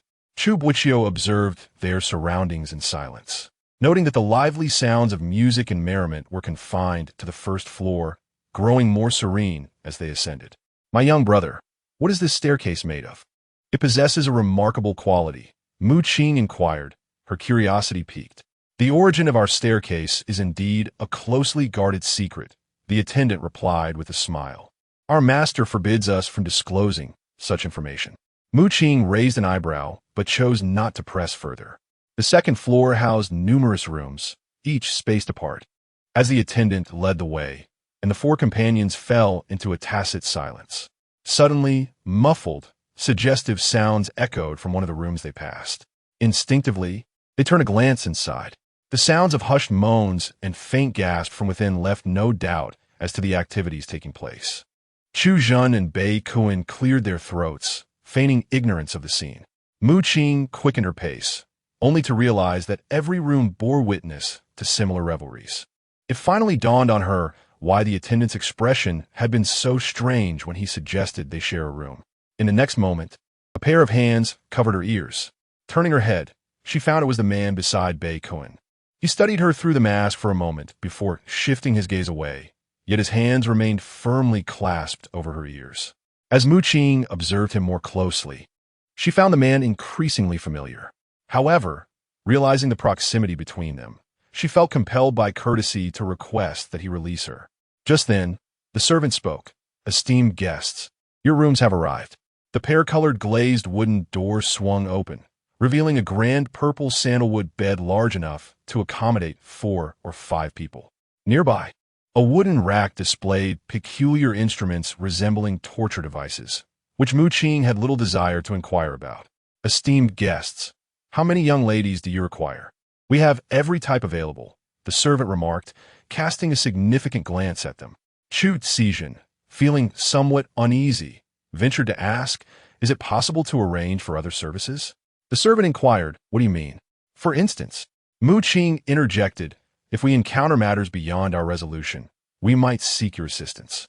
Chu Boqiu glanced at her, unable to suppress a frown. The servant's expression shifted briefly before he masked it, saying, esteemed guests, I truly do not comprehend your meaning. Perhaps I should summon my master for further discussion? Bei Kuan nodded in agreement, deeming it a sound approach. The servant acknowledged, please wait a moment. As they lingered in the room, it was just the 4 of them. Chu Boqiu initiated a conversation. How could the full moon pavilion engage in such enterprises? Bei Kuan scoffed. I too am curious. How did a ghost market emerge in my fief? Chu Boqiu shot him a disapproving glance and turned to Mu Qing, asking, do you think a place like this could provide you with a solution to flooding? Chu Boqiu was taken aback. Flooding? How could that be? Hadn't she gone to the Zhonggui temple to consult that foul monk? Was her purpose here not to inquire about her lineage? Chu, I must admit I am also intrigued by your persistence in seeking a remedy for flooding. After all, it is not your responsibility, Bei Kuan remarked. Offering her some sunflower seeds he had cracked open.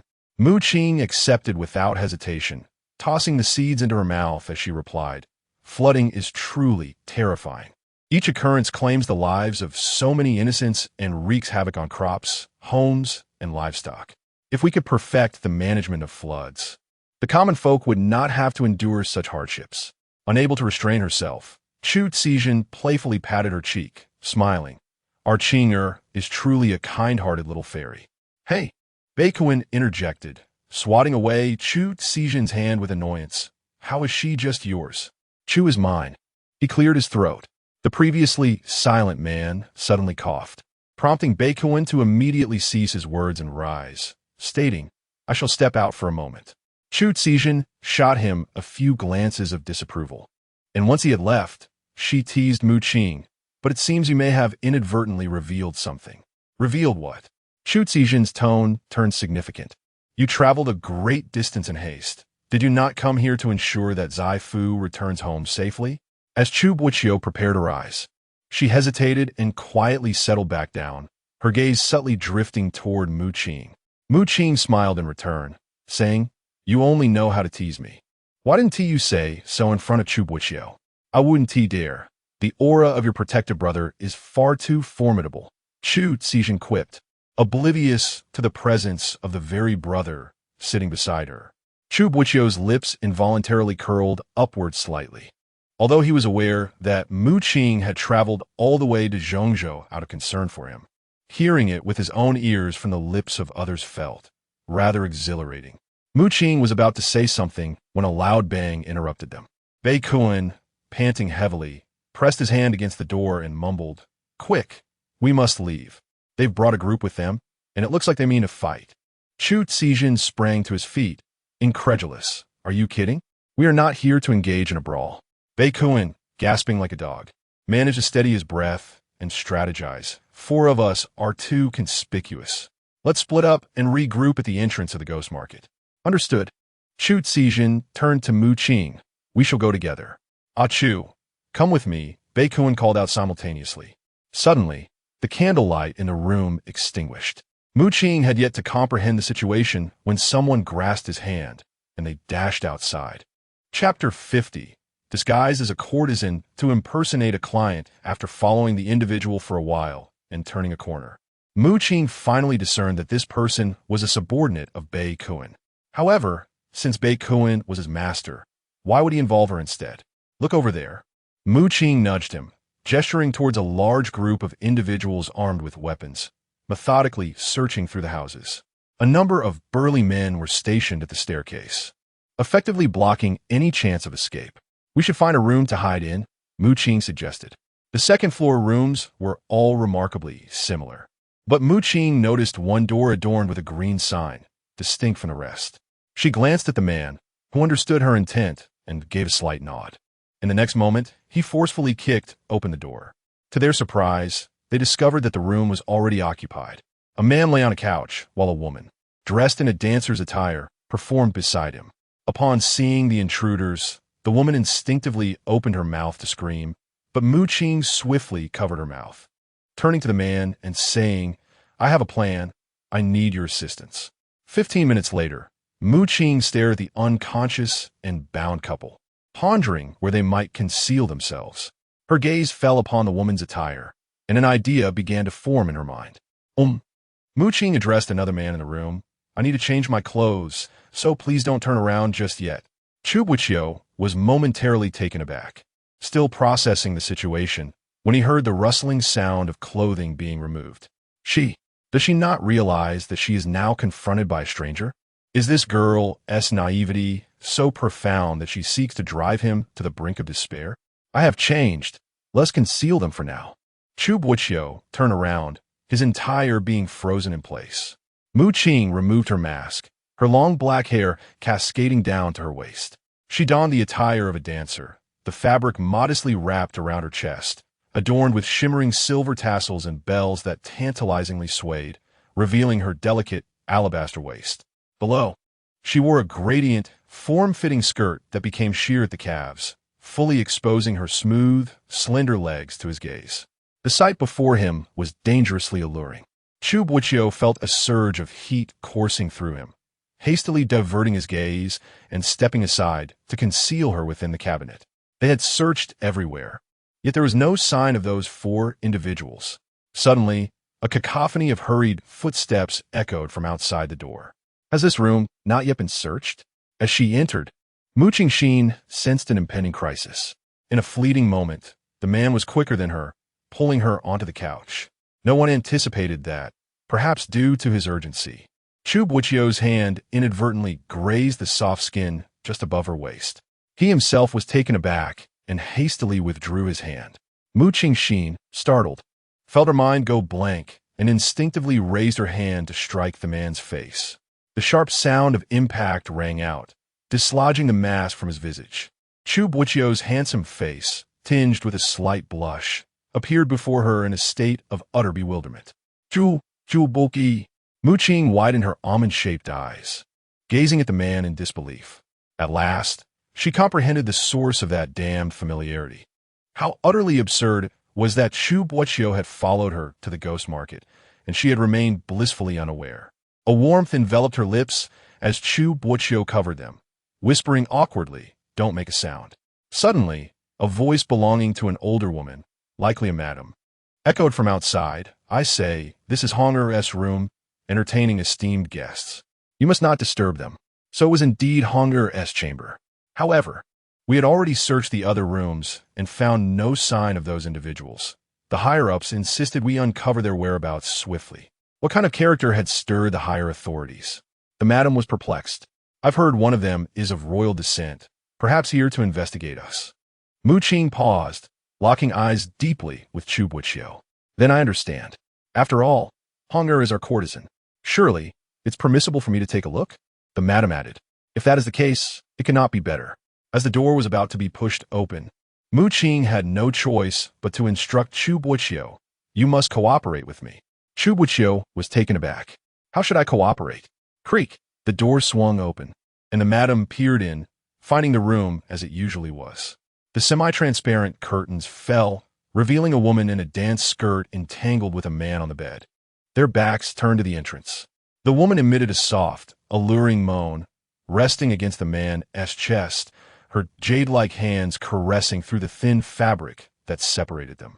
The distance between them was barely a few centimeters. Chu Boqiu inhaled deeply, catching the sweet scent of begonia blossoms emanating from her, his throat involuntarily tightening.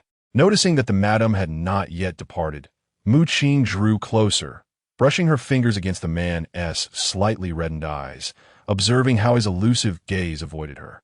She could not help but find him somewhat endearing, deliberately pressing her rosy lips against his distinctly defined jawline in a barely-there touch. Chu Boqiu felt his breath falter, his pulse racing, clenching his fists as a fervent heat surged within him, the woman's hair teasingly grazing his face, compelling him to exert even greater restraint. What makes you blush? Her delicate voice floated into his ears, soft and teasing. Chu Boqiu nearly lost control, squeezing his eyes shut to resist the temptation to gaze upon her. This was no longer the innocent and charming girl from his memories. She had transformed into a bewitching enchantress that devoured souls. The sound of the door closing gently echoed within the room. Mu Qing, with her keen ears, soon heard the madam's voice again. Indeed, it is Honger attending to esteemed guests inside. You should search the other rooms. Following that, the footsteps receded into the distance. The two within the room breathed a sigh of relief. Mu Qing descended from the man, noticing that Chu Boqiu's cheeks and ears had taken on a hint of crimson. She tilted her head, grinning mischievously. Brother, you're truly flushed. Chu Boqiu, still unsettled, felt the intense sensation surge once more at her words, prompting him to swiftly cover his legs with a nearby blanket. What are you doing? Mu Qing raised an eyebrow. Puzzled. Chu Boqiu replied, his voice raspy. I'm a bit cold. Cold. Mu Qing cast a skeptical glance up and down at the man, feeling an inexplicable suspicion that he was concealing something within the quilt. Are you hiding something precious beneath the covers? Chu Boqiu was taken aback, meeting her gaze with a steady stare, remaining silent. Mu Qing extended her hand, adopting an inquisitive demeanor. Show me. What have you concealed? Chu Boqiu exhaled deeply, a shadowy glimmer flickering in his phoenix-like eyes, his voice hoarse. Do you truly wish to see? Chapter 51. I have determined to marry you. Mu Qing stared intently at him, her water-like eyes alight with defiance, truly a sight to behold. Chu Boqiu remained unfazed, casually lifting the blanket and in the next moment, draping it over Mu Qing's head. Hey! No matter how she struggled, he held onto the edge of the blanket with a firm grip, his tone light yet instructive. Who taught you that move when you sat on me earlier? Confess, and I shall release you. Chu Boqiu, I haven't even blamed you for pretending to be mute and dragging me to the ghost market. Her face flushed crimson as she kicked at the man, only for him to seize her ankle with an iron grip. A calm smile adorned his face, deliberately provoking her. With such ferocity, who would dare marry you in the future? Mu Qing felt as if her lungs might burst, with her legs restrained. She could only incite him further. Brother, you wouldn't be taking advantage of me in this moment, would you? Chu Boqiu paused, his gaze falling upon the delicate, inviting curve of her thigh, and he muttered a curse before hastily releasing her like a scalding hot potato. Ah, I hit the nail on the head. Mu Qing seized the moment. No wonder you said no one would dare marry me. After all, you've seen everything. Chu Boqiu quickly averted his eyes, mumbling, I didn't see everything. Nevertheless, I'm not worried. If no one else wants to marry me, there's always you. Mu Qing's voice rose in pitch. Chu Boqiu was rendered speechless, his heart racing uncontrollably, an irresistible urge to pull the person from beneath the blanket and confront her. What nonsense are you spouting? His voice grew hoarse, unwilling to entertain the thought of what Mu Qing had just declared.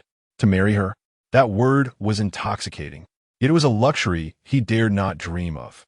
He genuinely wished to spend his life alongside Qing, but she should not have to bear such sordid words, and he certainly did not wish for her to endure them. Furthermore, this girl was likely jesting. Her feelings for him could never match his for her. With that thought, a surge of anger welled within him, a possessive and unhealthy fervor, a desire to claim her beneath him, ensuring she could never escape his grasp. I speak no lies, Qing teased, sensing his discomfort. Chu Boqiu, I have determined to marry you. In an instant, the blanket slipped away, her triumphant expression meeting his somber, serious countenance. The next moment, he lunged back towards her, his breath quickening, as if an urgent search of something upon her face. Nothing. There was nothing there. No sincerity, no certainty. This girl was merely toying with him. Qing stood still, not for any other reason, but because she sensed why Chu Boqiu had covered them with a blanket. The atmosphere turned awkward as the two exchanged silent glances. Coughing violently, Baikuin nearly choked on the dust, struggling to clear the air. Chu Xiaijun was no better off, pointing at the group of men who had imprisoned them in the dungeon, shouting, "Have you all lost your minds? Why are you locking us up?" The man was an imposing figure, towering at a staggering 9 feet, nearly matching the height of the prison door. His physique was a tapestry of robust muscles, resembling a terrifying giant. Yet, his face bore an almost childlike innocence, with 2 large, dark eyes brimming with naivety.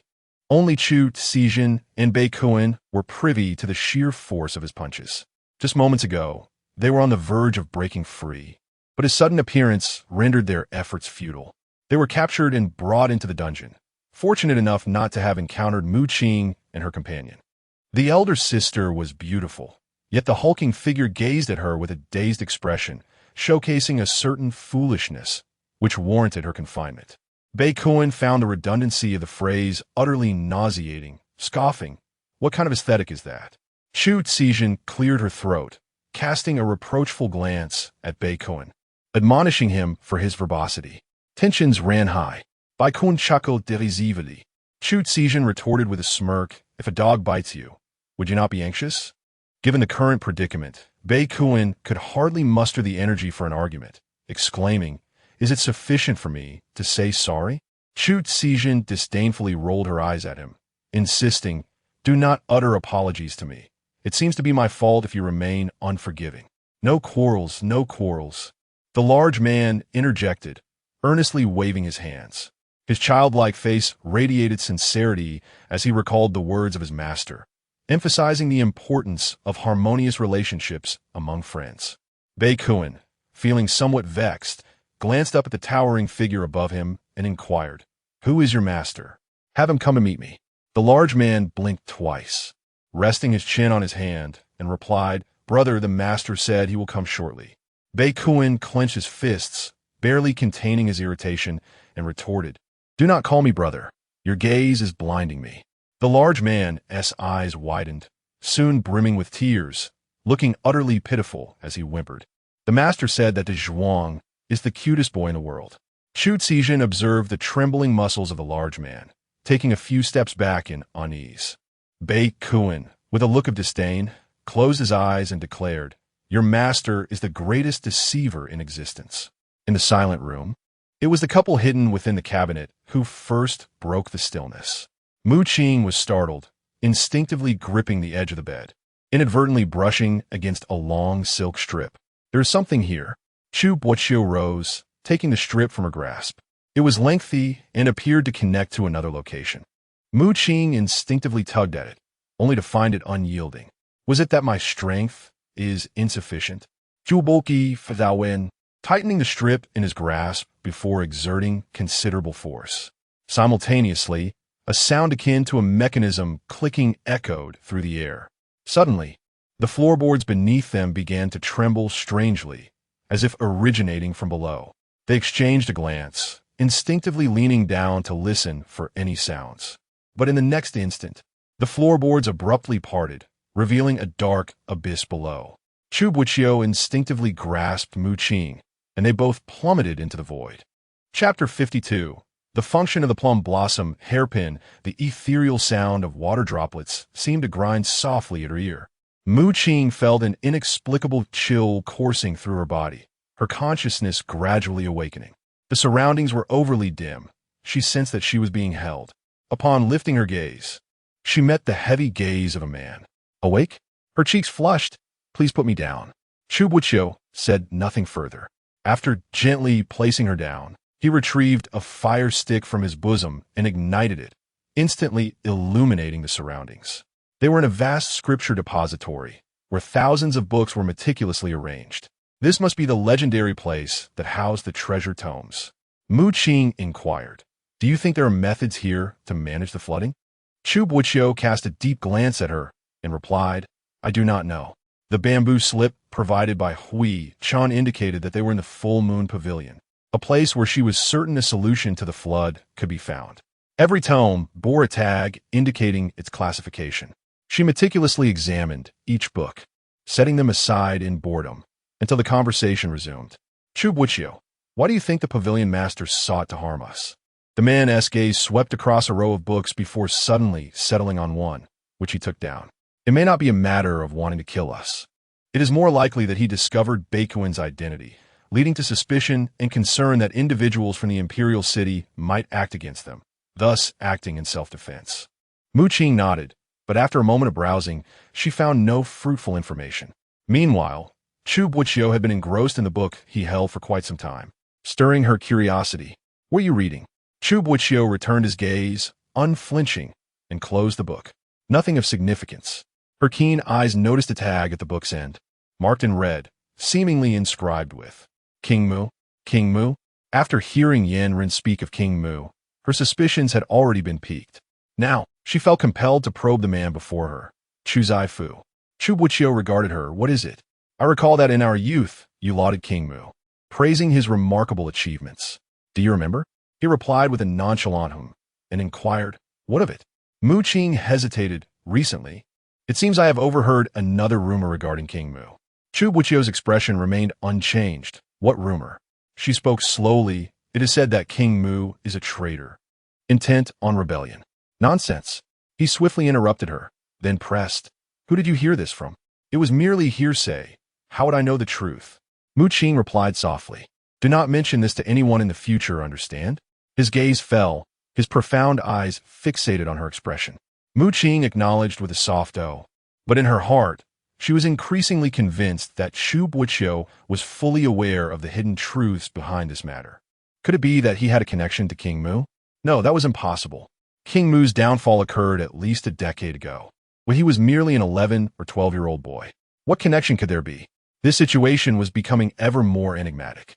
"Are you two planning to converse in this pavilion master's scripture depository for much longer?" A soft, husky voice echoed from the rear of the hall, sending an involuntary shiver down their spines. Chu Boqiu furrowed his brow, having been so absorbed in observing Mu Qing's reaction that he failed to notice the presence of an additional individual in the hall. The sound of approaching footsteps gradually drew nearer, and Mu Qing found herself momentarily stunned. The newcomer was a cripple, seated in a wheelchair, with disheveled hair cascading untidily and a mask obscuring much of his face, revealing only one shadowy eye. "Are you the master of this place?" The man in the wheelchair spread his hands and smiled in a peculiar manner. "Is it not obvious?" Chu Boqiu draped the snow-white fox cloak, which the woman had discarded, over her dancer's attire, pulling her behind him as he stepped forward to meet the scrutinizing gaze of the man in the wheelchair. "What? Are you worried I might take an interest in your woman?" The wheelchair-bound man chuckled, his serpent-like gaze momentarily pausing on Chu Boqiu, then narrowing in uncertainty. "Have I seen you somewhere before?" Chu Boqiu maintained a calm demeanor and inquired, "Where are our companions?" "Fear not. That little prince is alive and well." The man in the wheelchair replied, lightly tapping the armrest of his chair, continuing to observe the two with a strange intensity. "Master, you may be misunderstanding us. We merely wish to pose a question and harbor no ill intentions." Mu Qing interjected, peering out from behind Chu Boqiu. "Oh!" The master stretched his neck, intrigued. "What question do you wish to ask me?" "Methods for managing floods," she stated. "Ha ha!" The master's laughter was raucous and filled with disdain. You are people of the court, yet you come to inquire about flood management from one who operates a brothel? Mu Qing frowned, momentarily at a loss for words, glancing at Chu Boqiu. Chu Boqiu, unperturbed, extended an olive branch. The master of the full moon pavilion must lack for nothing, yet there is one thing you may desire. Raising an eyebrow, the master replied, "What could that possibly be?" "Support from the court," Chu Boqiu stated. The master's smile faltered. "Who are you?" "I am Chu Boqiu, the chief minister of Beimang." The master's expression shifted. "You are Chu Boqiu?" Chu Boqiu casually cast out a bait. "The court has been rather dissatisfied with your existence. What I can offer is assistance when the court seeks to eradicate you in the future." The master snorted derisively. "You are a court official. How can I trust you? Will you truly intervene in matters of the Jianghu?" Chu Boqiu chuckled lightly, then turned to Mu Qing. "Hand me the hairpin." "What did you say?" Mu Qing stammered, momentarily disoriented. He remained composed. "I noticed you put away the plum blossom hairpin that Yin Run gave you while changing." Mu Qing was astonished. She had indeed concealed the hairpin while changing. But how did he know? Had Chu Boqiu been secretly watching her change? No, that was not the issue at hand. The question was what he intended to do with the hairpin. "Never mind, just take it out," he gently urged. Reluctantly, Mu Qing retrieved the plum blossom hairpin from her sleeve and handed it to him. Chu Boqiu raised the hairpin high, indicating, "Is this sufficient proof?" Upon seeing the object in his hand, the master of the establishment became utterly frozen, staring incredulously at the two individuals before him and stammering, "Who are you? And what is your connection to him?" Mu Qing's mind was somewhat clouded. He could not comprehend why Boqiu would use a hairpin as collateral.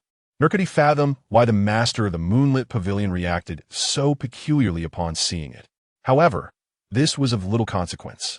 What the chief minister sought was the safety of the two companions, along with whatever the holder of the hairpin was entitled to receive. What was the holder entitled to?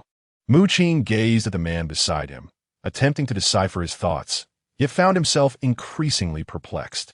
The master pondered for a considerable time, occasionally glancing at the plum blossom hairpin held by Chu Boqiu, waves of tumultuous emotion surging beneath his calm exterior before ultimately settling into tranquility.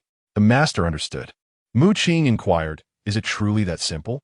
No need for a life-and-death gamble or a gallant rescue, exchanging one life for another? Moreover, is it not said that business at the moonlit pavilion requires a trade of goods?" The master, instead of demanding their possessions, was willing to offer something in exchange merely for a glance at the plum blossom hairpin. Was his mind truly sound? "Your friend will be released shortly. Before I divulge the method to remedy your calamity, I wish to know to whom this hairpin belongs." The master's gaze shifted between the two. "Mine, what of it?" Mu Qing readily admitted. The master fixed his gaze upon her, seemingly peering through her to another individual, and asked, "This young lady, who is your mother?" Chapter 53. The sudden appearance of the mine owner mother? Mu Qing felt a sense of confusion and instinctively glanced at Chu Boqiu. She had no knowledge of her mother's identity, and even the father she had known since childhood might be a mere illusion. "I believe you must be mistaken," Mu Qing candidly addressed the shopkeeper. "This hairpin was given to me by someone else. It was neither from my mother nor any other relative." The shopkeeper's expression momentarily shifted to disappointment, yet upon observing her face, he remained somewhat unconvinced. "No, it resembles something." Mu Qing stood frozen in bewilderment, pondering what it could resemble. "Shopkeeper, please hand the item over to me," Chu Boqiu interjected suddenly, interrupting her inquiry. The shopkeeper withdrew his gaze and nodded. "Very well. I say, you big oaf, do you still wish to compare notes with your grandfather?" Bei Kuan dismissed the hefty guard with a wave of his hand, his tone decidedly rude. Chu Qijin rolled his eyes at him before darting towards Mu Qing and Chu Boqiu at the entrance of the Wanyu workshop. "King Ye, are you unharmed?" Mu Qing shook her head, concerned as she asked, "Qijin, are you both uninjured?" Chu Qijin also shook her head, casting a cold glance at Bei Kuan. "If it weren't for him, I would have escaped 800 years ago." Bei Kuan, grinding his teeth in frustration, observed that Chu Boqiu had already removed his mask and approached him. "What is this? No longer playing mute? Mind your tone," Chu Boqiu warned with a glance, seemingly reminding him of his prior reckless words. Otherwise, I cannot guarantee that your father will remain oblivious to your escapades in Tanzhou. Baikun instantly fell silent, his demeanor deflated, adopting a more amiable tone. Teacher, look, we are family, so there is no need for such formalities. Besides, I am doing this for your sake. Xiaoqi, what were you doing in Tanzhou? Mu Qing felt a flicker of curiosity after hearing Chu Boqiu's remark. Tanzhou was the fief of Wenchoing, where he maintained a considerable number of private soldiers. In her previous life, during a palace coup, Wenchoing relied on a portion of the royal army alongside these private troops to seize the crown prince. However, circumstances had altered in this life. Tanzhou was now under the command of Chu Boqiu, making any future upheaval by Wenchoing a daunting task. Baikuan's eyes twinkled mischievously as he replied. Before diverting to Zhongzhou, I spent a few days in Tanzhou and delivered a small gift to Wenchoing, though he remains unaware of it for now. Chu Boqiu's lips curled into a faint smile. If slaying 300 Wenchoing's private soldiers could be deemed a small gift, the wretched fellow would undoubtedly weep bitterly over such a present. His student had shown some growth. After instructing Bo Qingwei to search for several days in Tanzhou, they had managed to locate nearly 100 men, while Bei Kuan had effortlessly dispatched 300 in less than 5 days. Although the reasons behind Wenchoing's provocation remained unclear, such actions certainly lived up to his reputation for madness. Esteemed sir, this is a note from our shopkeeper for you, stating that with the hairpin in hand, there will be those who pave the way for your passage. A servant who had previously welcomed them into Wanyu workshop hurried out, presenting a slip of paper to Chu Boqiu. Mu Qing glanced at it, discovering it contained a location. Where's this?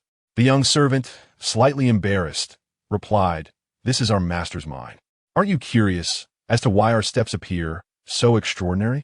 It is precisely due to the materials extracted from this mine. Amina. She was taken aback. Indeed, my lady, the servant chuckled, adding, Our master has instructed us that in the future, possessing these mines will not only alleviate your current predicaments, but also render you immensely wealthy, rivaling nations with ease. Wait. Mu Qing was perplexed, questioning, What do you mean I possess these mines? And from your words, there seems to be more than one. Did our master not inform you? The mines do not belong to him. They are merely entrusted to us by an old friend for safekeeping. Now that you have come bearing tokens, they rightfully belong to you and should be returned. The servant bowed respectfully and added, I shan't see you off further. I shall expedite the delivery of the locations for the remaining dozens of mines to you soon. Mu Qing was dumbfounded. Dozens of mines? Hers? It was clearly the plum blossom hairpin bestowed upon her by Hui Chun. How had it transformed into her mines? Chu Xi truly nudged her, confused. What does this mean? A sudden influx of mines? Bei Kuan, indifferent to the conversation, seized the servant, demanding, Bring your master to me at once. Do you wish to taste steel for daring to detain me? The servant hastily wriggled free, apologizing. Our master is heartbroken over an old friend's memories and likely cannot meet with your highness today. Until next time. Once the servant departed, Chu Boqiu reminded her, Let's go. Dawn is approaching. Throughout the journey, Mu Qing remained in a daze, only regaining her senses when they neared the governor's residence. She turned to Chu Boqiu and asked, Am I truly a mine owner? The man's expression remained unchanged as he calmly nodded. But what does this have to do with flood management? I recall you mentioning that before arriving in Zhongzhou, you perused texts on flood control. Mu Qing felt a pang of guilt, but responded, Yes, that is correct. What of it? What are the common methods for flood management? Chu Boqiu's sudden interrogation left Mu Qing momentarily speechless as she stammered. One would need to divert the water first, and then construct dams? Precisely. Mu Qing sighed in relief, only to hear him continue. However, the foremost necessity is to intercept the flow. And how is that linked to the mines? Currently, the floods are fierce. Ordinary stones can no longer suffice to divert the water. The minerals extracted from the mines, however, are significantly more robust than stone, ensuring greater solidity when constructing dams in the future. Mu Qing comprehended his point and was somewhat astonished from your demeanor in the scripture hall. It seems you were already aware of the existence of these mines at Manual Workshop. Chu Boqiu paused momentarily, stating, prior to visiting the ghost market, I had already gathered information. Do you think I would engage in battle unprepared, unlike you? Qing was greatly displeased by his condescending attitude and pressed on. Then how did you know that my hairpin had such utility? What exactly do you know? I know nothing. Chu Boqiu returned to his previous nonchalant demeanor, stating coolly, I am aware of nothing at all. Well, Chu Boqiu, Qing gritted her teeth, glaring at the figure whose steps hastened with each passing moment. We have shared meals and shelter for so many years, and I believed I had come to understand you well. Yet, it appears I know so little about you. Clearly, her words failed to elicit any desire for explanation from Chu Boqiu, who only quickened his pace. Chu Boqiu, Qing stomped her foot in frustration. At this, Chu Xijin and Bei Kuan, aware of the delicate dynamics, hurriedly retreated to their respective rooms. So you choose to leave, do you? Very well, Qing remarked, a mix of anger and amusement coloring her tone as she observed the man's retreating figure. I shall go and show my new attire to Yandere and Prince Ning, allowing them to judge whether this dance ensemble suits me. In that instant, the man's footsteps came to a halt. Chapter 54. Sending them to the netherworld, you dare? Chu Boqiu strode up to her, his expression dark. Do you see me hesitating? Qing smiled as she leisurely loosened the great cloak draped over her shoulders and turned towards the courtyard where Wen Qiuyin and Yandere resided. Barely taking a few steps forward, she suddenly felt herself being lifted into the air. Chu Boqiu, what are you doing? The man had hoisted her into his arms, striding purposefully towards his courtyard without uttering a single word, his face more menacing than ever. Chu Boqiu, our 10 years together have been in vain. You truly have no bounds in changing my perception of you. Qing struggled, but his grip only tightened. Do you know what this is called? Returning to being strangers. A sharp sound interrupted her. Chu Boqiu had actually slapped her on the backside. Have you lost your mind? The man quickened his pace, his gaze briefly lingering on her revealing attire before swiftly averting his eyes. When you were little, this was the only way to make you obedient when you misbehaved. That was in childhood. Qing's face flushed with embarrassment as she instinctively buried her head in his chest, muttering under her breath, Old fox, filthy fox, wicked-hearted old fox. Chu Boqiu's lips curled slightly, though he restrained himself. Well, I do have a wicked heart. Shameless. Once they reached his room, he finally set her down. After handing her some clothes, he swiftly turned and exited. You cannot leave until you are properly dressed. Fuming, Qing clenched her teeth, while the man stood guard at the door. Bastard. Hearing her disgruntled outburst, a faint smile appeared on Chu Boqiu's face. My lord. In the corner, Yingui approached his master eagerly upon his return. What happened? Chu Boqiu cast a glance back at the door. Noticing his gaze, Yingui lowered his voice. Zhou Huai has been with Wei Ju for the past few days. He has indeed tampered with the fields. What did he plant? Opium. Chu Boqiu's brow furrowed slightly, his tone turning icy. He truly has audacity, daring to engage in forbidden activities that the emperor has strictly prohibited. He has sold this substance to many wealthy and influential nobles in Baimen, involving a wide array of individuals. Chu Boqiu's eyes grew colder. How many people in the court are involved? Yingui replied, My lord, your foresight is astounding. He snorted, Wei Ju can cultivate contraband at such a precarious time. If there aren't a few in the court backing him, it would be a miracle. My lord, should we report this to his majesty immediately? He raised his hand. No, Wei Ju is audacious, but he is also supported by the late empress and the old duke. It is best to clarify this matter thoroughly without implicating the crown prince. Yingui also considered the crown prince. Then should we inform him? Let us wait a while longer. Now is not the opportune moment. He rubbed his temples, feeling somewhat fatigued. Si Deshun can be released. We want that person to spread this matter as widely as possible. His Majesty and the princess should already be aware that we have intervened, Yingui reminded. So what? Chu Boqiu Zito, his tone laced with a hint of disdain. The world will only know that it was the Wang family of Taiyuan who abducted Si Deshun and Qin Ro. The chancellor merely waits for them to tear each other apart. Yingui suddenly recalled another matter and reported, the Ning Wang has also made a move. How should we proceed? He has taken action? Yes. He has dispatched people to search for Si Deshun's whereabouts. We captured one of them, and, upon interrogation, discover that their intent was not to rescue him, but to kill him. When Choyin intends to kill Si Deshan? Chu Boqiu chuckled, his tone dripping with sarcasm. One is a venomous woman, the other a toxic man. They truly are a perfect match. Could it be that the Ning Wang plans to eliminate her, and then seek to marry the young lady? He wouldn't dare. Chu Boqiu's gaze darkened. An intriguing shadow flickering within. If he wishes to kill, then we must lend our assistance. Master, we have located Miss C. The fierce Luo Sha hurried to Wen Choyin, only to find Wei Ju kneeling in the room. Wen Choyin, impatient, covered his head and remarked, "If you found her, then kill her." Why waste words? This. Do you want me to wield the blade, personally? I dare not. Luo Sha lowered his head, believing that their prior struggles to find Si Deshan were in vain. Yet suddenly his subordinates reported that Si Deshan had reappeared. Was this not too fortuitous? However, it was evident that Wen Choyin was currently preoccupied with other troubles, and he ought not to intrude further. After Luo Sha withdrew, Wei Ju, tears streaming down his face, implored, "Your Highness, please save this old minister. I never anticipated being targeted by the Chancellor." Wen Choyin furrowed his brow, wishing he could unsheath his sword and slay this useless old fool. If it were not for his future ascension to the throne, needing the support of the Wei family to validate his claim, he would have disposed of this ineffectual figure long ago. You have been engaging in this business for quite some time. Why did it happen to unravel just as they arrived in Zhongzhou? Do you have any idea how many nobles and court officials are involved in this? Wei Ju shrank back, muttering. The Chancellor came to address the flooding. I never anticipated that Chancellor Chu would develop suspicions regarding the land. You are unaware?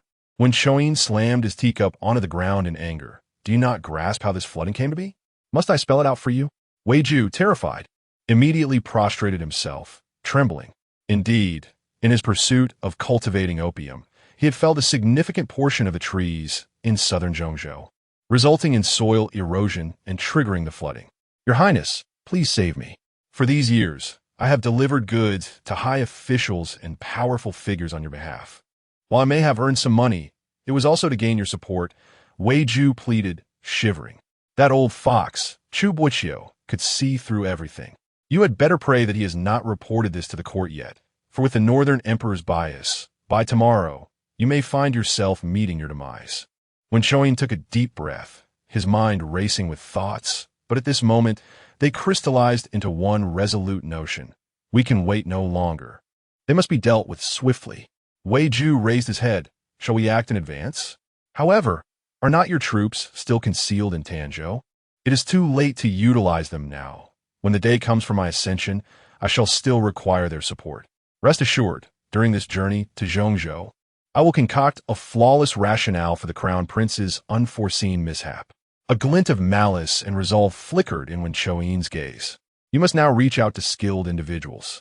I will devise a plan to lure the Crown Prince and Chu Boqiu together, and then send them both to the afterlife. Chapter 55. Assassination. Vibrant red fabrics adorn the streets of both Northern City and its smaller counterpart, while the high-pitched calls of the eunuchs mingled with the enthusiastic shouts of the populace, filling the air with the joyous spirit of the approaching new year. The onlookers along the streets exchanged lively discussions as they admired the emperor's visage. Another year has passed, hasn't it? One remarked. Indeed, every year as the year end approaches, His Majesty parades before us, allowing us a glimpse of the dragon countenance. Sharing in the festive cheer, another replied. This time, even the eldest princess and the favored Mei Fei are present, adding an extraordinary air to the occasion.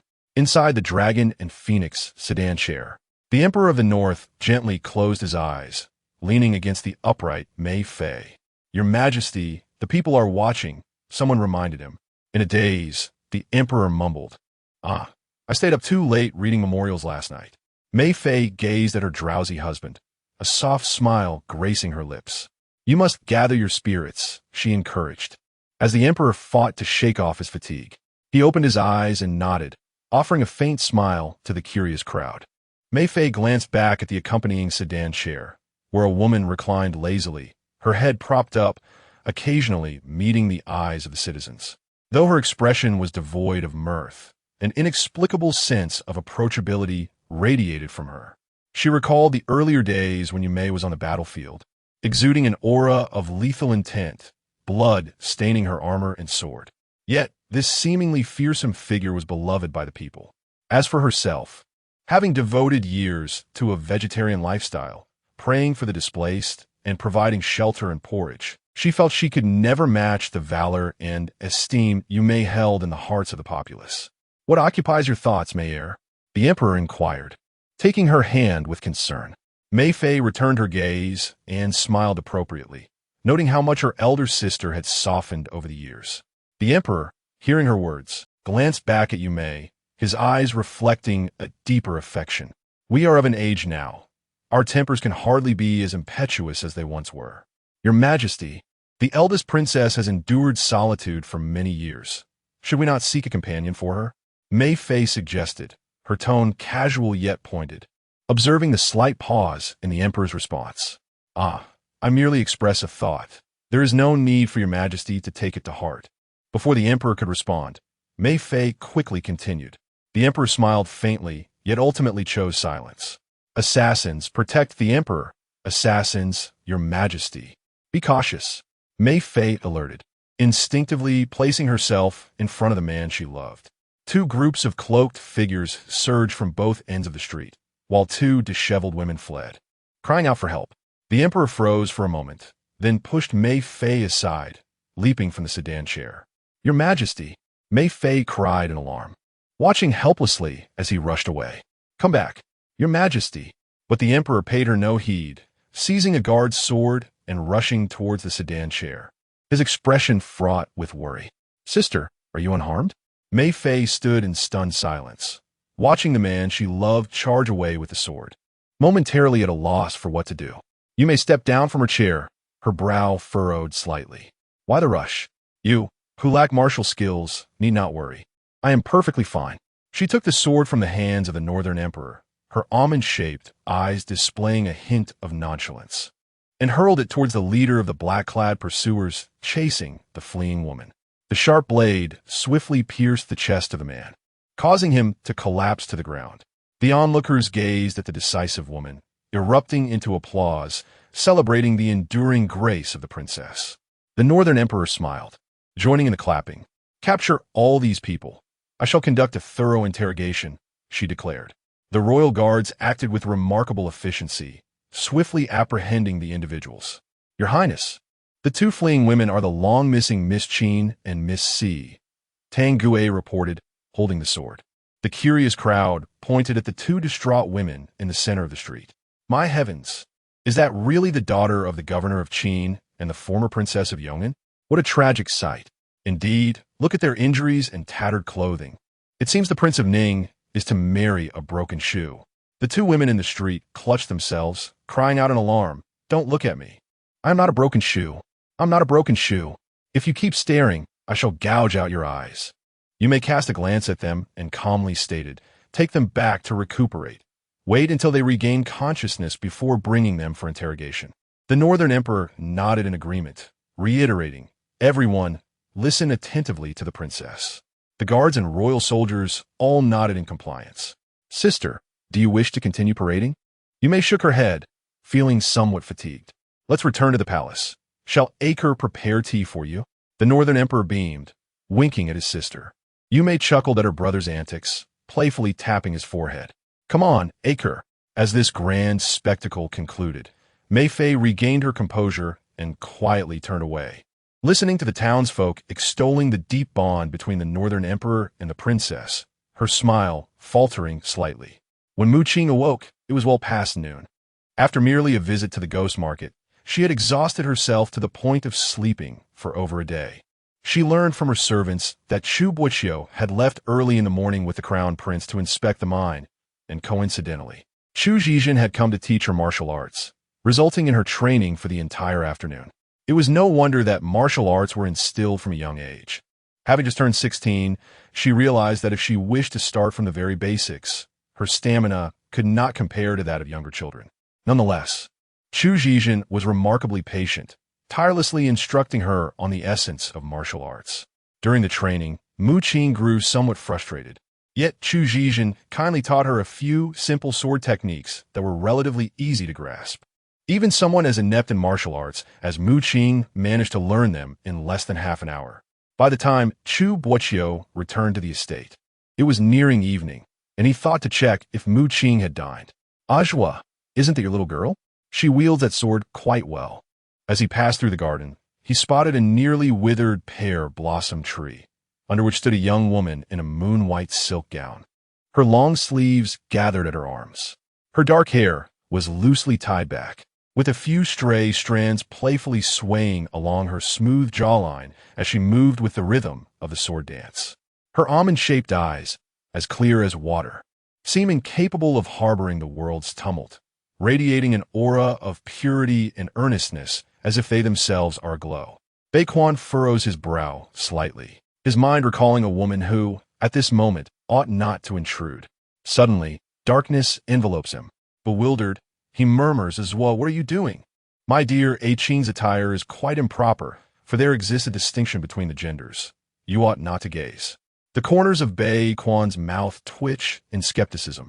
A distinction between the sexes? And what are you looking at? Am I to be compared to you? Huh. Out of the corner of his eye, Bei Quan catches sight of that familiar figure. Relishing the spectacle, he remarks, "I am not like you. There are others who mirror your disposition." Chapter 56. The reason for being expelled from Bayan City, little girl. Your speed in drawing the sword is rather sluggish. Yanren abruptly appeared, striking Mu Qing's wrist with a finger, his playful demeanor causing the surrounding men to clench their fists. Mu Qing tightened her jaw. Although the techniques she practiced were simple, her foundational skills were lacking. Completing a full set of swordplay was already a commendable feat for her. Young General Yan, if you have nothing better to do, why not stroll through the streets and help the townsfolk repair their homes instead of causing a ruckus here? Chu Zhizhen spoke with a mouthful of grass. His words somewhat mumbled, yet his displeasure was unmistakably clear. Ren raised an eyebrow, his gaze still fixed on Mu Qing. "Shall this general provide you with some instruction?" Mu Qing chuckled lightly, taking advantage of the man's momentary lapse to deftly twirl her sword in her palm before bringing the hilt down forcefully upon his head. "Hiss, how is it that even in this situation, young General Yan cannot evade, yet still wishes to teach me?" She smiled sweetly, shaking her head. "You would be better off joining me in learning from Zhizhen to master the basics." Yanren rubbed his head, his anger causing his brows to nearly fly off his face. "You mischievous girl, how dare you launch a sneak attack on this general?" Chu Zhizhen found amusement in the scene, taking a swig from his wine flask, teasing, "I would indeed wish to take General Yan Hui as a disciple, but I fear your stature is too grand for this humble abode to accommodate." Yanren glared at her, regretting his decision to take Chu Zhizhen into his carriage. Oh, what a lively scene! Bei Quan stretched lazily, emerging from behind Bei Quan and Chu Boqiu, drawing the attention of the crowd. "Chu Boqiu?" Mu Qing noticed a shadow of displeasure on the man's face and instinctively distanced herself from Yanren, yet recalled his previous demeanor of keeping others at bay. Her tone turned slightly sharp. "Chu Zaifu, are you done observing the mine?" Chu Boqiu responded with a nonchalant nod. "What are you pretending for?" Mu Qing turned her face away, sheathed her sword, and bowed to Bei Quan before turning to leave. Bei Quan chuckled, nudging the man beside him. "When did you offend your family's young lady?" Chu Boqiu averted his gaze, his tone not much softer. "It is for her own good." Yanren clicked his tongue, remarking, "I say, you elder brothers love to assume a superior position to lecture others. Which junior would be pleased to engage with you?" Bei Quan laughed at this, feigning seriousness as he patted Bei Quan's shoulder. "I'm talking about you." Bei Quan's smile had yet to fade as he shot him an irritated glance. "You little rascal. I'll tell you, tomorrow morning we're heading to your Uncle S. house. Don't pull any tricks, or I'll report to father that you've come to Zhongzhou, and he will truly deal with you." Bei Quan pondered the image of his father's furious face, grimacing. "If you said Anne would handle me, I might believe that a little." Princess Yume had watched the Bei Quan brothers grow up, her presence exuding valor. Bei Quan feared nothing, save for the formidable Chu Boqiu and, to a lesser extent, this aunt of his. Chu Boqiu cast a deep glance at Bei Quan, suddenly speaking. "Seventh Prince, it would be wise to remain composed. Our visit to the Duke's residence is for serious matters. Should you continue to behave recklessly, we cannot guarantee whether the princess will be informed of this. Baekuin immediately silenced himself, gazing at the man with a hint of melancholy. Suddenly, he recalled the assassination from his past life. It seemed the time was drawing near, and thus, he would need to consult Qing regarding countermeasures. The night breeze was cool, sharpening the mind. Qing sat on a stone bench by the lake, aimlessly counting the stars in the sky. In her previous life, she had been deceived by Wenchoin, and after marrying into the royal family, her contact with Chu Boqiu had significantly dwindled. Later, Wenchoin instructed her to investigate the military power in Chu Boqiu's hands. As a result, Chu Boqiu was punished by the Northern Emperor and dispatched to the distant border to handle political affairs, a journey that lasted several years. It was only after the palace upheaval, when Qing became a spirit, that she saw Chu Boqiu again. The one she once thought she understood deeply turned out to be a stranger. Suddenly, a light cloak was draped over her slender shoulders. Qing was taken aback and instinctively retorted, "Who needs your coat?" A gentle touch above her head revealed that the young man had let go of his hold and sat beside her, smiling. "It's me, Xiao Qi." She quickly retracted her adversarial expression and asked with concern, "Why are you out here? Are you homesick?" Baekuin looked at her, a smile softening his features, pondering. "In your eyes, am I still that child?" Qing smiled back, reaching out to ruffle his hair, nodding affirmatively. "In my eyes. Xiao Qi will always be that child who engaged me in endless conversations." Baekuin scoffed, discontent. "Should I continue calling you sister-in-law then?" Qing playfully tapped his head, laughing. "You truly are incorrigible." He smirked slightly and remarked, "I remember, the assassination should be imminent." After a moment's pause, Qing grasped his intent for the night, softly replying, "Do you recall the specific date?" Baekuin shook his head, self-deprecating. "I am no immortal. I cannot remember such details. I only know it was after the floods were managed." She lowered her gaze, reflecting quietly. "Now that the mine has just been exploited, it should be a few days hence." "Ah, Xiao Qi." "Yes." Chu Boqiu will not assassinate Baekuin. Baekuin's expression faltered momentarily. Then he half-jokingly replied, "I know." Although they were not well-versed in the assassination that had transpired in Zhongzhou, they could surmise it was somehow linked to Wenchoin. "My people have already been dispatched to keep a close watch on Prince Ning," Baekuin reminded her. Qing nodded in agreement, contemplating what she would advise Chu Boqiu about after visiting the Duke's residence the following day. Suddenly, another thought occurred to her. "Xiao Qi, I have long wished to inquire about something, but I never found the opportunity." Baekuin turned to look at her. "Go on. It concerns the truth of the matter." Qing said, slightly furrowing her brow, expressing her confusion. "In my previous life, confined within the estate, I seem to have heard whispers of rumors, claiming she was expelled from Bayan City. Is this true?" Baekuin could not help but furrow his brow. "You are unaware of this matter?" "I am not," came the reply. "Initially, I intended to mention it when I saw you playing with her." Baekuin recalled the events of his past life, his tone becoming somewhat peculiar. "Indeed, Chu Boqiu was expelled from Bayan City in my previous existence, and it was, rather, disreputable." "What do you mean by that?" Qing pressed for clarification. Baekuin's expression momentarily grew complex. "This matter, I do not possess comprehensive knowledge either. Speaking of it may not be entirely appropriate. In any case, it is related to a disciple of Buddhism." Qing was taken aback. "What do you mean by that?" Chapter 57. It was he. Back then, I had only met her briefly and did not truly know her. Thus, I learned of that matter through hearsay. Baekuin, typically indifferent, now wore a serious expression. His words shrouded in ambiguity, muddied by too many complications. "Perhaps it would be best for you not to get involved." "What are you whispering about?" Chu Zhizhan appeared from the end of the path, a cheerful smile gracing his face. Qing halted her conversation, replying with a smile, "We were discussing disaster relief." Chu Zhizhan raised an eyebrow. "Oh, I noticed your brother seems to be entertaining some guests." Even from several courtyards away, one can see the lights of candles flickering. The Crown Prince and General Yin are also present. Guests? Qing was momentarily taken aback, a familiar face swiftly surfacing in her mind. "It couldn't be. I shall go take a look." "Chu, I will accompany you." Chu Zhizhan chimed in, "Don't leave me out of the excitement." Outside the courtyard of Chu Boqiu, Yingui stood guard at the entrance with Zhou Huai and a few familiar by Qing guards. "Miss, what brings you here?" Yingui's demeanor was rarely so flustered, a brief moment of panic flashing across his face. Mu Qing regarded the vigilant guards, her voice gentle. "Why? Is it inappropriate for me, as the younger sister, to visit the residence of Chu Zaifu?" Zhou Huai sensed the tension between his mistress and her master, quickly interjecting. "Of course, you can go in." Yingui shot him a glare, but Zhou Huai leaned closer, whispering, "The master did not expressly forbid the young lady from entering. Besides, given how much the young lady cares about being kept in the dark, we should facilitate her wishes." Yingui hesitated, scanning the three individuals before him, and finally said gravely, "Miss, you may enter." Bei Kuan patted Yingui's shoulder, chuckling, "Those who understand the times are true talents. No wonder my brother admires you." Yingui shrugged off the hand, his expression one of disdain. As they crossed the threshold, it was indeed bright within the study, illuminated with the glow of numerous lamps.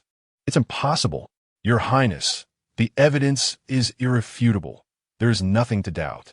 "Your Highness, I also believe a decision should be reached promptly," another voice urged. "A heavy rain is imminent. It would be wise to decide soon."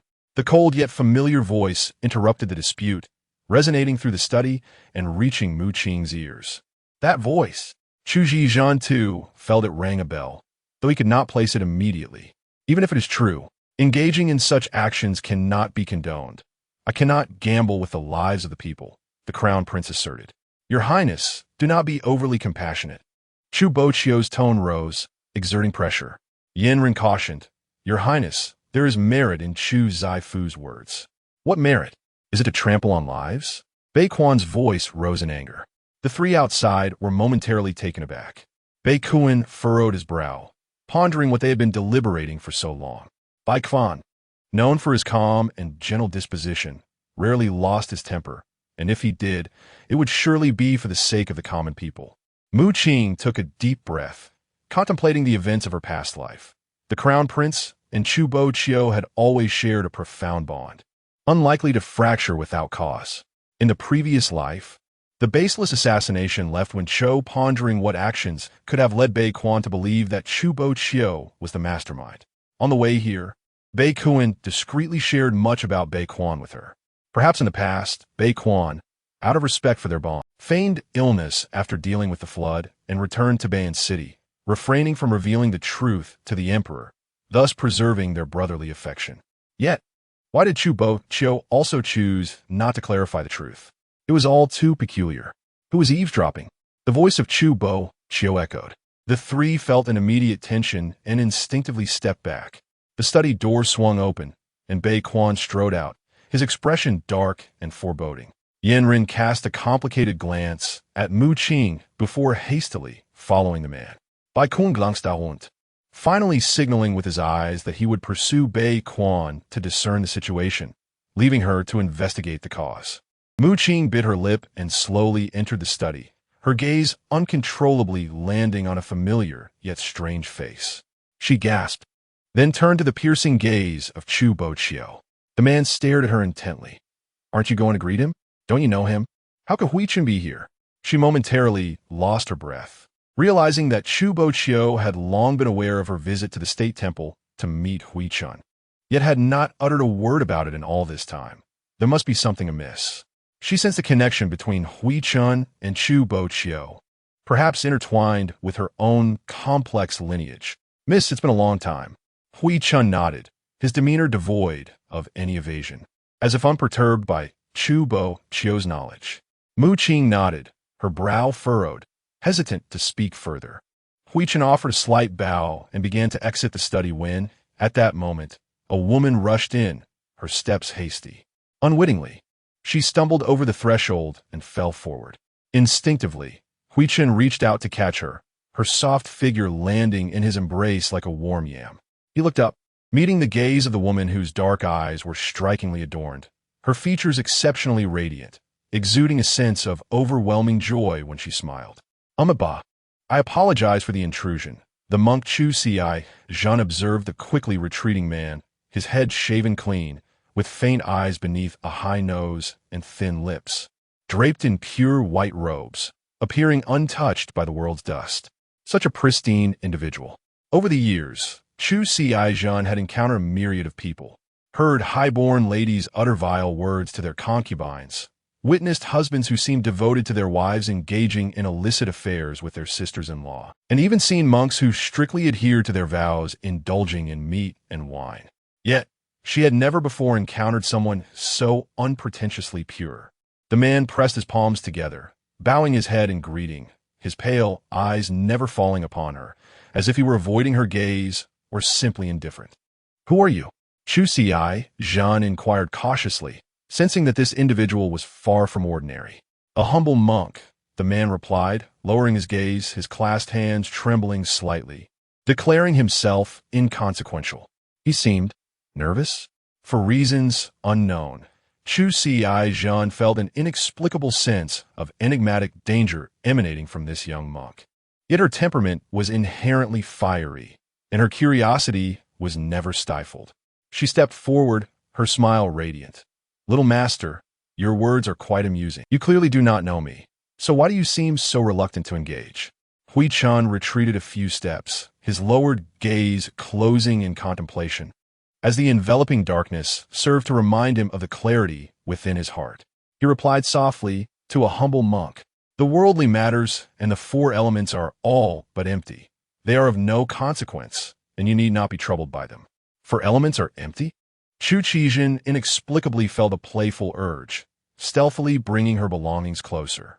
Sensing the shift, Hui-chan hastily stepped back again, compelled to confront the mischievous and cunning woman before him. Chu Boqiu retracted her wine flask, taking a sip, and tilted her head with a teasing smile. "Little master, you claim the four elements are empty, yet you are acutely aware of even the faintest aroma of wine." She slowly approached, leaning closer and said, "You, my dear sir, are rather unseemly." Hui-chan's throat subtly shifted as he averted his gaze. "You have overstepped the bounds, esteemed guest." Chapter 58. Marry whomever you desire. On the other side of the study, an unusual silence enveloped the atmosphere. Only the sound of their breathing could be heard, with neither party daring to shatter the stillness. You. Qing raised her gaze, observing the man whose back was unnaturally rigid, still clad in a thin robe despite the late hour. His complexion was slightly pale, yet his cheeks bore a faint blush, a clear indication of the recent altercation. "Did you argue with the crown prince?" Chu Boqiu leaned against the chair's backrest, gradually taking a seat as he replied softly, "It was not an argument, merely a difference of opinion." "Does a difference of opinion necessitate such raised voices?" Qing was unconvinced. However, with the imminent threat of assassination, maintaining a cordial relationship with the crown prince was imperative. "Oh," Qing hesitated momentarily, but decided to untangle her inner turmoil, sighing. "Even though you share a childhood bond with the crown prince, you ought to ponder his true intentions. After all, there exists a distinction between sovereign and subject, does there not?" Chu Boqiu offered no response, his gaze gravely fixated on the brushes and inkstone, and the atmosphere once again descended into frostiness. It is commendable for a ruler to harbor the welfare of the realm in their heart. He inhaled deeply before continuing, yet one should not be blindly benevolent and cowardly. Qing was acutely aware that this was a fatal weakness of Baekwon. It was precisely this flaw that Wen Choyin had exploited to gradually usurp the throne. The solution to the impending assassination, apart from resolving the flood crisis and returning to the capital, lay in mending the rift between this man and Baekwon. To speak frankly, although Baekwon was reckless, he was more suited for the throne than his brother. Qing swiftly leaned forward, placing her hand over the man's mouth, her tone grave. "What nonsense are you uttering?" Chu Boqiu paused, his gaze falling on her delicate, fair hand, then locking eyes with her. "Are you no longer angry?" She was taken aback, slowly withdrawing her hand, catching a glimpse of Chu Boqiu and Hui-chan's figures vanishing at the doorway. "When did you become acquainted with Hui-chan?" The man did not respond immediately. Instead, he adjusted the inkstone she had inadvertently knocked over, then countered with a question of his own. "When did you come to know him?" Qing detested his tendency to deflect questions back at her. "Shouldn't you be well informed about when I met him?" Do not presume she was oblivious. Chu Boqiu was cunning by nature, and she had never expected to keep her visit to the Zhangguo temple hidden for long. Qing. Chu Boqiu's fingers drummed on the table, producing a dull thud that drew her attention. You used to refrain from inquiring about such matters. Was he implying she was asking too much? Did Wen Choin say something to you? Qing laughed in exasperation, nodding vigorously. So you mean Wen Choin is also aware, right? Fine, I shall inquire with him. After all, he should be quite eager to see me. I shall not disturb you any longer, Master Chu.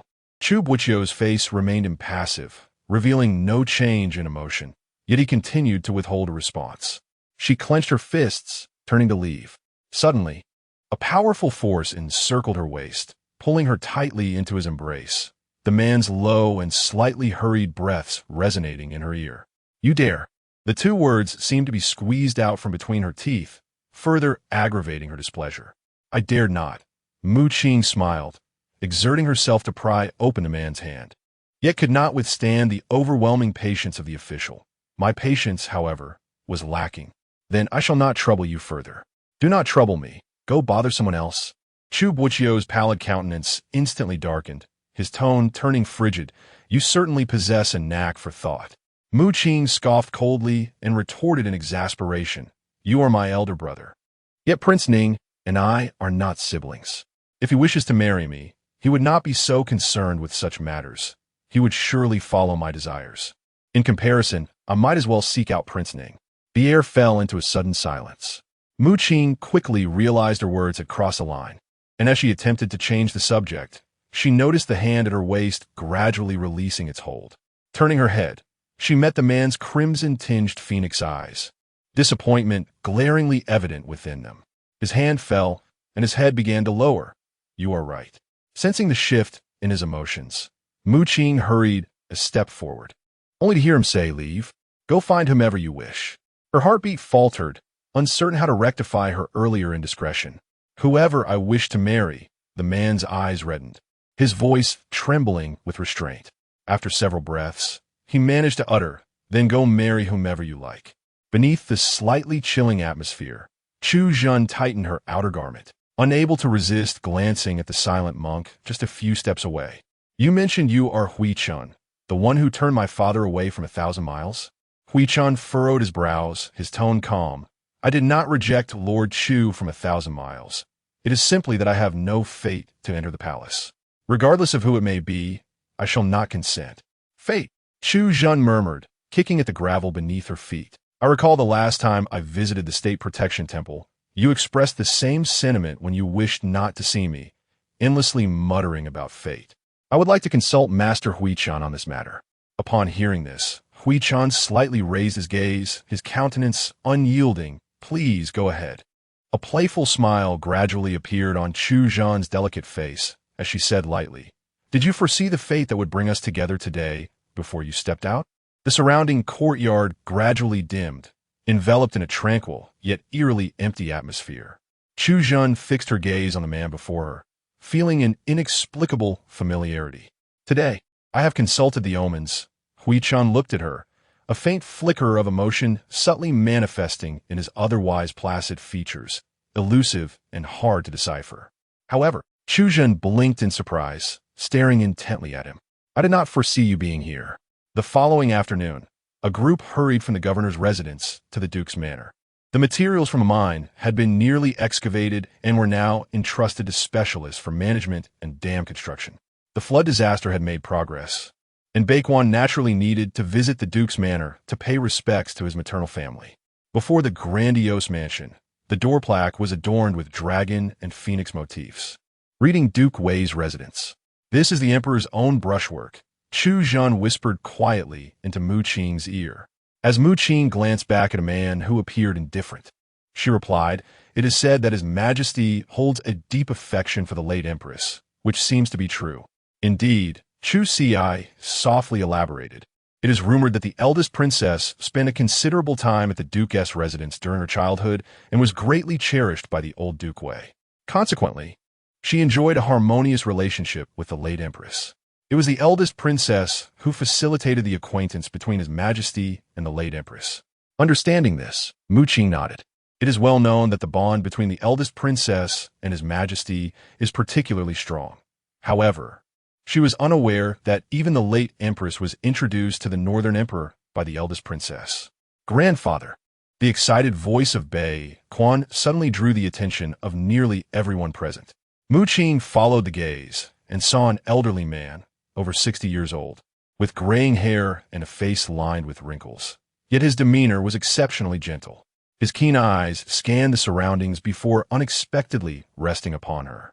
The old man seemed lost in thought, standing motionless as he gazed at her. The crowd was taken aback, following the elderly man's gaze to Mu Qing. She too felt somewhat confused, wondering why everyone was looking at her. Wan. Tears glistened in the old man's eyes as he looked at Mu Qing, his awareness drifting. Wan, why have you only just come to see your grandfather? Chapter 59. The past of the Wei family. Grandfather, you have mistaken the person. Bei Quan stepped forward, bowing slightly to address the elderly man. The old Duke Wei appeared somewhat dazed, yet his expression remained obstinate. How could I mistake her? She looks just like my darling girl. How could I be wrong? Seeing the old man agitated, Chu Qizhen hurriedly pulled Mu Qing back a bit. Unable to suppress a murmur, I've heard that Duke Wei's mental state has deteriorated, but I didn't expect it to have reached such a point. Mu Qing felt an odd sensation in her heart because, even when Chu Boqiu was angry with her in the past, he never remained this silent. Grandfather, Bai Kun Apoa Chet, wrapping an arm around the old man's shoulder, and cheerfully remarked, though my aunt is indeed beautiful, she is aged with time. Look closely. The one before you is still a delicate young maiden. Duke Wei furrowed his brow, his gaze upon Mu Qing gradually dimming. Indeed, I have aged so much. My darling girl must have grown up as well, but she refuses to forgive me. She refuses to see me. Bei Quan Zeit, Gently articulating, Grandvater. It is not that the Grand Princess does not wish to visit you. She manages troops and assists in state affairs, aiding the emperor. She is simply too busy, but she will come to see you once she has finished her duties. Grand Princess? Mu Qing's heart skipped a beat as she exchanged glances with Chu Qizhen. Why would the Duke refer to himself as the Grand Princess's father? Chu Qizhen lightly touched her hand, whispering, You know the Grand Princess was adopted by the late emperor, right? Of course, she replied, tilting her head and lowering her voice. The Grand Princess was adopted by the late emperor, contributing greatly to his campaigns. Now that the emperor firmly holds power, much of the credit belongs to the Grand Princess. This is known throughout the realm. This is also why the world tolerates a woman of non-royal blood sitting in the high position of Grand Princess, wielding considerable authority. Could it be? Mu Qing glanced at the Duke and asked, Is the Grand Princess's biological father Duke Wei? Certainly not, Chu Qizhen refuted, explaining. I heard this while my father was chatting with his colleagues. The Grand Princess's origins were obscure, having lived in a temple until the age of 8, until one day, Duke Wei and his family visited to pay respects and happened to see the Grand Princess. It is said, her voice suddenly trailed off, and Mu Qing looked at her in confusion. The Grand Princess bore a striking resemblance to Duke Wei's youngest daughter. Chu Qizhen lowered her gaze and softly revealed this secret. Upon seeing the Grand Princess, the Duke's wife took an immediate liking to her and wished to adopt her, but Duke Wei was opposed. Opposed? Mu Qing observed the Duke's demeanor, which seemed to indicate he held great affection for the Grand Princess as his adopted daughter. I know what you are thinking, Chu Qizhen continued. When the Duke's wife saw that the Duke was unwilling, she had no recourse, but then someone stepped forward to plead on her behalf. Mu Qing pondered for a moment. Was it the late Empress? Chu Qizhen's eyes shone with conviction. Indeed, that is why the Grand Princess later entered the Wei family. No wonder. It was often said that the Emperor treated the Grand Princess exceptionally well. It turns out there was a connection through the late Empress. The late Empress must have shared a deep bond with the Grand Princess, having grown up together. Chu Qizhen countered once more, asserting that they did not grow up together. Did you not just mention that the princess entered the Wei household? Indeed, the princess did join the Wei family, Chu Qizhen nodded, then focused intently on recollecting. It was merely 3 months after the princess's arrival that the late empress entered into a betrothal with His Majesty. According to custom, the late empress was then sent to the Bei family to learn the proprieties, as they had not yet seized the throne. So, Your implication is that when the princess entered the household, the late empress departed, which left Qing somewhat bewildered by the intricate relationships at play. She inquired again. The old Duke of Wei, having only the princess as his foster daughter, would naturally cherish her. But how could the late emperor have adopted the princess? This matter I am not well versed in. My father mentioned it in passing, suggesting there is a significant story behind it, likely concerning the princess's marriage. Marriage? Qing felt even more confused. What are you saying? Everyone in Baiman knows that the princess has yet to marry. Chu frowned. I heard this in a haze and cannot be certain, but my father did say that the Wei family, in order to fulfill the princess's wishes, had given her to the late emperor as a foster daughter. Something transpired afterward. It seems the old Duke of Wei made a misstep, and the princess was never seen with him again. All right, grandfather, let's not linger foolishly here. I am so hungry I can hardly stand. Baikuin playfully pouted at the old Duke of Wei, revealing his fondness for this grandfather figure. You mischievous lad, you still remember to visit me. The old Duke chuckled, playfully poking the young man's forehead. The group proceeded into the estate, with Chu consciously trailing behind, leaving Qing inevitably walking alongside Chu Boqiu. Once we enter Shaoyan, simply focus on your meal. An unanticipated voice spoke in a calm tone from beside her. Unable to resist, Qing cast a quick glance at him before hastily averting her gaze. What do you intend to do? Chu Boqiu rarely made such requests, making it evident to her that something was amiss. Regardless of what transpires, just stay close to me. Chu Boqiu did not clarify, perhaps due to the multitude of onlookers. But Qing sensed that a significant event was about to unfold. Her gaze unwittingly drifted towards the old Duke of Wei. If memory served her correctly, the old Duke was in frail health, and in her previous life, it was after Chu Boqiu and Bei Quan resolved the flooding issues that he suddenly fell gravely ill and passed away upon returning to Beinan City. This moment seemed rather delicate. How could such a coincidence occur? The old Duke of Wei passed away shortly after Bei Quan and the others returned to Beinan City, as if everything were concealing some grand secret. If the old Duke's death truly related to those who managed the waterways, how could Bei Quan remain unaware? It was all too uncanny. The Duke's residence was vast, a dwelling graciously bestowed by His Majesty, harmoniously nestled within the landscape. Yet its decor was elegantly simple, lacking the opulence of the governor's mansion. One could surmise that the current heir to the Duke's title, Wei Shiran, eschewed extravagance, as he was known for his strict adherence to principles, integrity, and a genuine concern for the welfare of the people, a commendable official. Crown Prince, Chancellor Chu. At the far end of the hall stood a man clad in simple, unadorned attire. His countenance was kind yet devoid of mirth, exuding an air of solemnity and tranquility. He bore a resemblance to Wei Ju, suggesting he was indeed Wei Shiran, the elder uncle. Upon encountering Wei Shiran, Bei Chuan's smile diminished, and he respectfully inclined his head in a courteous bow. Even Baikuin, typically known for his carefree demeanor, remained silent and composed, underscoring his obedience. Clearly, both brothers held a sense of reverence for Wei Shiran. Wei Shiran nodded slightly, directing his gaze towards Chu Boqiu, before it settled on Qing, and suddenly spoke, Miss Chu, it is a great honor to make your acquaintance. Qing was taken aback. What did this mean? Did Wei Shiran know her? And what was this talk of honor? Chu Boqiu remained silent, while Baikuin, driven by curiosity, asked, Uncle, do you know Miss A. Chu? After a brief pause, Wei Shiran slowly began to respond. Chapter 60. The Peril at the Duke's Residence. Indeed, I have yet to engage with Miss Chu. The Duke of Wei, Qing, though somewhat perplexed, respectfully inclined his body in greeting. The hall was enveloped in an eerie silence, all eyes fixated on Wei Shiran, who, upon regaining his composure, appeared somewhat disoriented. Yet, upon seeing you, my lady, I was reminded of an old acquaintance. An old acquaintance? Baikuin's interest was piqued, and he inquired curiously, which acquaintance? Do I know them?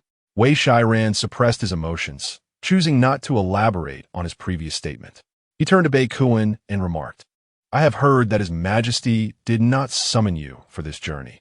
Your recklessness only serves to tarnish the reputation of our Wei family.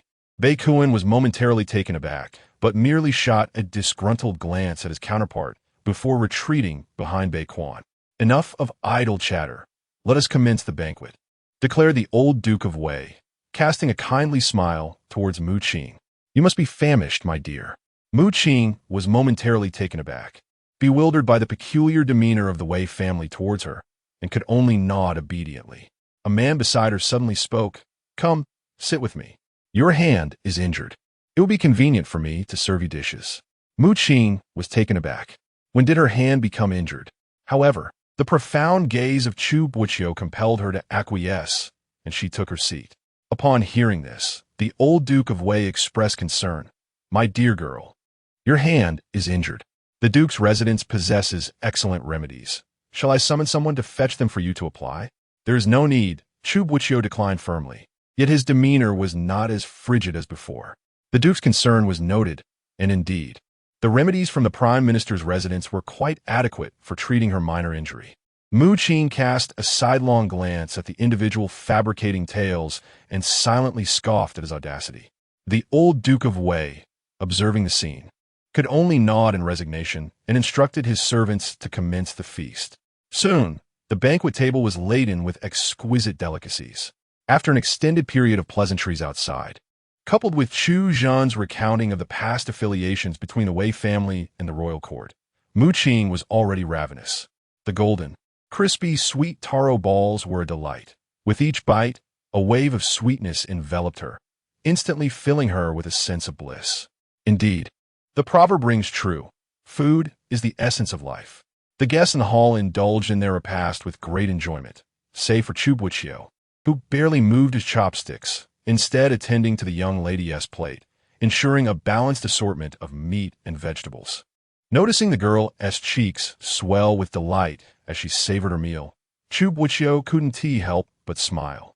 Yet he was reminded of the words spoken by Hui Chen the previous day. In the quiet study, the monk pressed his palms together, reminding him, You should not conceal the truth from her, nor entertain any misguided thoughts.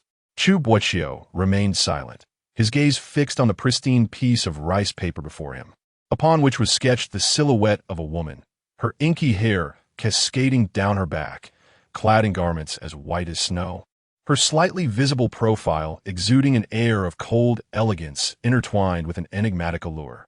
Misguided thoughts? He inhaled deeply and replied slowly, I do not comprehend your insinuations.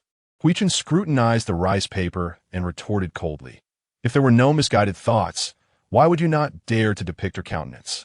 If there were no misguided thoughts, what is it that you fear in this moment? Chu Boqiu paused momentarily, asserting, I fear nothing. My heart is as steadfast as a rock. A rock? Hui Chen curled her lips into a faint smile, a departure from her usual demeanor of serene detachment, revealing a hint of warmth. Without form or color, devoid of anger or madness, she dared to venture here solely for you. Yet in the end, you cannot even admit your own feelings, deceiving others and oneself. Do you not fear that ultimately you will have deceived your own heart? No, I have always remained quite clear-headed. Chu Boqiu snapped back to reality, only to find the woman staring at him intently. What is it? Mu Qing scrutinized the man's expression, sensing something odd. Where had Hui Chen gone? He had clearly come for you yesterday, yet today he is nowhere to be found. Having completed his errand, he naturally returned. Chu Boqiu replied nonchalantly, and besides, he had not come for me. He came for a Qing. He abruptly interrupted her. It had been a long time since she had heard him refer to her in that way, and she had thought they were still in a state of Cold War. Could he be attempting to apologize for yesterday? What is it? You wish to know your origins, did you not? When we return, I shall tell you. His voice was soft, yet it bore the weight of a decision. She was momentarily taken aback before she asked, Are you conceding to me? Chu Boqiu raised his gaze towards the direction outside the hall, his brow furrowing slightly in seriousness. Have you not realized? I have always been bowing my head to you. Her heart raced at these words, but she soon sensed something amiss. Suddenly, a flurry of hurried footsteps echoed from outside, and judging by the commotion, there were quite a number of them. Mu Qing glanced at the person beside her, only to see him quickly avert his gaze. Instead, lifting his teacup to take a sip, his expression remarkably calm. They sat at the entrance. She could hardly believe that Chu Boqiu was oblivious to the disturbance. The warriors of Baekwon, lacking martial prowess, naturally failed to notice the large group approaching the hall. Chu Zhan's brow twitched slightly, instinctively glancing at her. Observing Chu Boqiu's reaction, she surmised that he had some plan in mind and nodded at Chu Zhan in reassurance. Yet, Yandere and Baekwon, both skilled in combat, remained unresponsive. While Baekwon might be lacking in skill, Yandere was undeniably valiant. Why had he not yet reacted? The sound of silk and bamboo instruments within the hall grew louder, reminiscent of a soft rain gradually transforming into a torrential downpour, threatening to pierce the heavens and unleash a deluge. Bang! The slightly ajar rosewood doors were kicked open by a group of individuals, silencing the music in an instant. Qing turned again to see Baekwon and Yandere poised with their swords, ready for action. Baekwon stepped back a few paces, shielding the old Duke Wei and Wei Shiran. It seemed these few had merely been feigning indifference. The newcomers, each wielding long swords and clad in dark garments, wore half-masks that obscured their faces. They appeared to be a cadre of highly trained assassins. Yandere leapt forward, kicking aside a small table, and charged at one of the assassins with a swift and forceful motion. Qing could not help but look at Chu Boqiu, only to find him still holding his teacup, seemingly unfazed. I ask, are you truly not concerned? Chu Boqiu furrowed his brows and shot her a glance. Why rush when someone else has stepped forward? As Chu Boqiu guarded her, the enemy Yandere ahead momentarily diverted his gaze towards her, a flicker of concern crossing his countenance. Qing stood momentarily stunned, only to hear the man beside her abruptly curse, expressing annoyance at the need for unnecessary words. The number of assassins was considerable, and it was indeed challenging for Yandere and Baekwon to withstand them. Amidst their scuffle, one assassin stealthily positioned himself behind Qing. Sensing an unusual presence behind her, she turned, only to find a glinting blade aimed directly at her. "Qinger, be cautious," Chu Boqiu exclaimed, kicking aside a small table as he rushed forward to intervene, yet it was already too late. Chapter 61. The sword block as the heavy blade descended. Qing instinctively shut her eyes. Upon reopening them, she beheld the astonishing sight of Chu Boqiu grasping the long blade with merely a few fingers, seemingly unscathed. Since when could you catch a blade with your bare hands? Though it was hardly the moment to inquire, her curiosity proved irresistible. That is certainly not the case. The man replied with a raised eyebrow, gesturing for her to glance behind the assassin. Tilting her head, she noticed Yandere, his head cocked with a cheerful smile, peering at her from behind the menacing figure. "Little miss, it is I." She was momentarily at a loss for words. Suddenly, she felt a tight grip on her wrist. Chu Boqiu seized her with swift, precise movements, skillfully pushing the assassin aside and guiding her away from the gathering of threats, bringing her to Baekwon's side. "Please assist," he commanded, his tone lacking in courtesy, as if entrusting a belonging to another for safekeeping. Qing understood that both men remained preoccupied with their earlier dispute, neither willing to yield. "I understand," she replied, "but I am not solely your sister." Baekwon, with a slightly awkward expression, pulled her behind him and spoke with a gentler tone than directed at the man. "Do not be afraid." Watching Chu Boqiu's departing figure, she nodded appreciatively. "Thank you, brother Crown Prince." The hall swiftly transformed into a battlefield among the four. Qing found herself entranced, observing their movements. Chu Boqiu's strikes were fierce and ruthless. Yandere's techniques were astute. Baekwon relied on brute strength, while Chu Boqiu exhibited a grace that was truly captivating. The woman in the red dress danced effortlessly amidst the assassins, her punches and kicks strong, yet embodying the carefree spirit of a chivalrous hero. Such a woman surely did not belong in the treacherous realm of imperial power. Though her past departure remained a mystery, one could discern that perhaps this was not an unwise choice. "What are you contemplating?" Baekwon inquired. After a moment's reflection, Qing turned to the man. "Brother Crown Prince, what is the nature of your relationship with my brother?" Realizing that the previous day's argument had been overheard, Baekwon hesitated, choosing his words carefully. "It is not a conflict, merely a difference in opinion. You need not concern yourself with it." How could she not be concerned? After all, in her previous life, It was precisely because Bei Quan misconstrued Chu Boqiu's actions as an assassination attempt that their friendship had deteriorated, transforming former allies into strangers. Perhaps it was time for her to take action. Is this not the very essence of a second chance? Brother Crown Prince, when did you first become acquainted with my brother? Mulking Presedon. After a brief pause, Bei Quan fell into contemplation, recalling, we were both merely teenagers when he entered the court.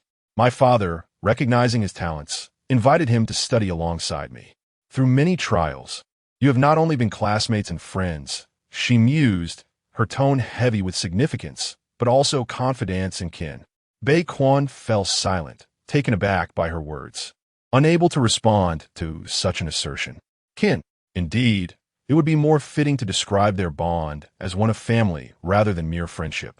Qing was uncertain of the Crown Prince's true thoughts. Her words were sincere, yet one must recognize the nature of Chu Boqiu. He had always been aloof, with few friends. Those of higher status were reluctant to approach him, while those of lower status dared not. However, the Crown Prince was different. They were childhood friends, inseparable companions for life. Her brother had always regarded the Crown Prince as someone of immense importance. Therefore, regardless of any misunderstandings that might exist between them, it would be best to address them openly, for prolonged misunderstandings could breed resentment that would be impossible to dissolve. Bei Quan hesitated for a long while, lost in contemplation. Their quarrel had stemmed from the issue of flooding. Chu Boqiu claimed to have uncovered that Wei Ju had cultivated forbidden crops, excessively clearing land which led to the disaster. He proposed to reconstruct the levees using a special stone from mine. However, reports from his investigators indicated that the mine had developed toxic gases over the years, causing some who entered to return afflicted by plagues. The monk accompanying Chu Boqiu cautioned that with the impending floods, decisions needed to be made swiftly. Time was of the essence, and Chu Boqiu suggested a solution. If they did not remain in the mine for long, the risk of adverse effects would be minimal. He proposed that all citizens partake in mining the stone to repair the levees, thereby expediting the resolution of the flooding while minimizing loss of life. Chu Boqiu envisioned sacrificing a few for the safety of the majority, while Bei Quan sought to preserve every individual. As discussions progressed, Yandere supported Chu Boqiu, which incensed Bei Quan, resulting in a discordant departure witnessed by Qing. Unlike Chu Boqiu, Bei Quan did not deem it inappropriate for Qing to be informed of their dispute, and he recounted the origins of their contention from the previous night. As Qing listened, her brow furrowed. The two proposed methods. Chu Boqiu's plan to sacrifice a small number to save the majority indeed entailed loss, while Bei Quan wished to utilize several squads of physically adept royal guards to mine the stone, thereby averting casualties. However, should time run short, the ramifications would extend beyond a mere few lives. The entire city could perish because of this decision. In that moment, Qing suddenly comprehended why Chu Boqiu deemed Bei Quan fit for the throne, while Bei Quan clung to his ideals, unwilling to witness loss. Were Bei Quan in his position today, he would undoubtedly support Chu Boqiu without hesitation. The heart of a monarch often finds compassion excessive. To speak plainly, Your Highness, Qing said earnestly to the young prince, my words are not biased towards my brother, but consider this. While Chu Boqiu's plan may involve the sacrifice of a few, it guarantees the safety of the majority. Your approach, though potentially successful, can you ensure absolute success? If it fails, what then? With Wei Shi committing such a grave offense, what recourse would the Wei family have if you made a flawed decision? How would His Majesty confront the lamentations of the people of Baiman? Upon hearing this, Bei Quan froze, having contemplated the first half of Qing's remarks but entirely unprepared for the latter. Indeed, if her words hold any truth, how shall the imperial family confront the populace when their decisions lead to the unwarranted demise of countless lives?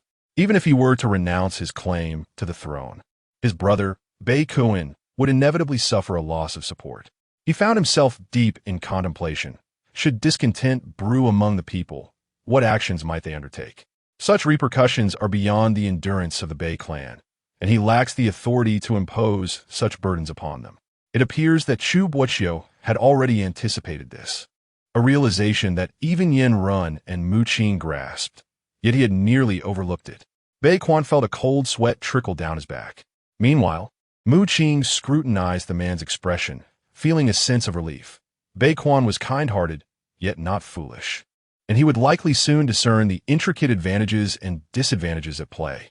Just as her thoughts wandered, she suddenly heard Yin Ren's urgent shout from the hall. Chu Muqing. Beware. Startled, Mu Qing turned just in time to see a stranger's figure intercept a vicious dagger aimed at her. Ah! The man winced in pain, and his cry startled Mu Qing into silence. It was him. Chapter 62. Her remedy. Mu Qing gazed at the man standing before her, his face paled in pain, and his deep black eyes fixed on her intently.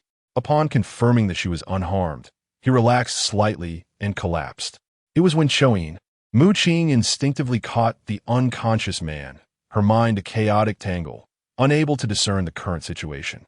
Wei Shirang stepped forward, observing Wen Choyin with a furrowed brow. He had lost too much blood and needed to summon a doctor immediately. Following Wei Shirang's gaze, Mu Qing noticed that the man's abdomen was stained with a large pool of blood, his white garments vividly transformed into crimson. Have you lost your mind? Mu Qing struggled to comprehend the situation, just as Chu Boqiu and the others approached after dealing with the remaining assassins. Chu Boqiu knelt down, grasped Wen Choyin's wrist to take his pulse, and then spoke. Give him to me. She paused, her mind still foggy. Do you not trust me? Chu Boqiu glanced at Wen Choyin cradled in her arms, his expression icy. Though I may not favor him, I would not take advantage of this situation. Everyone heard his words, but pretended to be oblivious. It was quite a shock to hear a high-ranking official openly express disdain for a royal. The aged Duke Wei also spoke. Young lady, help the prince to my chambers. Rest assured, the doctors at the Wei Duke's residence are of the highest caliber. Only then did Mu Qing regain her senses, colliding immediately with Chu Boqiu's frigid glare, and hurriedly released Wen Choyin. Her concern for him was not genuine. The abruptness of the incident had led her to ponder the mastermind lurking behind this chaos. Regardless of who it was, she lifted her gaze, noticing that everyone in the room was watching her. She swept her eyes across the assembly. Yin Ren, the Bei brothers, and the Duke Wei and his son. The mastermind must surely be among them. The quiet room was simply adorned, the dark curtains casting a mysterious soft glow over the space as the pungent aroma of medicine mingled with the scent of blood, permeating the air with every person that entered and exited.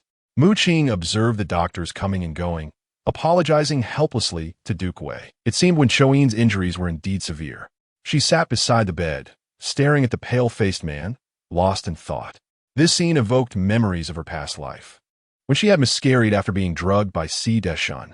The room had been filled with blood, the acrid scent of medicine, and an endless darkness. She had yearned for her husband's arrival, hoping he would offer solace, even without words, just by being there as he was now. Yet he was absent.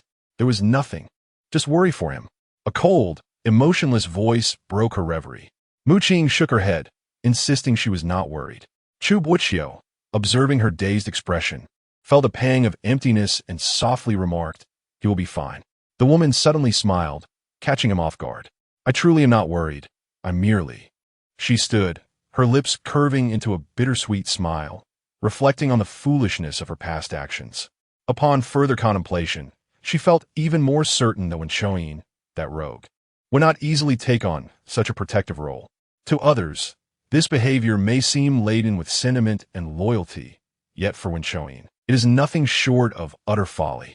Throughout the years of her marriage, she has come to understand that Wen Choyin would never engage in foolishness unless it serves some ulterior motive.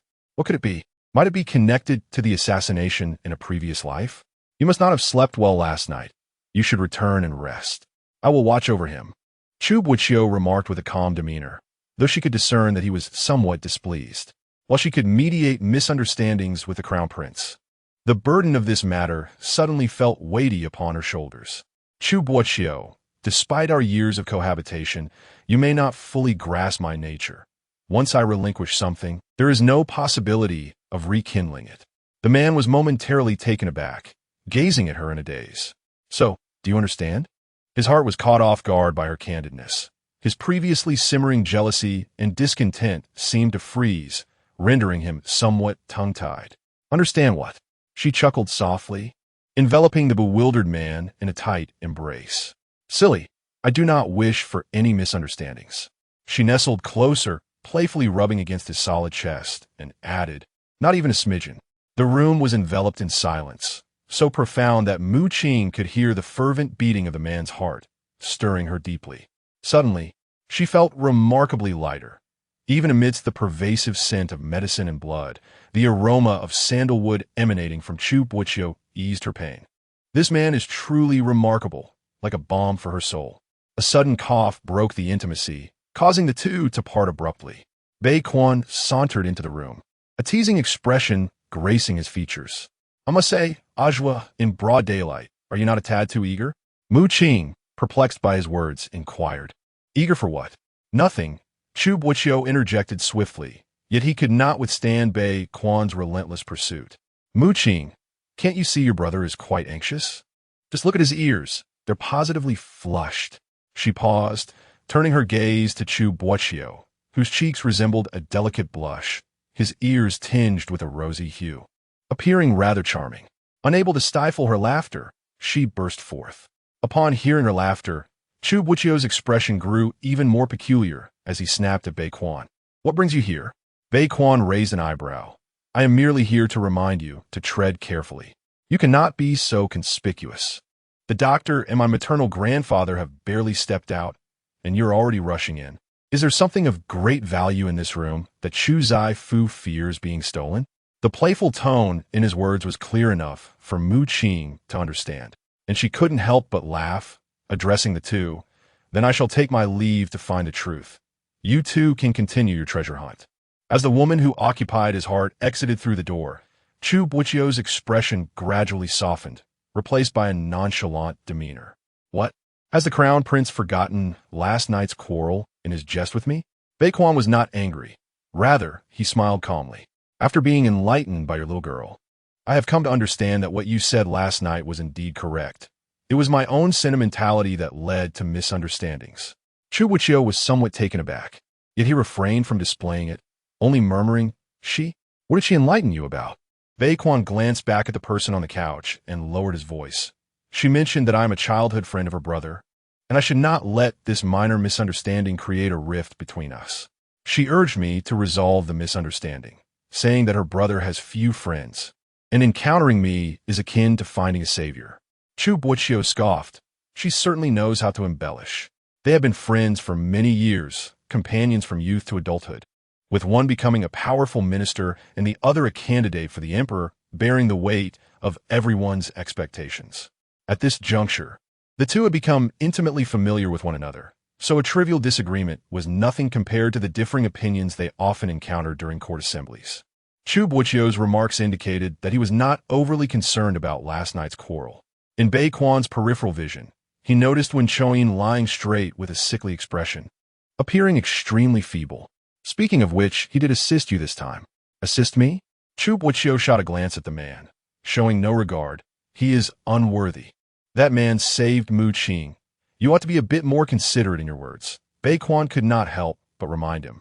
Qing was his right-hand man, a capable aide, yet compared to Chu Boqiu, he would always remain an outsider. Nevertheless, one must act with integrity. It is said that one should repay a life-saving grace with profound gratitude. Even if Chu Boqiu felt jealous, there should be limits. Whether he truly saved her remains to be debated. Chu Boqiu looked at him and cautioned Qing harbors ulterior motives.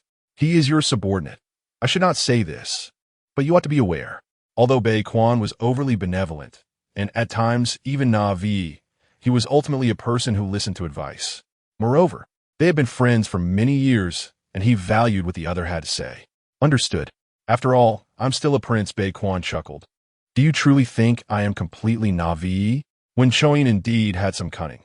Yet in the past, Bei Quan had chosen to turn a blind eye, primarily because he had never crossed any lines that would provoke Bei Quan's ire. Should that day ever come, he would handle it personally. By the way, a sudden thought crossed Bei Quan's mind, and he remarked, Your girl mentioned while persuading me that her brother possesses both literary and martial prowess, and should she ever marry, it ought to be to someone like you or perhaps directly to you. Chu Boqiu was left in a state of shock, instinctively asking, "Did she truly say that?" Chapter 63. Is he still alive? Baekwon gazed at the anxious man, a satisfied smile gracing his lips. He then patted the man's chest and remarked, "My dear minister, this is merely my embellishment."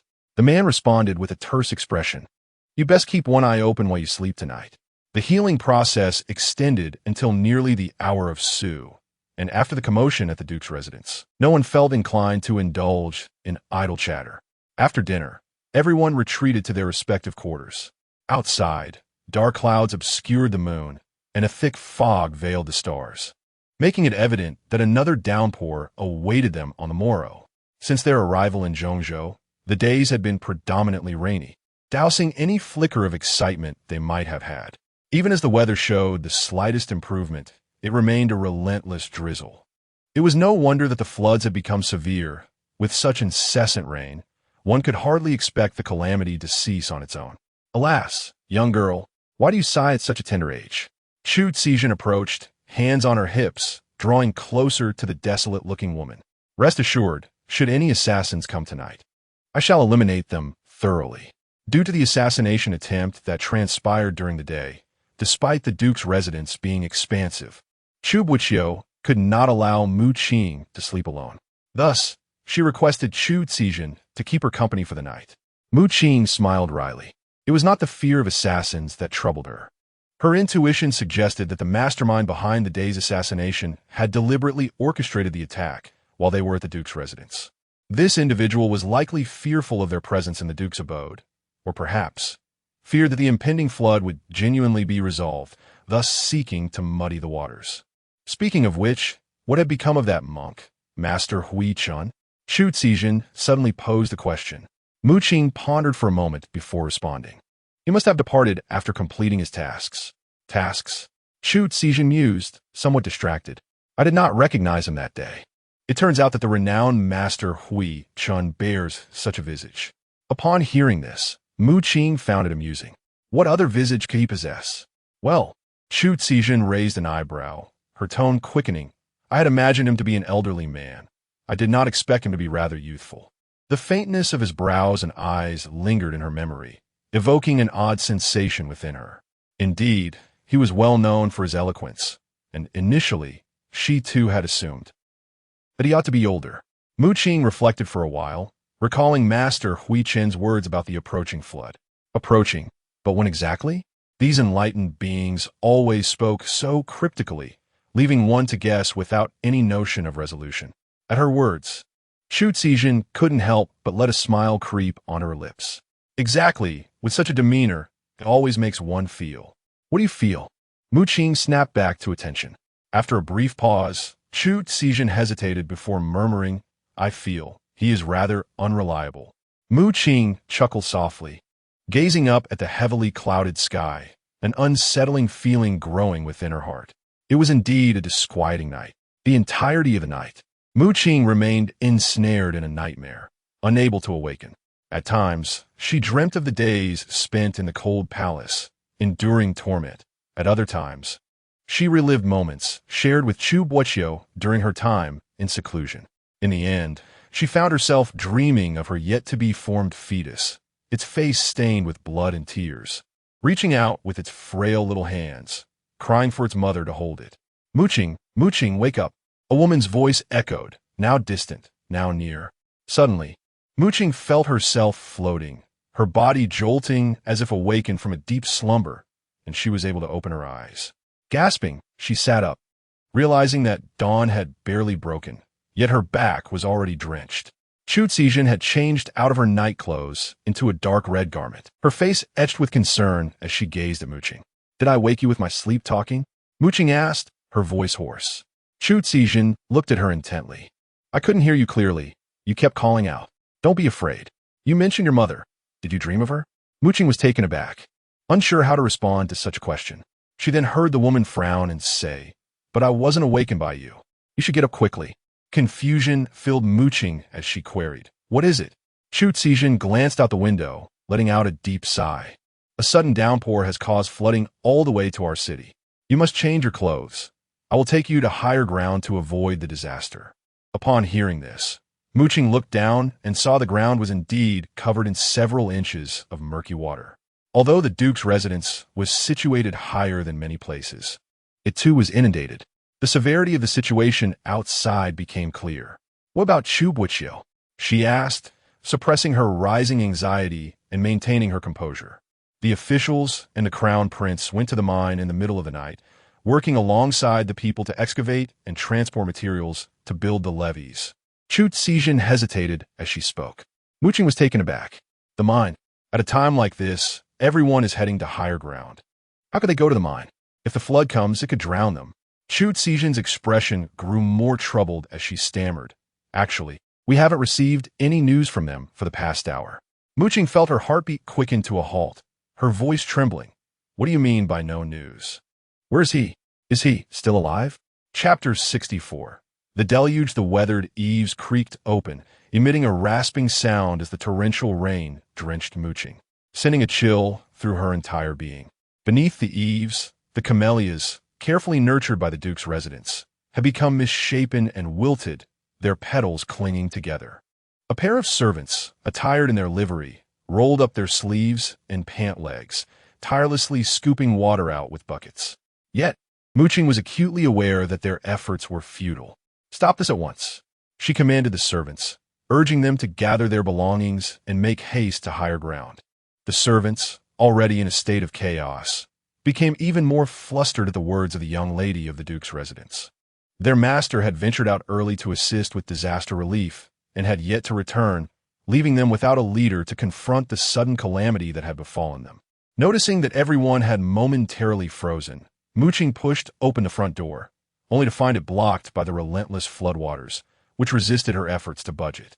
"We must escape through the window," Chu Boqiu suggested, lifting a bundle and draping a dry cloak over the young woman, who was still clad in a thin garment. She paused, meeting Chu Boqiu's serious expression, and felt a sense of reassurance. "I am here." Qing halted her actions and slowly nodded in agreement. After successfully evacuating the remaining crowd from the Duke's residence and learning that the elderly Duke Wei and Wenchoin had been swiftly sent to a neighboring city, Qing and Chu Boqiu finally set off. Along their journey, they encountered a vast throng of fleeing citizens scattered in all directions. The sheer volume of people made their passage exceedingly difficult. Qing lifted her gaze to the surging masses, instinctively glancing toward the oncoming waves of floodwater. The tumultuous torrents and ominous clouds shrouded the city, obscuring her vision, yet her intuition whispered that Chu Boqiu was lurking within that chaos. "Qinger, watch your step," Chu Boqiu called out, rousing the dazed young woman as memories of the terrain flooded her mind. She recalled how Chu Zaifu had specifically sought her out before their departure, imploring her to safeguard Qing. Returning to reality, Qing noticed a 4-year-old child, small and frail, almost submerged by the accumulating water. "Little brother, be careful," she warned, fearing that the child might lose his footing and fall in. Instinctively, she reached out to grasp him, but a reckless force collided with her, shoving her aside. She was propelled toward a gilded birdcage that had been swept in from an unknown source, its sharp golden wires dangerously close to her eyes. If she were to collide with it, even blinding her would be considered fortunate. She dreaded the thought of her very essence being torn asunder. Hissing in pain, Chu Boqiu steadied Qing while glancing at her torn sleeve, feeling a pang of regret for the exquisite garment crafted by the renowned Genelviguan. Her father had scolded her numerous times for wearing such finery. In retrospect, those reprimands now seemed trivial. "Boqiu, your hand." Qing gasped, astonished as she lifted the injured hand of her companion. The vibrant red sleeve was shredded, revealing a ghastly gash on her delicate arm, flesh exposed and blood flowing freely. What should we do?" Qing's heart ached with guilt. Had she not been distracted and reckless, Boqiu would not have sustained such a grievous injury. "It is but a trifling matter. I am a practitioner of martial arts, and this minor injury shall mend itself in a few days." Chu Boqiu deftly tore apart the tattered sleeve and unhesitatingly bandaged the wound with simplicity. "You need only to remember to replace my garment." Moving forward tightly, grasping the other's hand, "Boqiu, I shall ensure your safe return to Bayan." Chu Boqiu smiled wryly, teasing, "Do you truly believe your lackluster skills can protect your master? Perhaps it is I who should escort you back to Ban." In Zhongzhou City, there stands a mountain known as Han, atop which was constructed a temple 2 years prior, named Han Temple. This temple was erected by the North Emperor in honor of his deceased wife, Wei. Thus, each year the court allocates a considerable sum for its upkeep. The monks residing there possess benevolent hearts, and during the recent flood, they provided refuge for many displaced souls. As Qing and her companion arrived, they found groups of men, women, and children gathered together, kindling fires for warmth. How fortunate! There seems to be no immediate danger here. While assisting a person, Qing suddenly felt the woman beside her weaken and collapse against her. Qijin. Her calls drew the attention of the crowd, and from a corner, a monk clad in a white robe approached. Qing looked up, recognizing him. "What brings you here?" With hands clasped in prayer and a serene expression, the monk replied, "Permit me to take her." Qing, concerned for the woman, then turned to the monk, who should not have been present, and explained, "She was cut by a birdcage and has been immersed in murky water for quite some time. She has been burning with fever for the last quarter of an hour." The monk, Huichan, slowly focused on the unconscious woman. Blood droplets began to trickle from her sleeve onto his pale hands. Her complexion flushed, her brows knitted in distress, evoking a sense of compassion. "I understand," he said, taking the woman from Qing. "Fear not, Miss Qing. I possess medical knowledge. Miss Chu will be well." Qing nodded, her gaze fixed on the unresponsive woman. Expressing her concern, "I shall assist you in caring for her." "But Miss Qing, do you not have other matters to attend to?" Huichan countered, maintaining a calm demeanor, as if he had already discerned her unspoken thoughts. After a moment's pause, Qing, unfazed, pondered deeply before solemnly bowing to Huichan. "Master, should I have the opportunity to return, I will express my gratitude in person. Please ensure Qijin is well cared for and return to Ban." Huichan lowered his gaze, neither affirming nor denying her request. Yet she understood this was his customary manner of conduct. Casting one last glance at the woman Huichan supported, she stepped beyond the threshold and proceeded toward the direction from whence she had come. Her initial plan had been to bring Chu Boqiu to the temple for care, remaining until she recovered before departing. However, now that she had encountered Huichan, her only concern had been alleviated. As she made her way toward the source of the flood, she encountered numerous displaced civilians. Some kind-hearted souls even cautioned her that her intended path led to the flooding region. She merely smiled and shook her head, assuring them that her beloved awaited her there. Chu Boqiu remained there, waiting for her. Thus, she proceeded without hesitation. On her return journey, the floodwaters seemed to have receded somewhat, yet the rain continued unabated, causing the accumulated water level to rise ever higher. Qing transitioned from walking to gently floating on a piece of driftwood, for she was not a swimmer. Fortunately, she had reached the riverbank, where a significant portion of the elevated embankment had been washed away. Consequently, the surging river surged through the gaps in the embankment, crashing against her with increasing force. Each wave more painful than the last. The water level by the river was considerably higher than in other places, and she struggled to climb the stairs to the observation platform. As she ascended the ladder, she spotted a young soldier tasked with overseeing the repairs to the embankment. He appeared quite youthful, likely a recent recruit.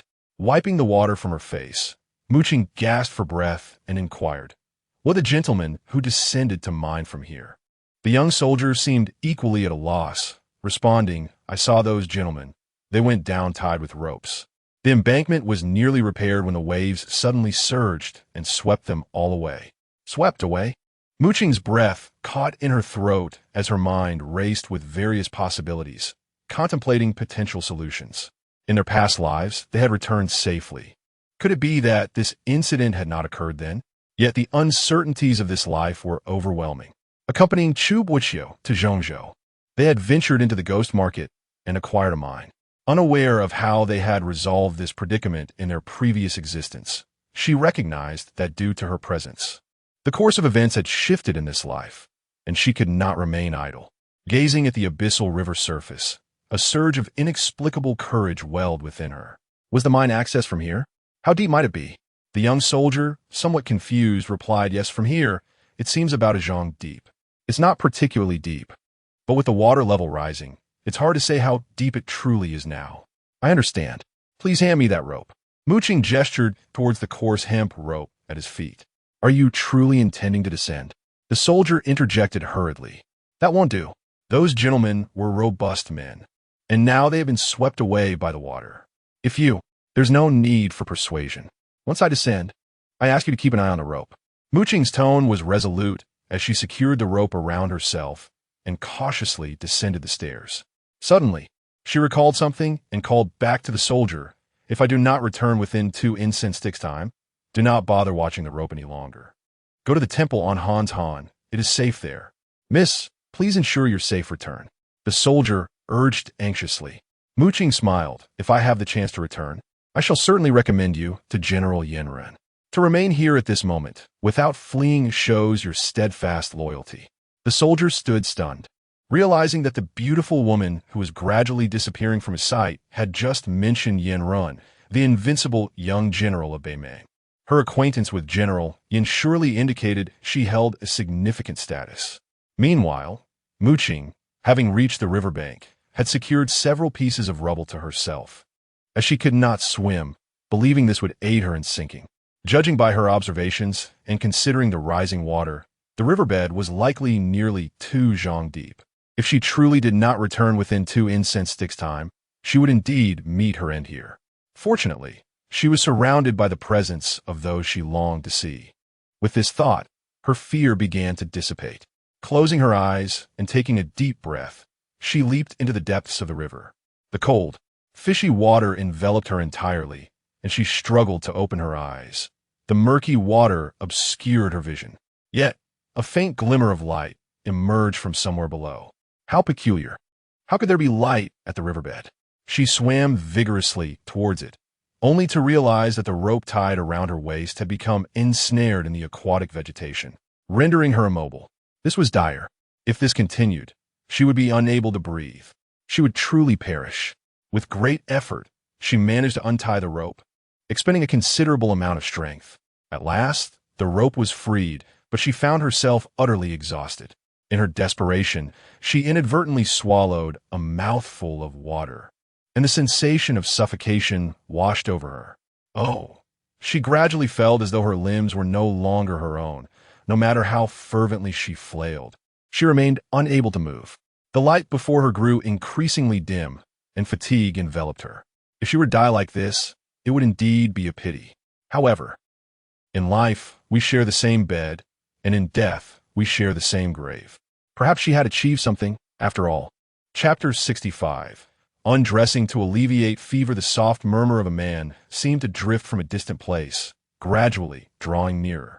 She felt her consciousness float away, her entire being light as a feather, devoid of strength.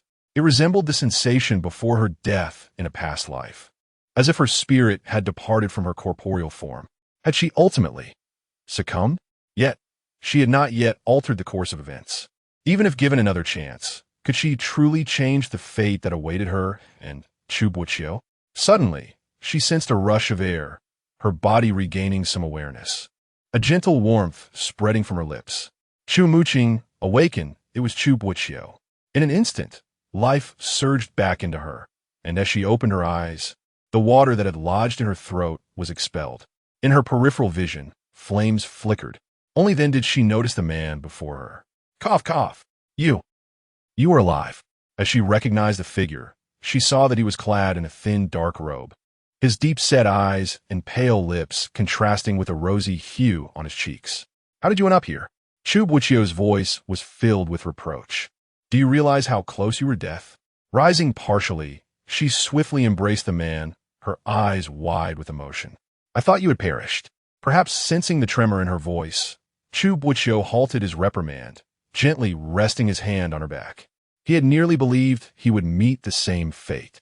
When he was swept into the river's depths, he felt an inexplicable force pulling him down, and the next moment, he found himself deep within a cave. Moreover, he had lost track of Bai Quan and Yandere, had it not been for Qing being swept here as well. He might have thought himself in the realm of the dead. I am sorry, I was just. Chu Boqiu's voice cracked as he comforted her. I feared for your safety. He could face death, but she could not. After a considerable time of soothing the young woman, she finally managed to wipe her tears, surveying the pitch-black cave around them. How strange. Isn't this the bottom of the river? How can there be fire? Mu Qing questioned, perplexed. Additionally, she seemed to be breathing more easily. When I awakened, I discovered this cave was isolated from the water, and there were some dry branches nearby. So I kindled a fire. For some reason, my voice is growing hoarse, and I feel weaker than usual. I suspect we are not at the riverbed. Mu Qing examined the surroundings. That is indeed peculiar. We were sucked in from the entrance, yet there's not a drop of water around us, and suddenly, she felt a weight on her shoulder. It was then she noticed the deeper flush on the man's cheeks and hurriedly reached up to touch his forehead. Indeed, it was burning hot. He must have a fever. Chu Boqiu, with his frail constitution, had endured the recent hardships and had been submerged for longer than she had. It was remarkable that he had held on until now. However, they were both unaware of their whereabouts, and Chu Boqiu was in such a state.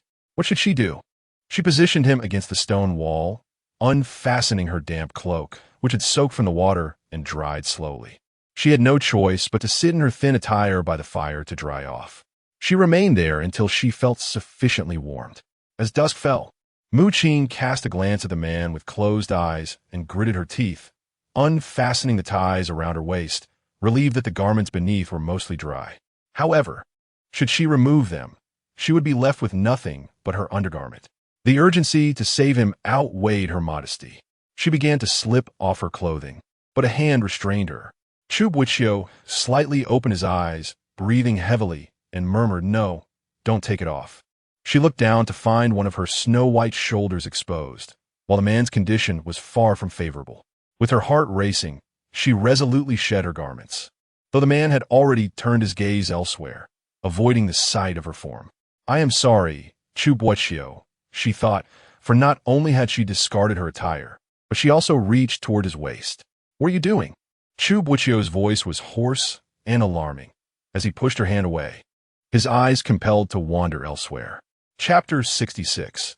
Deception in the dimly lit cavern.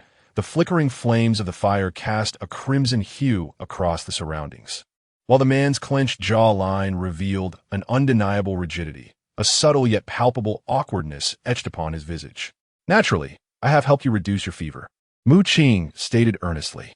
In the past, Chu Boqiu had frequently suffered from poor health, often plagued by fevers that no remedy could alleviate.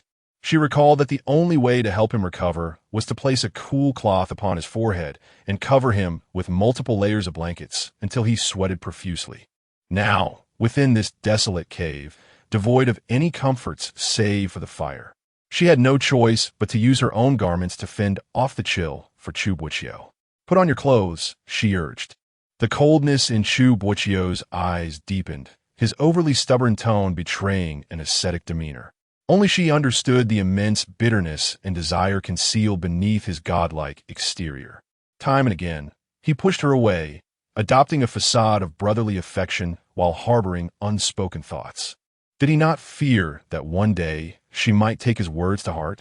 What on earth are you doing? Do you truly wish for death? Mu Qing's voice lost its usual cheerful lilt, replaced by a chilling detachment that created an overwhelming sense of distance, far surpassing Chu Boqiu's usual aura. He faltered for a moment, his tone harsh. After all these years of my care, have you not learned a shred of self-respect? Her heart trembled at his words, and she fixed her gaze upon him, noting his frail and pallid appearance, which prompted a derisive laugh. Do you have any idea what I thought as I risked my life to find you? Chu Boqiu remained silent, his eyes locked onto hers. She inhaled deeply. Before I plunged into the water, I contemplated your chances of survival. If there were a 10% likelihood, the chance that you were swept away was 2%, while the probability of your death stood at 80%. However, upon reflection, your chances of surviving if swept away seemed slim, thus in my mind. The chance that you had perished was a certainty. Chu Boqiu appeared momentarily frozen, his dark pupils swirling with inscrutable emotions. Yet, despite this, she let out a mocking laugh. And yet, here I am. I cannot swim, and I imagine drowning would be quite unpleasant. But the thought of you still being in the water, somehow, makes it seem less terrifying. Though the cavern was small, and they sat in close proximity, an overwhelming sense of solitude enveloped them. The fire crackled, and aside from their faint breaths, an eerie stillness prevailed. "Forget it," she said, readying her garments with a tone that suggested a trivial matter. "At this juncture, if you wish to court death, I shall no longer intervene. Your desire to live or die is of no concern to me." With that, Qing rose and moved toward a deeper recess of the cave. "Do not leave," he commanded, tightening his grip around her waist. His head pressed against her shoulder blade. His breathing labored, evidently an exertion of his weakened state. "Release me. I do not wish to repeat myself." The man's strength tightened around her, his voice quivering with a hoarse timbre, as he gasped heavily, pleading in a strained whisper. "Do not abandon me." At the sound of his voice, her heart ached sharply. Time seemed to rewind to a past life, the moment he had cradled her lifeless body in despair. Countless tears had fueled his rampage, leading to his own torment and demise. "Please do not forsake me." The man's breath grew faint, and the hand gripping her waist loosened. The figure behind him collapsed in response, prompting Qing to swiftly turn and support the man's head from hitting the ground. Yet, with a surge of force, Chu Boqiu forcibly pulled her back into his embrace. Their bodies pressed tightly together. It was then that Qing recognized the man's cunning nature. A Qing does not harbor resentment towards her elder brother. He simply does not know how to proceed. "Teach me, one Tu." The man's eyes were bloodshot, fixed intently upon her with a vulnerability that rendered him almost childlike, evoking both sympathy and amusement. Qing averted her gaze, unable to bear the sight of his pitiable expression. "If you teach me, I will understand. And I shall not anger a Qing anymore, all right?" He looked at her with hopeful eyes, his tone a careful coax. The rich scent of sandalwood intermingled with the dampness of their clothes, tainted by the metallic tang of blood. His cold chin rested lightly against her forehead, yet his breath was searing. This made her question repeatedly whether he was made of ice or fire. "Chu Boqiu, is this truly amusing?" She maintained her icy demeanor, but chose not to push him away again. His strength was waning. Should they continue this back and forth, it would surely deplete their energy further. Embracing one another in this manner could provide a measure of warmth. "Amusing? I find it rather delightful," he declared with a stubborn tone, reminiscent of the city's theatrical performers. His grip on her tightened slightly as he feigned a weak disposition, saying, "I am in such a state. How can you be so cruel?" Cruel? She had not anticipated that a dignified official could wield such cunning against her, surpassing many in this regard. "You." The woman sensed something amiss in his physique and instinctively glanced down. "What have you stuffed in your clothes? A pouch? Why is it so uncomfortable?" The air fell silent, and the man's body suddenly stiffened. Chapter 67. A galloping shadow. I am neither a fallen woman nor a ruined soul. The dim and damp prison is tightly sealed by the cold, and in the cramped corners, droplets of water fall to the ground, accompanied by the woman's mournful whispers, producing a sticky sound. The princess has received a visit from the imperial physician. It seems that the gentleman from the C family has lost his sanity. Within the grand palace chamber, lavish golden pillars intricately carved with dragons, playing with pearls, stand tall. Delicate curtains crafted from jade flutter gently in the breeze, creating a melodic sound. The marble floor is adorned with a newly presented cashmere carpet from a foreign land, showcasing immense wealth. Yume, with her slender fingers, delicately peels and savors the succulent flesh of the lychee, her ruby lips parting as she chews slowly. From where has this lychee been procured? It is not easy to sustain such fruits in this season. The woman does not rush to respond to her subordinate's report, but instead casts a sidelong glance at the diligent man peeling lychees. Noticing the princess's erratic demeanor, her subordinate finds himself perplexed. Yet the eunuch he in the corner gives him a knowing look, and he understands the unspoken message. It appears that the princess is indifferent to the fate of the gentleman from the C family, which is not surprising given her reaction. However, the father of that young lady, the Prince of Yongin, upon hearing the rumors about Si Deshan in the marketplace, not only ceased his inquiries about the whereabouts of the emperor's daughter, but did not even bother to glance at her.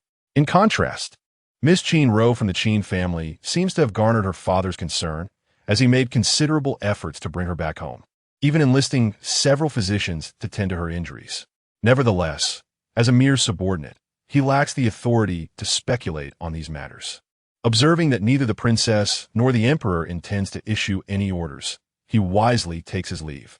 Once alone, the northern emperor meticulously peels the lychee, responding distractedly. It is not difficult to sustain. There are still plenty on the trees. When winter arrives, you long for lychees, so I picked a basket for you. Once you finish, I shall gather more. The eunuch He, who had been relegated to the sidelines, cast a shocked glance at the northern emperor. Lychees are fruits that are only in season during the summer months. Just days ago, the northern emperor had secretly ridden southward, selecting for a long while before finding a lychee tree he deemed worthy. However, even so, the winter chill is harsh, and the delicate tree, having been transported back, suffered greatly on the journey. The northern emperor despaired for some time, later summoning artisans specialized in tree cultivation to learn the methods of reviving the tree. Yet, this was not the end. Despite his busy schedule filled with court duties and discussions of state affairs, he devoted his spare moments to the tree, watering, fertilizing, and even conversing with it. On occasion, he would wake in the middle of the night, startled by the thought of forgetting to water the tree. Perhaps heaven rewards the diligent, for the tree truly revived, and not only that, it bore fruit. The northern emperor was overjoyed, even bestowing a name upon the tree, May. The palace maids and eunuchs privately laughed at the emperor's infatuation with tree cultivation, referring to the lychee tree as the plum tree. Some even suggested that this reflected the emperor's fondness for consort May, as even the trees he nurtured must be associated with her. For many years, the esteemed eunuch he has accompanied the northern emperor. Thus he is well aware of the emperor's sentiments. Observing the emperor's current jovial demeanor, a sense of regret stirs within him. Ache, you ought to focus more on important matters. You may offer a lychee, which the northern emperor naturally accepted with delight. The matter concerning sister is indeed of significance. Savoring the lychee contentedly, the emperor noticed the woman's fingers glistening with moisture and retrieved a silk handkerchief he had prepared in advance, delicately wiping her hands. The fabric was noticeably distinct. Yume felt the extraordinary softness of the silk handkerchief. Curiosity piqued. The emperor beamed with pride, unfolding the cloth, revealing that it was a brocade tribute from the Nanzhao kingdom. The people from the south are not only culturally refined, but also meticulous in their craftsmanship, even dubbing this material as snow brocade. Yume examined the handkerchief, its exquisite softness complemented by its translucent, snowy white satin, truly embodying the essence of snow brocade. However, there was a rather crude embroidery of a red flower and a large knife in one corner of the cloth. The quality of the embroidery seemed to mar the beauty of the handkerchief. Did you stitch this flower and knife? Yume inquired, fully aware that there were no embroiderers of such poor skill in the imperial city. Moreover, the northern emperor's dark circles suggested he had endured several sleepless nights. Red? The emperor choked momentarily, then, with a hint of bitterness, replied, "If you say it's a red flower, then it is indeed a red flower." Eunuch he glanced at the handkerchief, nearly bursting into laughter. This piece was a unique tribute from Nanzhao, crafted from a special fabric, thus making it exceptionally rare. Initially, the emperor had boasted of making a dress for Yume, but alas, the embroidery was so poor that much of the fabric had been wasted, leaving only enough for a handkerchief. Nevertheless, the emperor was unwilling to concede defeat and summoned the palace's finest embroiderers for guidance, ultimately managing to stitch the rough red plum blossom in the corner of the handkerchief. The large knife mentioned by the princess was in homage to her previous battlefield sword. "I spent quite a long time embroidering this handkerchief," the emperor murmured. "You certainly possess keen insight to discern its details at a glance." Yume pondered for a moment, conceding, "Your embroidery is quite expressive, hence it is not difficult to discern." The emperor felt a pang in his heart at her words. Suddenly, the sound of shattered dishes echoed at the entrance of the hall. You may turn to see Mei Fei standing there. However, her attire, a flowing gown of azure brocade, adorned with a few jade hairpins in her casual coiled hair, and a light makeup accentuating her features, all complemented by a green sash, was strikingly reminiscent of her own style. Beloved consort, what brings you here? Why did you not announce your arrival? The Northern Emperor, noticing the distracted woman, furrowed his brows slightly. Mei Fei's gaze shifted from the handkerchief back to the Emperor. The snow brocade was her favorite, and upon learning of the Emperor's acquisition of this fabric days prior, she had dared to request a piece from him. However, the Emperor had unequivocally declined, stating that should there be further tributes, she might receive one then. Now, she understood that even if more tributes arrived, this snow brocade would not be destined for her. I come to report to your majesty about an urgent matter. The Northern Emperor, perplexed, urgently inquired. You may also turned her gaze towards her, her eyes calm, as if awaiting her response. In the central plains, a fierce flood raged, with the Crown Prince, the Seventh Prince, and Chancellor Chu joining forces to combat the deluge. Yet, the torrent was overwhelming, sweeping them into its depths. And now, as Mei Fei observed the expressions of the two individuals shift to one of acute anxiety, an inexplicable sense of relief washed over her. Their whereabouts were unknown. With a resounding crash, the small table was forcefully shattered by a man's hand, and glossy lychees rolled to the floor like pearls. Do not panic. Let us first relay the news to the ministers, and then convene in the cabinet. You may gently urged as she held her brother's hand. However, Mei Fei could not help but notice the clasped hands, nearly crushing the jade ring on her finger in her agitation. The Northern Emperor swiftly rose and strode towards the exit, commanding eunuch He to inform all court officials and summon the ministers of the cabinet. My son and my subjects must not come to harm. As Mei Fei watched the man's decisive strides, memories of the woman who once graced the throne flooded her mind, radiant, gentle, and enchanting. She had always believed that the Northern Emperor cherished that woman deeply, thus extending his kindness to her children. It wasn't until she witnessed that woman's life flicker away that she realized the truth. She had been mistaken all along. With the Northern Emperor's departure, the Grand Hall was left with only her and Yumei. Clearly, Yumei could not remain indifferent to the situation, having fallen a few beats behind the Emperor. She intentionally paused beside Mei Fei. With a soft voice, Yumei remarked, I wear a waist cincher daily due to a lingering injury from years of battle. It is a necessity.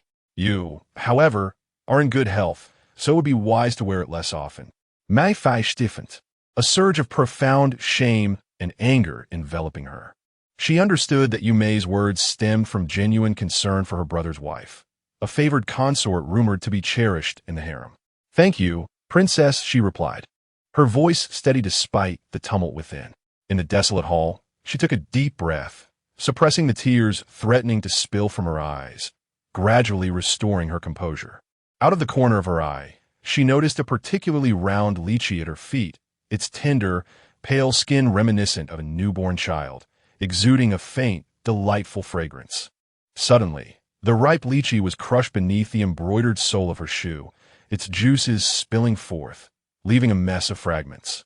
She did not turn back, for she knew no one remained there, and naturally, no one would concern themselves with her presence. With determination, she yanked the cinched belt from her waist, adorned with a pair of playful mandarin ducks. Before stepping out, she had scrutinized her reflection for an extended period, ensuring her attire was flawless before arriving at the Northern Emperor's chamber. With a decisive crash, the exquisite turquoise waist cincher was hurled onto the shattered table, shortly followed by the disappearance of its owner. Chapter 68. Something awry when the Bei brothers awakened, they found themselves beside a bottomless pool, a faint, delicate moonlight cascading gently down, rousing their muddled consciousness. Good heavens, they thought they might have met their end. Bei Kuan rubbed his dizzy head and struggled to rise. Bei Quan, having regained consciousness first, had already grasped the general surroundings. Damn it, we need to leave quickly. This cave feels off. Bei Quan's quintet. Refraining from voicing the danger he sensed, Bei Kuan furrowed his brow. What's wrong? Bei Quan shook his head. We've been unconscious for nearly 2 days. News of our disappearance has likely reached the palace. If you don't wish for father and aunt to worry, we must leave at once. Seeing his brother's rare solemnity, Bei Kuan followed him into a nearby passage, inquiring, Do you know which way to go? Bei Quan pondered for a moment before replying. Not precisely. When you were unconscious, I traversed this passage for about 15 minutes and encountered two forks. I feared diverging would lead us astray, so I turned back. The passage they traversed was narrow, yet their voices echoed loudly, amplifying their volume several-fold. It was dark within, and perhaps a timid soul would hesitate to proceed. However, as members of the Bei royal family, they had been instilled with the courage befitting their noble lineage. Bei Kuan held his head with both hands, strolling leisurely, while his brother hurried forward. Finding amusement in the situation, he teased, "Your Highness, you're not afraid of the dark, are you?"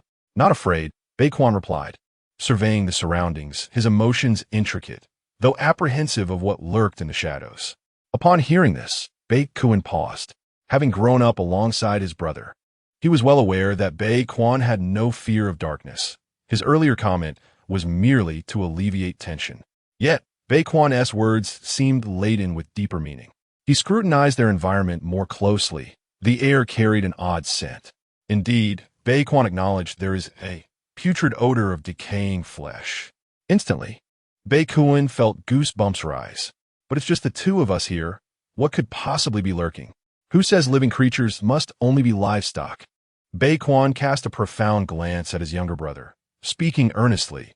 I refrained from mentioning this earlier to spare you worry, but there are several skeletal remains where we woke. Skeletal remains? I didn't notice that.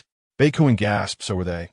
He hesitated to voice the word, but Bei Quan turned back to him, his implication unmistakable. They must have been washed ashore by the waters of the pool. Yet if a person had drowned, their remains would have long been devoured by fish, leaving no trace on the bank. Why then were there still several bones? Bei Kuan's mind raced with two chilling conclusions. The first sent shivers down his spine. It was possible that others had once lingered here, unable to find an exit, ultimately perishing and becoming remains. The second was even more terrifying, albeit less likely. Bei Quan mentioned that only a few bones remained, specifically the more resilient parts of the human body. It is conceivable that the two individuals ventured into the cave together, only to find themselves devoid of sustenance. One, succumbing to unbearable hunger, drew a weapon and tragically took the life of the other, resorting to cannibalism. The mere thought of this possibility sent a shiver down Bei Kuan's spine. Suddenly halting, Bei Quan urged Bei Kuan to remain silent. "Do you hear the sound of footsteps?" The man's face grew pale, his voice barely a whisper. The fire, nearly extinguished and surrounded by firewood, flickered as Muqing gazed at the man who had succumbed to fatigue and drifted into slumber, her mind drifting back half an hour. Chu Boqiu's expression stiffened, and he hastily released her, retreating imperceptibly. I am wet. If you stay so close, you will fall ill." She spoke plainly. "Then you should remove your clothing." Chu Boqiu's countenance became even more awkward. "No." She frowned, insisting, "You will not recover while clad in wet garments. Remove them and don my cloak. I shall dry your clothes by the fire." Yet the man remained obstinate, retreating in resistance. Muqing, unwilling to tolerate the ill man's stubbornness, boldly sat upon Chu Boqiu and reached for the man's clothing. "Get off," he implored, clearly anxious. She was resolute, but when her hands were forcibly restrained, she noticed the taut line of his jaw and the deep darkness of his pupils, reflecting the astonished visage of the woman before him in the flickering firelight. It was then that she realized the shift beneath her, swallowing hard. They had been so close, their garments damp. Thus he was responding to her? I will get down." In her haste, Muqing stood abruptly, only to stumble over her own skirt and inadvertently reseat herself. Evidently, the force was not light. Chu Boqiu furrowed his brows, letting out a complex, muffled sound of discomfort. Chapter 69. The final farewell. It has been 2 days since the Crown Prince and Kuan went missing. I arranged for a spy in Zhongzhou, who could deliver a message in half a day. The Northern Emperor, clad in his dragon robe and adorned with a golden crown, radiated a barely contained fury through his furrowed brows. Who has obstructed the news and concealed it? In the court, several ministers sat upright, their eyes averted from one another, not merely due to the wrathful man before them. Beside him, a woman rested her forehead on her hand, delicately polishing a small blade with a silk handkerchief. Her demeanor was calm, yet a glimmer of coldness flickered in her downcast apricot eyes. Not speaking, the Northern Emperor let out a low laugh, sweeping his gaze across the assembled officials, his tone growing increasingly frigid. You remain comfortably seated in your high hall, unaware of the looming peril. Yet, you must understand that my son is currently in dire straits, his life hanging in the balance. They are of the Bei clan, my own bloodline. Do you wish to usurp the throne of Bei Mang? Your Majesty, please spare us. Your Majesty, forgive our transgressions. Such words were uttered lightly, yet they sent shivers through the ministers, who hastily knelt. Archer, tread carefully. Yumei pointed the polished blade towards the kneeling officials, absent-mindedly caressing its spine. No one has the power to overturn the fate of the Bei clan. Even if someone dared, they would not surpass the might of this blade in my hand. The Northern Emperor glanced at Yumei, his anger slightly abated, though his concern remained undiminished. The woman smiled sweetly, observing the prostrate crowd. All of you have families, having served Bei Mang loyally for many years. I realize I have not expressed my gratitude to you all. Your Highness's words leave us in trepidation, the gathered officials replied, their faces flushed with shame. Yumei's remark was a veiled threat, leveraging the lives of their families to draw out the mastermind behind the crown prince's disappearance. Logically, the person who obstructed the message must be intricately linked to the crown prince's vanishing, or perhaps harbored ill intentions towards the Bei Mang dynasty. Capturing this individual would serve as a warning to others, galvanizing the search and rescue efforts in Zhongzhou, thereby increasing the chances of survival for the crown prince and the seventh prince. I have a thought, though I hesitate to voice it. Governor Qing shifted slightly to the side, bowing respectfully. Yumei cast him a sidelong glance, a smile barely concealed. Ah, it is Governor Qing. Qing faltered, a wave of involuntary tension washing over him. The princess still recognized the old official. The woman stretched her limbs leisurely, speaking in a measured tone. We are all familiar faces. How could I forget you? Even if I were to age to the point of forgetting one day, there would surely be others who remember you. For instance, King Mu. At this pronouncement, the gathered ministers bowed their heads in unison. Long live the princess. The Northern Emperor's clenched hand stilled momentarily. Forgive us? Ha ha ha. Yumei taunted, idly toying with the blade, though the Northern Emperor grasped her hand to prevent her from inadvertently injuring herself. Why do you all tremble at the mere mention of his name? He questioned. Cold sweat trickled down Qin Ying's back. He had not forgotten the day when Princess Yumei had drawn her sword at the execution ground of King Mu, targeting the emperor and his ministers. Before her stood a figure far from an ordinary maiden. She wielded a sword in battle, engaged in political discourse, and commanded the allegiance of countless warriors. Everything the emperor could accomplish, she had undertaken. And even those actions that instilled fear in the emperor himself did not daunt her in the slightest. In those days when the sovereign designated his heir, Qing had only just entered the court, a mere junior official. Her father was a staunch supporter of King Mu of Mulan, but later, King Mu was accused of treasonous collusion with foreign powers. The court, filled with ministers of all ranks, saw many rise to present evidence against King Mu's alleged misconduct, compelling Qing to provide her own testimony to extricate her father from the controversy. Yet, the veracity of those accusations was conspicuously ambiguous. King Mu, with his high position and remarkable achievements, posed a threat that few monarchs could afford to tolerate. Had King Mu remained until this day, it would remain uncertain whether the realm would be ruled under the name Bei or Mu. Returning to the present, Qing cautiously gazed at the Northern Emperor, stating, Your Majesty, your summoning of the cabinet is only because they are the most influential figures in the city's affairs. However, I propose a different perspective. Perhaps this matter is indeed unrelated to the esteemed ministers present. The Northern Emperor, observing the top profile of Yumei, instinctively grasped her hand and replied, In Bei Mang, it is not solely the cabinet that wields immense power.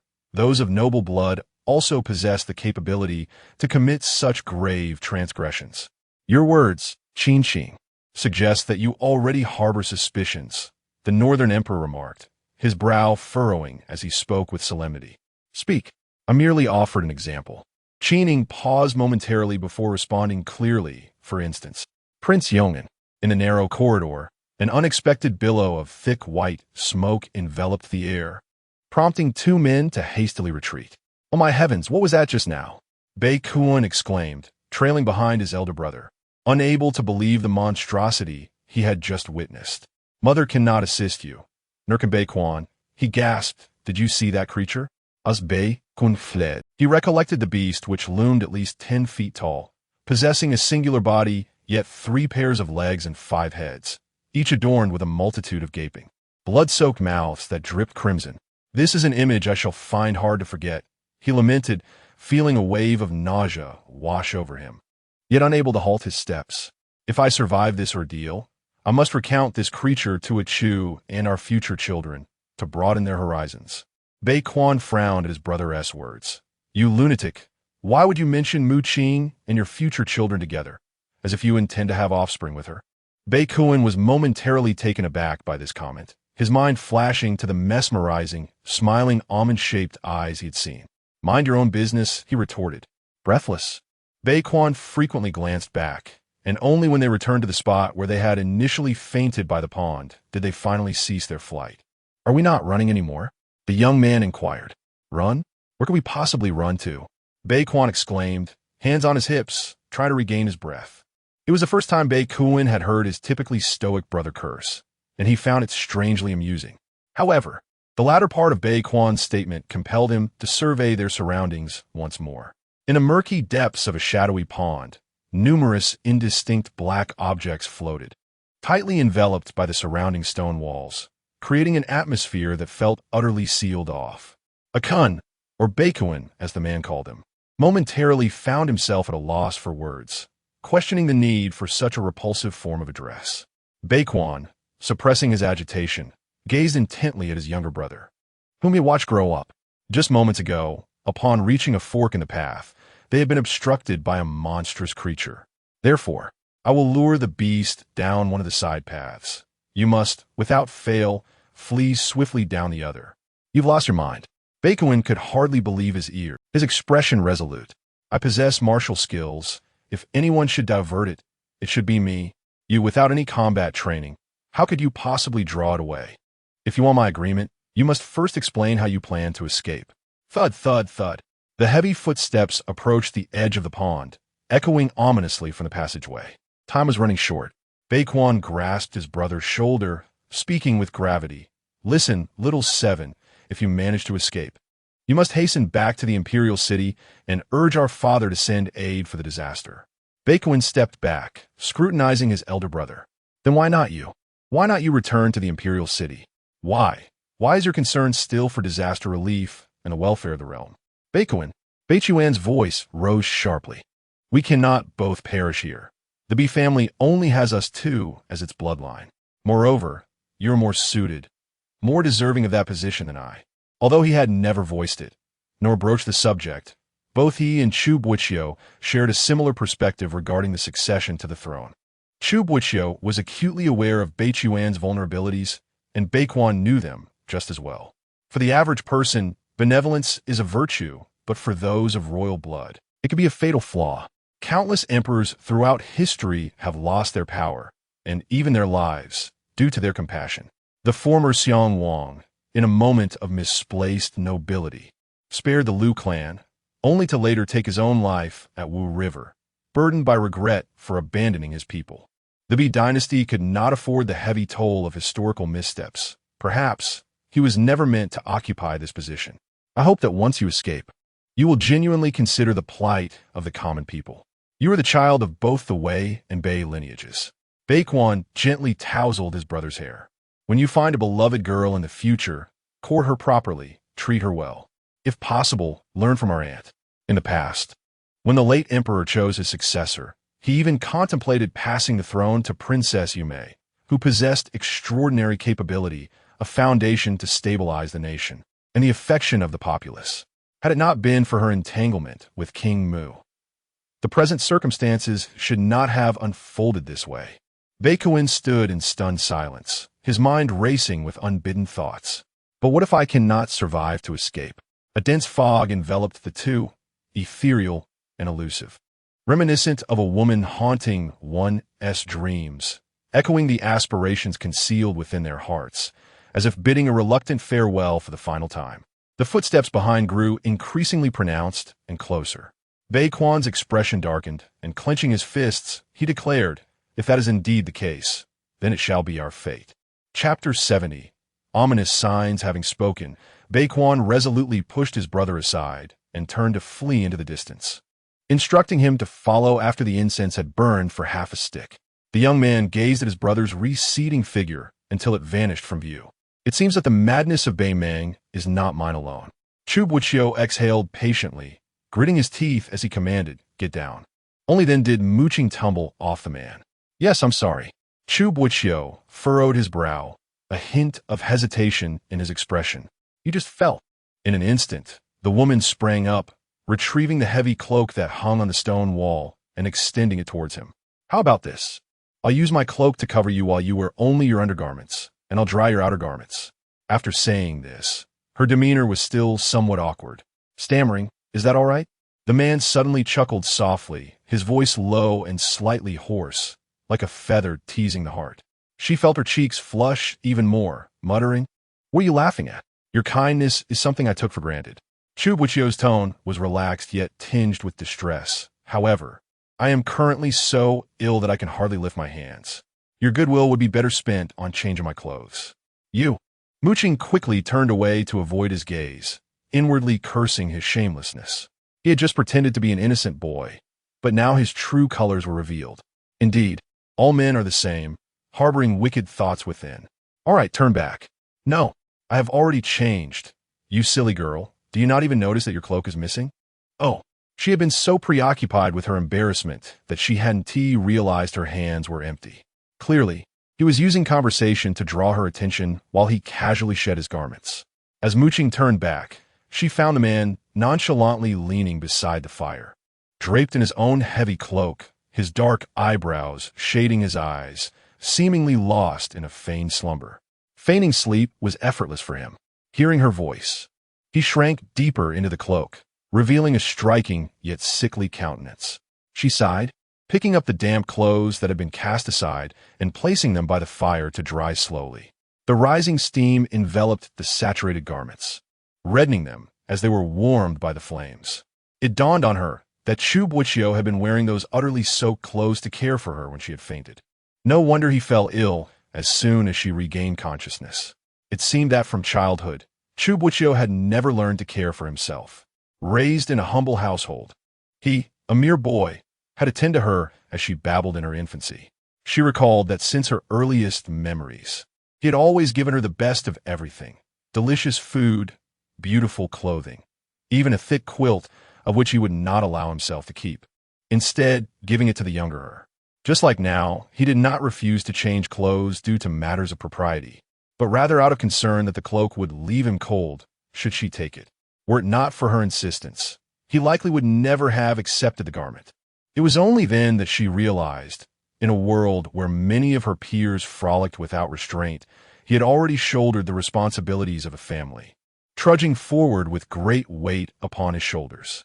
"Foolish one, so incapable of caring for yourself, yet you consider me your elder brother." She gently approached, caressing the head of the man in slumber, and thought, "Perhaps it would be better to call me sister, for henceforth I shall be the one to care for you." Ahem. Uncertain of how long Chu Boqiu had been nestled against her, as the flames from the fire dwindled in the encroaching darkness, Qing finally sensed the man in her embrace stirring restlessly. "The fire has gone out. Wait for me a moment. I shall gather some wood to rekindle it, and then it will not be so cold." Chu Boqiu's head was mostly buried in his cloak, his sleeping countenance appearing remarkably gentle, a stark contrast to his usual stern and authoritative demeanor. After circling the vicinity extensively, Qing realized there was little dry wood left, presumably all collected by this individual. She decided to venture further afield, passing through a deep cavern entrance, and unexpectedly discovered a pool.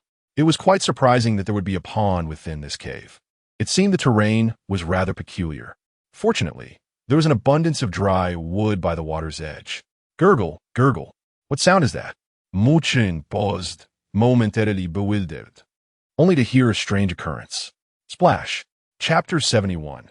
The corpse opens its eyes. The ground trembled with a low, ominous rumble as heavy footsteps echoed, accompanied by the sound of collapsing rocks above.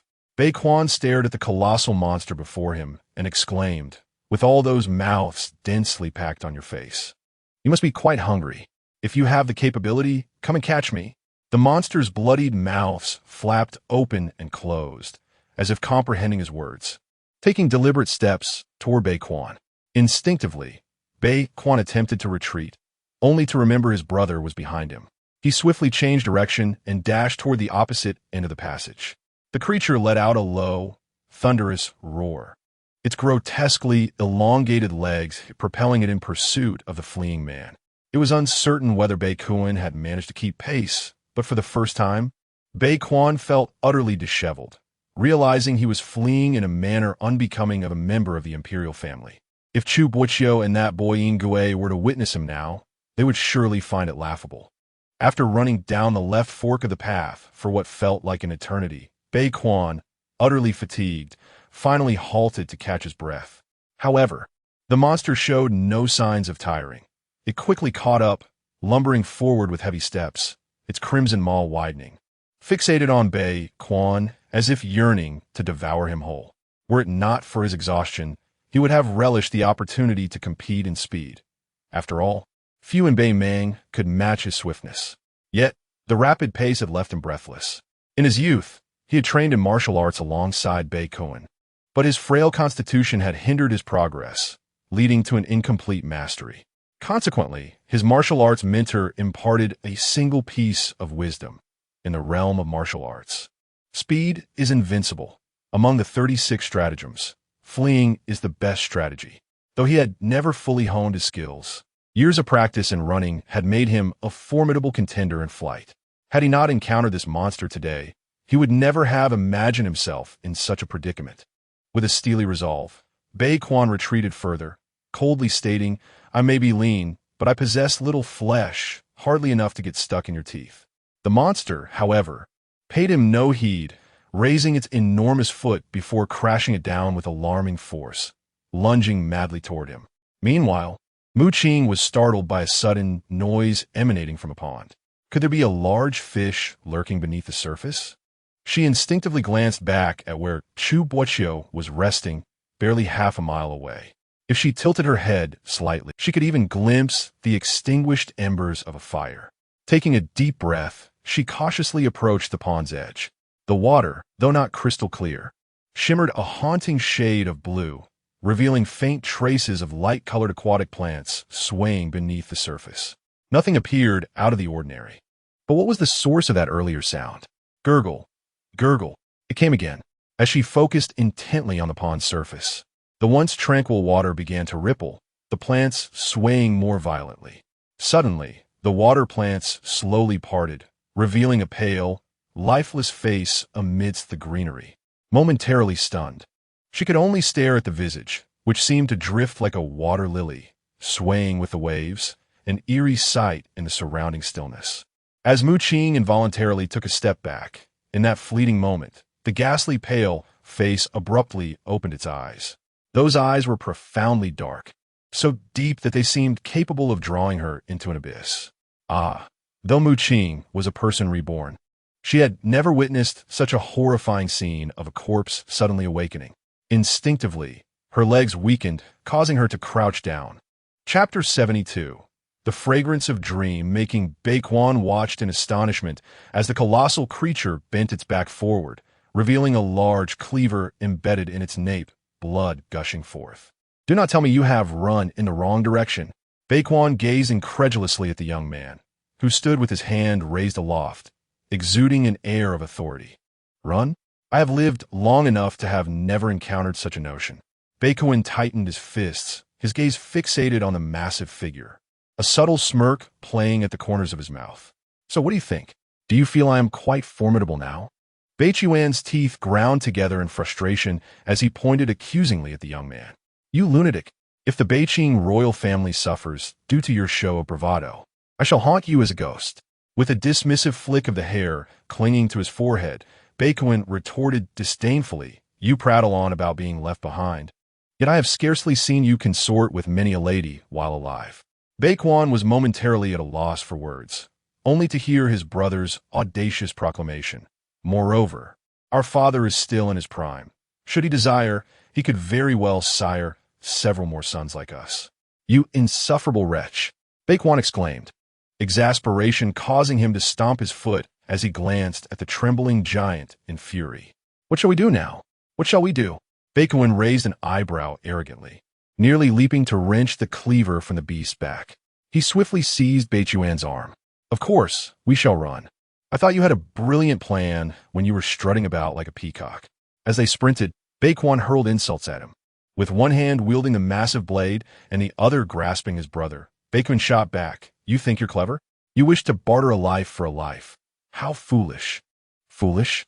Pray tell, who is it that, during his studies, could solve but 1 out of 10 problems and was subsequently berated by Chu Boqiu? That one correct answer was merely a stroke of luck. That answer was a result of your paperball distraction. How on earth did you know? Chu Boqiu mentioned it. That old fox. By the way, from whence did you procure that cleaver? I have never seen you armed before. Is it not obvious? Have you ever seen a master swordsman parade their weapon openly? As Baekwon dashed forward, he furtively eyed the youth, pondering where he could possibly conceal a weapon. If you were to reveal it, would that still be considered mastery? Breathless, Baekwon pulled Baekwon toward the edge of the pool. Jump in. Are you plotting murder? Baekwon gasped, astonished by his brother's suggestion.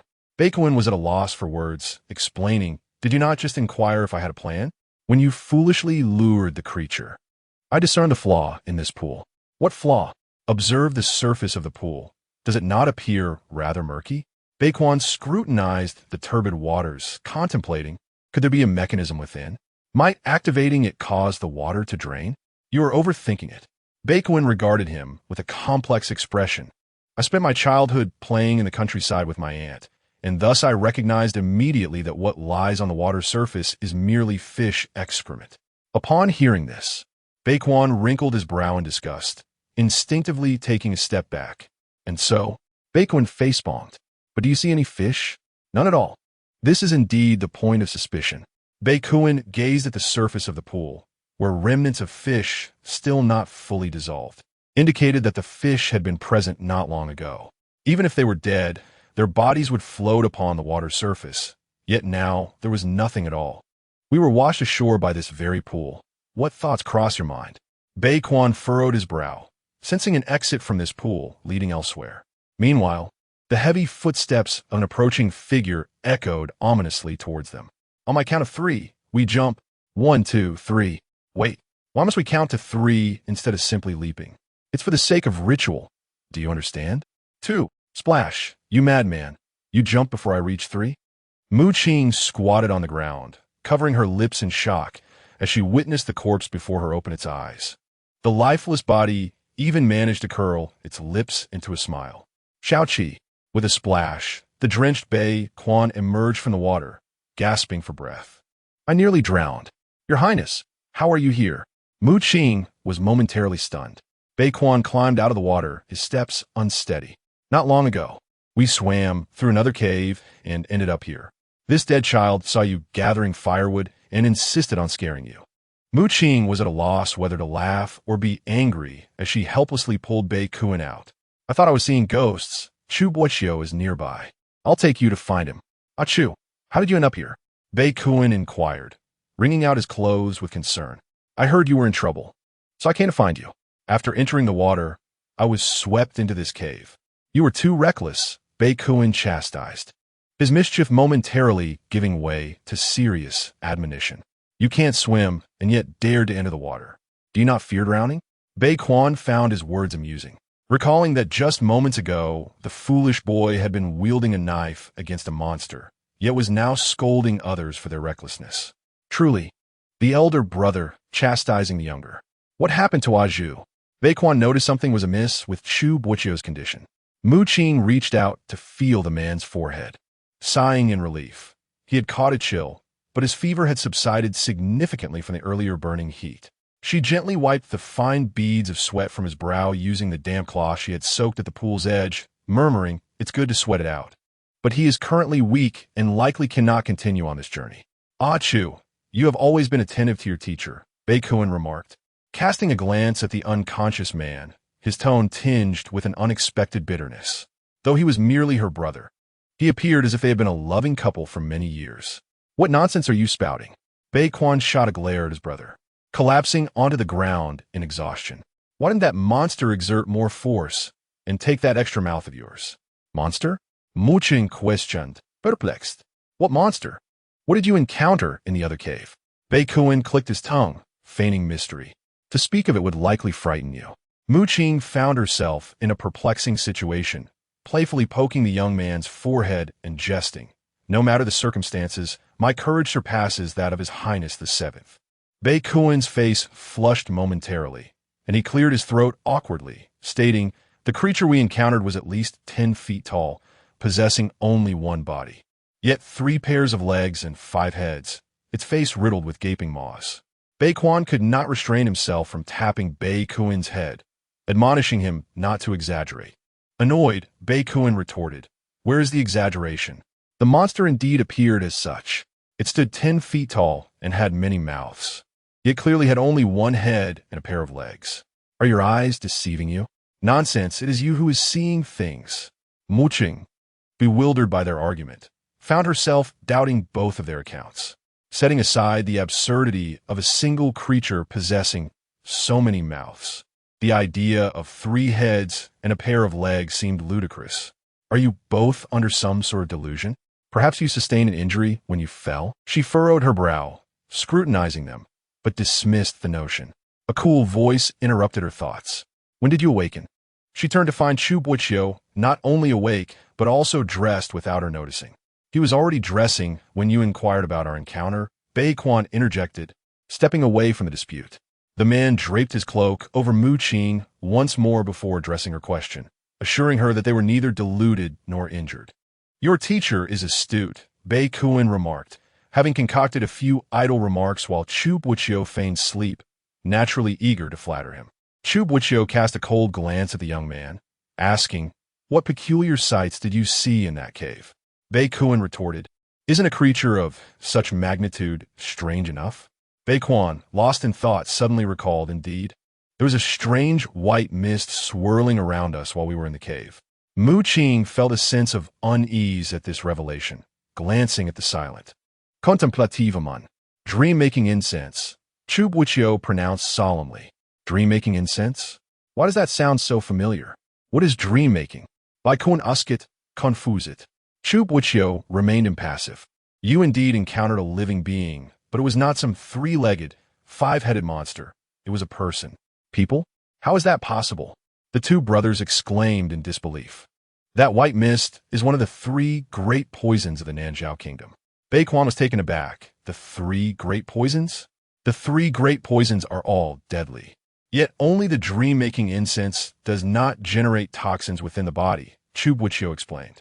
Bei Kuan, even more baffled, queried, what does that mean? If it doesn't produce toxins, how can it be classified as poison? Because once a person inhales it, their consciousness becomes clouded, and those afflicted often resort to self-harm or commit acts of violence against others. In your current state of leisure, it appears the poison has not deeply infiltrated your system, and after lingering in the pool for a considerable duration, your senses have naturally returned to clarity, allowing the toxin to dissipate. Bei Kuan swiftly grasped the crux of the matter and spoke slowly, revealing that this incident is surprisingly linked to the kingdom of Nanzhao. The creature you encountered must be one of their people, or perhaps a denizen of Beimang. Beimang? Why would the people of Beimang wish to eliminate us? Bei Kuan pressed further. Chu Boqiu furrowed his brow and turned his gaze to Bei Kuan, contemplating, one might even posit that if that individual were to slay us, what benefits would they reap?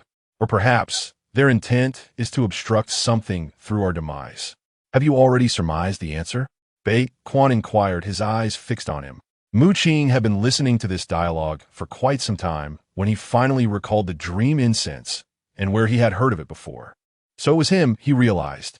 Chu Boqiu nodded, surmising that the individual who would gain the most from our deaths must be. Suddenly, a loud noise erupted from the stone wall above, as if a mechanism had been triggered. Could it be that assassin from Nanzhao? Mu Qing hurriedly positioned himself in front of Chu Boqiu, ready to shield him. Chapter 73.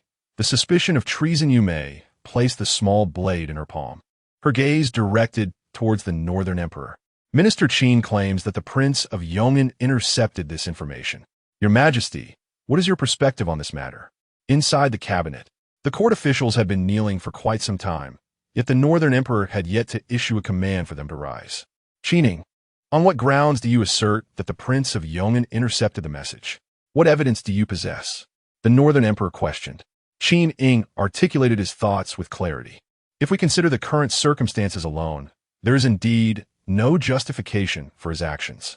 However, Your Majesty, if we recall recent events, do you remember the abduction of my daughter and Princess Deshan? I do. The Northern Emperor narrowed his eyes, contemplating his words. And then? The motives behind this act are exceedingly apparent. Even a fool could deduce that it stemmed from Princess Deshan's attempt to harm the sister of the Chancellor, which incited the Chancellor's wrath, prompting him to take action. Preposterous. Yu Mei interjected, sitting up straight and rapping the table to emphasize her point. The Chancellor's current standing is not inferior to any of you present here. Even the Prince of Yong'an cannot rival his position in Your Majesty's esteem. The Northern Emperor frowned, casting a glance at her. He is not someone you can manipulate. Yu Mei continued with unrestrained candor, causing the others to fall silent. I do not seek to malign the Chancellor, nor do I harbor any ill intentions, Qing retorted, his teeth clenched as he struggled to articulate his defense. My daughter was abducted while accompanying Princess Deshan, and I believe the kidnappers were unaware of who was in the carriage. Yu Mei found the situation amusing. After all, it was Qing who facilitated the assassination attempt when Chu Boqiu's sister covertly followed him to Zhongzhou. If anyone deserved hatred, it should be him, not the Prince of Yong'an. His current pretense of ignorance was reminiscent of his father's sudden betrayal years ago. So, you imply that Chu Boqiu orchestrated the abduction of Si Deshan? The Northern Emperor found this notion laughable and questioned further. Then why would the Prince of Yong'an intercept the news regarding the Crown Prince? Your Majesty, Qing exclaimed, his voice resonating with apparent loyalty. Among the intercepted messages, was it only the Crown Prince's news that vanished? The Northern Emperor paused, scrutinizing the man before him. Qing, son of Qinzhong, once aligned with King Mu's faction until the latter was accused of conspiracy against the throne, prompting the Qin family to shift their loyalties. At that time, they were labeled opportunists, with the Duke of Qin among them. To speak frankly, the Northern Emperor felt no sorrow for the fate that befell Qin Ying's daughter. What you reap is what you sow. This is merely my conjecture, yet I implore Your Majesty to take heed. The Crown Prince is the heir to the throne and cannot be harmed. Qin Ying's eyes brimmed with tears, as if he were wholly consumed with concern for the Crown Prince's safety. The Northern Emperor's brow furrowed tighter, his lips pressed into a straight line, as if engaged in an internal battle. He was acutely aware that Qing was not to be trusted. It was possible that he was behind the incident involving Quaner. Yet, what if there was even a semblance of truth to his words? If he spoke truthfully, capturing the Prince of Yong'an for interrogation would reveal whether he had any hand in the harm done to Bei Quan. Archer, did the envoy not mention that a group had quietly infiltrated Zhongzhou, only to vanish on the very day the Crown Prince disappeared? Yu Mei turned slightly and whispered, that group must be from Nanzhou. Nanzhou. The Northern Emperor's brow furrowed. If you truly captured the Prince of Yong'an, what charges would you bring against him? Would it be for colluding with foreign powers to conspire against the throne? The Northern Emperor quickly grasped his sister's implication. To apprehend the Prince of Yong'an, a legitimate accusation was necessary. However, if the charge were to be collusion with another nation to frame the current Crown Prince, the Prince of Yong'an had long held sway over Bei'an City, his influence considerable. While he did not command a private army, he controlled the entire arsenal of Beimang. For years, he had not professed unwavering loyalty, but had been relatively straightforward. If he were to be captured, it would be manageable if the charges were true, but if he were falsely accused, at best, an old minister's heart would be wounded, at worst. The Mu Wang of Europe had been ensnared by such accusations. Despite possessing formidable troops, he refrained from raising arms due to Yu Mei's influence and chose to surrender instead. Yet, the Prince of Yong'an was no Mu Wang of the past. Yu Mei instructed the assembly, "You may take your leave, but should today's events reach others' ears. Her tone was both a reminder and a warning. The crowd hurriedly bowed, affirming, "The princess's words shall remain etched in our hearts." You may disperse. Qing observed the departing ministers, lagging a few steps behind, her ears attuned to the conversation between the siblings. "If you are uneasy, allow me to investigate," she reassured the Northern Emperor. "I'm not at ease with you going. It matters not. You are well aware of my skills. I will surely bring back honor and Kuiner." Qing frowned at her words, hastening her steps to keep pace with her colleagues to avoid raising suspicion. The Prince of Yong'an could indeed be investigated, and Yu Mei noted the man's quickening pace, only speaking after he vanished from sight. The Northern Emperor remained silent for a moment, expressing skepticism about the reliability of the man's words. Before he could finish, Yu Mei set down her dagger and patted his hand. "The Prince of Yong'an can be investigated, but Qing must be scrutinized." Within the cramped and shadowy cottage, the windows and doors were draped with dark curtains, while a tall figure stood behind the screen, hands clasped behind his back. "A letter has arrived, my lord." Rasha entered briskly, ensuring the door was securely closed. On the day of the flooding, his master and the old Duke Wei had been sent to a neighboring city's official post for refuge. Later, to secure their escape, his master arranged for others to remain in the post while he retreated to this secluded cottage deep within the bamboo grove. The bustling post was inconvenient for sending messages. Though modest, this place offered both secrecy and tranquility. When Shoin quietly perused the letter and scoffed at the end, "That old fool Qing still thinks to alter his plans." "Alter his plans?" Rasha queried, puzzled. "Why?" "Because someone has arrived from Ban City, and he fears this matter cannot be concealed any longer.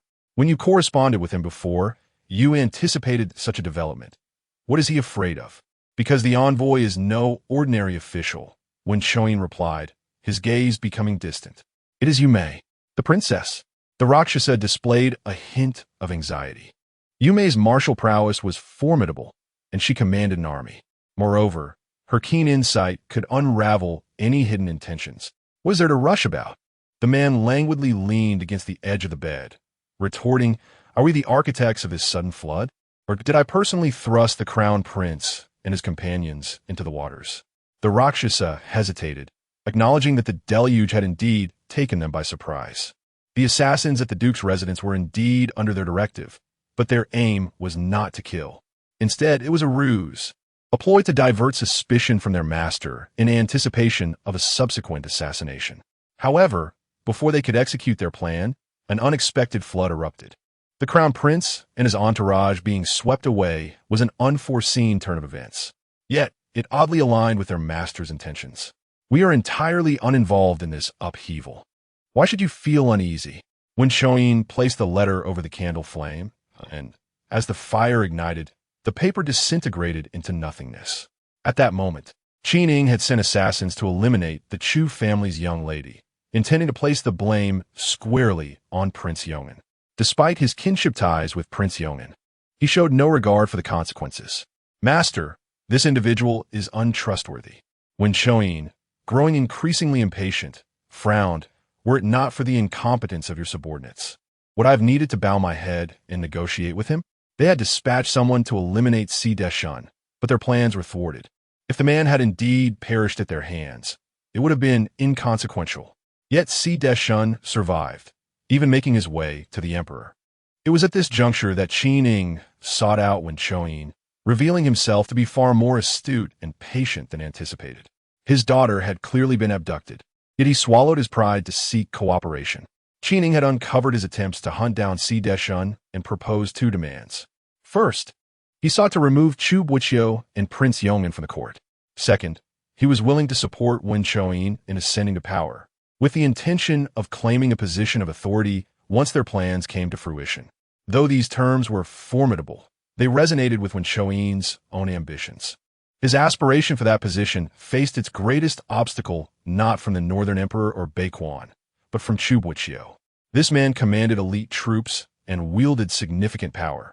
Should he desire the throne, it would be within easy reach. Yet, he remained loyal to the crown prince, as long as there was no rift between them. Wen Shoin would find no opportunity for resurgence. Originally, he intended to incite discord between them through an assassination, But fate had other plans. A flood had annihilated the most promising heir to the throne in Baima. Heaven was bestowing a significant responsibility upon him. This was a divine opportunity, and now he merely needed to eliminate Yume, who held military power. The Northern Emperor was but a fleeting threat. By the way, when I was unconscious, you mentioned that Chu Boqiu was guarding me. Is that true? When Shoin suddenly recalled that woman. The act he performed at the Duke's residence was intended to extricate himself, allowing him to place the blame for the assassination on Prince Yong'an.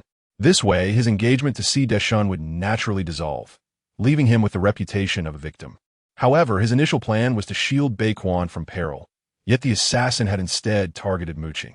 Almost instinctively, he positioned himself in front of the woman. He noticed the surprise and panic reflected in her eyes. Deep down, she still harbored feelings for him. He had already resolved that when he ascended to power, Chu Boqiu would be left all alone, and at that time, he would take her into his harem. She would undoubtedly express her gratitude towards him. It is true, but my lord. Luo Sha hesitated, the young lady of the Chu family. She jumped into the water in her quest to find the prime minister, and now she has vanished without a trace. When Shoin froze momentarily. What did you say? His subordinate had followed her closely, never anticipating that she would leap into the water. Why was she not stopped? When Shoin kicked the man fiercely, the movement causing his abdominal wound to reopen. Miss Chu acted too swiftly. By the time her men arrived, she had already disappeared. Luo Sha replied through gritted teeth, enduring the pain. Search for her again. When Shoin clenched his fists, an inexplicable anxiety tightening in his chest. If you cannot find her, do not bother returning. Chu Boqiu is under my protection. She cannot die without my consent. Chapter 74. The stranger woman. The stone wall above was suddenly breached, yet no figure appeared. Could it be Yinren? Boqiu glanced at Beiquan, expressing concern. After the mechanism's strange noise, he was swept away with you. Yet now he is nowhere to be found. If you hadn't mentioned him, I might have forgotten such a person existed, Beiquan replied. His expression won a surprise. Beiquan also seemed somewhat awkward, responding, yes, indeed. Where is Yinren? Your memory serves you well. A cold voice from behind sent a shiver down Boqiu's spine. There's a reason for this. Boqiu turned to face the man. Before I descended, I promised a soldier I would introduce him to General Yan. Chu Boqiu pushed aside the delicate arms that sheltered him, looking up at the now open stone wall. The light above appeared significantly brighter. It was not Yinren. Who could it be? Beiquan clicked his tongue and, disregarding decorum, shouted at the stone wall, "Which rascal is hiding there? Come out and let me see you." Beiquan elbowed him sharply. Lacking any semblance of politeness, at my young age, you've assumed the role of grandfather. Does that elevate my status? As the stone wall opened, white light filtered through the cave, and a dark silhouette swayed nonchalantly for a moment. What a grandiose statement, little madman. Who did you just claim to be a grandfather to? The woman's voice was gentle yet tinged with an unmistakable pride. Boqiu was momentarily taken aback, suddenly finding the voice oddly familiar. Who is she? Damn it, Beiquan cursed halfway before hastily covering his mouth. Looking up into the cave, Your Highness. I just said not to curse. Upon hearing the woman's voice, Beiquan froze as well, and seeing his brother shift the blame onto him, he could only glare at the figure with a murderous gaze. If one wished for death, they could simply state it outright. There was no need for such indirectness. Boqiu was taken aback. It seemed both brothers had recognized the voice's source. They appeared to fear that woman. She withdrew her gaze only to collide with Chu Boqiu's inquisitive look. The man's eyes were pale, yet contained a complexity of emotions. Did he also know that woman? Come up first, and we shall settle who is the grandfather and who is the grandson later, the woman scoffed, her footsteps growing lighter as if she were departing the cave. I never expected the emperor would send her, Beiquan remarked in astonishment, then turned to Chu Boqiu. Teacher, why didn't you greet her just now? Weren't you on good terms with her before? Did the northern emperor send that woman? Moreover, she was acquainted with Chu Boqiu. On good terms? Boqiu shot a glance at him. Chu Boqiu naturally averted his gaze. Seventh Prince, tread carefully with your words. Someone is coming to rescue us. Let's ascend first. Several armored soldiers descended via ropes, saluting the crown prince and Chu Boqiu before securing the ropes around them. The soldiers were attempting to hoist them up using this method. Qing was slowly pulled upward, surveying the surroundings once more. Logically, if light penetrated the cave and rescuers could descend, it indicated that the flooding had indeed been contained. To send a message to Bayan City from here would require at least half a day, and given their entrapment and the time spent in unconsciousness, they must have been here for over 2 days. During this period, they had subsisted on fish caught from the pond, and now suspended in midair. Qing felt a lingering sense of disorientation. The scene before her became increasingly vivid, yet her astonishment only deepened. According to her conjectures, the cavern they had been swept into should be either a remote mountain village or a secluded forest. But how could it be here, after a prolonged absence? My Lord Zaifu, a woman stood behind the screen, her silhouette graceful, with ebony hair elegantly gathered, clad in a gown of azure, exuding an air of exquisite refinement. For reasons unknown, Qing felt her heart skip a beat. Chapter 75. The shedding of armor to govern the realm. The woman clad in green appeared unhurried to turn around, her fingers idly playing with a piece of letter paper. The chief minister had sent me a feathered command, claiming my elder nephew had been rendered senseless with fear.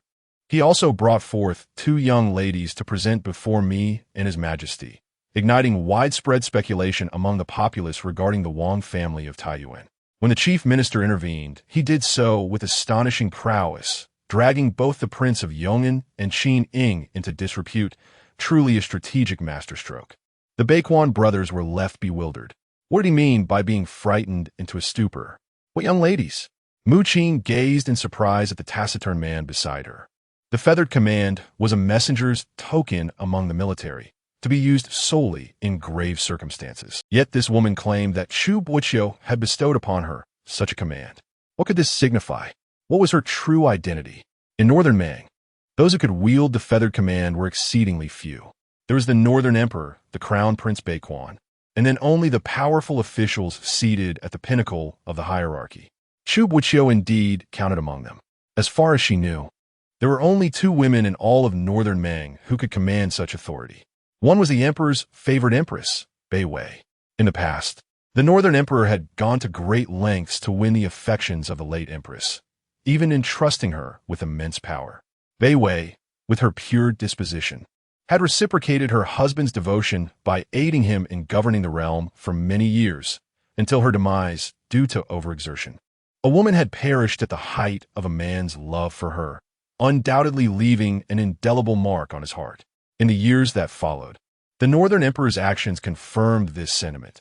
He erected temples in her honor, benefited the Wei family for many years, and favored her 2 sons, one as the crown prince and the other with doubled affection.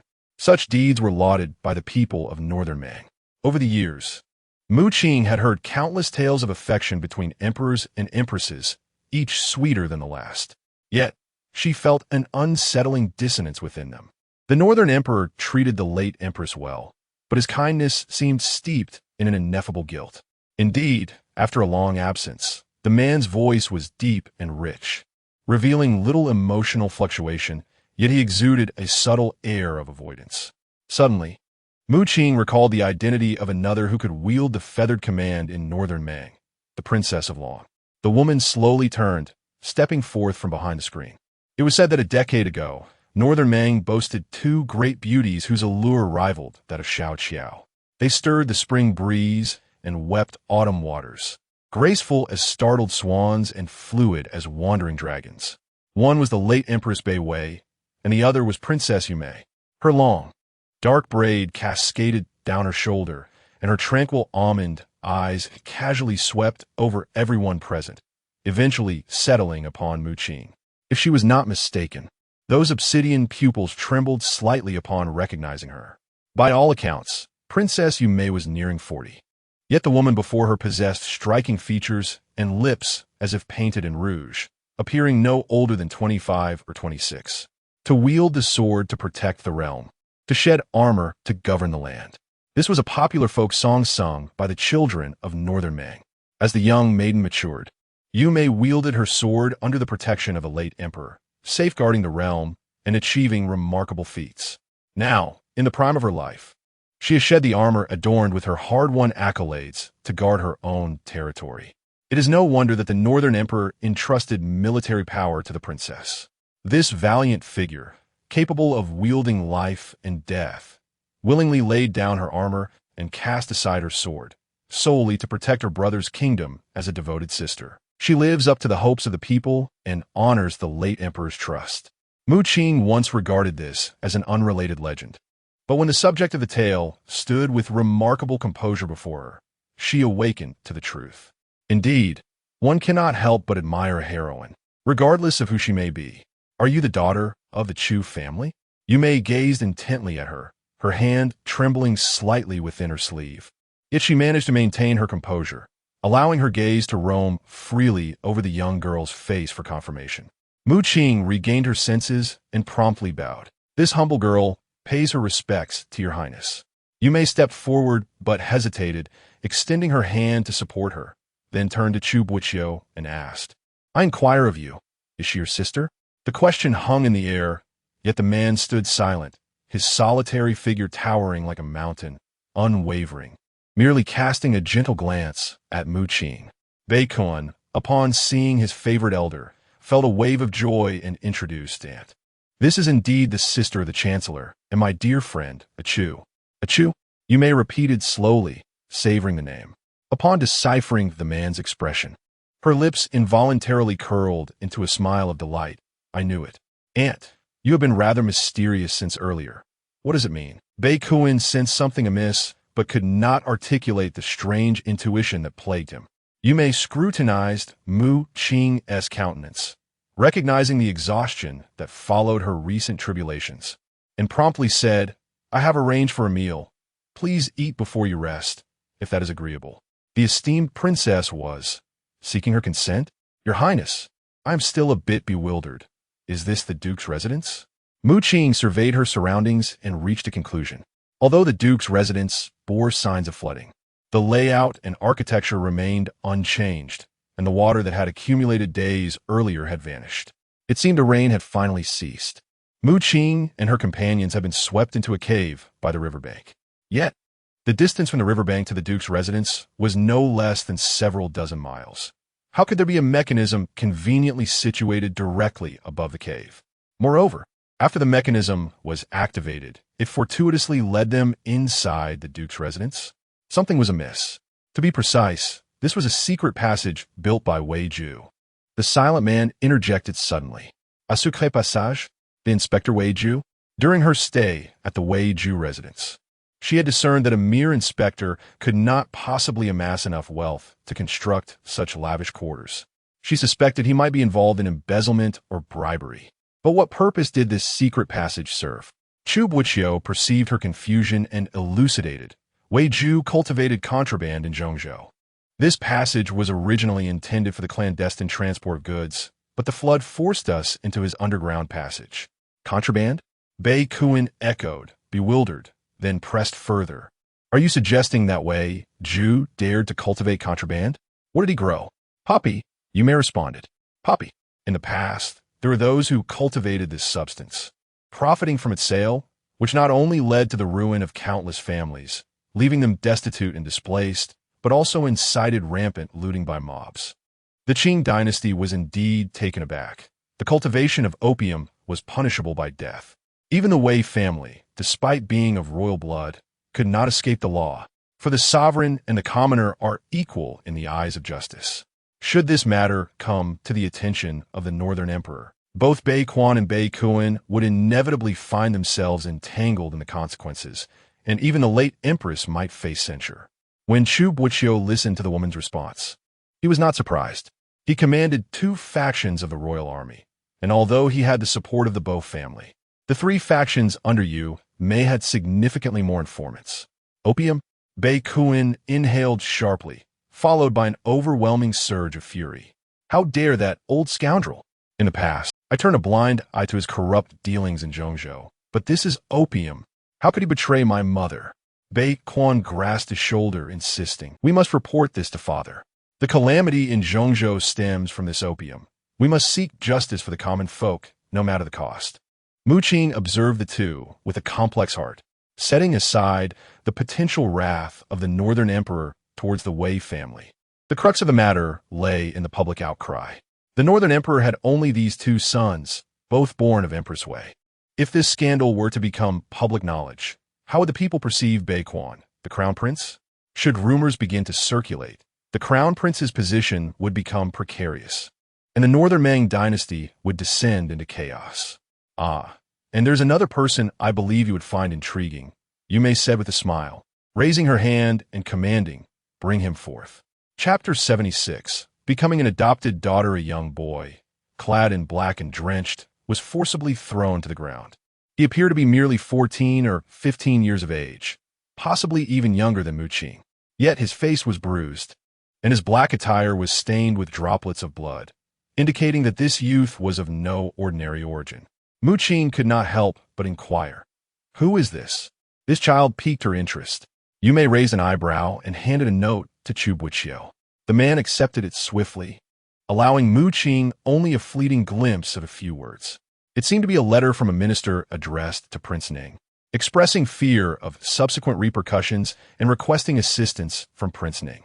Prince Ning, when Shoin, since he was injured and subsequently relocated, she had not kept track of his whereabouts. Could he be involved in this matter? The previous assassination ostensibly targeted everyone present, yet the only one who sustained significant injuries was Wen Shoin, and that was presumably in an effort to save her. She certainly would not deceive herself into believing that Wen Shoin was desperately trying to rescue her. That rogue was exceedingly calculating. He would not involve himself in matters devoid of advantage. Thus, whether he saved her or was injured, it must have been beneficial for him. What could possibly motivate him to act in such a manner? Could his injury be, wait, that assassination from her previous life? She vaguely recalled one day after their marriage, when she was helping Wen Shoin change his clothes and inadvertently discovered a scar on his arm. He had nonchalantly brushed it off, merely stating it was the result of an ambush by a group of assassins in Zhongzhou. As his thought crossed her mind, clarity washed over her. No wonder she found it peculiar that the anticipated assassination had not yet transpired. It turned out that this rogue intended to stage a self-inflicted injury to divert suspicion before orchestrating a fatal attack on Chu Boqiu and the others, all while he himself bore serious wounds, thus exonerating him. Damn, that scoundrel. She gritted her teeth in frustration. Chu Boqiu, holding the letter, trembled slightly, tentatively shifting it closer to inspect. "Want to see?" She quickly retracted, shaking her head. "Mu Qing, may I address you as such?" Yume gazed at her, her expression softening considerably. Mu Qing was taken aback. "Of course, Your Highness." Addressing her as princess felt overly formal. Yume smiled gently, her enchanting almond-shaped eyes brimming with warmth. "In truth, I..." Chu Boqiu's hand, still raised with the letter, trembled several times, producing a rustling sound that seemed casual yet slightly awkward. Yume's smile faltered momentarily before she continued, "I am acquainted with your father." She was stunned once more. Yume, the princess, knew her father? The master of the Full Moon Lane had inquired about her mother, and now this esteemed princess claimed familiarity with her father. Could her biological parents be extraordinary figures of prominence? This thought only deepened her curiosity, yet Yume appeared disinclined to pursue the topic further. She gently ruffled Mu Qing's hair, saying, "If you wish, you may call Mu. Would you consent to becoming the adopted daughter of the reigning princess?" Such a connection would irrevocably bind her to the northern royal family. There were numerous advantages, yet equally as many drawbacks. Firstly, she has adopted the role of the grand princess, which may aid in uncovering the truth about her biological parents. However, it seems that the current grand princess is not inclined to reveal the truth. If she offers no assistance and instead obstructs her, it could lead to complications. Secondly, as a grand princess, she inevitably attracts attention. Throughout her journey to Zhongzhou, she has faced numerous assassination attempts. Should her identity as a grand princess become known, it is likely that discontent towards her would escalate. Thirdly, and most importantly, Chu Boqiu appears to have a significant connection with the Grand Princess. Yet her recent demeanor towards him indicates hostility. Despite the Grand Princess being well regarded, it does not imply she harbors goodwill towards the Chu family. The lines between truth and falsehood, right and wrong, are blurred. In her previous life, she was utterly confused. In this life, she must proceed with caution. Even if not for her own sake, she should consider Chu Boqiu's well-being. Mu Qing contemplated for a moment and prepared her words. Your Highness, I am unwilling. Bei Kuan's thunderous interruption cut through her response. You may glared at him. You little madman. On what grounds do you refuse? Bei Kuan momentarily stumbled over his words, rephrasing. I am a close friend of a Chu, but if you, my aunt, were to adopt her as your goddaughter, wouldn't that make her my cousin? You may fixed her serious gaze upon him and posed a soul-searching retort. Then, is this not a case of kinship being further entwined? Bei Kuan fell silent again. Chu Boqiu then spoke up. If your Highness wishes to adopt my younger sister as your goddaughter, I have no objections. But I believe a Qing's thoughts are of utmost importance. Upon hearing this, Yu Mei nodded in agreement and smiled at her. This matter is not urgent. Whether or not you choose to be my goddaughter is entirely up to you. No one is pressuring you. Just remember, my princess's residence will always be open to you. Given the circumstances, Mu Qing felt that her input was no longer necessary and simply nodded in compliance. Aunt, you mentioned that this young man is intriguing. What do you mean? Bei Kuan inquired with curiosity. Yu Mei glanced at the nearly breathless young man, because he has been searching for Mu Qing. Searching for me? Mu Qing was taken aback, looking at the young man, yet feeling no sense of familiarity. To be precise, he came to kill the Grand Princess, Chu Boqiu clarified. The others present were even more perplexed. To seek Mu Qing while intending to kill Yu Mei, what sense does that make? There seemed to be no connection between the two. However, the intrigue lay elsewhere. Yu Mei leisurely crouched down and retrieved a jade pendant from the young man's embrace. I investigated him. He is the leader of the private soldiers under the Ning Wang in Tanzhou, yet he is not aligned with Ning Wang. Bei Kuan frowned upon hearing the name Ning Wang, clearly realizing his lack of knowledge about his subordinate. Ning Wang, why would Ning Wang want to kill you? Yu Mei sighed lightly. That is a lengthy tale. The most pressing matter now is to ascertain whose man this young man truly is. Bei Kuan pesset forter. Then whose man is he? Yu Mei lifted the jade pendant, casually swaying it in the air. He belongs to the people of Nanzhao. The Nanzhao kingdom? They had encountered that monstrous pursuer in the cave, which was a result of the Nanzhao people's use of hallucinogenic smoke. Bei Kuan furrowed his brows, crouched down to examine the boy's garments, and suddenly spoke in a hushed tone. It is Yandere. Chapter 77. Bring him to me the moment those words were uttered. Everyone present fell silent. Mu Qing and Bei Kuan simultaneously approached, kneeling down to observe the young man. The woman soon caught a whiff of a familiar, chilling fragrance. Such a piercing scent she had only encountered on Yandere. A sense of unease washed over her. If he had encountered the Nanzhao people in the cave, engaging them alone might not guarantee his victory. Should he ultimately fall into the hands of the Nanzhao, he would serve as an excellent source of torment for the great general of the Baiman. Yandere had saved her, and, out of humanitarian concern, she wished for his safety. It was indeed true that he had spent time with Yandere. As she rose, Bei Kuan, with a serious demeanor, articulated, No wonder Yandere has always been so secretive. It seems he is a traitor colluding with the Nanzhao. The air grew heavy with silence. Bei Kuan's words resonated with such conviction that one might believe he had witnessed Yandere defecting to the Nanzhao. You little rascal, what nonsense are you spouting? A sudden thud resounded as a fist landed on Bei Kuan's back, causing him to stumble forward, nearly falling to the ground. After being steadied by a pair of hands, Bei Kuan breathed a sigh of relief, laughing, Thank you, A man grasped Bei Kuan by the collar, lifting him as effortlessly as one would a small cat or dog, a mischievous smile playing upon his handsome face, marred by several bruises. Seventh Prince, thanking me, this traitor, seems rather inappropriate. Yandere had appeared, prompting Mu Qing to finally relax as she scrutinized him, asking, How did you get injured? Where did you go after being swept away by the water? Why, Miss Chu, are you so concerned for me after just a few days?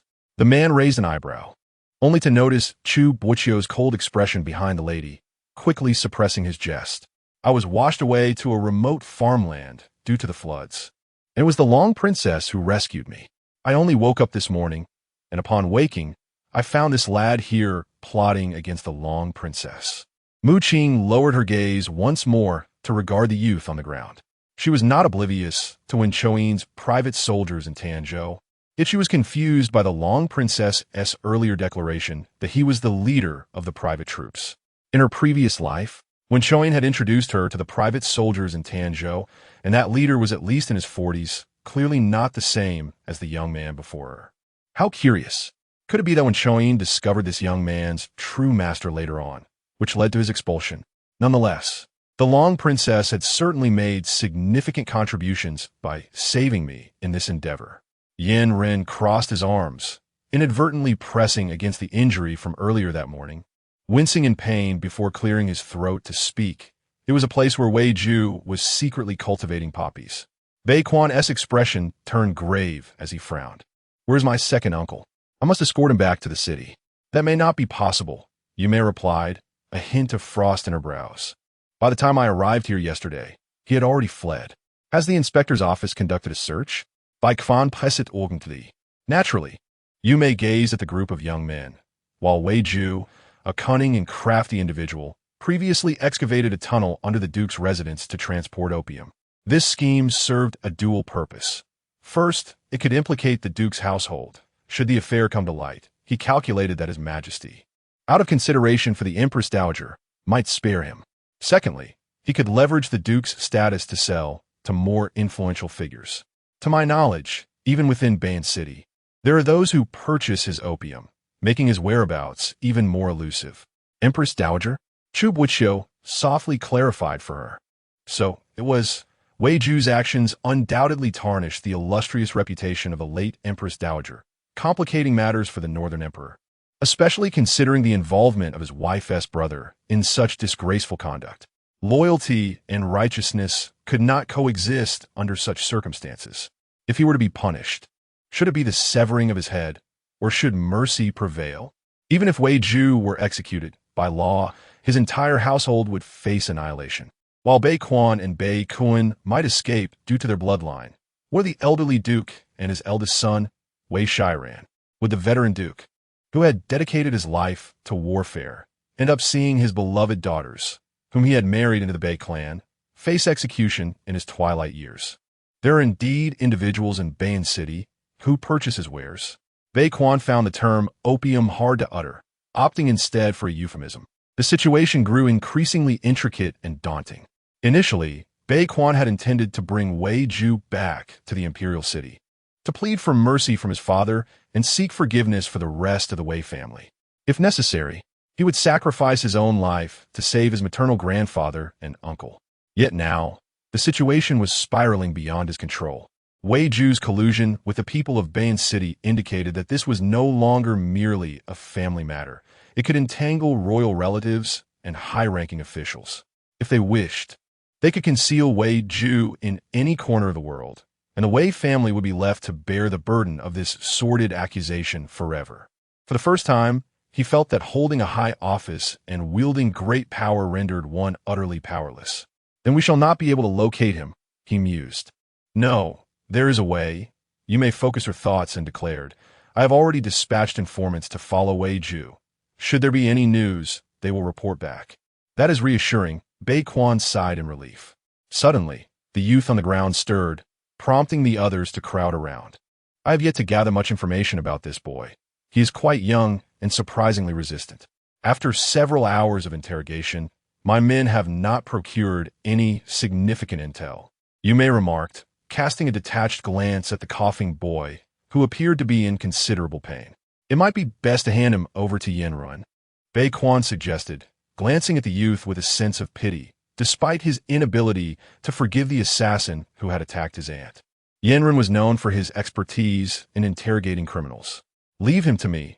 This little brat dares to lay hands on me." Yanrun smirked, his tone growing increasingly frigid. "Let us see if I don't strip every bone from his body." Those present gasped in horror at his words. Yanrun was notorious for his brutal methods. If that were the case, the young lad would likely not survive. Esteemed guests, why not entrust him to this humble monk? A monk clad in white robes stepped forward, accompanied by a charming woman in red, her demeanor captivating. This is indeed a matter worth considering. Upon encountering others, Mu Qing felt a great weight lift from her heart. During her time in the cave, she had repeatedly worried about Chu Boqiu's health, but now, observing his rosy complexion and joyful demeanor, he appeared even more robust than before his illness. "Qing, are you unharmed?" Chu Boqiu rushed over to embrace her, his previously anxious gaze completely relaxing upon confirming her well-being. "After I awoke and heard you sought out Chu Zaifu, I was quite distressed. It's all that wretched monk's fault for not allowing me to find you." Such is the nature of friendship. Despite the urgency and concern, one does not genuinely reproach the other. Mu Qing shook her head, smiling. "I am remarkably resilient." "Resilient indeed," Baikuan interjected with a teasing tone. "You possess not a shred of swimming ability, yet still attempt to rescue others, truly believing yourself to be some sort of savior." Mu Qing shot him an admonishing glance. But then Yume's gaze shifted to her and Chu Boqiu, a hint of ambiguity clouding her expression. "Leave it to the master," Yandere seemed to ponder. Then lamented, "It's feasible, but you cannot let him off easily. Look at my face. It's been battered beyond recognition." Of course, Huichin nodded in agreement. Just as the group was settling into their plans, a clear and melodious female voice interjected. "How about you entrust him to me?" Yandere appeared startled, his eyes nearly bulging. "Mu Qing, do you desire this child?" Yume glanced around. Her curiosity piqued as she exclaimed, "You can't possibly be taken by this young man's striking appearance, can you?" As soon as those words left her lips, Yume distinctly observed the expressions of Chu Boqiu, Yandere, and Baikuan shift dramatically. This individual is a criminal, somewhat perilous. However, if you truly fancy him, Yume raised an eyebrow, teasingly suggesting, "Shall I gift you a few young courtesans? They are all exceptionally handsome." "Absolutely not. No way. Never." The three men voiced their unanimous disapproval with remarkable synchronization. Mu Qing was taken aback. "What I meant was unthinkable." "No, absolutely not." The three men reiterated their collective stance with unwavering consistency. Chapter 78. The mystery within the painting. Chu Boqiu's large, round eyes widened in astonishment, and the corners of her mouth involuntarily twitched upwards as she whispered to Huichin, "Quickly agree." Huichin glanced at the playful young woman, but soon averted his gaze, his expression remaining indifferent. Yet, in the next moment, he calmly stated, "Entrusting this matter to Miss Mu Qing seems feasible." You dare. Only Yandere and Baikuan staunchly opposed this idea, while Chu Boqiu remained silent nearby. Yume, perceptive as ever, closed her mouth, although the amusement on her face was unmistakable. Baikuan could not help but tease him in a low voice. "You can endure this?" Chu Boqiu maintained his composure, choosing not to respond. Mu Qing, already somewhat annoyed by the interruptions, now lacked the patience for a protracted discussion. "What I mean is, I might have a way to make this person speak the truth without you needing to resort to coercion or torture." Yandere and Baikuan were momentarily speechless. Surprisingly, it was the usually stern Chu Boqiu who did not oppose this notion, saying, "You may take charge of him, but how do you intend to make him confess?"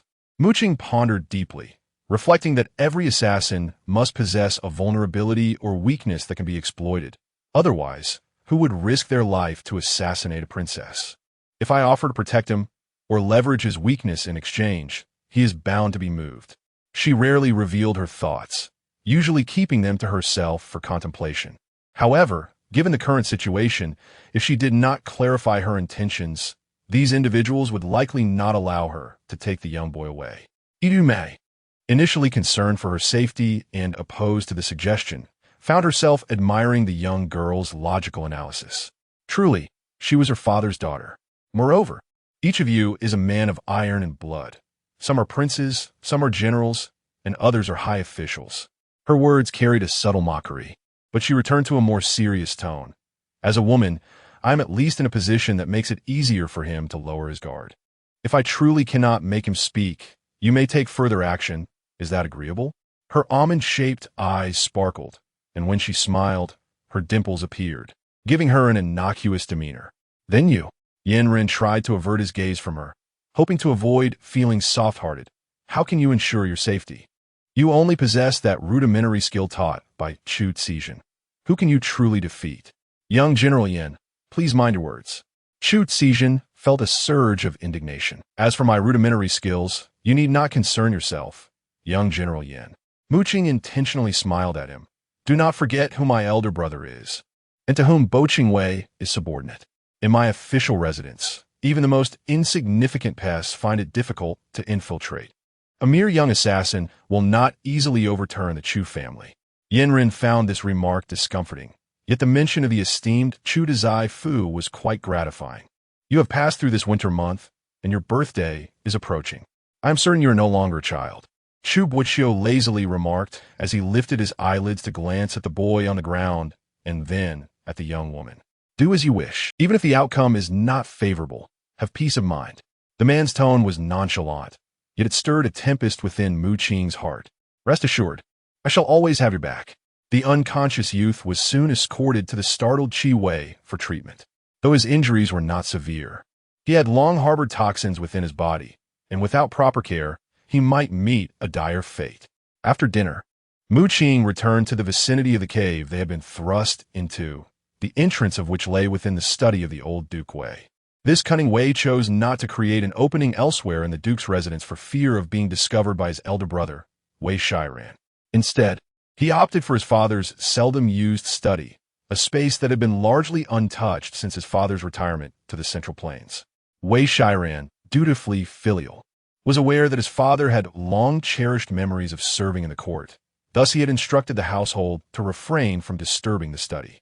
This was to preserve the remnants of the past for the old duke, not foreseeing that his treacherous brother had exploited this very point, dragging the entire duke's household into a web of wrongdoing. Qing surveyed her surroundings, noting that the primary contents of this modest study were the dusty tomes lining the ancient purple sandalwood shelves. A sigh escaped her lips as memories of the elder who had once affectionately called her Nuan flooded her mind, a man with silver hair and a kind visage, who had tirelessly worried for the common folk. How heartbroken he would be to learn of his youngest son's misdeeds. Out of respect, or perhaps sympathy, Qing gently wiped away the thick layer of dust from the books. The collection was vast and varied, revealing the old duke's profound knowledge and his insatiable thirst for learning. It was when she chanced upon a book titled The Peacock Flies Southeast that she paused. Having read it during her time in the boudoir, she recalled its poignant tale of tragic love. How amusing it was that the old duke, at his age, still delighted in such narratives. As she idly flipped through a few pages, a thin sheet of rice paper slipped from the book, landing softly on the desk. The paper bore a bold, expressive calligraphy that caught her eye immediately. The strokes were imbued with a forcefulness, suggesting the hand of one who had been meticulously trained in the art of writing. Qing had a penchant for studying the handwriting of others. Despite her own lack of skill, when Chu Boqiu had endeavored to teach her, he had invested considerable effort, yet her letters remained unrefined. Thus, she held great admiration for those who could write beautifully, such as the author of this script. Following the calligraphy, her gaze fell upon an ink wash painting on the paper, depicting resilient reeds alongside scattered rocks. The painter demonstrated a fair proficiency in brushwork, though their artistic skill was rather ordinary, indicating that the intent was not merely to capture a landscape. Upon closer inspection, she discerned a swordsman standing boldly against the wind behind the rocks, tall and striking. His features hinted at a wildness and defiance shaped by the world of martial arts. Merely by observing his attire, one can discern that, although he wields a sword and dons a bamboo hat, he is enveloped in a resplendent garment of pure white brocade, exuding an air of nobility. He is undoubtedly a person of considerable power, or perhaps the scion of a wealthy family. This is quite intriguing. She perceives the seemingly casual strokes of the landscape, initially believing him to be lacking in artistic skill. Yet, in this man, she recognizes the refined brushwork characteristic of a distinguished master. The painting is captivating, and Qing cannot resist drawing closer, eager to uncover its deeper mysteries. Suddenly, with a creak, the door to the study swings open swiftly, and a figure darts in with great intensity. Chapter 79. The peacock flies southeast, an exquisitely sharp dagger was pressed against Mu Qing's neck. The woman's voice was frigid, her movements swift and ruthless, reflecting her decisive nature in that fleeting moment. Startled, she nonetheless endeavored to maintain her composure. Earlier, upon entering the study, she had felt that the location of the secret passage in the Wei residence was rather peculiar, prompting her to explore it in the dead of night. Preferring not to trouble others, she refrained from asking the servants of the Duke's residence for guidance, which would only complicate matters. Moreover, she had merely intended to clear the dust from the books by the moonlight outside, neglecting to light an oil lamp. Thus, the woman mistakenly took her for a thief. "Your Highness, it is I." Without moving an inch, Mu Qing felt the grip of the dagger loosen significantly. Hastily, she retrieved a fire starter from her bosom to illuminate her neck, checking for any injury. The young girl's neck remained fair and unblemished, devoid of any trace of blood. "I apologize, I did not recognize you." Yu Mei sighed in relief, though her brows remained furrowed, revealing a sense of guilt intertwined with concern. "It is of no consequence." Mu Qing replied with a slight smile, her voice soothing. "I was just saved by you during the day and was too curious about this study to pay attention to the intricacies of the passage." Yu Mei gently responded. "It is no trouble at all. If you wish to see it, I can accompany you, but next time, do not act so recklessly. If something were to happen to you, what would your family do?" Though her words bore little reproach, Mu Qing could distinctly sense the underlying worry. Perhaps it was due to Yu Mei's acquaintance with her father or the affectionate demeanor she had exhibited earlier, akin to that of guardian. Unbeknownst to her, she had begun to lower her guard against the woman, releasing the tension that had gripped her heart. "I am merely curious about how you came to know we were in this cave, and how you discovered the mechanisms in this study." You may quickly discern the shift in the young girl's demeanor, feeling a surge of delight, and promptly explained it was rather serendipitous. "Upon my arrival in Zhongzhou yesterday, I gathered information and sent someone to look for you, which led me to this study. I wonder if you have heard of my association with the Duke's residence." This inquiry hit the mark, and fortunately, prior to this, Chu Boqiu had enlightened her about the connections between the Wei family and the Bei family. Mu Qing nodded. "You were previously adopted by the old Duke and grew up in the Wei household." "Indeed," Yu Mei confirmed without hesitation. "Thus, upon entering this study, I noticed it was different from before.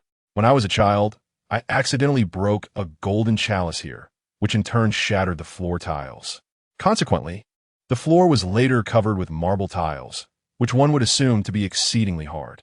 Even after many years, the current tiles should not feel so soft underfoot." Mu Qing grasped her meaning. "So, that is how you discovered the cave and the mechanisms?" "I'm not that clever." Yu Mei chuckled self-deprecatingly, candidly admitting, "After noticing something amiss yesterday, I searched diligently but failed to uncover its intricacies until after a night had passed. One of my subordinates finally discovered the mechanisms here." "Your Highness, there is no need for self-deprecation. Even if you did not personally open the cave, it was indeed due to the remarkable individual under your command that we were rescued." "She speaks the truth." Yu Mei, perhaps having heard too many flattering words over the years, now finds the sincere tone of Mu Qing rather charming. "My subordinate is indeed talented. She possesses the secret art of mechanisms, and perhaps you shall meet her in the future." Mu Qing, however, is indifferent to this. Watching the fire stick in her hand, she slowly states, "I have heard your legendary tale since my childhood. Although you have long since laid down your armor, you still carry the fire stick with you, indicating that you have not forgotten the days of blood-soaked battles." Yu Mei is taken aback. For many years, no one has dared to mention her past battles in her presence, as they all believed it to be a deep scar upon her heart. Even she once thought so. Yet, when a young girl so effortlessly articulates what many have been unable to voice for years, she feels an unprecedented sense of relief. Indeed, Yu Mei muses with a low laugh, "I have not forgotten for a single moment all these years." Mu Qing, having not frequented the court, is unaware of Yu Mei's untold secrets and interprets her complex emotions as a nostalgic reflection on the past. Upon glancing at the painting on the desk, Yu Mei's gaze falls upon the rice paper, her tone slightly hesitant. "Where did you acquire this?" Moments ago, Yu Mei had burst into the study, startling Mu Qing into releasing her hold, causing the rice paper to fall. It is only now that she recalls she had yet to finish examining the painting. I noticed the dust on the old Duke's bookshelf and thought to wipe it off, only to unexpectedly discover this painting within the book. Qing replies honestly. She is not one to meddle with others' belongings. Her curiosity about the book led to this occurrence. Yume comprehends her intention, realizing it was unintentional, and slowly retrieves the thin paper, her gaze absorbed in it. Turning her head, Qing notices the woman is as entranced by the painting as she was moments ago, and remarks, "Your Highness, did you see the writing beneath?" Yume acknowledges, "Yes, what about it?" "The calligraphy is truly exquisite," Qing praises, then shifts her tone urgently. "But what is even more intricate is the painting above the characters." "Painting?" Yume pauses, her gaze falling upon the rice paper, and smiles briefly. "It is merely a hastily drawn landscape. What intricacy could it possess?" "Your Highness, look closely. Did you notice the man behind the boulder?" She gently guides.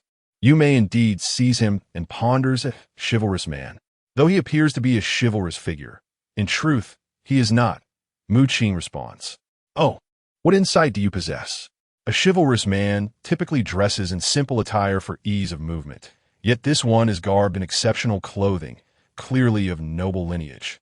Qing analyzes. Yume quietly fixates on the figure within the painting, pondering, can you ascertain his exceptional status solely based on his attire? What if he is merely a man of some wealth? No. Qing curved her crimson lips, revealing a hint of wisdom and sharpness in her expression. The essence of a person's virtue or vice can be concealed within their gaze, yet it inevitably betrays itself through the eyes. The figure depicted in the painting, however, exudes a spirited demeanor, with eyes as fierce as fire, unmistakably not a commoner. Yume withdrew her gaze, intrigued. At such a tender age, you possess the ability to discern others through their eyes? Qing was momentarily taken aback, not expecting Yume to retort in such a manner. She couldn't very well disclose that she had lived 2 lives. It would be quite unnatural for her to lack the ability to read people. Evading the woman's probing gaze, she smiled and replied, "This is a lesson imparted by my elder brother. It is often said that emotions are conveyed through one's brows and eyes, which is precisely the essence of it." Using Chu Boqiu as a shield was the most fitting justification. Yume, unperturbed, grew somewhat stern at the mention of Chu Boqiu. "He treats you quite well." Although Qing found herself perplexed by Yume's evident disdain for Chu Boqiu, the man himself was known for his aloofness, detesting social interactions. A conversation with him rarely exceeded a few sentences, and at times his sharp tongue could incite a desire to tear him apart. It was not unusual for an ordinary person to be unlikable. Chu Boqiu's unpopularity was merely routine. Aware that the princess held no affection for him, Qing deftly shifted the topic. "Speaking of which, this painting resides within the Duke's residence, concealed amongst the books. It stands to reason that the artist must belong to the Duke's household." "Why do you say it is hidden?" Yume's interest piqued. The young girl's earlier display of intellect had already impressed her, and now she found herself even more curious about what other exceptional qualities the girl might possess. Perhaps the artist was careless, inadvertently removing the painting. "That is unlikely," Qing countered, presenting her the book Peacock Flies Southeast. "If it were among ordinary tomes, I might concede to your assumption, but within this book, it can only be considered hidden. Is it solely because this book differs from the others?"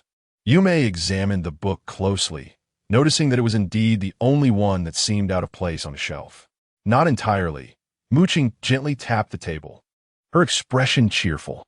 "What might the prince deduce upon seeing the words inscribed at the end of this page? You have already praised this calligraphy.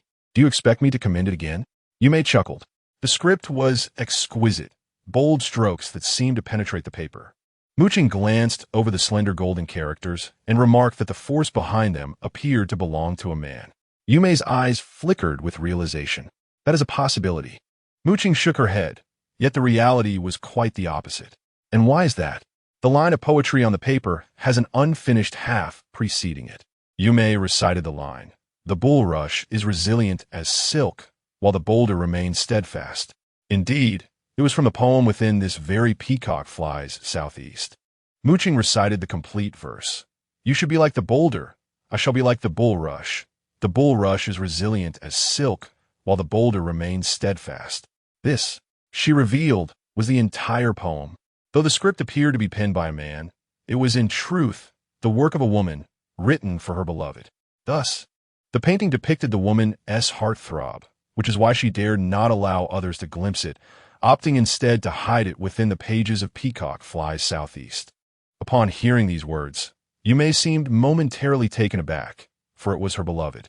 Mu Qing inquired once more, Your Highness, do you find the man depicted in this painting familiar? Yume paused, perplexed, and replied, Why would I feel a sense of familiarity? Do you, perchance, know this individual in the painting? Chapter 80. The Three Articles of Agreement. I surmise that this painting was executed by the late Empress, and the figure depicted therein must be your brother, the current Emperor.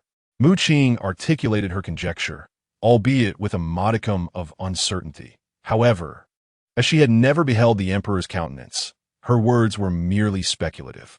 Yume, having gazed at the painting for an extended period, found herself unable to discern its authenticity, and she chuckled softly, saying, Upon closer inspection, it does bear some resemblance to my younger brother. Mu Qing was already convinced, almost entirely, having heard that the late Empress was trained in both the arts of war and culture by the esteemed Lord Wei. She was astonished by the beauty of the handwriting and mused how she would love to see the Empress in person if she were still alive. What would she look like? Yume, overhearing this, couldn't help but laugh with a hint of playful mockery. People say that my appearance bears a striking resemblance to hers. Upon seeing me, one could easily imagine what she looked like. It is said that the Northern Mang had two remarkable beauties who entered the Bei clan's royal family. Having witnessed the unparalleled beauty of the princess today, Mu Qing genuinely believed this assertion. She expressed her curiosity, asking, Is it true that you and the late Empress are so alike? Yume smiled, yet there was an air of mystery in her expression. In terms of features, we are indeed quite similar, but in demeanor and temperament, we are worlds apart. Perplexed, Mu Qing inquired, What do you mean? Every aspect of her features mirrors mine, yet her grace and character are utterly distinct. Yume reminisced about Wei Yinwu, a spirited girl who once seemed to embody all the virtues of womanhood. Yet now, she realized that in comparison to herself, the late Empress possessed an undeniable depth of wisdom, subtle and profound. Understanding dawned upon Mu Qing, and she sighed with a smile. Indeed, every person in this world is born unique. If there were truly someone who resembled another perfectly, it would be as if they were merely gazing into a mirror. Yume nodded in agreement, then recalled her fondness for the written word. Mu Qing, your curiosity regarding the late Empress's handwriting suggests you have some talent for writing. Do you not? Not at all, Mu Qing replied, chuckling at the thought of her own scrawling, akin to a dog's paw. My brother has taught me many things, but there are two skills he has yet to impart, martial arts and the art of calligraphy. Is that so? Yume pondered for a moment, formulating a plan. How about this? I am adept in both disciplines. Why don't I teach you martial arts and calligraphy? Having heard of the princess's extraordinary talents, Mu Qing was taken aback by the unexpected offer. The daylight had barely passed when Yume expressed her wish to take her as an adopted daughter, and now she proposed to teach her. However, the more generous Yume became, the more Mu Qing felt something amiss. Did her father truly share such a close bond with the princess? Your Highness is so kind to me, yet I am left with questions. What is the nature of your relationship with my father?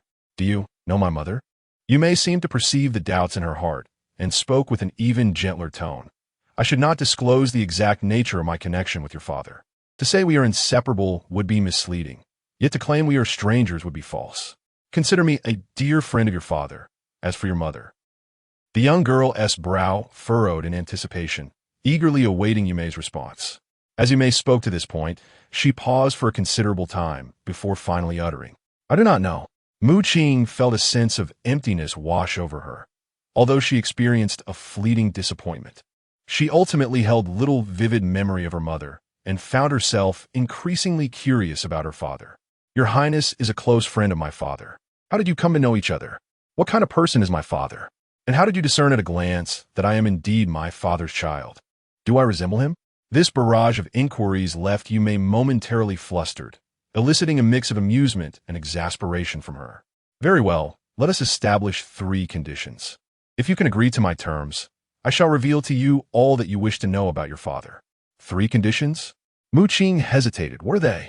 First, upon your return to Ban, you must study calligraphy and martial arts under my guidance, and you shall also pursue the arts of music, chess, poetry, and painting diligently, without delay or neglect.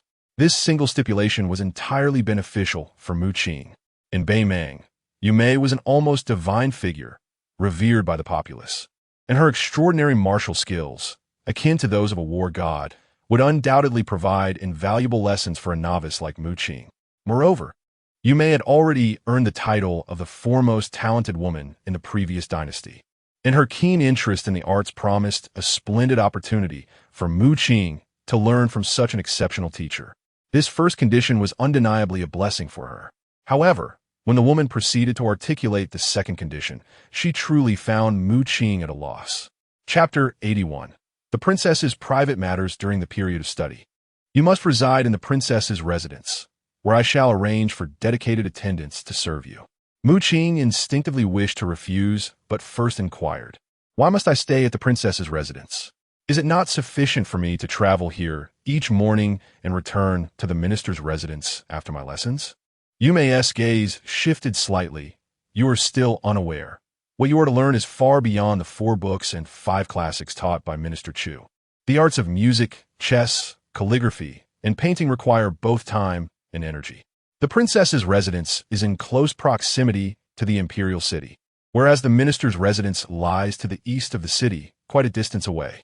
The time lost in back and forth travel, especially with your martial training, is not something your body can easily endure. Mu Qing was reluctant to stay at the princess's residence.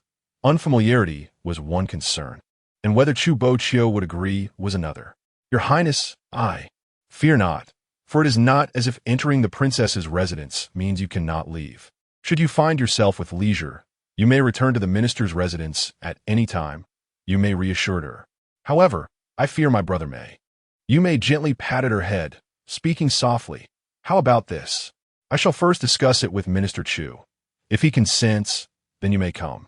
It was unnecessary to ponder this matter. It was well known that Chu Boqiu was often worried about her and would likely disapprove of her studying at the princess's residence.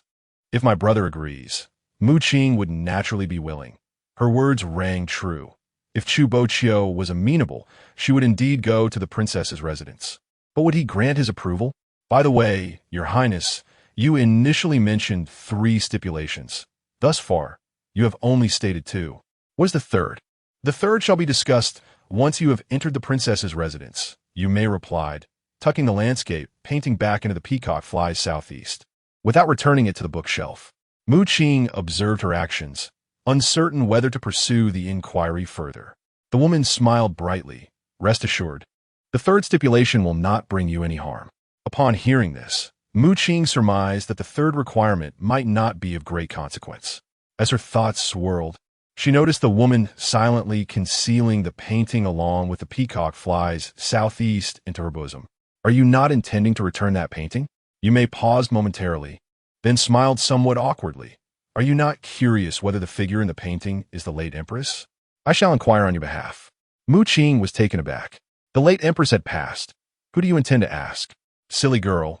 Yumei lightly tapped the young lady with the book, laughing. "Did you not say the figure in the painting resembles His Majesty? I could simply ask him." Mu Qing came to her senses, pressing her forehead in silent lament.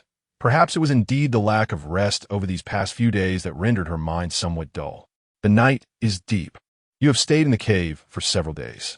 Return early tonight to rest," Yumei said gently, gazing at the young girl. Mu Qing found her tone peculiar. "Your Highness, are you not resting at the Duke's residence? I heard the servants have returned and should have prepared your chambers." "I do not reside here," she replied, and perhaps even Yumei herself did not realize that her tone had grown slightly colder than before. Mu Qing sensed the underlying tension but believed that delving into others' secrets was an act of disrespect. However, her curiosity was insatiable. In her heart, Yumei was truly a heroic figure from legendary tales. Who wouldn't be eager to uncover the secrets of their admired idols? Who wouldn't he? Do you not wish to know? The princess grew up in the Duke's residence. As soon as a few words were uttered, Yu Mei cast a glance in her direction, leaving Mu Qing feeling somewhat embarrassed to continue her inquiry. The woman, noticing her reaction, likely surmised the reason behind it. Raising an eyebrow and asking, "What do you wish to know?" Mu Qing pressed her lips together, feigning calmness. Yet, internally, her thoughts were a tumultuous stampede. There was so much she yearned to learn. For instance, how Yu Mei had interacted with Wei Yinwu in the past, and why one had joined the northern royal family, while the other remained in the duke's residence. She dismissed the explanation provided by Chu Zhan, claiming it was for the sake of learning etiquette. Surely, such studies did not require a journey to distant lands. The duke's residence was no ordinary household. They could simply invite a knowledgeable matron to instruct them. There was no need for such unnecessary measures. Furthermore, how had Yu Mei transitioned from living in the duke's residence to standing by the side of the former emperor, wielding a sword in battle? Common folk spoke of how Princess Yu Mei had been adopted by the former emperor, yet few knew of the time she spent within the Wei household. What had her life been like during those years? When they had previously discussed her adoption, Yu Mei had not mentioned the old duke or her two elder brothers at all. Had she perhaps encountered some incident that made her reluctant to remain in the duke's residence? These were merely her futile speculations. The truth would ultimately depend on the subject's own revelations. Why should she ponder alone, observing the young girl's expressions of distress and furrowed brows? Yu Mei could hardly suppress a smile. Had she already formulated her questions? Mu Qing took a deep breath and resolutely replied, "No." Yu Mei was taken aback. She had been prepared to provide answers, yet the young girl had caught her off guard. Really not? Really not? At that moment, she still did not fully understand Yu Mei's temperament. If she were to voice her thoughts, she might find herself accused of prying into royal secrets. She certainly did not wish to risk her life. Naturally, she also wanted to shield Chu Boqiu from any consequences. Upon seeing the young girl's complex expression, Yu Mei instantly grasped her thoughts. It seemed she still harbored doubts about her. "You, my dear, are so wary of others. How will you ever marry?" Mu Qing felt embarrassed, fidgeting with her hands. Wasn't vigilance even more essential in marriage? "No, wait." Yu Mei chuckled, teasing, once a person becomes overly cautious, their mind sharpens. And once the mind is clear, thoughts of marriage will soon fade. Mu Qing laughed softly, then remarked, as if the princess has ever been married. Approaching her 40s, Yu Mei had never wed. If this were the case for an ordinary woman, it might invite gossip. Yet for a princess, it became a matter of little consequence. The world regarded her as a hero, and heroes do not need marriage to affirm their worth. Uncertain if her words were misplaced, Yu Mei's smile momentarily faltered. But fearing the young girl might sense something amiss, she quickly donned a natural smile once more. She had just remarked that only those devoid of reason would marry. Yet she did not exclude herself from that sentiment. The damp dew fell upon the crumpled leaves of the camellia, producing a soft patter. When Mu Qing awakened in a daze, Chu Zhan had already changed her attire and stood by the window, gazing into the distance.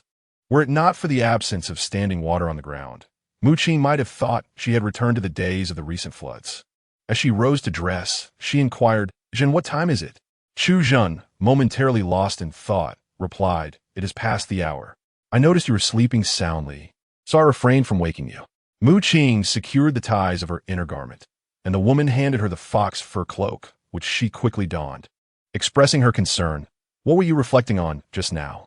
After a brief pause, Chu Zhen answered, "Nothing of consequence. I was merely struck by how swiftly the rain ceased and the floodwaters receded." "Your words suggest you do not wish for the floodwaters to abate," Mu Qing teased. Yet, to her surprise, Chu Zhan did not respond immediately, appearing profoundly preoccupied. The rain had ceased, the flood had subsided, and it was time to return to Ban. "What a change in you after just a few days. You seem rather distracted," Mu Qing remarked while focusing on fastening her clothing. "Oh, there is something else I need to discuss with you." Chu Zhan, puzzled, asked, "What is it?" This time, it was Mu Qing who hesitated.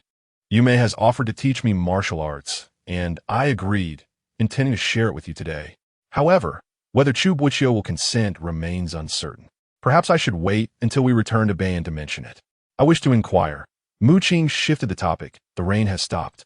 Surely Chu Boqiu and the others have gone to the dam?" Chu Zhen responded, "When you fell into that pit, The princess had already dispatched her subordinates to repair most of it. They should only need to finalize the work now. Mu Qing nodded, and then she heard Chu Zhan ask, "Are you inquiring because you wish to visit there?" Taken aback for a moment, Mu Qing had not considered going there. She had merely intended to pose a casual question. After all, what was there to see at the dam? Water or crowds? I suppose you are right. There is a mine there I have yet to explore. Let me tidy up and I shall take you there, Chu Zhan exclaimed, her expression suddenly brightening with excitement as she hurriedly secured her hair with a wooden hairpin and urged Mu Qing to rise and put on her shoes. But the mine has toxic gas. How can I go? Oh, I almost forgot about that, Chu Zhan said, her expression momentarily awkward before raising an eyebrow. You must be concerned for Chu Zhaifu's safety. Fear not. At your command, I shall resolutely accompany you. Mu Qing was left speechless. Why should she worry about Chu Boqiu's safety?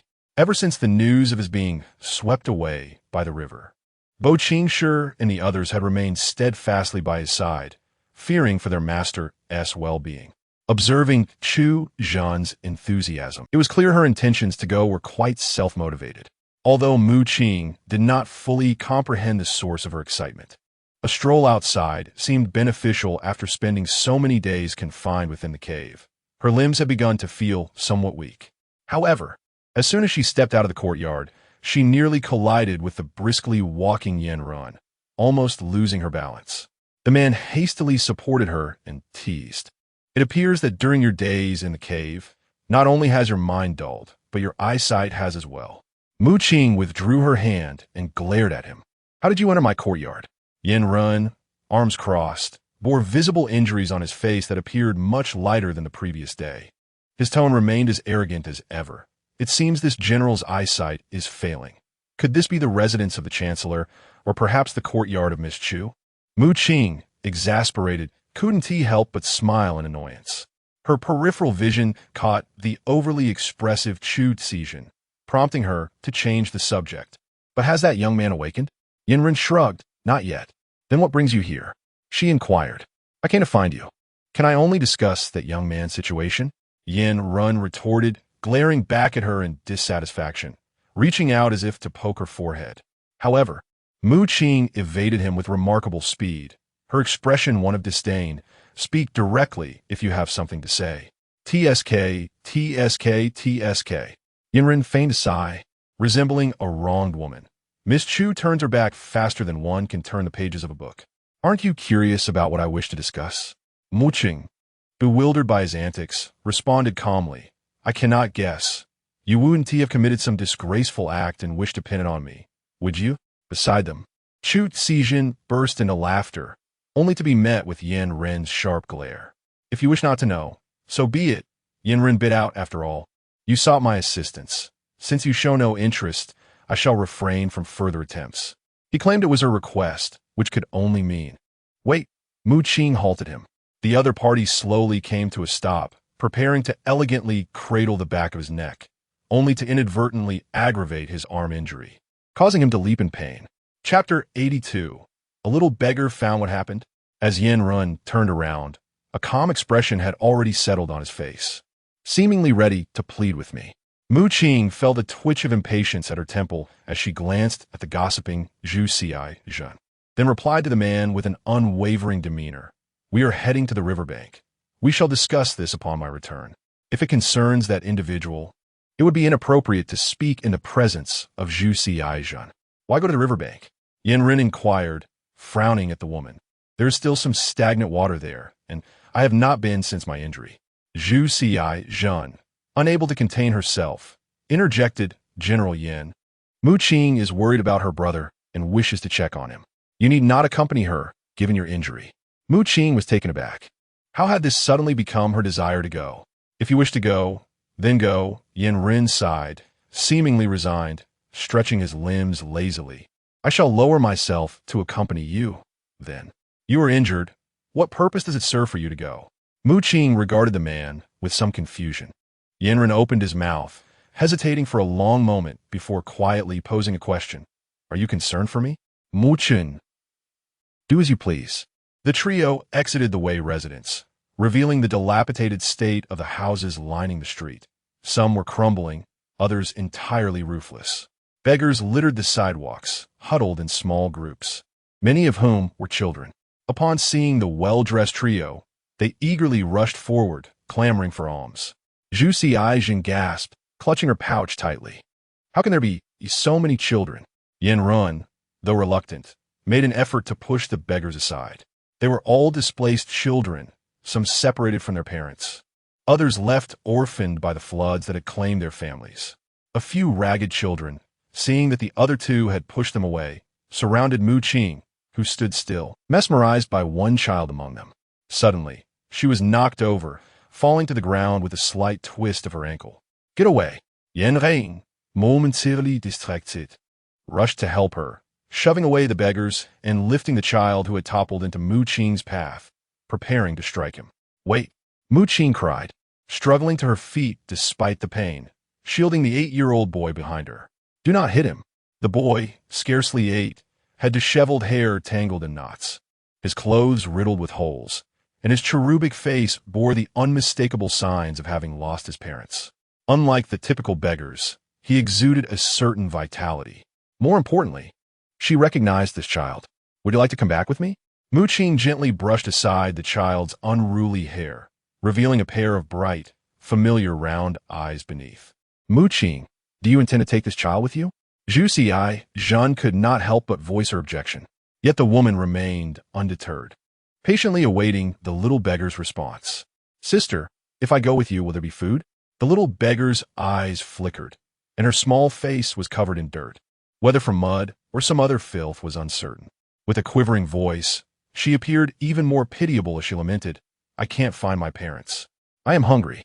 Of course, dear sister will give you something delicious to eat and help you find your parents, won't she? Upon hearing these words, the little beggar nodded, her sobs subsiding. You two go to the riverbank first. I shall escort this child back. Mu Qing turned to address the two. Yanren furrowed his brow, contemplating a word of caution. But unexpectedly, Chu Zhizhan suddenly shifted her tone, expressing enthusiasm. Mu Qing, you go to the riverbank. I will take this child back. Mu Qing was momentarily taken aback, recalling that this girl had just insisted on going to the riverbank. Out of the corner of her eye, she seemed to catch a glimpse of a white figure darting past, and then Chu Zhizhan took the child by the hand and hurried back. Yanren distributed the coins to the other beggars, dispersing them all. Can you still walk? Yanren, accustomed to years of camaraderie with the boys, momentarily disregarded any notions of propriety and squatted down to inspect Mu Qing's ankle. Mu Qing stepped back slightly, inadvertently pulling on her ankle, and couldn't help but cry out in pain. That earlier fall had indeed been quite severe. You'll need to cross some puddles soon. How can you manage with that limp? Yanren looked into the little girl's eyes and then suddenly turned, squatting down, arms outstretched, concealing a smile at the corners of his lips. Come here. He intends to carry her. Chapter 83. The jealousy of the heart. Mu Qing lowered his head, gently moving his ankle, feeling a faint yet fiery ache coursing through it. They had traversed quite a distance, and now they merely needed to cross the puddle ahead to reach the riverbank. However, there was no need for General Yin to concern himself. From a distance, a few individuals were approaching, surrounded by others, effortlessly bypassing the waterlogged area. The man at the forefront walked with an air of nobility, his expression notably indifferent, his dark eyes fixed intently on Yanren, who had already crouched down. Prime Minister, Your Highness, you have arrived so swiftly. Yanren reluctantly stood up as several men approached. How unfortunate, he thought, I was so close to success. Have you twisted your ankle? Chu Boqiu gazed at the girl, whose expression bore a hint of restraint. He slowly crouched down and gently examined her ankle. Mu Qing, witnessing the man's hand make contact with her ankle, instinctively sought to retreat, only to feel a sudden grip tighten around her wrist. To her astonishment, the man had directly seized her ankle. You. Mu Qing was taken aback and hurriedly whispered a reminder. What are you doing? Release me at once. The man, with an unwavering expression, leisurely let go of the young girl, then turned his body, feigning the intent to carry her. His broad back exuded an extraordinary sense of security. Hurry up. Mu Qing was taken aback. Although only Bei Quan and Yanren were present, Numerous eyes from the surrounding Qing Wei were watching closely. You need to get up. She spoke through gritted teeth. I've been busy all morning and am utterly exhausted, the man stated, his words perplexing. Sensing she might not understand, he added nonchalantly, if I forcibly carry you later, my strength will wane. Chu Boqiu's words were undoubtedly a threat, a blatant one. Yinren, unaware of the whispered exchange between the two, furrowed his brow at Chu Boqiu's actions and asked, Chu Zai-fu, do you intend to carry her? Is it not the duty of the elder brother, the esteemed prime minister, to bear the burden, or shall it fall upon General Yan, an outsider?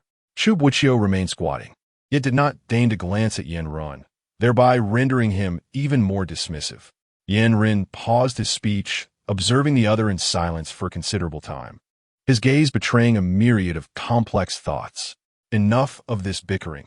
It has been but a day or two, yet it has already given me a headache, North Spring lamented, having grown weary from the morning's exertions, only to find himself surrounded by incessant disputes rather than any concern for his well-being.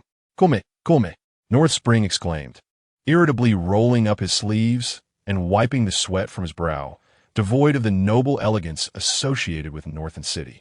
I can bear this, surely. No, absolutely not. Both of them replied in unison. Cease this clamor. It has already given Mu Qing a headache. She had intended to visit the full moon pavilion tonight, but unexpectedly twisted her ankle. Nevertheless, she was determined to go to the full moon pavilion. The medical skills of the splendid physician in the baking way were reputedly unparalleled, surpassing even many elderly doctors in the palace. The last time Mu Qing suffered a back injury, she had healed it with a mere flick of her hand, restoring her within half a day. It seemed she must pay a visit to the splendid physician. Sighing as she regarded the stubbornly seated Chu Boqiu, Mu Qing leaned against his shoulder. Let's go, Bei Quan observed as she was finally lifted and she lowered her rolled-up sleeves, giving Yinren a light pat before departing. Yinren's expression remained inscrutable, yet he exuded an air of profound silence. Chu Zai-fu, her elder brother, displayed a commendable sense of consideration. Chu Boqiu, carrying her, disregarded Yinren's sardonic tone, quickening his pace to surpass him, while casually measuring the weight of Mu Qing resting on his back, elevating his voice. It has been quite a while since I carried you. You seem to have gained some weight lately. Mu Qing tightened her grip around the man's neck and leaned close to his ear, muttering a curse. A dog cannot spit out ivory. The man feigned ignorance, walking forward with an air of nonchalance, his relaxed demeanor a stark contrast to the fatigue he had claimed to feel after a long morning's work. This man was undoubtedly putting on an act. Mu Qing silently berated him, her gaze fixated on the back of his head, tempted to deliver a punch. Suddenly, the man lurched forward, causing Mu Qing to lurch ahead and collide with his solid back. You did that on purpose, she exclaimed through clenched teeth, wincing in pain. What purpose? Chu Boqiu maintained his earlier calm facade, continuing his stride. I've been busy all morning, and you know all your weight. Do you not allow for a little slip? Mu Qing contemplated the urge to strangle him, yet she remained on his back. You're not slipping. Mu Qing gritted her teeth, hurling insults, you're cunning, you old fox. Bei Quan trailed behind the two, instinctively glancing at Yinren's taut jawline. Recognizing Chu Boqiu's earlier deliberate maneuver, he scoffed, petty-minded. Chapter 84. Proton. After Mu Qing summoned Jinkei to prepare medicine for her, she soon regained the ability to walk normally, though traversing to the full moon square remained a challenge. Chu Boqiu leaned against the wooden window, quietly observing the young girl.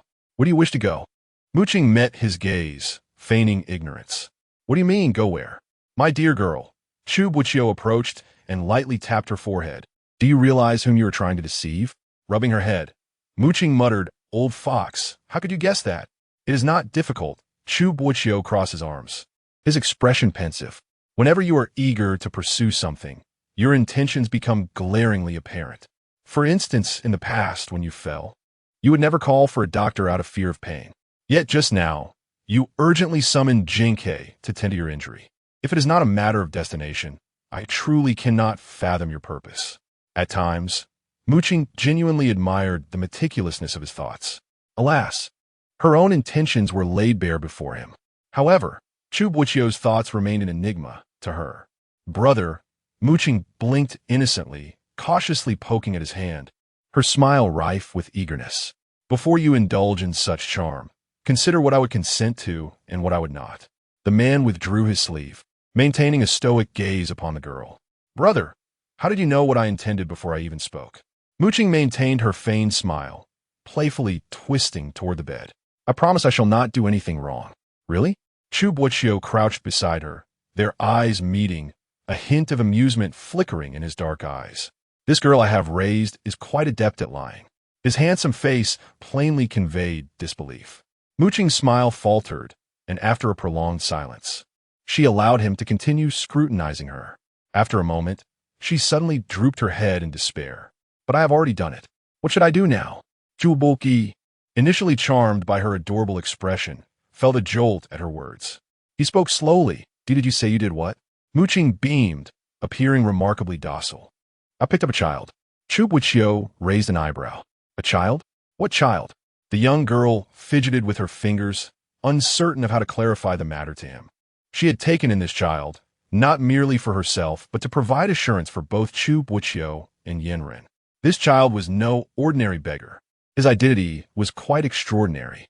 Brother, do you remember a rather peculiar incident that occurred in the court a few years back, when something was lost from the palace? Peculiar incident? What was lost? Qing hesitated for a moment, then whispered a child, specifically a little one from the Nanzhao kingdom. Before she could finish, Chu Boqiu swiftly covered her mouth, his voice low and serious. How do you know about this? After a brief silence, Qing recalled that she had learned of this matter through Chu Boqiu in her past life, though at that time, the child had been discovered by Qing. It was indeed during this year of devastating floods. On her journey to Zhongzhou, she had promised Yandere a gift, this very child. In a previous life, this child was concealed by Qing in Zhongzhou for over half a year before being brought back to Bayan City, presumably to evade the watchful eyes of others. His aim was to seize the paramount merit, while others remained oblivious. Qing had disclosed to her that Yandere bore the imperial decree to locate the young prince of Nanzhao, who was indeed the hostage left by Nanzhao in Beimang. This matter was known to very few. In those tumultuous years, as nations were in disarray and the North-South War raged, after Beimang narrowly triumphed, the late emperor compelled Nanzhao to sign a treaty. In the future, upon the ascension of the national leader, his son was to be raised in Beimang until adulthood. Before being returned to Nanzhao, the late emperor's intent was simply that Beimang needed time to recuperate, while Nanzhao, placing the hostage in Beimang, signified their intention to remain peaceable within their own territory. Thus, upon the ascension of the new ruler of Nanzhao, the infant prince was sent over. The northern emperor, fond of children, arranged for the child to reside beside his own chambers in the Fukang Hall. At that time, the late empress had already passed away, and the northern emperor appointed a highly capable old nurse to care for the child, instructing Mei Fei to visit frequently, while he himself occasionally stayed at Fukang Hall to attend to the boy. Logically, the imperial city should have been the safest of places, devoid of any incidents. However, 5 years prior, a deluge inexplicably struck the imperial city, and a great fire nearly reduced Fukang Hall to ashes. The infant in the cradle mysteriously vanished as well. Initially, the northern emperor suspected that the fire was a ploy orchestrated by Nanzhao, but the southern realm remained silent, continuously sending toys favored by children, while the queen of Nanzhao even expressed her desire to visit Beimang to see the child. Naturally, the northern emperor had to fabricate excuses about the long journey to decline her requests. If the queen of Nanzhao were to discover that her son was missing, it would undoubtedly incite turmoil, leading to devastation for both nations. Over the years, the northern emperor firmly believed that someone had deliberately taken the hostage, assigning Yandere this formidable task. Today, Qing recognized the beggar as the young prince of Nanzhao because, in her previous life, Qing had entrusted the child to her care for a few days after locating him, wishing to keep the matter discreet. By the timeline, the hostage would now be 8 years old. In her memories, the child possessed bright, round eyes, appearing innocent and endearing, along with a hidden birthmark. It was a mark she had observed while bathing him in a past life, a faint pink crescent scar on his forehead. In truth, much time had passed. and Mu Qing ought not to remember such details. Yet today, she instinctively parted the child's hair, and to her astonishment, she indeed spotted that delicate birthmark. What was she pondering? Chu Boqiu scrutinized the young girl with a penetrating gaze. Mu Qing spent her days within the estate. Even when she ventured out, it was merely for shopping or tea and opera. He had never spoken to Mu Qing about the hostage from Nanzhao.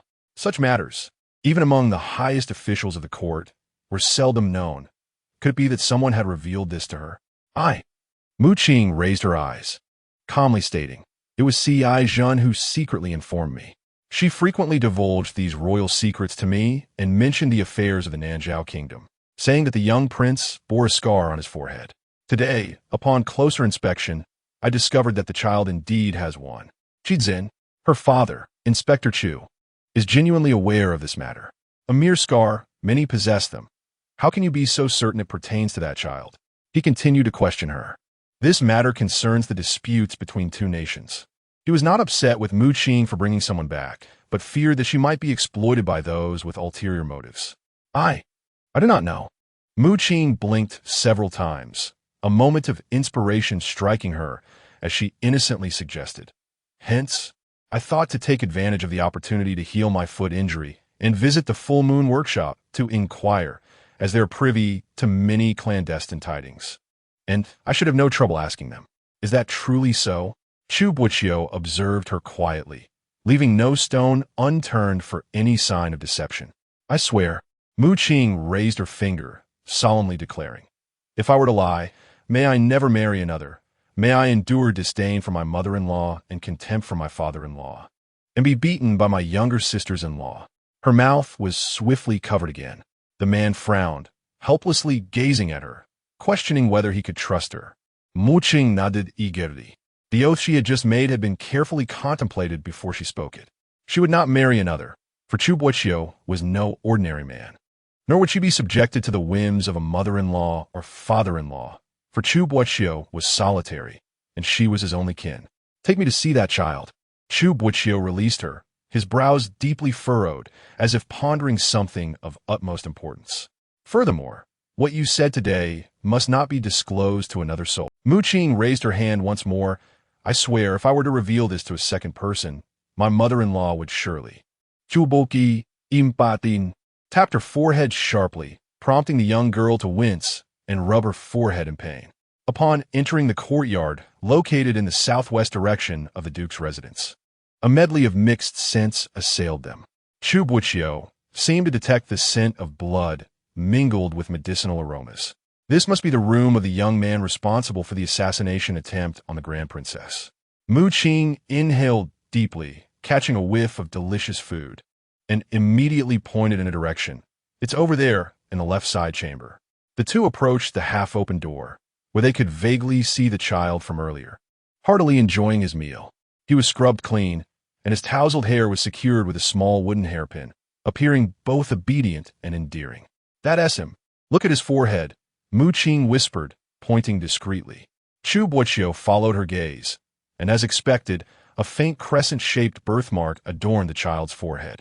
This matched the description of the hostage birthmark that the Northern Emperor had previously mentioned. Unable to see clearly from afar, Mu Qing suggested, "Shall we go in and take a look?" "No need," Chu Boqiu replied firmly. "What's wrong?" Mu Qing was taken aback, looking puzzled at the solemn man. He gradually relaxed his furrowed brow, yet his expression remained grave. "We are in danger." Chapter 85. The insignificant truth, Your Highness. A calamity has befallen us.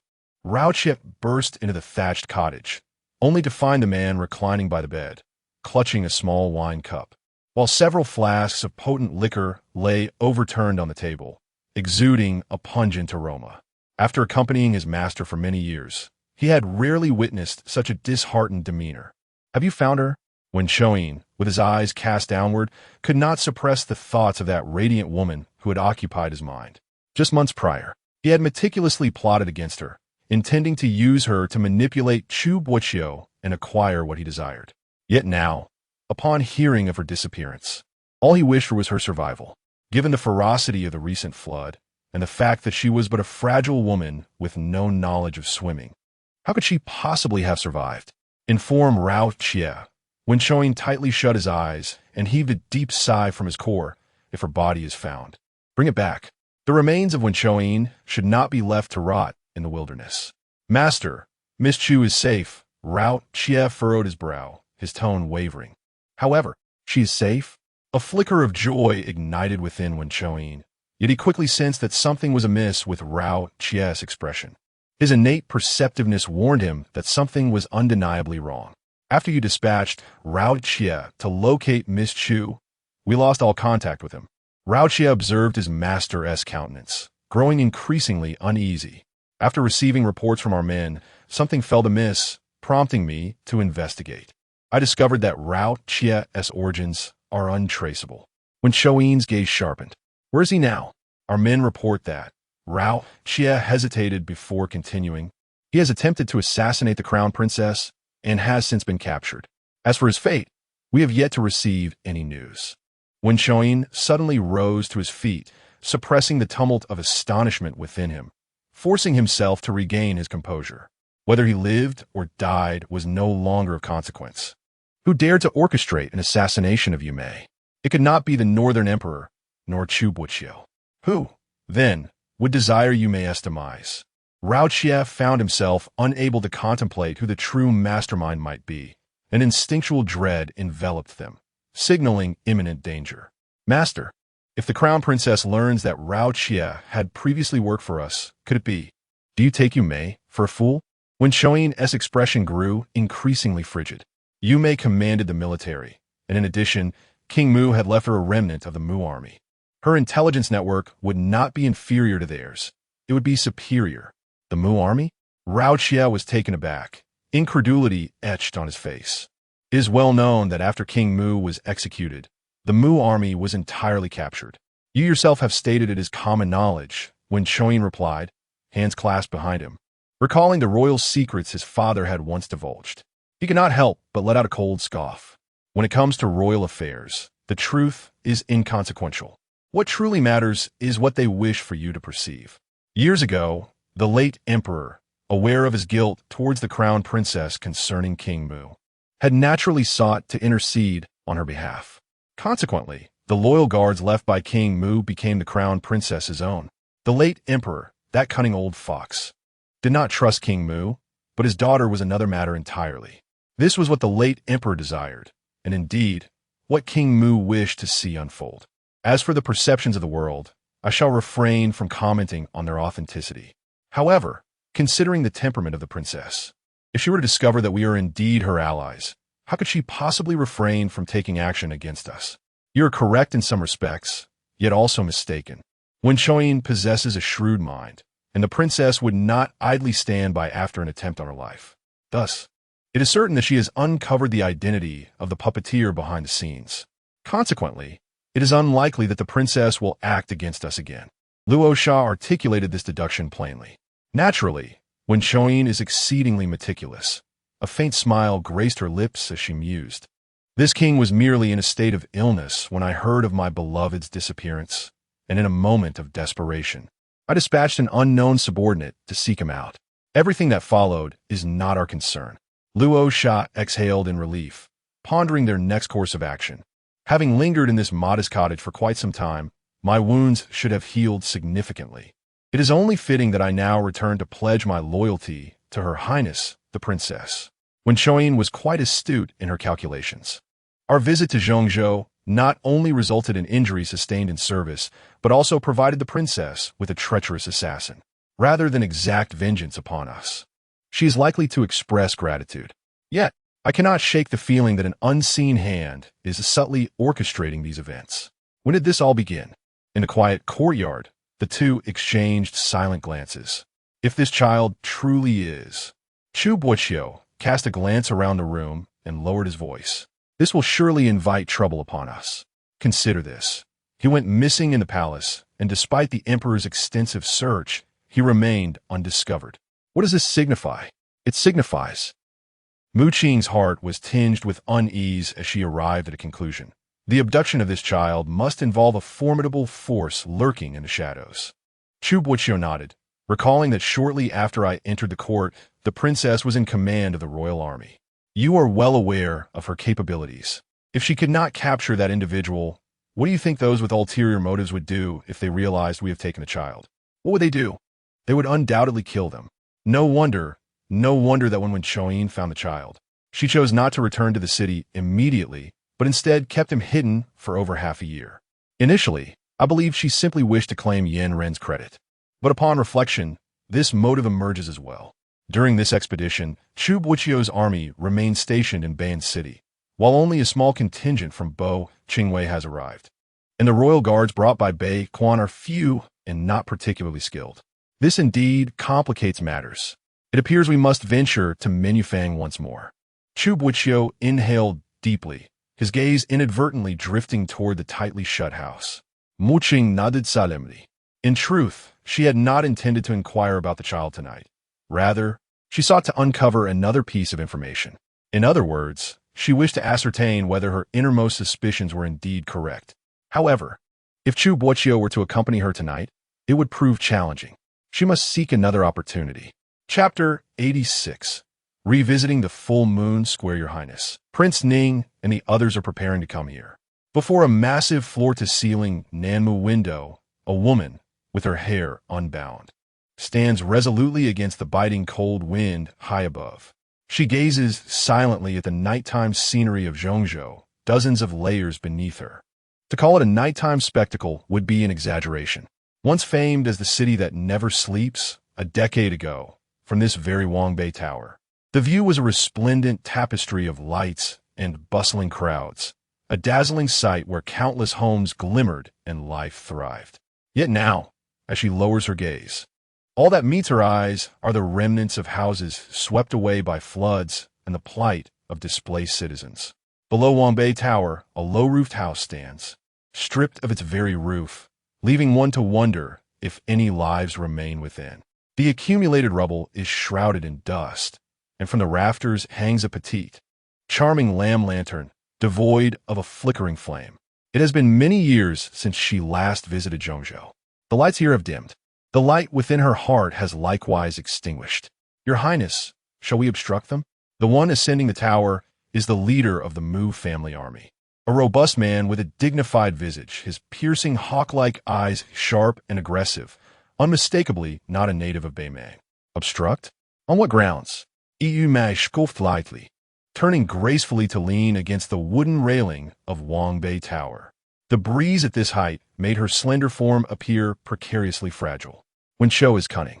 We have uncovered certain truths, yet lack tangible evidence. Mu Jihuai seemed to sense Yu Mei's thoughts and continued, Your Highness, the matters of Zhongzhou are nearly resolved. When shall you return? Return? Yu Mei's spirit drifted, as if soaring to a distant realm, her tone tinged with melancholy.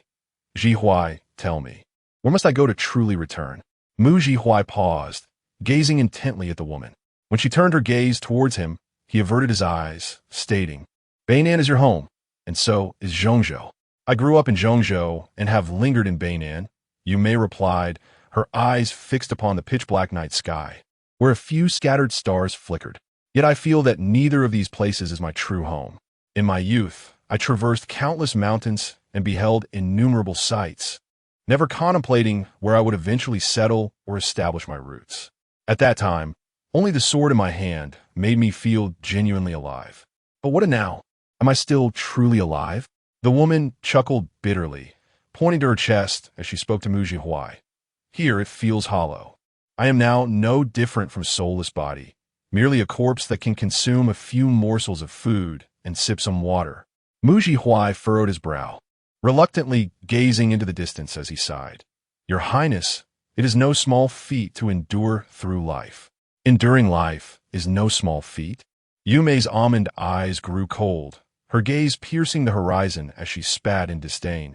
His death was a release. I wish to die, yet find myself unable. Mu Jihuai chose to ignore her words, maintaining a calm demeanor. Your Highness should strive to think positively. Wallowing in sorrow and suffering serves no purpose. In a moment of clarity, the woman pulled her lips taut, took a deep breath, and finally uttered, Jihuai, I have found his child. Mu Jihuai's previously composed demeanor shifted abruptly as he pressed. The little princess is still alive. Indeed, she lives, Yume replied, her expression softening, her smile becoming genuine. Moreover, she is thriving, flourishing even. That monk, Hui Chun, had the audacity to deceive me, claiming the little princess was dead. Muji Huai, anger surging within him, gasped, "Where's she now?" "You see, he did not deceive you," the woman replied, rising and stepping past him. Hui Chun was merely following orders. Muji Huai paused, understanding her implication. It became evident that he trusted no one, not even them. "Damn it, I've already been there once. Why the secrecy?" Baekwon struggled at the window, his feet kicking downwards, provoking a torrent of curses from below. "You little brat. Watch it. You're nearly kicking my head." Clinging desperately to the windowsill, Baekwon, nearly exhausted, retorted mockingly, "Why do you care so much about something that doesn't even exist?"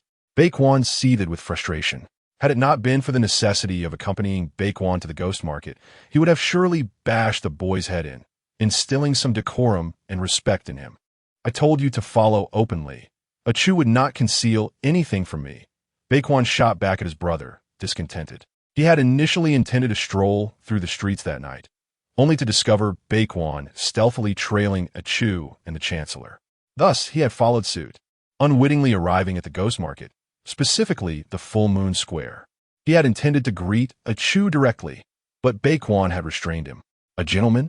Baekwon burst into laughter, nearly losing his balance, grasping his brother's collar tightly. "What other surprises do you have that I am unaware of? I followed you because I spotted Chu Boqiu and Mu Qing acting suspiciously during my evening walk in the estate, fearing they might encounter some trouble. Yet, the more I followed, the more off track we became, eventually landing in the ghost market. And you, Baekwon, have been here before?" It was baffling that Chu Boqiu had not brought him along on previous visits, but had taken Baekwon instead. Could it be that Baekwon's intellect surpassed his own? He was determined to observe what this brother-sister duo was scheming. Baekwon felt a sudden tightness in his lower body, realizing his trousers were being firmly grasped by his brother. A wave of suffocating pain surged upward. "Baekwon, let go of me. Mind your manners, or I'll inform father." Baekwon glared fiercely at him. "Not much education, but you certainly have a quick tongue." "No, I swear, I am about to be rendered childless." Baekwon's complexion turned purple. He longed to kick his brother away. Yet the earlier threat of being reported to their father restrained him. When their father was enraged, he would dangle him by his feet. Upon hearing these words, Baekwon realized he had grasped the wrong place.